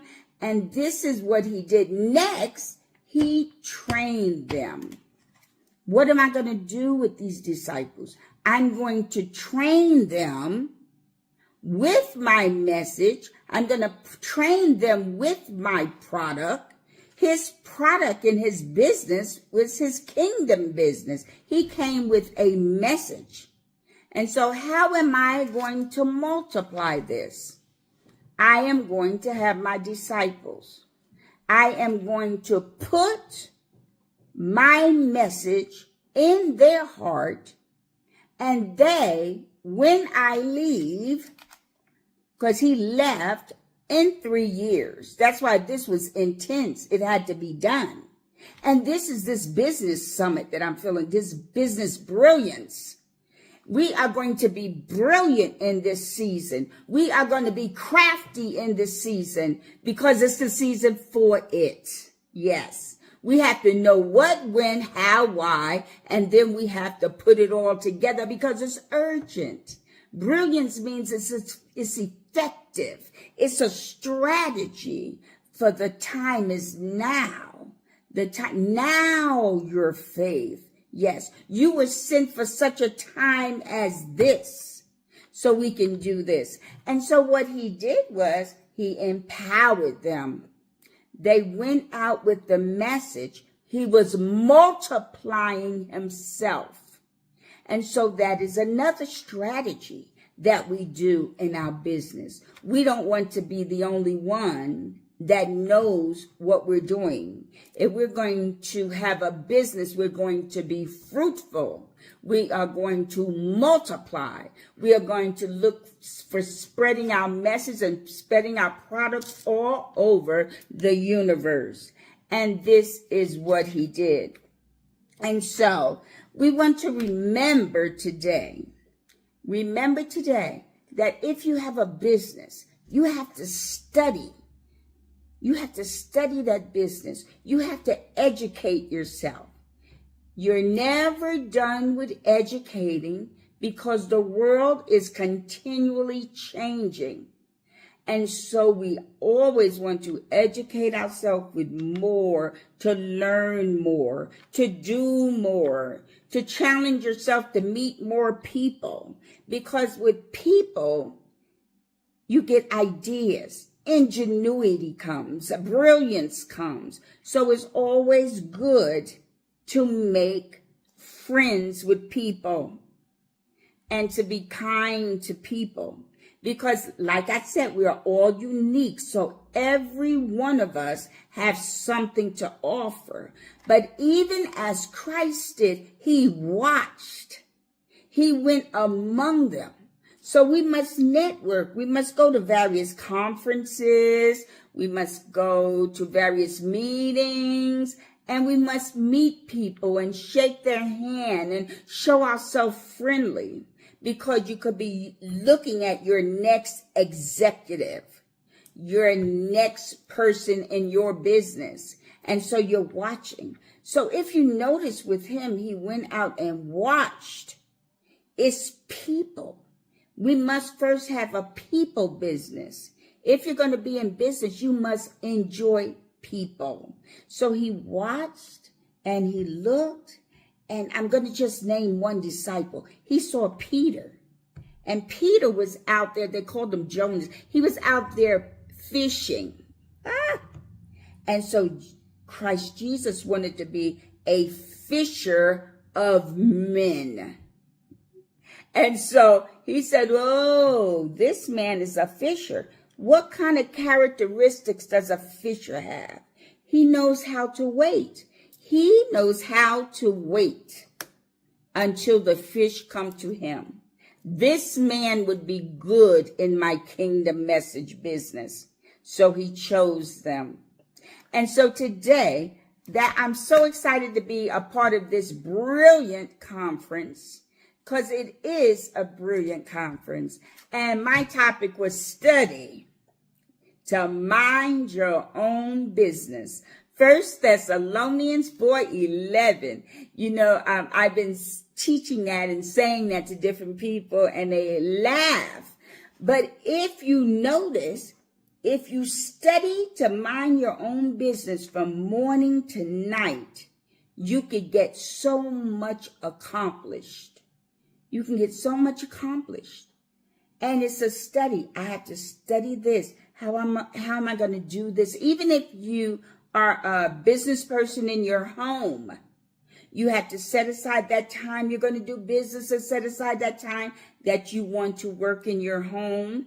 If you're a wife and a mother, you have this business, You have things to do in your home. So there's always time to take care, to mind over your own business.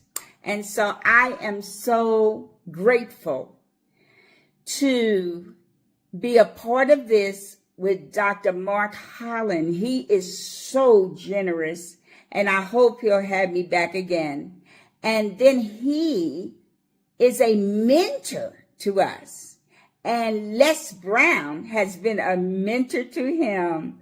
And I have been an author in the book, The Comeback with Mr. Les Brown. He is a legend.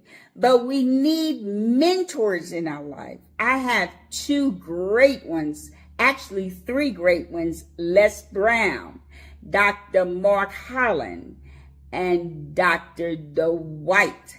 And these are my mentors, Dr. Dwight Riddick. I didn't say his last name, but we are praising God today, and we thank God that your business is going to be brilliant. It's going to be intense light upon it. You will be a light that is sitting on a hill that cannot be hidden. Thank you for having me. I am Dr. Juanita Daniels Johnson, and God bless you.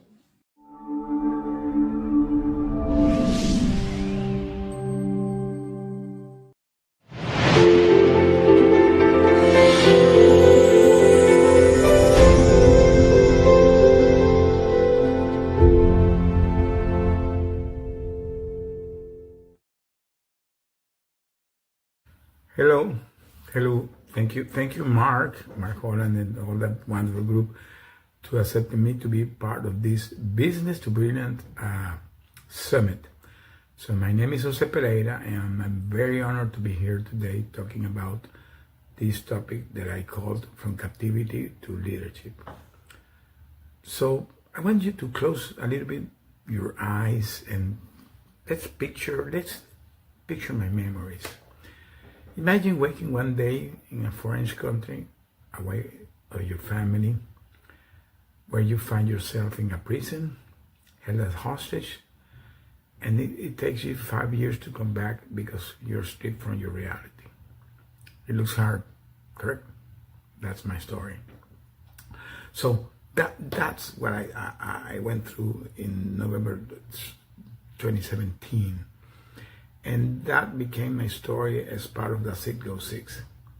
So this is something that I had shared several times, but this is something that really is very close to my heart, how this is mirror with leadership is, because, the real leadership is, have you ever thought that if you go to any extreme situation in your life where you're out of your comfort zone, you're pushed out of your comfort zone, and then your floor is moving around, everything is crumbled, there's where your real leadership is going to be tested.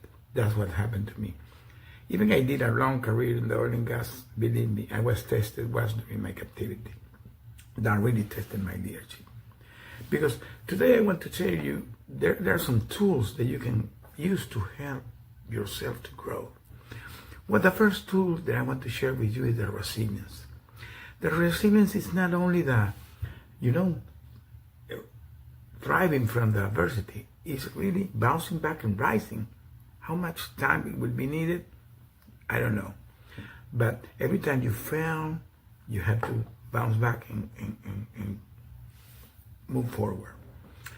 So adversity is not only that situation that can come, and the resilience is that the one that's gonna hold you and to have strength, to have hope, and to have faith.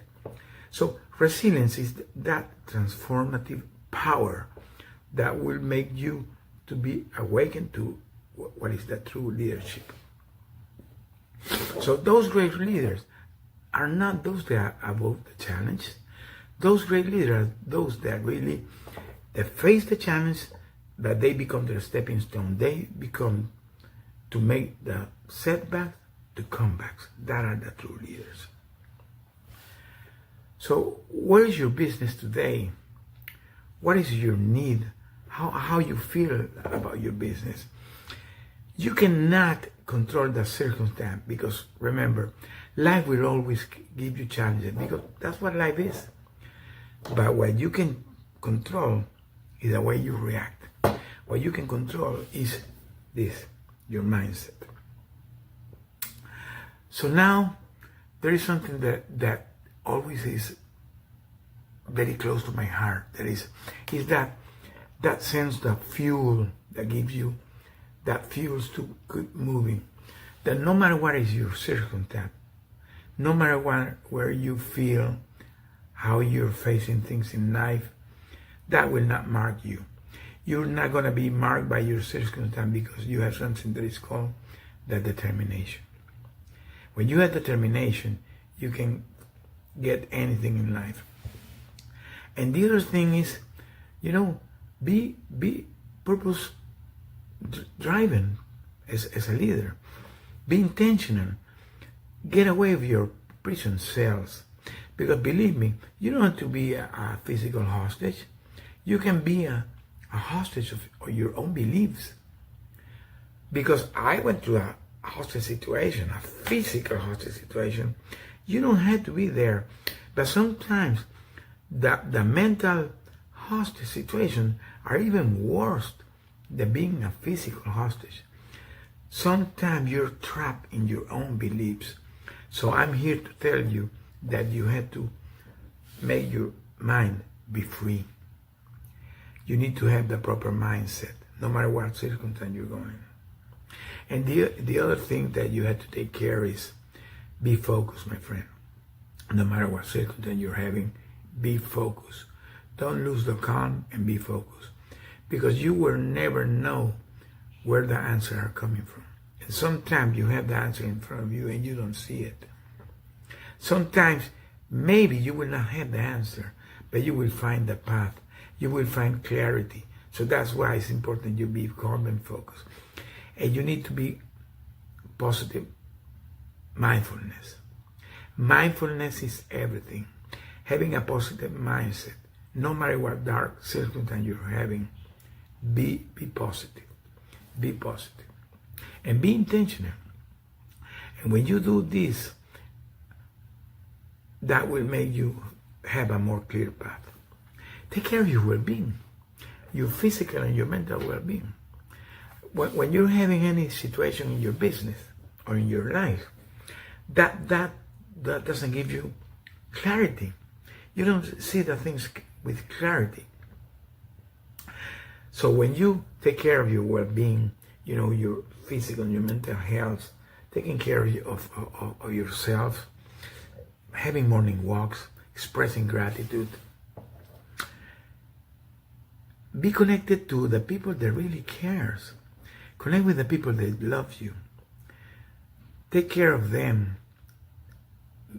Make that strong connection. Don't make things alone.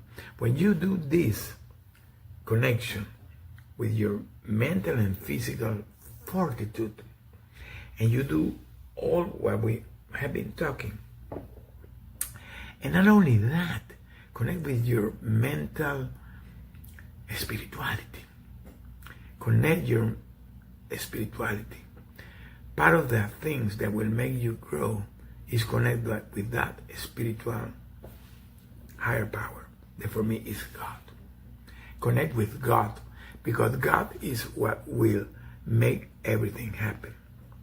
Even you're going through any circumstance in your life, God will make things happen. So part of the business success is walking with the hands of God, walking with the grace of God.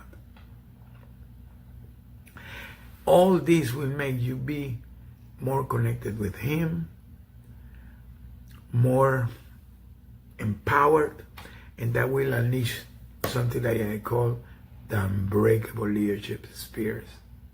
Because unbreakable leadership spirits come when you tap into that grace of God, and that will make you be stronger, because now you're connected with the hope and you're connected to the faith. When you do this, everything is possible.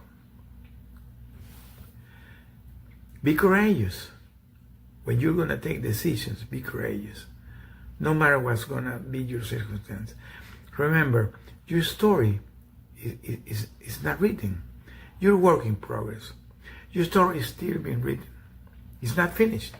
It's not finished. So don't see yourself like you're the end of the road. And that will make you be more successful. I'm here to say that no matter what circumstance you're going, that will not mark you. That will not be what will be making you be successful or not. What will be make you successful is that great connection with your higher spirituality, that is God, having the positive mindset, being connected with the people that really support you, taking care of yourself in the physical and in the mental way, and be calm and focused and finding the purpose and why you had to do things in life. When you find that purpose, when you find that mission, everything will be possible. So I'm here to say that if you really want to be successful in your business, you have to walk through all these elements, because that's what I did. I went through this hostage situation that I'm going to say you don't have to be there. That's why I'm here to say you that I'm here to help you. Because when I decided to become a leadership and resilient coach was because I discovered that I had the art of survivor. And I learned it in the wrong way. That doesn't care. You don't have to go to the path I went through. You don't have to do that, because I'm here to help. So if you want to connect with me, just go to joseconnect.com and you can connect with me. Or you can schedule a call, joseconnectonline.com. Part of my journey today is helping others.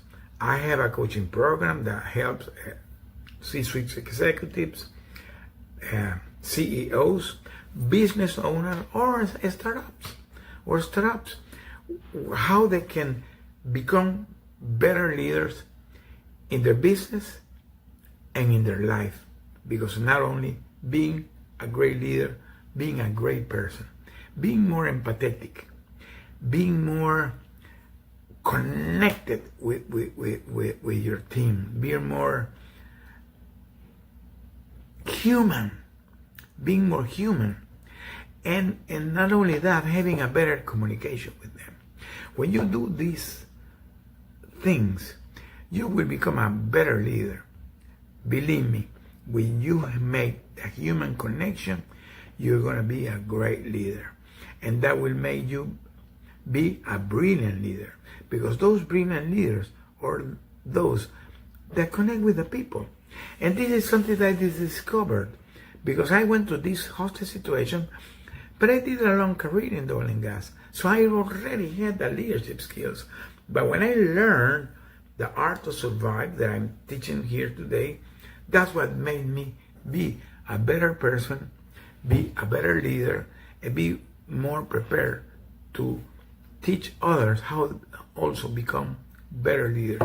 One of the big mistakes that the people that are climbing the corporate ladder do, and when they're trying to become better leaders, is that they are so focused in climbing the corporate ladder that they forget that they have family, that they have a life, that they need to take care of themselves.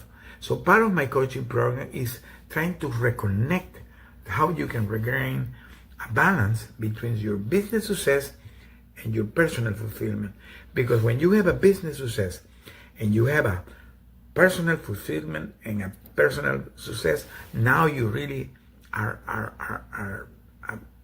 a successful person.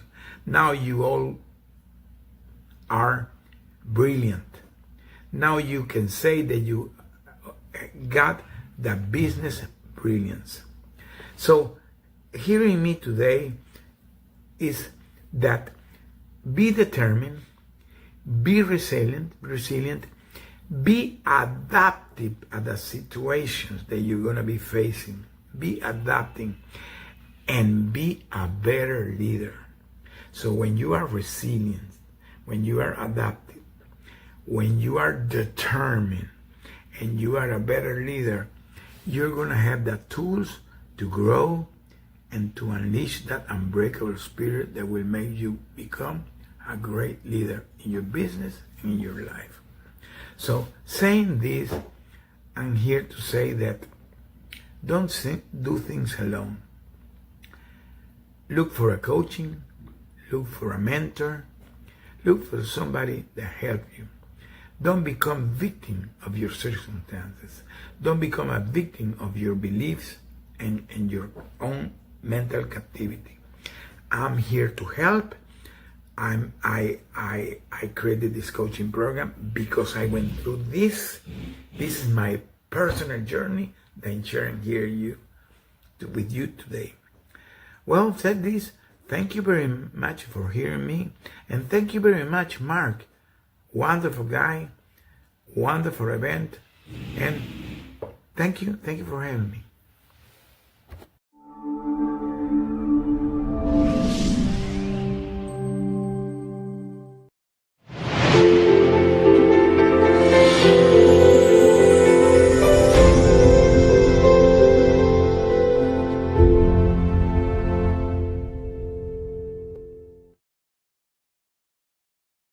Good afternoon, everyone. My name is Dr. Janelle Harvey. I am the owner and founder of Harvey Nonprofit Consulting Group. We provide workshops and assistance with filing Form 1023 for nonprofits and individuals throughout the United States. We also provide fund development consulting to agencies. So I am so honored to speak today, particularly to those who want to make a lasting impact on their communities by establishing a nonprofit organization. As you know, starting a nonprofit is a noble endeavor, but sustaining it, that's where the challenge often lies. There are many passionate individuals and organizations that set out with great missions, only to struggle with funding, leadership, and long-term viability. You know what? Let me give you an example of that. Shirley Chisholm, she was the first African-American woman elected to Congress, and she was the first woman to seek Democratic nomination for presidency back in '72. She ran a remarkable campaign. It was groundbreaking, it was inspiring, and it was deeply rooted in community awareness. Her candidacy mobilized marginalized communities. It even challenged the political establishment, and it sparked conversations about race and representation. However, despite her widespread grassroots support, her campaign faced a critical challenge, and it was the lack of funding. Chisholm's campaign was fueled by passion, determination, and a commitment to justice, but financial constraints made it difficult to compete against well-funded opponents. She once famously stated, "I ran for the presidency despite hopeless odds to demonstrate the sheer will and refusal to accept the status quo." You know, this same resilience is necessary for nonprofit founders who embark on their mission to create meaningful change despite financial hurdles. So what is her blueprint? And what can we learn from her as nonprofit leaders? The first is community engagement. Chisholm inspired grassroots movements and mobilized volunteers, nonprofits, and others. She had a strong support network. So a nonprofit that cultivates deep relationships with its beneficiaries, donors, and volunteers will have a better chance of sustaining itself, even in times of financial difficulty. We also learned that resourcefulness overcomes financial limitations. Chisholm's campaign faced financial struggles, but she maximized available resources. She leveraged free publicity and inspired people to donate their time and talents. Nonprofits have to adopt a similar mindset by seeking in-kind donations, building strategic partnerships, and utilizing cost-effective marketing strategies to make an impact with limited funding. We also learned that storytelling elevates a mission. Chisholm's authenticity and powerful messaging helped her to stand out despite financial constraints. So, nonprofit leaders, you have to prioritize storytelling to connect emotionally with donors and stakeholders, to make your cause relatable and urgent. It's also important to diversify funding strategies to ensure stability. So Chisholm struggled with campaign financing, and her journey underscores the importance of diversifying revenue sources. Nonprofits should not rely solely on one funding stream, but instead explore grants and corporate sponsorships, crowdfunding like Indiegogo, membership programs, and earn income to ensure financial stability. Finally, from this dynamic woman, we learn persistence in the face of adversity. Chisholm's historic run proved that passion and perseverance can break barriers. So similarly, nonprofit leaders must be prepared to navigate challenges, remain adaptable, and continuously seek new opportunities for growth and sustainability. Shirley Chisholm's campaign was a testament to what can be achieved with a strong vision, engaged supporters, and an underlying commitment to justice, even in the absence of substantial funding. Her story serves as an inspiration for nonprofit founders, demonstrating that while financial resources are important, strategic planning, community involvement, and relentless determination are the true drivers of success. By embracing these lessons, nonprofits not only launch effective organizations, but they can sustain their mission too. So now that we have like a historical look at the blueprint, I would like to give you a few additional keys for starting your own nonprofit and setting the catalyst for your own blueprint. Nonprofit establishment is not always a cookie cutter approach. You must create a strategy that works for you. Some things you cannot negate: feasibility studies, funding strategies that align with your organization, leadership development, and community engagement. These are critical strategies that you as a nonprofit leader must adhere to. So first, identify your mission and your vision clearly. Every sustainable nonprofit begins with a clear mission and vision. Your mission should be specific, addressing a distinct need in society, while your vision should articulate the long-term change you seek. A strong nonprofit does not try to do everything at once, but focuses on one key issue and builds from there. For example, my son owns a grassroots organization that deals with cyberbullying. And while his current goal is to look at how this is impacting youth presently, the overarching goal is to totally eradicate the issue. Second, conduct a feasibility study. Before you register your nonprofit with the Secretary of State and the IRS, conduct a feasibility study to determine if your idea is viable. This study should answer, is there a genuine need for my nonprofit? Who else is addressing this issue? And how can we be different? Do we have the financial and community support that we need to sustain our operations? So a feasibility study should include research, interviews, and surveys of particular or potential beneficiaries, donors, and partners. The goal is to ensure that your nonprofit is needed, that is unique, and financially sustainable. You also want to develop a strategic plan. Once you've confirmed your feasibility, create a strategic plan that outlines how your nonprofit will operate. This plan should include short-term and long-term goals. What do you hope to achieve in a year, in 3 years, in 5 years? An operational structure. Who will run your nonprofit? Who are the key team members and board members? A funding strategy. How will you generate consistent revenue? And metrics for success. This is imperative, especially when you're seeking funding. So how will you measure impact? Without a strong strategic plan, your nonprofit can easily lose focus, leading to financial and organizational instability. Building a sustainable funding model is one of the greatest challenges that nonprofits face, as we've explored with Ms. Chisholm. Many organizations rely too heavily on one source, such as grants, only to collapse when that funding is no longer available. So diversifying revenue is key to sustainability. You know, our nation was on high alert recently when the president announced that there was a freeze on some federal funding. Be sure that you have a diversified strategy, and this means that funding for your endeavor comes from several sources. Successful nonprofits use multiple funding streams, such as grants, government grants, private, even corporate grants, individual donations, crowdfunding, major donors, and even recurring gifts. Corporate sponsorships, so partnering with businesses whose mission aligns with yours. All corporations have corporate responsibility. You also can have earned income if you're a creative, where you sell products that you create. You also want to assemble a strong leadership and governance presence.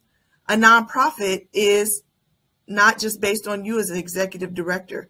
You must have a skilled board of directors and a leadership team to work with you to ensure your long-term sustainability.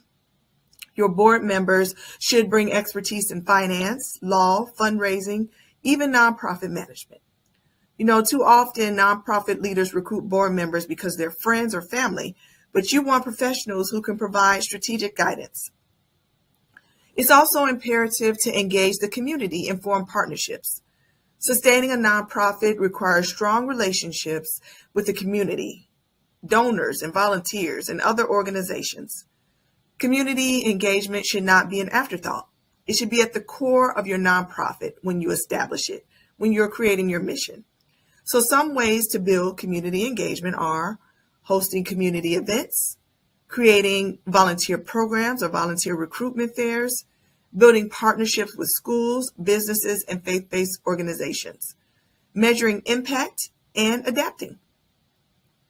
You want to stay relevant and effective, so your nonprofit must continuously measure its impact and adapt.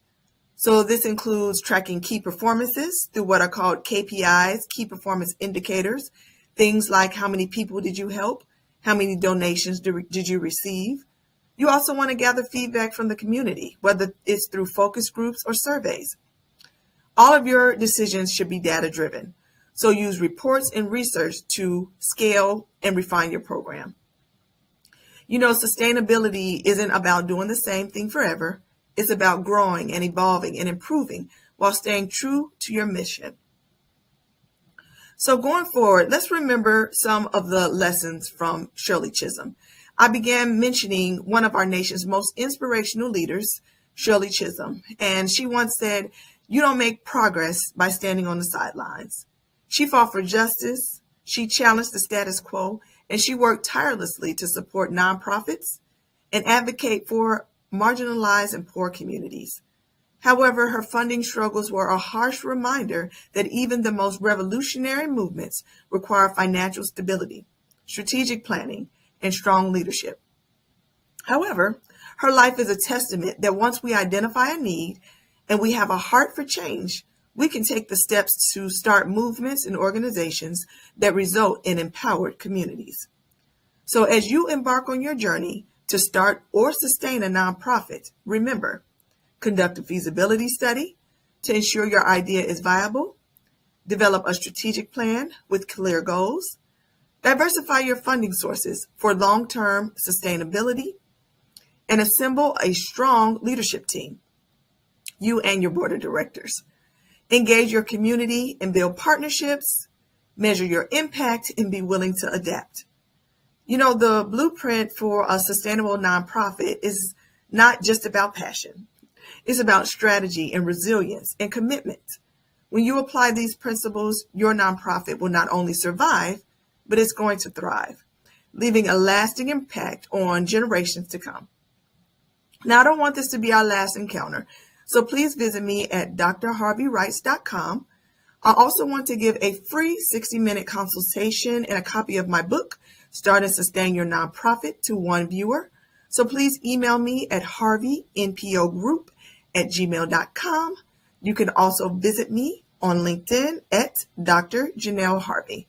Have a wonderful day and Godspeed as you go forth to make a positive impact on your communities. Thank you.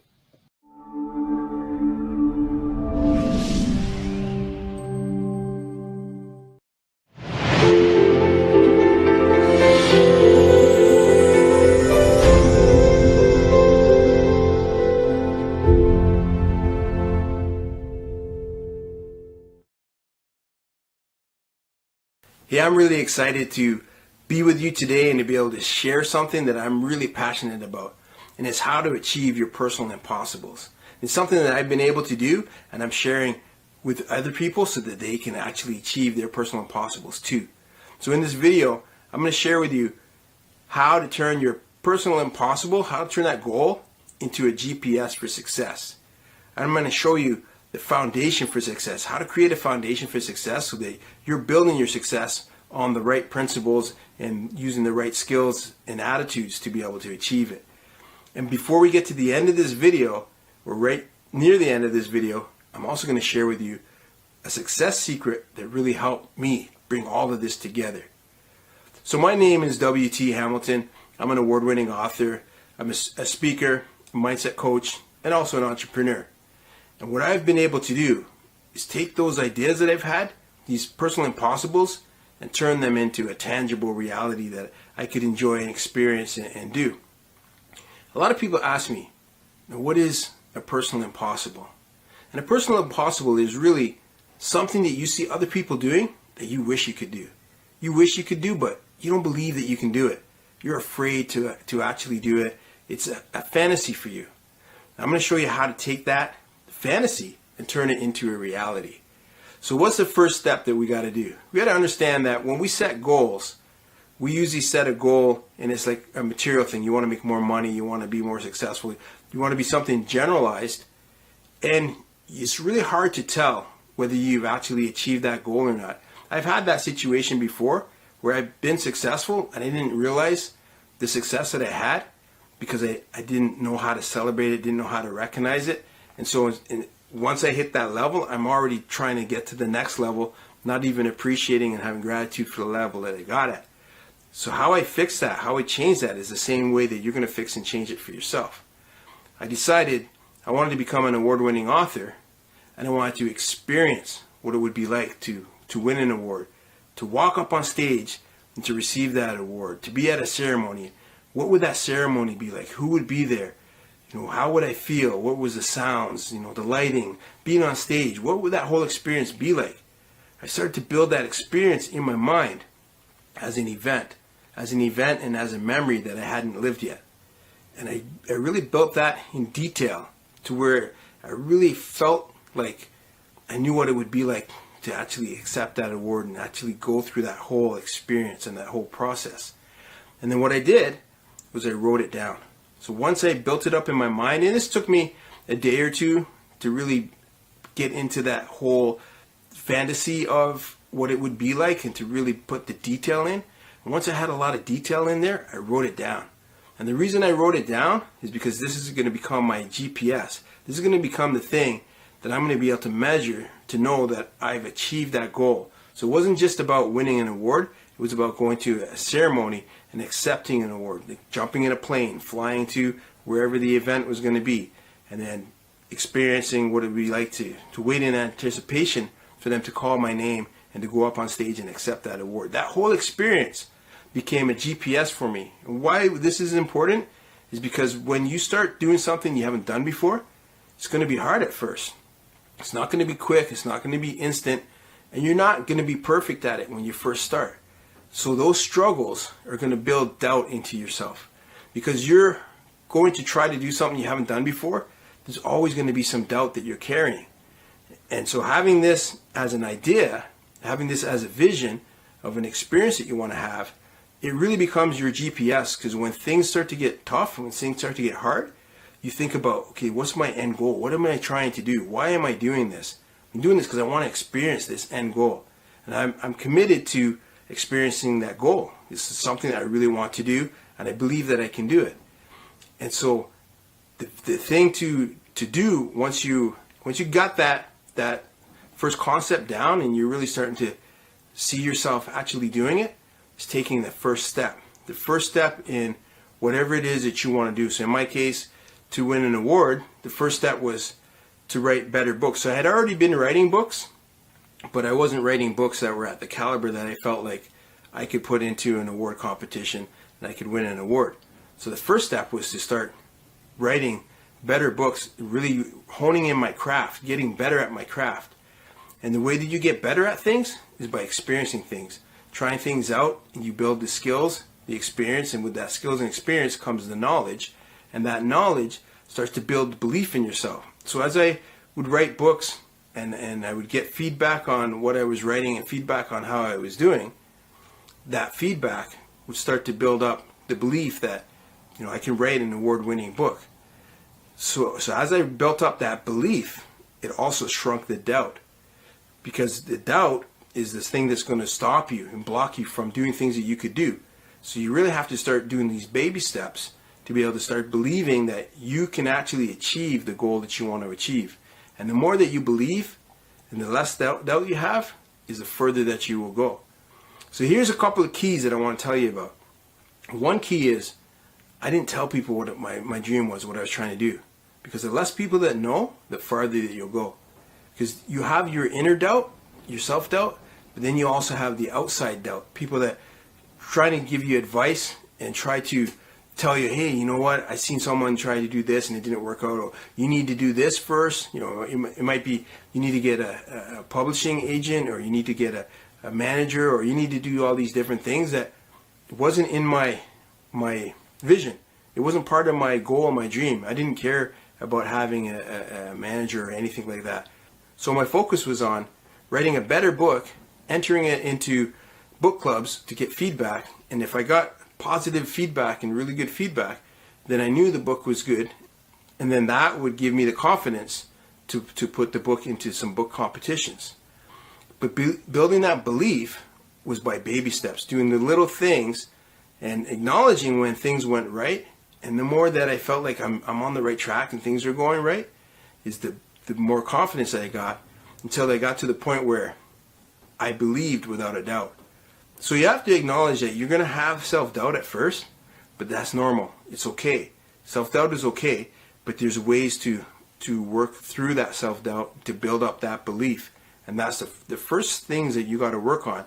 Once you have that vision, you have that GPS for your success, you know what your end goal is going to be, because you're building it as an experience.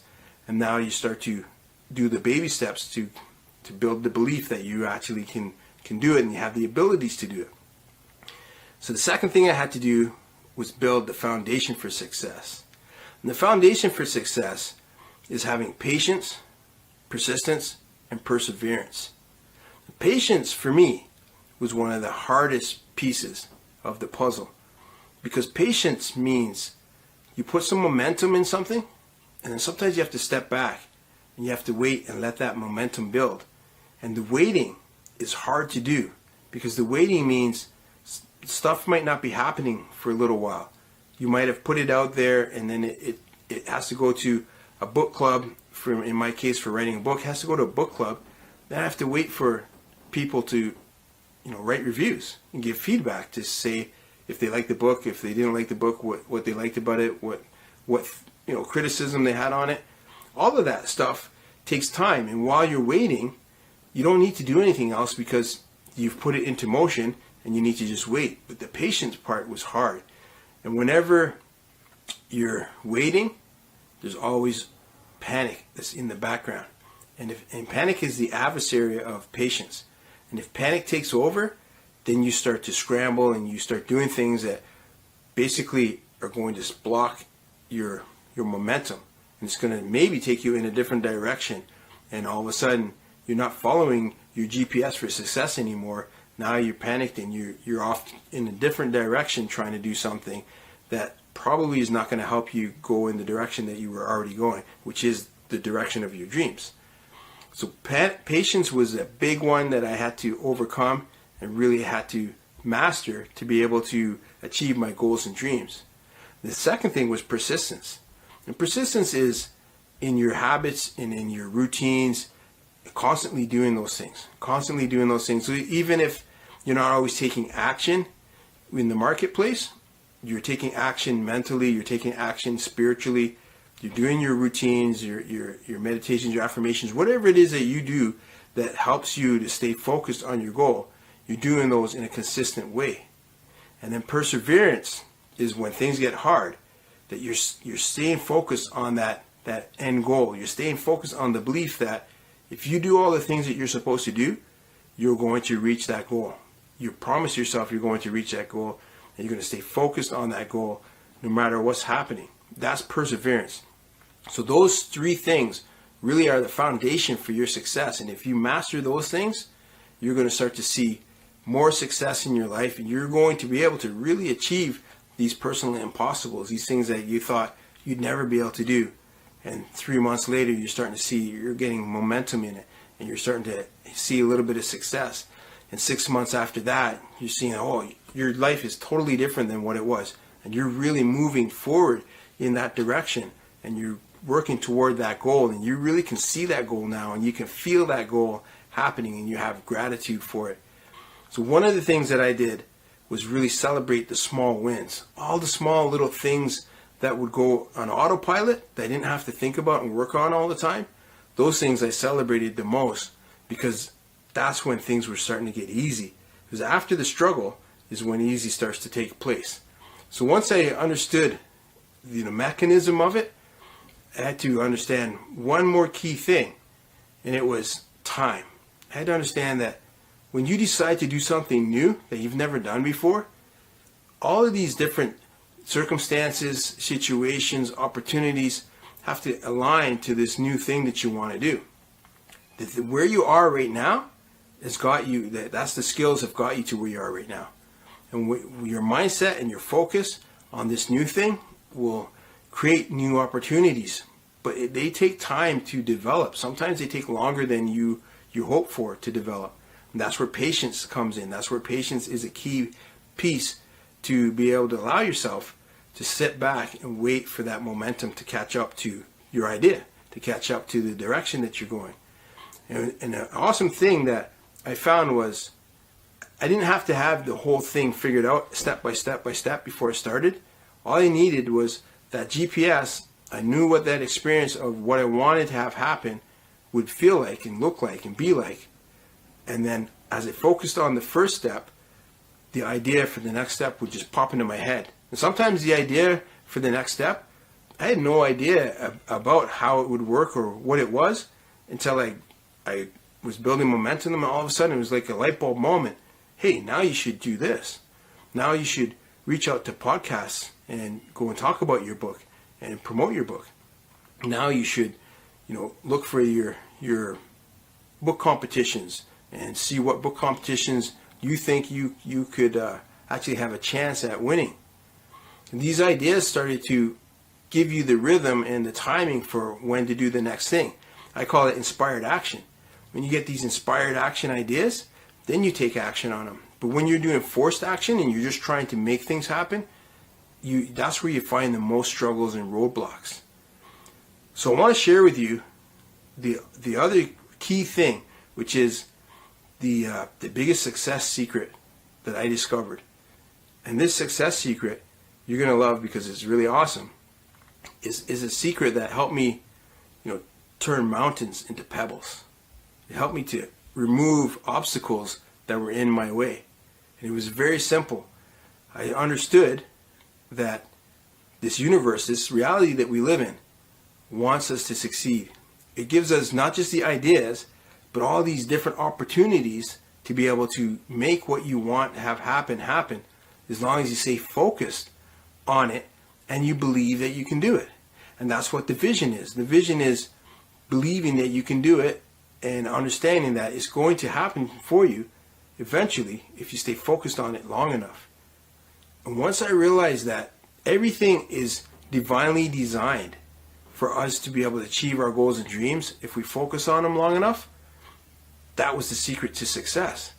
That was the secret to success because once you're focused on it, the mountains truly do turn into pebbles.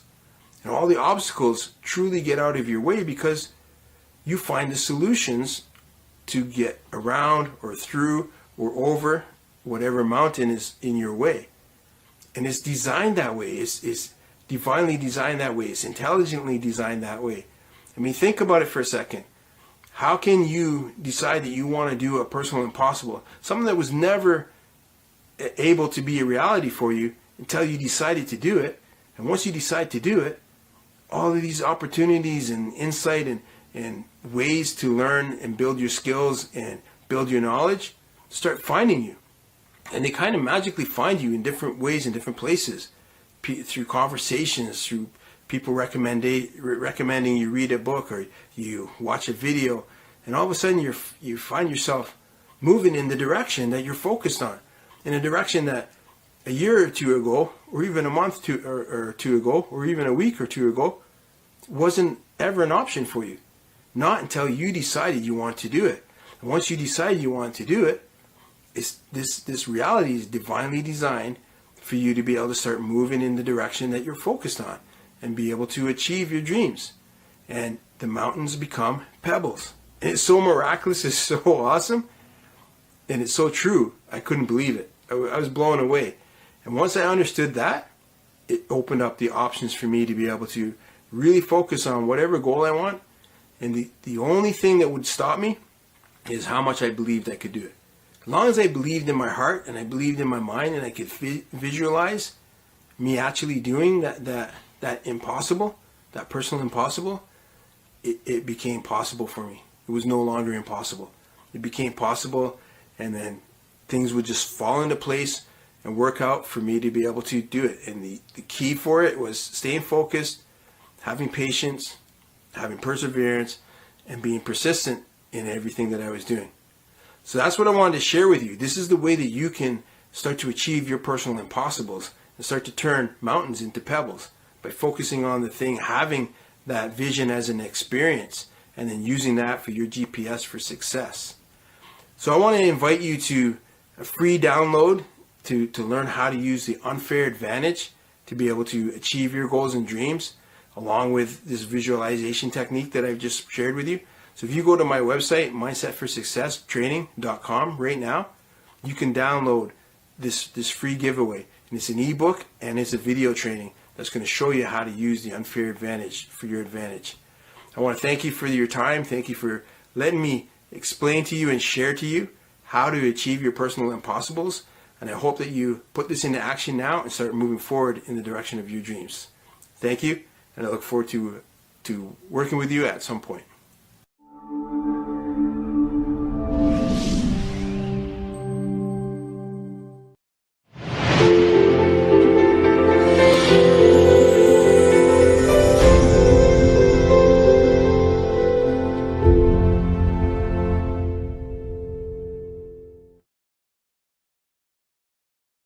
Hello, visionary leaders and fearless entrepreneurs. I am Dr. Marcia Whitaker, and I am honored to be here at the Business Brilliance Summit, a gathering dedicated to kindling the innate potential within each of you.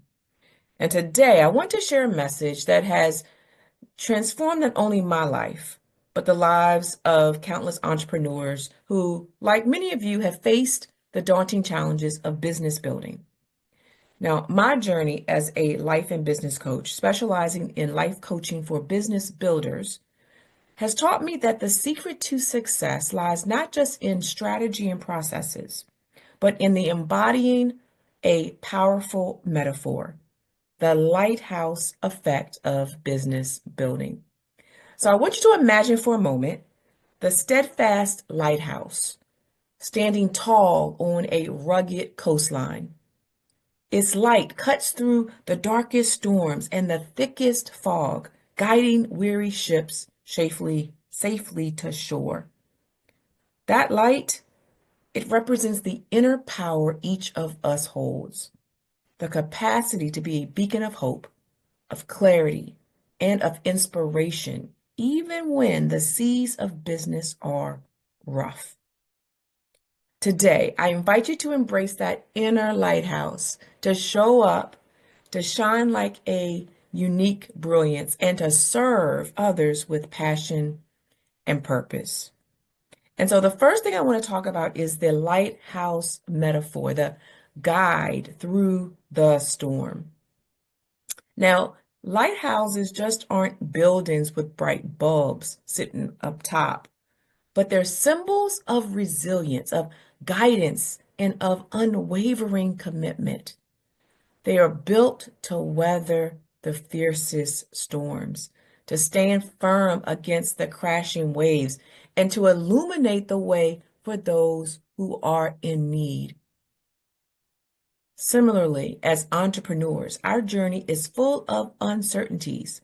You know, those late nights, those setbacks, those unexpected turns, and the fierce competition. Yet, like that lighthouse, you have the power to stand tall, to be a point of reference and a guide, a reliable guide that others need through their struggle. And so I want you to consider certain aspects of the lighthouse. Okay, so I talked a little bit about resilience, but resilience in times of adversity.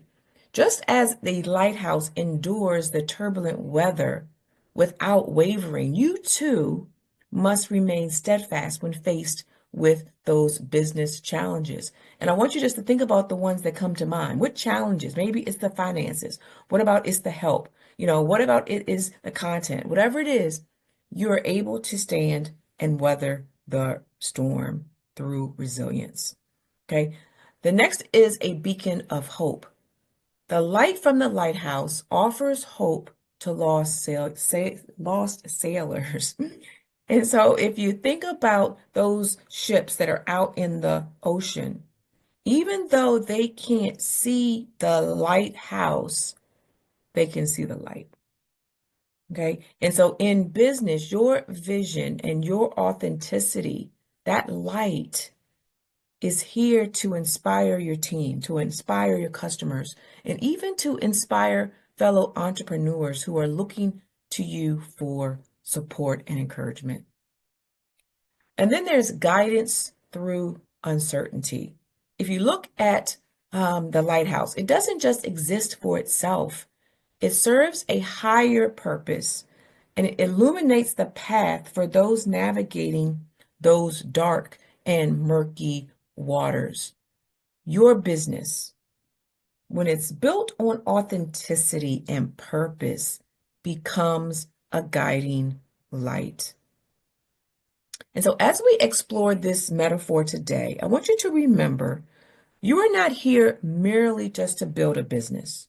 You are here to create a legacy of inspiration and leadership. Your journey is a lighthouse in its own right.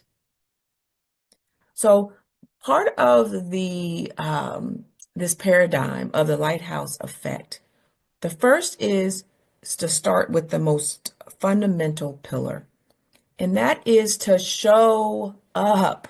All right. So if you're taking notes, right, show up. How many times do we tap out? But I want to start by saying that showing up is more than just a physical presence. It's a declaration of commitment to your vision and to your values. In the world of business, we are all, as entrepreneurs, facing some unique challenges. But showing up means daring to take the first step despite the fear, despite the self-doubt, and despite any uncertainty. You've heard the saying, do it scared, right? You're still making progress, but this is very, very key. And so we have to make sure that we are practicing consistency over perfection. Okay? It's better to be consistent than for it to be perfect.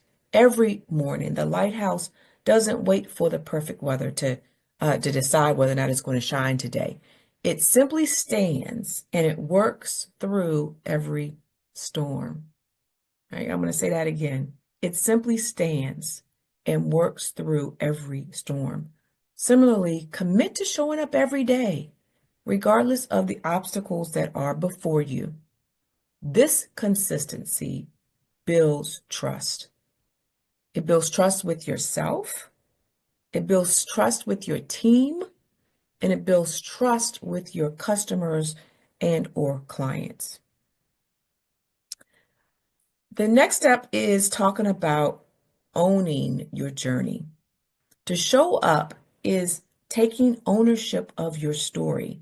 Your unique experiences, your challenges, your triumphs are the very fuel that's going to drive your authenticity and your success. And so I want you to recognize that each step you take is part of your personal legend and your business's narrative.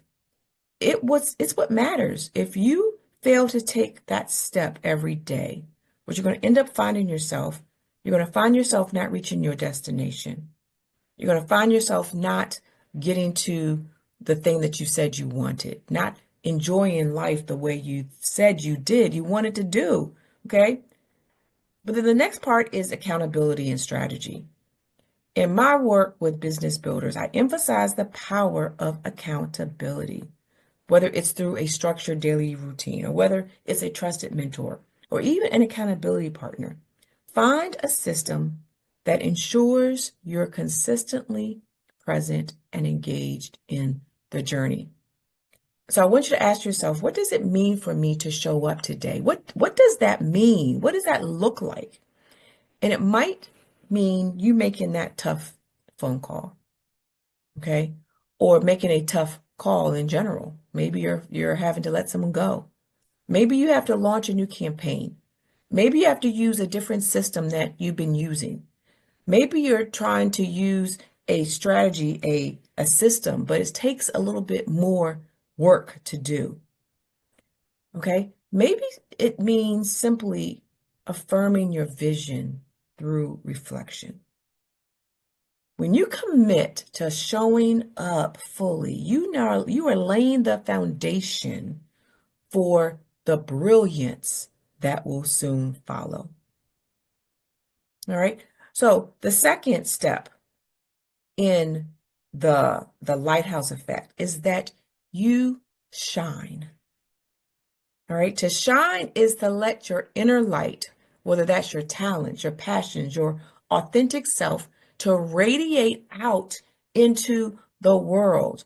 I remember living muted. I remember living closed in. But then once you allow that light out, your shine is your story. Your shine is that unique combination of experiences and the insight that sets you apart in this business world. And so I'm going to ask you to embrace your authenticity. The world doesn't need another cookie cutter business, okay, that you're going after something because you saw it worked for someone else. It needs your unique voice. And so embracing who you truly are with all of the strengths, all of the vulnerabilities, that is what makes your shine authentic. That's why you hear about some people who, can go from $0 to $1 million overnight, okay? Because they have tapped into their unique skill, right? Their unique brilliance. You trying to replicate that is not going to get you those results. You have to look within and take what's authentic to you, and now you use that in your story to elevate. Okay? The other thing as you're shining is that we have to cultivate confidence. Like the unwavering beam of light from the lighthouse, your confidence must be steady and resilient. Now, confidence isn't about being arrogant, but it's about trusting in your ability to navigate the challenges, to light up even in the darkest corners, even when no one else is going, even when you're not sure if it's going to be received. But this self-assurance inspires others to trust and follow you. Imagine that ship that has gone out to sea and is coming back. They are depending on the lighthouse to shine to get them back home. Okay? When they can trust that every night you're going to be shining, every dawn you're going to be there, that gives them power to now make sure they can get back to shore. Okay? The other part of shining is strategic storytelling. I talk about your story a lot because that is where the power is. That's the thing that decides what it is, what type of message that you're actually going to deliver. That's going to decide what impact you have, And so when you use it to build an authentic platform that resonates with your audience, that is where the transformation comes. And so whether you're on social media, whether you're doing blog posts, whether you're public speaking, let your narrative, let your story be the light that draws people in. The number of times I share a story and then someone says, "Oh my gosh, me too." That's a moment where we have connected. And now it sets the framework, the groundwork for what's going to happen next. When you share your journey with vulnerability and courage, that's when you'll start to find that your shine not only transforms your life, but it also transforms the lives of those who follow you. Okay, so powerful. And so the last part of shining is implementing the process that highlights your shine. In business, the strategy, the accountability, and the systematic processes can help you harness your brilliance. And so it's time to develop a clear plan that aligns with your vision and use that structure as a platform to amplify your shine. When your inner light is paired with a solid business strategy, success becomes inevitable, right? You're not guessing anymore, but now you have some solid business advice that's going to get you to your destination. Okay, so remember, every time you let your unique brilliance shine, you now provide a model of authenticity and resilience. Okay, I want you to imagine, think about someone who has a powerful story and they decide to share it. It's different from what anyone else has shared. They tap into their emotions. They now have you sitting on the edge of your seat. Okay, that is transformative. That's the thing that encourages others to embrace their inner power and to step into their own light. So the third pillar of the lighthouse effect is serving. Okay, that's when we uplift others and now we create a ripple effect. Imagine you throwing a pebble out into a lake and you see the ripple start. Okay, you did one single act, but now it starts to resonate throughout the region. Okay, and so the lighthouse effect exists not for its own glory, but to serve, as I mentioned. It serves as a guide to others when they are navigating treacherous waters, when their life is on the line, when their struggle is about to overtake them. And so in business in particular, service is the ultimate expression of leadership. So when you commit to serving, you not only elevate your success, but now you become the catalyst for the success of others who are watching you and part of your sphere of influence. And so we have to focus in on several things with the service piece. One is that you have to purpose beyond profit. True business brilliance is not measured by just your bottom line. Yeah, it's important, but it doesn't stop there. It's about the positive impact you're having on your community. How does your work uplift others? And when you have the mission that's aligned with service, every success becomes a shared victory. Can you imagine? Everything you do becomes a victory. We also need to think about empowering others. Okay, as a leader, your service can take many forms, from mentoring those that are coming up in business, okay, to offering resources and then guidance. Our job is to empower those around us by sharing your expertise, by sharing your insights, by sharing your experiences. And by doing so, you create a ripple effect that extends far beyond your business. What does that mean? That means sometimes you go in for free. Okay? That shouldn't be your main business practice, but sometimes you do go in for free. Doesn't mean there's not going to be a benefit to you. It's just going to come a different way. Okay? So the next part is building community. Service in business is about creating connections and fostering a sense of community. We are to encourage a collaboration, celebrate the wins of others, and even be generous with our time and our knowledge. Again, go in for free, volunteer a time or two. But when we serve, we end up helping to build a network of support and inspiration that can weather any storm. When we're building community, we are building that lighthouse. Okay, maybe that lighthouse has gotten weak and now we need to put in some bricks or some plaster or whatever lighthouses are made of. Okay, but when we do that, we are now strengthening our bonds, strengthening our connection, and strengthening the impact that you're going to have. Okay. As we are serving, we're also looking to integrate service with strategy. Okay. It's not just enough to have a big heart. Okay. But you also need to have a plan, a strategic plan that makes the heart's work sustainable. And so I want you to incorporate accountability measures and robust processes that ensure that your service remains impactful and consistent. Okay. What do I mean by that? Maybe say that you have a service that you provide. Maybe you partner with your local business region, or maybe it's the governor's office where you can now serve, but you're also adding to a greater impact. So when we do this, this strategic approach enables you to serve effectively, but it also helps you turn every challenge into an opportunity that's going to uplift someone else and have a greater impact. Okay, so I want you to think about your business as a beacon, okay, a beacon of hope, if you will. But when you serve, you provide a safe harbor for those that are in need, a place where others can anchor, where they can refuel, and where they can find strength to continue their journey.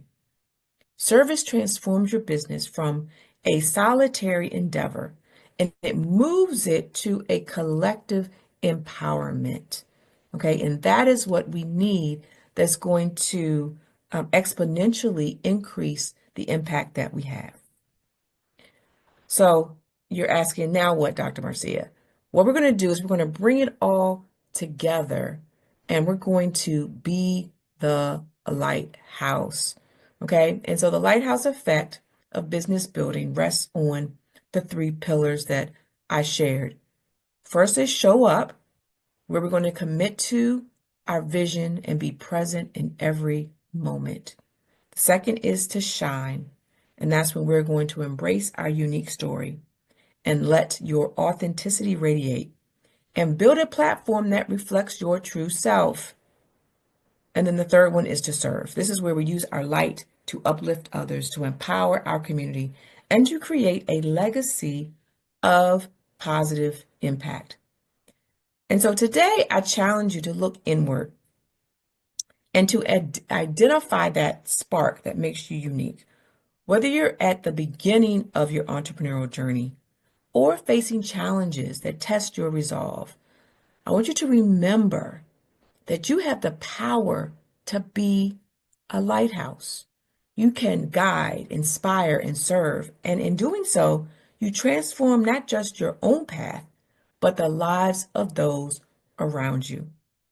And so I want to leave you with a few action steps that are going to ignite your lighthouse.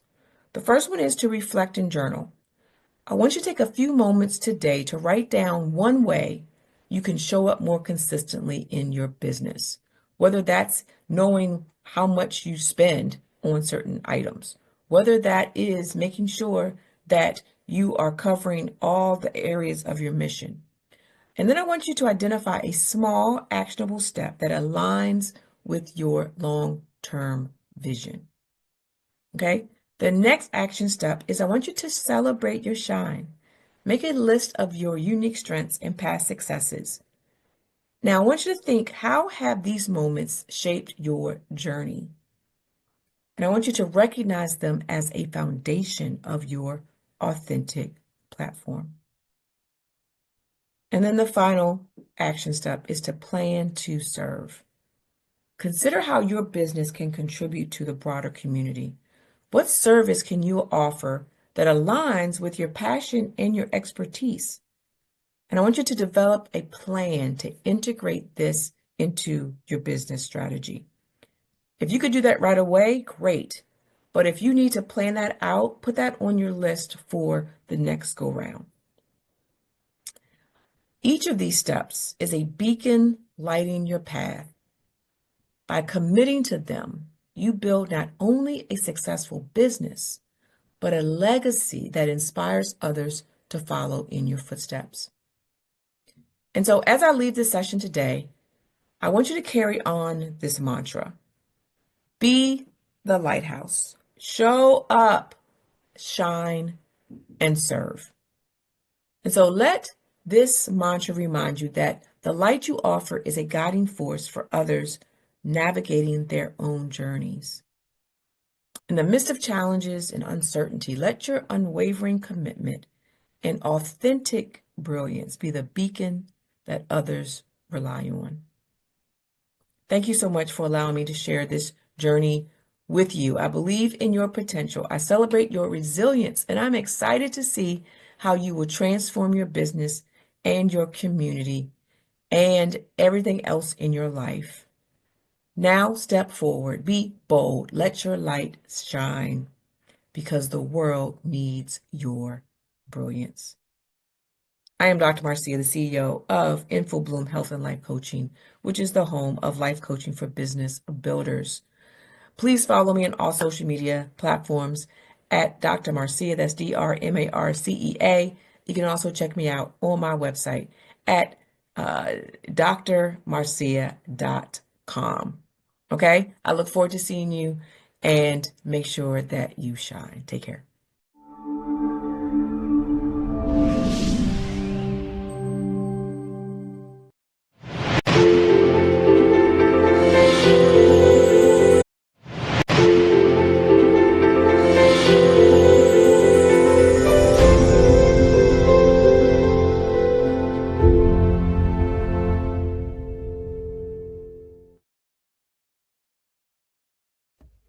Clifton McKnight here. I'm hoping you enjoyed what you've seen already of the Business Brilliance Summit, brainchild of Mark Holland and Les Brown, and that you've gotten some things already that you can use. But if you're visiting with me today, I'd like you to make a commitment to yourself that you are going to take some steps, some actions, some things from this conversation that you will employ to take you further and closer to where you want to be today. You know, I kind of titled this, Get Off Your Butt and Reframe the Game. And my play on words, of course, is the word but. I don't necessarily mean your keister. I'm suggesting that you get off the negative buts that hold you back. I could do it, but I'm too old. I'm too young. I could do it, but I don't know enough. I could do it. I don't have the contacts. I could do it, but. Get off of those buts or reframe the game entirely and take those buts and make them becauses. I can do this because I'm young enough and I have the energy. I can do this because I'm seasoned, I'm old enough now, and I have the insights. You get where I'm going with this? And doing this kind of reframing can change the whole nature of how you feel and what you can accomplish. Get off your butt and reframe the game. So I'm going to talk to you a little bit about resources to do that with. It could be people, prayer, perspective, and purpose. People, prayer, perspective, and purpose to get off your butt and reframe the game. I'll give it to you in a few different ways. I made a couple of notes here to make sure that I don't miss out on too much of it. So let's talk about first things first, energy and attitude. The truth is, while we're going about our business trying to do grand things, life keeps lifing, doesn't it? We have circumstances that knock us out, knock us down, knock us all around. We might lose an opportunity, lose a job, lose a family member, lose something, excuse me, that can really kind of derail where we're headed.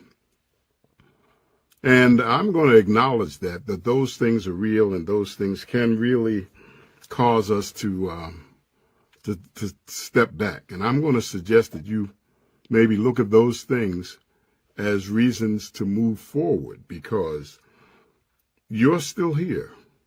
And whatever it was that you lost, whoever it was that you lost, however you've had the tragedy of what happened, the turbulent circumstances, you can reframe that and recognize that you had the visitors, the purpose, the person, the job, for however long you've had it. And now you're looking to move to a new chapter.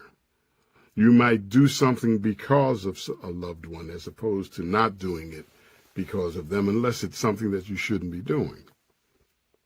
So reframing that game, and I know just saying it like that may even sound a little cavalier, don't intend it to be.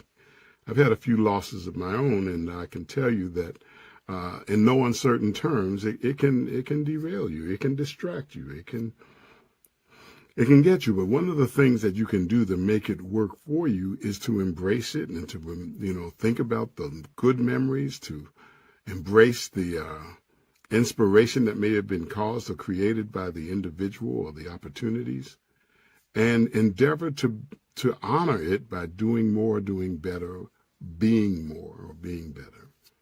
So reframing the game starts that way, and I suggest that every night and every morning you start off with a whole spirit of gratitude, an attitude of gratitude to get you off the dime, to help you to feel better, even if you don't feel good sometime. I had to make that rhyme.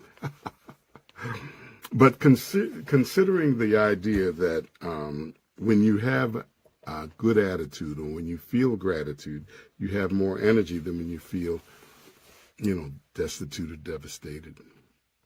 And also, if you're feeling a little low, see how far you can go to change your state. So the next thing I would say to you, get unstuck by changing your state. It could be your mental state, your physical state, your emotional state, but consciously change your state. That can be done with all kinds of ways. It could be prayer, highly recommended, frequently suggested. It could be exercise, dance, massage, physical touch, right? All the kinds of things that can move you off of the way you're feeling to the way you want to be. It could even be taking the time to help someone else. Change your state by looking into a way that you can empower someone else. And when you get that power, you can't help but get some back on you. You heard the saying, a person can't put perfume on someone else without getting some on themselves. The concept is very much the same. So reframe the game by looking at ways to help someone else, by moving your body in a different way, thinking about things that make a better difference for you. Think about the things you have to be thankful for. Get unstuck by taking action. Sometimes the biggest thing you can do to make it happen is to do something. Now, it was Dave Ellis, author of Becoming a Master Student, that had these 7-day anti-procrastination plan. I like it because it's quick, easy, and easy to remember. Monday was make it meaningful. Find a way to do something to make whatever it is important that you have to be doing. Number 2, take it apart. Take it in little pieces because we can handle a whole lot more if it's a lot less at a time. Wednesday, write an intention statement. Write it down. Putting something down to remind us that it's important to do gives it a little more life and living. And then you can refer back to it. If you decide not to do it, you had to go back and change the date, change the time. Thursday, tell everyone. I pause on that because the situation is that we kind of keep things close to the chest because we don't want to say we're going to do something and then not do it. Well, this is saying that you're saying it's important enough that you are going to put it out there, and you're going to ask those folks to help hold you accountable. Friday is find a reward. Find a reward means give yourself a reason of something that's motivating enough, inspiring enough. It could be something that's just that you want to do, that you won't do until you accomplish that which you say you want to accomplish. And Saturday is the one that's kind of made me chuckle because the truth of the matter is sometimes the best way to overcome procrastinating is to do it now. Yep. You want to get it done? Do it now. Settle it now. Saturday, settle it now. And of course, if those things don't work, the last one has particular tongue-in-cheek, but particularly valuable. And that is to say no. Instead of getting yourself all wound up because you're doing something, you're not doing what you say you want to do, decide that you want to do it. Then if that's the case, you can use that energy towards something else. Now, if it's something that you need to do, that must be done, consider these next strategies. And this is kind of a way to move and take action to go to the next level. And that means don't try to do it all by yourself. Right? Don't try to do it all by yourself. Find some resources to assist you. It could be human resources. It could be someone that you pay. It could be they pay as a virtual assistant employee. It could be an AI. You'd be amazed today at what you can do with artificial intelligence. Matter of fact, I created a little ebook with the help of ChatGPT, how to make $5,000 in 90 days using ChatGPT. And I got ChatGPT to help me to do it. If you'd like a copy, I can give it to you free. It's no charge for that. But just be in touch with me. Send me a text or social media note and just put, I'd like a copy, or maybe be specific, 9 ways to earn with ChatGPT, and I'll forward that to you. The other thing I want to say to you, when we start talking about taking things to the next level, is the perspective that you have. I talked about, prayer and people and perspective. All that's got to do with networking, and the net's got to work if it's going to do anything of use to you. So when you think about it, who is it that you're connected to? You ready for the answer? The answer is everyone. You're connected, and we are connected to everything and everyone. The things that have passed from thousands of years ago, hundreds of years ago, months ago, they came to place so that we could be here today. The air that we breathe wouldn't be here if it wasn't for those microscopic organisms that gave their days up in the wee prehistoric times. Everything lent to something that leads to us being here. And we're here. Now, I don't know if you've been in a situation where you've lost something. You lost some, maybe what do they call that? I think it's called survivor's remorse, where you feel like you should have been the one to pass and others had passed. And I just want to say to you, just think that you don't have time really to be chagrined about being alive.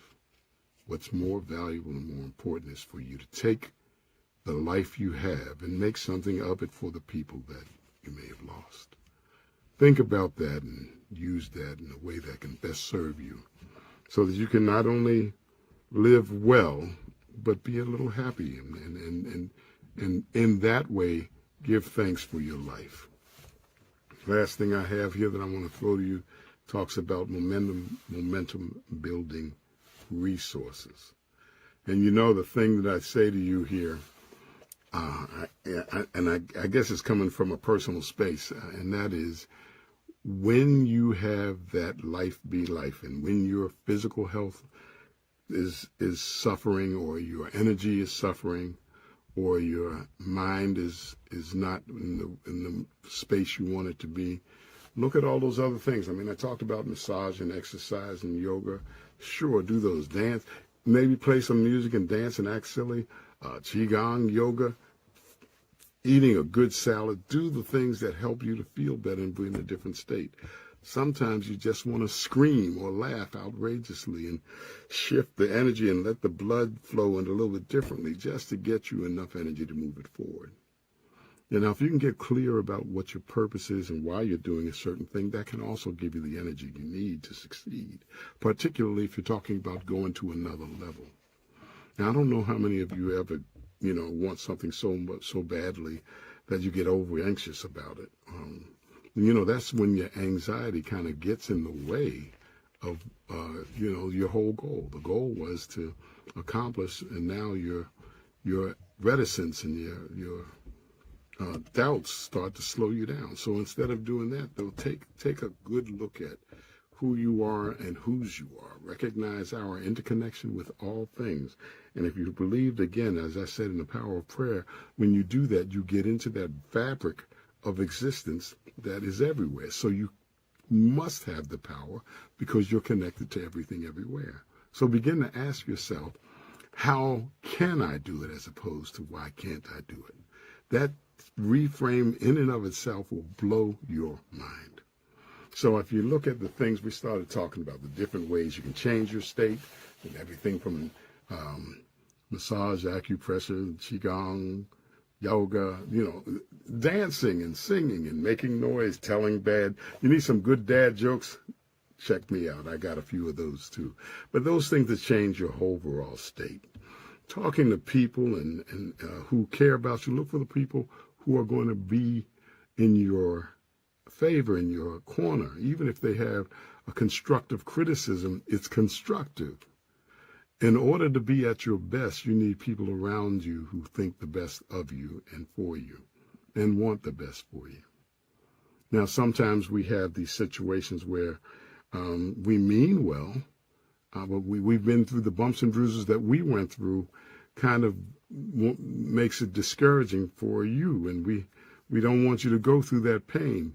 I'm going to say, if you're that kind of friend, if that's where you are, hold back, just kind of withhold it a little bit, and consider the possibility of reframing how you can share that information too, because it may just give them another insight about how things don't work so that they can go about it in the way that it does work.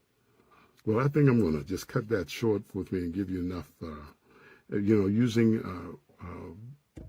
AI and using virtual assistants really does change the whole nature of possibility in the world, because you can do it in a heartbeat. And if you need some help, you want some insights, you want some other suggestions, look me up. My direct number is 240-446-5738. Send me a text and it won't be too late. I look forward to being in touch with you. And this is Cliff McKnight saying, if you can't calm the waters, learn to ride the waves. Have a great day. Reframe the game.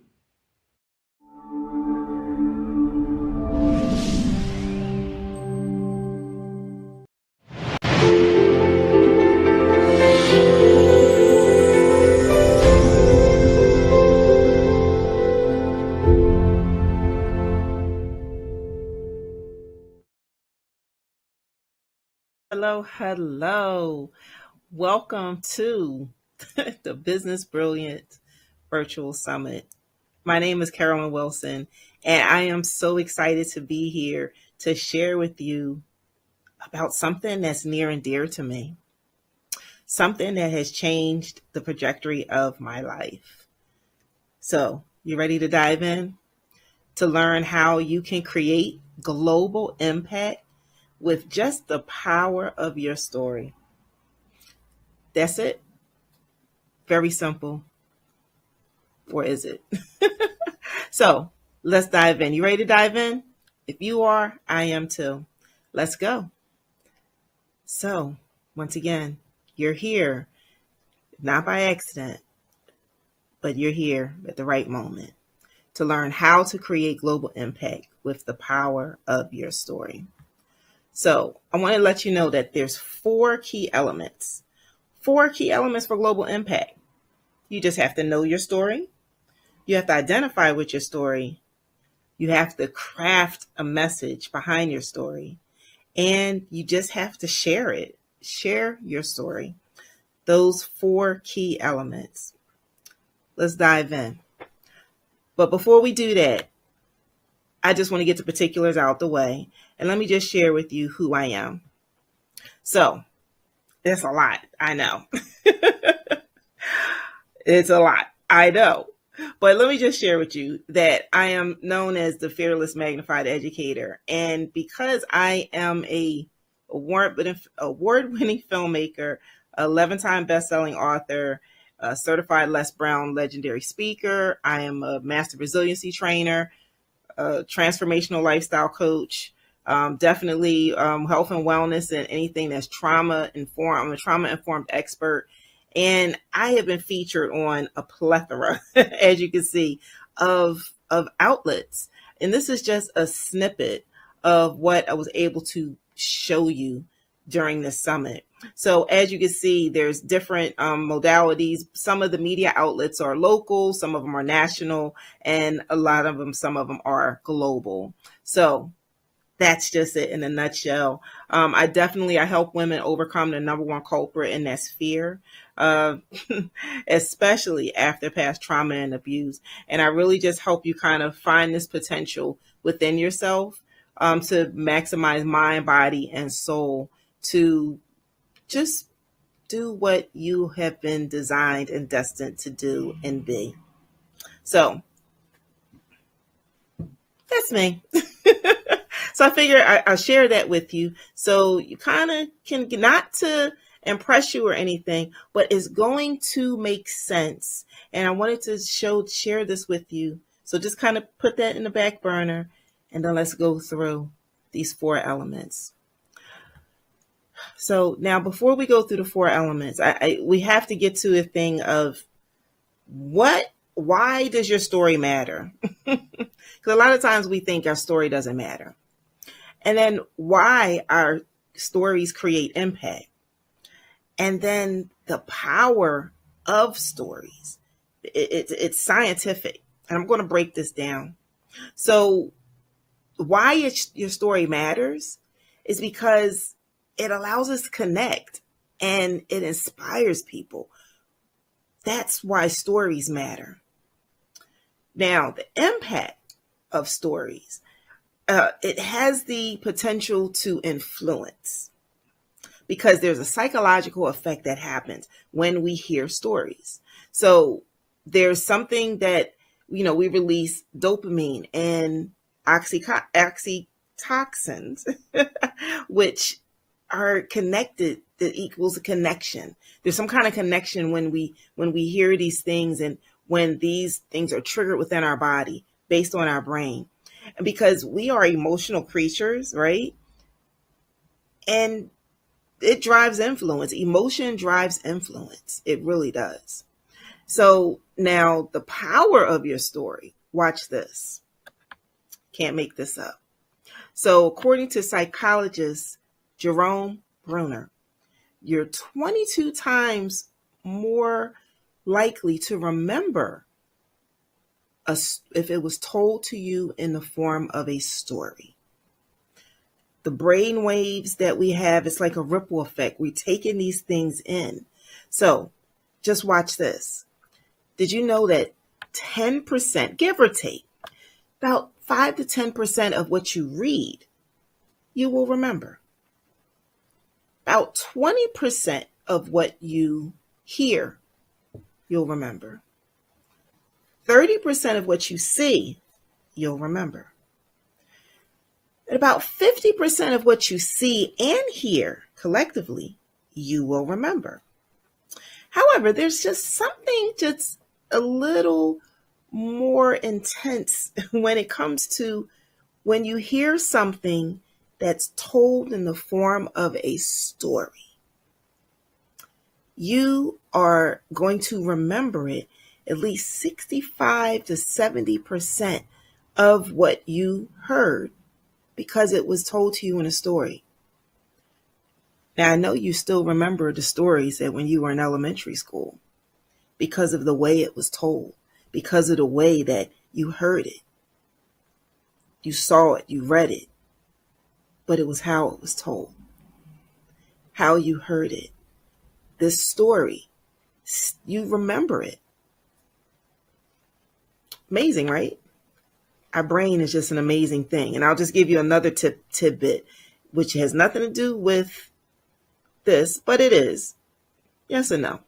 So did you know, I'm going to add another little factor, that if you say and write something, we say write it down and make it plain. You were 70% more than likely to remember everything that you say and write. Hence why we have to write down our thoughts, write down our dreams, write down our visions. And 90% of what we do. So when we do it, now that's the action. Now we definitely remember at least 90% of it. So I just wanted to throw that in there as well. But really just remember the 65 to 70% of what you hear when it's told in the form of a story, people will remember. And stories can do what? They create impact based on influence. So just think about the types of stories that you hear. You hear personal stories. You can hear stories about communities. You hear stories that's historical. Just think about your cable station. Think about your cable, your Roku. When you're flipping through all the channels, each one of those channels tells a story just based on the channel and the things that they're going to show you. So I had to give you this as another background before we dive into these 4. So now, let's get ready. Know your story. It's so important for you to know your story. Well, Carolyn, how am I going to get to my story? I have so many stories. Well, let me take you on a journey, if you don't mind. So in order for me to help you with your story, I have to show you mine as an example. Is that okay? All right. So this is my story. My story revolves around trauma, abuse, and overcoming fear. So as you can see, the picture of me, the cute little pigtails, that's me. I was once 7 years old, and I was being molested by my biological father, which went on for the most formative times of my life, which then led to domestic violence, which then led to bouts of homelessness. It led to a lot of things. See, but that's my story. But I'm going to show you in the rest of this presentation of what you can do with that story. So once again, me with the little cute little pigtails. That's every April I do a campaign, Be the Voice, to bring awareness about sexual assault, awareness, sexual child abuse, and child abuse, because that is the month that it's acknowledged. So, and then you see me with my arms crossed like this, because that was an article that I did. One of the very first articles when I publicly shared my domestic violence encounters. And it was in that article. So in this process, it starts with just sharing your story. But now there's another thing you have to do with this story. So I had my story, I'm sharing my story, and now I'm like, what do I do with my story? Well, now I have to identify the purpose, because it came to a point where it's like, okay, now I'm sharing my story and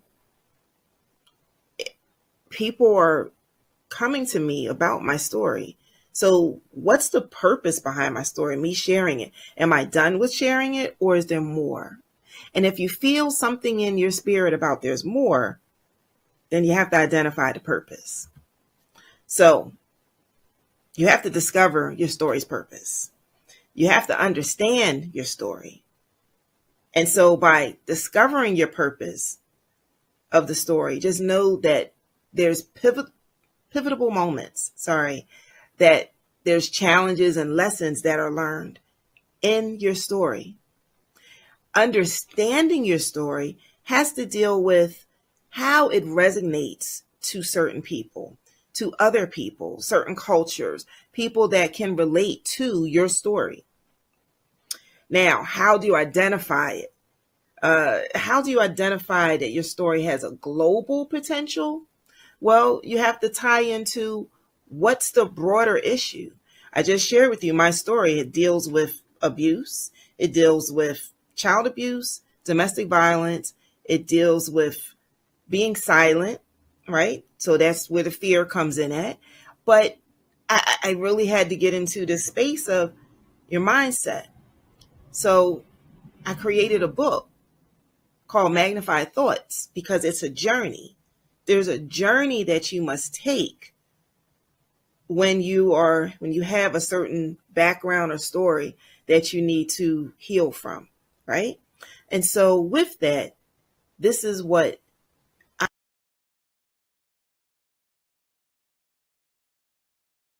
because there was not just a local thing, not just a national thing, but it's a global thing when you're dealing with child abuse, sexual child abuse, domestic violence, depression, those type of topics has a broader scale. So you with me? Are you with me there? Are you with me? All right. So discover your story's purpose, understand your story, and then identify the global potential. And so for me, I realized it was the mindset. We had to change our mindset in order to get to the point of being able to share your story. That's where magnified thoughts came in at, as I was using it for my own healing.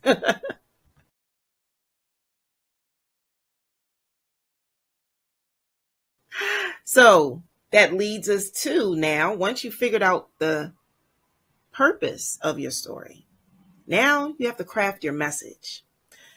So one of the things that I like to say when I tell some of the individuals that I coach, there's two ways that you can tell your story. One way has to do with getting empathy and sympathy from people. And the other way is to invoke action.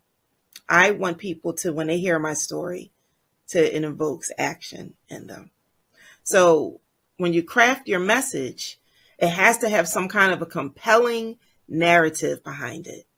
It has to have a story that leads to a lesson or a point.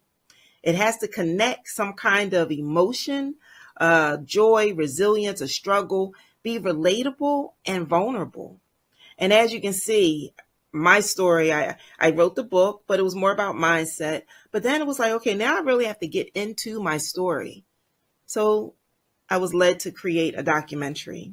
As you can see, an award-winning documentary that actually ended up being picked up by Essence Film Festival. Gave me a reason to go to New Orleans. I became a finalist. But let me just share with you some of the narratives that was shared. The Good Life is such a huge story with such incredible humanity. Watching this film was both deeply emotional and joyous. Carolyn Wilson brings us on an emotional ride as she describes her journey. It was both beautiful and impactful. So that's when you're watching a movie, when you're reading a book. Once again, it's stirring up those emotions. And that's what I was able to do in my film, in the way I was able to craft the message. So now you craft them, you understand your story, you know your story, you're able to know what the purpose, and you're able to get a compelling message behind it. Now it's time to share it. Now it's time to share it and amplify this reach that it has. And basically you have a global audience. All of this that you see right here is what was birthed from my story. It was birthed from my story because I allowed to have global reach based on collaborative efforts across different cultures, different modalities. You saw I did books, I did a film, and, we can do podcasts. We can do so many different things to amplify the story's reach. Now, when you're able to do that, it's ready to share it with the world. And when you share it with the world, it just evokes global impact. This, my friends, are the global impact. It's the story that's in action. These 3 books right here that you see, it offered for me to share my story. And it allowed all of these individuals, and this is just, once again, a snippet of the individuals who then got the courage to then share and tell theirs. Now I become a resource for them. It sparks a momentum for them, and it inspires others because of the way I'm able to tell my story. So now with that, I want to share with you, it inspires others to take action. Once again, this is just a snippet. So from the ones that I inspired, now they were inspired to now inspire others. These are just some of the people that I've coached that now they've created their own books, their own magazines, their own podcasts, their own events, started a business, nonprofit. They do coaching programs. You name it, they've been doing it and speaking. etc., etc., etc. Now that's impact. So I just want to leave you with this. Your story is your impact. And guess what? The world needs your story. If I did not share my story, there wouldn't be anything for me to share or tell you. I wouldn't. So before I go, I just want to leave you one more thing, a special offer, because I want you to be able to tell and share your story. Remember, there were 4 key elements. The 4 key elements were, do you remember? Did you write them down? Did you take copious notes? You have to, let's see if we remember, what are they? You got to know your story. You have to identify with the purpose. You have to craft a message. And then you have to just share it. So you have those 4 elements. But what I want you to do is do another deeper dive to kind of go into a little bit more detail of those 4 elements, and then 3 additional ways to boost your brand. After all, this is the Business Brilliance Summit, right? So if you go, now keep in mind, it's a free offer, and this offer is only valid during this summit. So don't let this pass you by. I want to see so many of you be able to have greater impact based on your story. So if you go to where you see bit.ly, MYE, your message, and just use the code SUMMIT and it'll make it free. But if you're savvy, you can just click on the QR code, put your phone up against the screen, and then it'll take you right to it. Enroll. It's a 45 minute masterclass, and I dive into these 4 elements a little bit more in more detail, and then give you the 3 ways to boost your brand based on how you position your message for global impact. So now you know my story. Let me show you how you can create global impact with the power of your story. My name is Carolyn Wilson, the Fearless Magnified Educator. You can follow me on Instagram at BeMagnified. And if you use the QR code, you'll be able to have your contacts. All my contact information is there. Look, I look forward to seeing and talking to many of you. Just remember, this is Carolyn Wilson signing off. Remember, your story is your business, and your business is your story. So let's be brilliant together with the power of our stories. Thank you. Bye.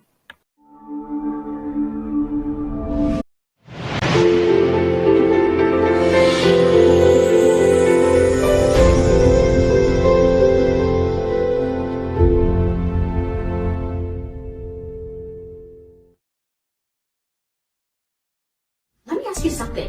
Have you ever had a day where you had to sit down to work, ready to tackle something really important, and instead you feel stuck? Your mind is racing with everything that you need to do. Emails to respond back to, deadlines that you need to fulfill, and the meetings that you need to attend to. And no matter how hard you try, you just cannot seem to focus. Or maybe you're juggling so much that you feel like you're constantly behind, like you're running on a treadmill that is speeding up by the minute. If that sounds familiar, you're not alone. I've been there too. Hey friends, I'm so honored to be here with you at this session. My name is Kai. I'm a neuroscientist, a data scientist, and a mental fitness coach.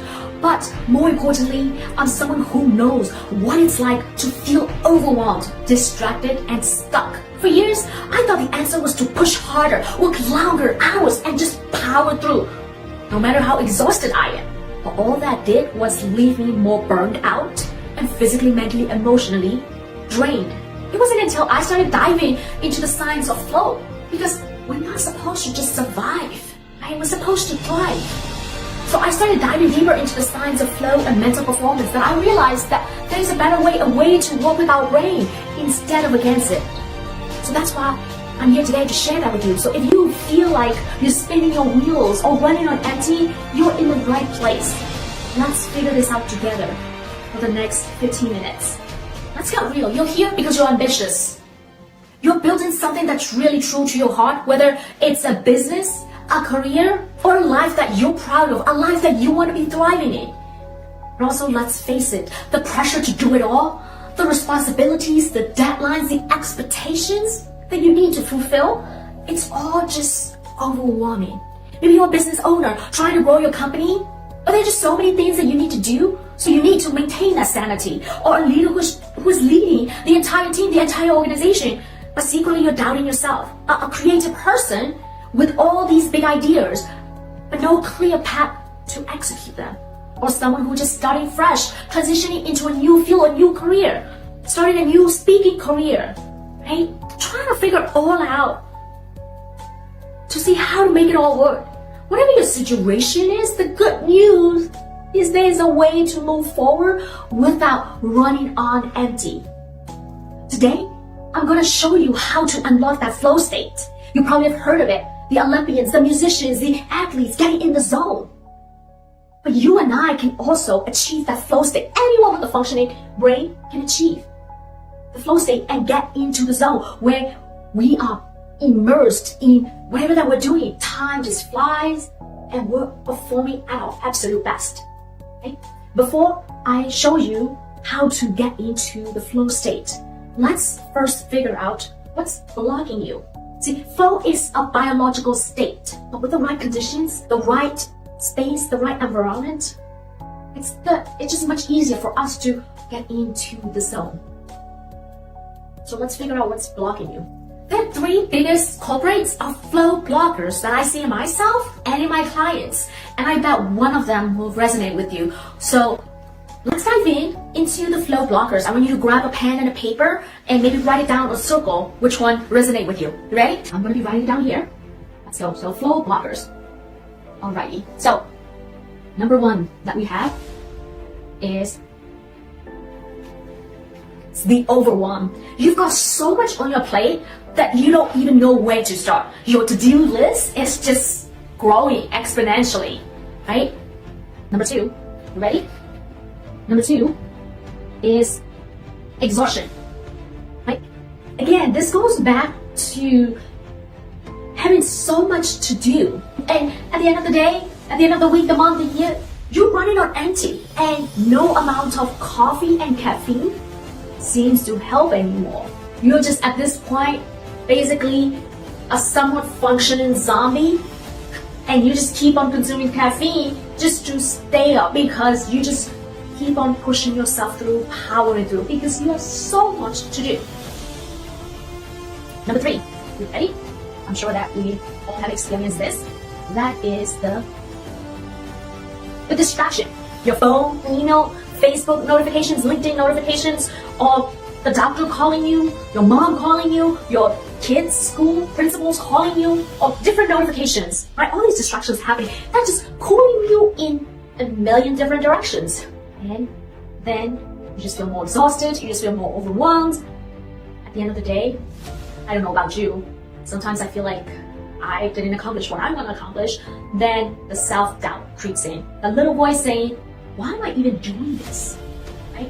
Whatever the things that we're passionate about, to have the positive impact in our community, in our society, the business that we're planning to create, the team members that we're trying to positively influence, the things that we're really, really passionate about, just become on the sideline and just take less priority. These are the three biggest culprits. So I want you to circle which one most resonate with you, or circle all of them. Now that you know the flow blockers, right? Let's get into how we can create that right space for us to optimally get into the flow state, or at least reduce the barrier to get to the flow state, yeah? As I mentioned before, flow doesn't just happen. You have to create the right conditions to prime it, right? It's an actual biological state that's taking place in our brain. So let's now discuss three simple science-backed strategies to help you get into the flow. If you are taking note, you can follow along. Those are what we call flow triggers. Each of the three flow triggers that we're going to discuss in the next few minutes has a unique purpose, and together they will help you overcome the overwhelm, right? Eliminate distractions and manage your energy effectively. You ready? Number one. What do you think number one is? It's a freaky clear goals. Freaking clear goals, right? You know, overwhelm happens when your brain is just juggling too much. Too many things happening all at once. The fix is to have the freaking clear goals. And how can we do that? We need to break whatever the stuff that we need to do into tiny, crystal clear steps so that we don't get overwhelmed, so that our brain doesn't get overwhelmed. I'll give you an example. Let me grab a different color. So let's say for the business owner, entrepreneur, speakers, whatever it is, let's say your goal on your to-do list is to prepare for a presentation, right? So we're gonna try to do prepare. I'm just gonna call it as talk. I'm running out of space here. Prepare for a talk, right? You see how big of a task it is? It requires too many steps, right? Do we need to prepare for a PowerPoint slide? Even before we prepare for a PowerPoint slide, you need to know what you're gonna be talking about. You need to know the purpose of the talk. You need to know who the audience is. It's like so many things going on. The next thing you know, your brain is already overwhelmed, right? So that's what I mean by to have the freaking clear goals and to break this giant task down into small bite-sized tasks that you can accomplish little by little, right? Our brains love to celebrate small wins instead of just giant steps that we cannot accomplish in a given time, right? So what would be some of the things that we can break it down to prepare a talk? I'll give you like 30 seconds to sort of think about it. How can we break it down? Apply it to your use case. For example, right, if we have to break it down, maybe write 3 bullet points for intro, right? Maybe you need to research, right? Research, let's say statistics to support your argument, right? Or you can do, okay, and what else? Also, you can maybe identify 2 to 3 examples audience can relate to. Right? So each of them, it's its own individual task. And so for example, right, instead of just saying prepare a talk, and then prepare a talk, you can break it down into these tiny tasks. And of course, sequence also matters. So maybe you're a business owner. This could be breaking down a marketing plan or marketing strategy. How are you going to advertise your business, right? How people are going to find you for your brand. If you're a parent, it could be planning a family trip. If you are a creative person, it could be outlining your next project or what kind of software you're going to use, right? Or working on identifying different topics that you need to do for your sketches, for your writing, for your video creation, etc. So I want you to, on your piece of paper, try to break that task down right now.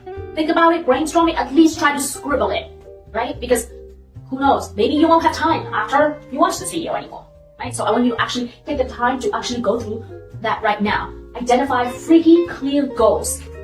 Right? It's all about, ready? Freaking clear goals, right, are all about clarity to reduce the overwhelm that's happening in your brain. Let's talk about the next point in our flow triggers list. That is the 90-minute flow block. Even when you know what to do, by breaking it down into these little small achievable tasks, to have that clarity, one can throw you off track. Distraction can pull you off track. So the 90-minute flow block, it's about creating that time and space to help you focus deeply on the task, to create that right condition, the right environment, protecting your time. For you, for your brain to enter a state of deep concentration. It's about focus. Okay, so in the 90-minute flow block, here's how you can set it up. You need to create your environment where you're going to be working in to be distraction-free zone. What I mean by that is you can put your phone on do not disturb mode. If you're working on the computer, there's also an option for do not disturb mode, right? For the next 90 minutes, your goal is to focus on one of these tasks. Don't try to tackle all 3. Just try to focus on one task that you actually need to. So in our case, for prepare the talk, just focus on, okay, I need to identify 3 points to create the introduction. Just focus on that in this 90-minute flow block. If you live with roommates, if you're working in a team setting, or if you're at home, you can notify your spouse or the people in your home, letting them know, hey, I would really appreciate it if you try to keep the noise down. I'm going to be focusing on whatever I need to do, like for the next 90 minutes, so please You open the door, I'm going to be focusing on what I need to do for the next 90 minutes, right? Create that distraction-free environment ahead of time. Let people know. Ask other people for help in terms of like watching your kids or whatever that you will need to do so that for the next 90 minutes, your brain is distraction-free.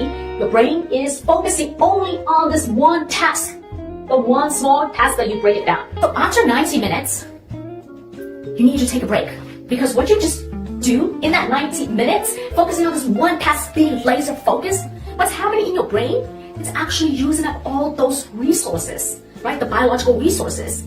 And so it's really important after you finish your 90-minute flow block, you take some rest. So you can even take 15-minute rest, right? Recharge. So that could mean, go for a walk, right? Maybe exercise, just rest.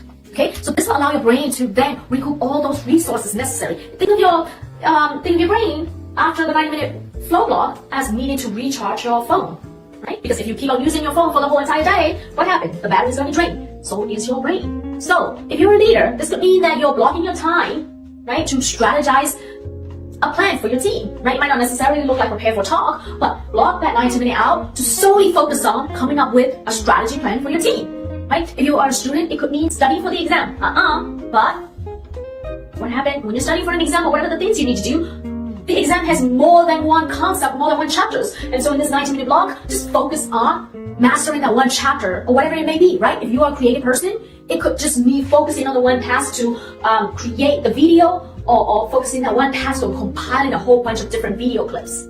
Yeah? Well, this method works because it gives your brain the space it needs to be laser focused. Think of it like putting a do not disturb sign for your mind, right? Because most of the time in our day-to-day tasks, day-to-day life, we have so many distractions going on, overwhelming our brain, and then after taking care of all the stuff that we need to take care of, then we run out of energy. We're exhausted for what we wanted to do. So that's why it's really important for you to actually block out some time, distraction-free zone, distraction-free time, so that you can now focus on what really matters. Okay? All right, which brings us to number 3, which is energy surfing. Exhaustion blocks flow because your brain can't focus when it's running on fumes, when it runs on empty. Right? The solution is to work with your natural energy rhythm instead of working against it. So it's really important for you to track your energy, get to know your own body, get to know your own energy rhythm. So I want you to track your energy level for a week, right? It doesn't have to be like a chart. You can just be like, you wake up in the morning and then you're like, I don't know, around 8 to 9 a.m. I'm like all laser focused, or like by lunchtime, right? So this would be this, or by lunchtime, this is like lunchtime, right? When you're at the lowest energy, right? So try to notice when you feel most alert and when you crash and when you needed that additional caffeine refill, right? So what I want you to do is schedule your most important work during your high energy, right? This high energy zone is when you're gonna do whatever the high priority tasks that you have, right? And during the low energy periods, like here during the afternoon or whatever your low energy level time zone is, that's when you sort of go for a walk, take a break, and also have time to do the movement, the exercise, right? Connect with the nature. It's really important for us to strategically pause, right? It's so underrated these days, especially in this hustle culture, always doing more, you'll sleep with your dad, none of those, okay? Strategic pauses or rest and recharge are so important, especially when you need to laser focus, when your brain is spent focusing on high priority tasks. So if you're a business owner, this could mean scheduling your client's call when you are most energetic. Or if you're a parent, it could mean planning playtime with your kids when you're most energized. Because believe it or not, your kids, even though they may not be able to speak or they're starting to speak, they actually notices your vibe, your energy level. If you're a creative person, it could be brainstorming during your highest energy level. This isn't about squeezing more out of your day. We've done that plenty of time. And if you're like me, I ended up in exhaustion and overwhelmed with more distractions that are just happening throughout the day, right? It's not just about squeezing more out of the day. It's about doing the right things at the right time. By matching it with our energy peaks and energy dips, it just makes things much easier and flow more naturally. Here's what you need to remember. You don't need to push harder. You need to set yourself up for success, right? When you prioritize your energy, your focus, you don't just get more done. You do it with joy and ease. It becomes effortless. So let's make it happen. More flow and less overwhelm, less exhaustion and less distraction. Your best work starts when you stop fighting your brain and start working with it. Before we wrap up, I just want to say thank you. Thank you for being here today and taking the time to explore how to unlock your best work. We've covered some of the most common flow blockers and flow triggers, but as you may have noticed, there are many more factors that can impact our ability to get into flow because each of us are unique. We're going through different circumstances and different situations and different family life. I'd love to hear from you. Please email me, share your experiences or ask questions. Let me know which of the flow blockers or triggers that you've tried or you've been working on. I'd love to help. You can also connect with me on LinkedIn. If you try any of the strategies that we've discussed over the next few weeks or few months and you're still facing challenges that may not quite address your need, I'd love to hear from you. Let's try to figure it out together. Because as I mentioned just now, flow is personal. We're all going through different challenges, right? And so I'm here to help you find out what works best for you. Let's try to keep the momentum going together collectively. Let's keep flowing.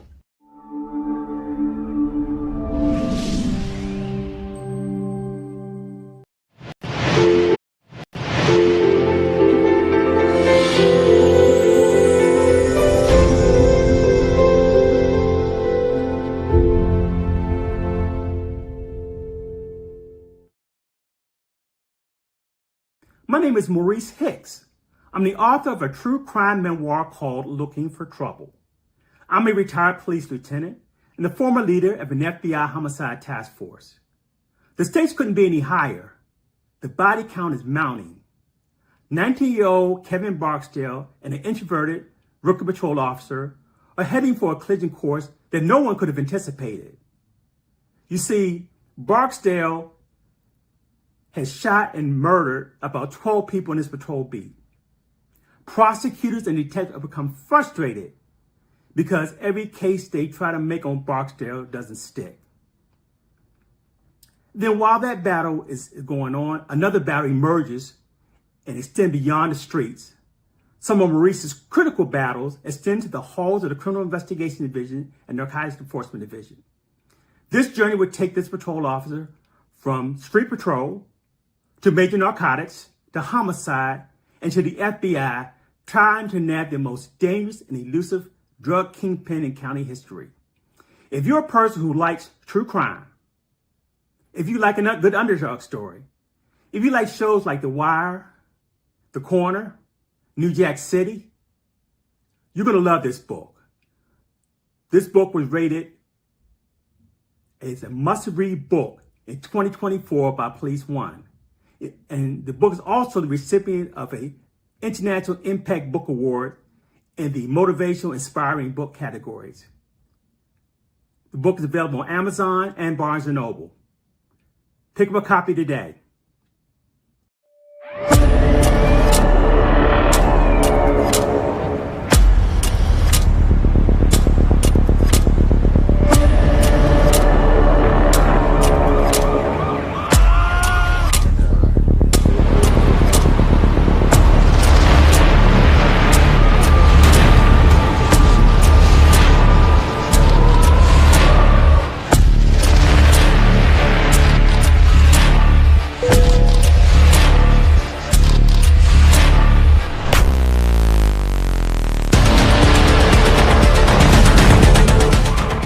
In a world full of chaos, there is one man who will stop at nothing to protect citizens of Maryland and to bring some of the most dangerous criminals to justice. Buy the book now on Amazon.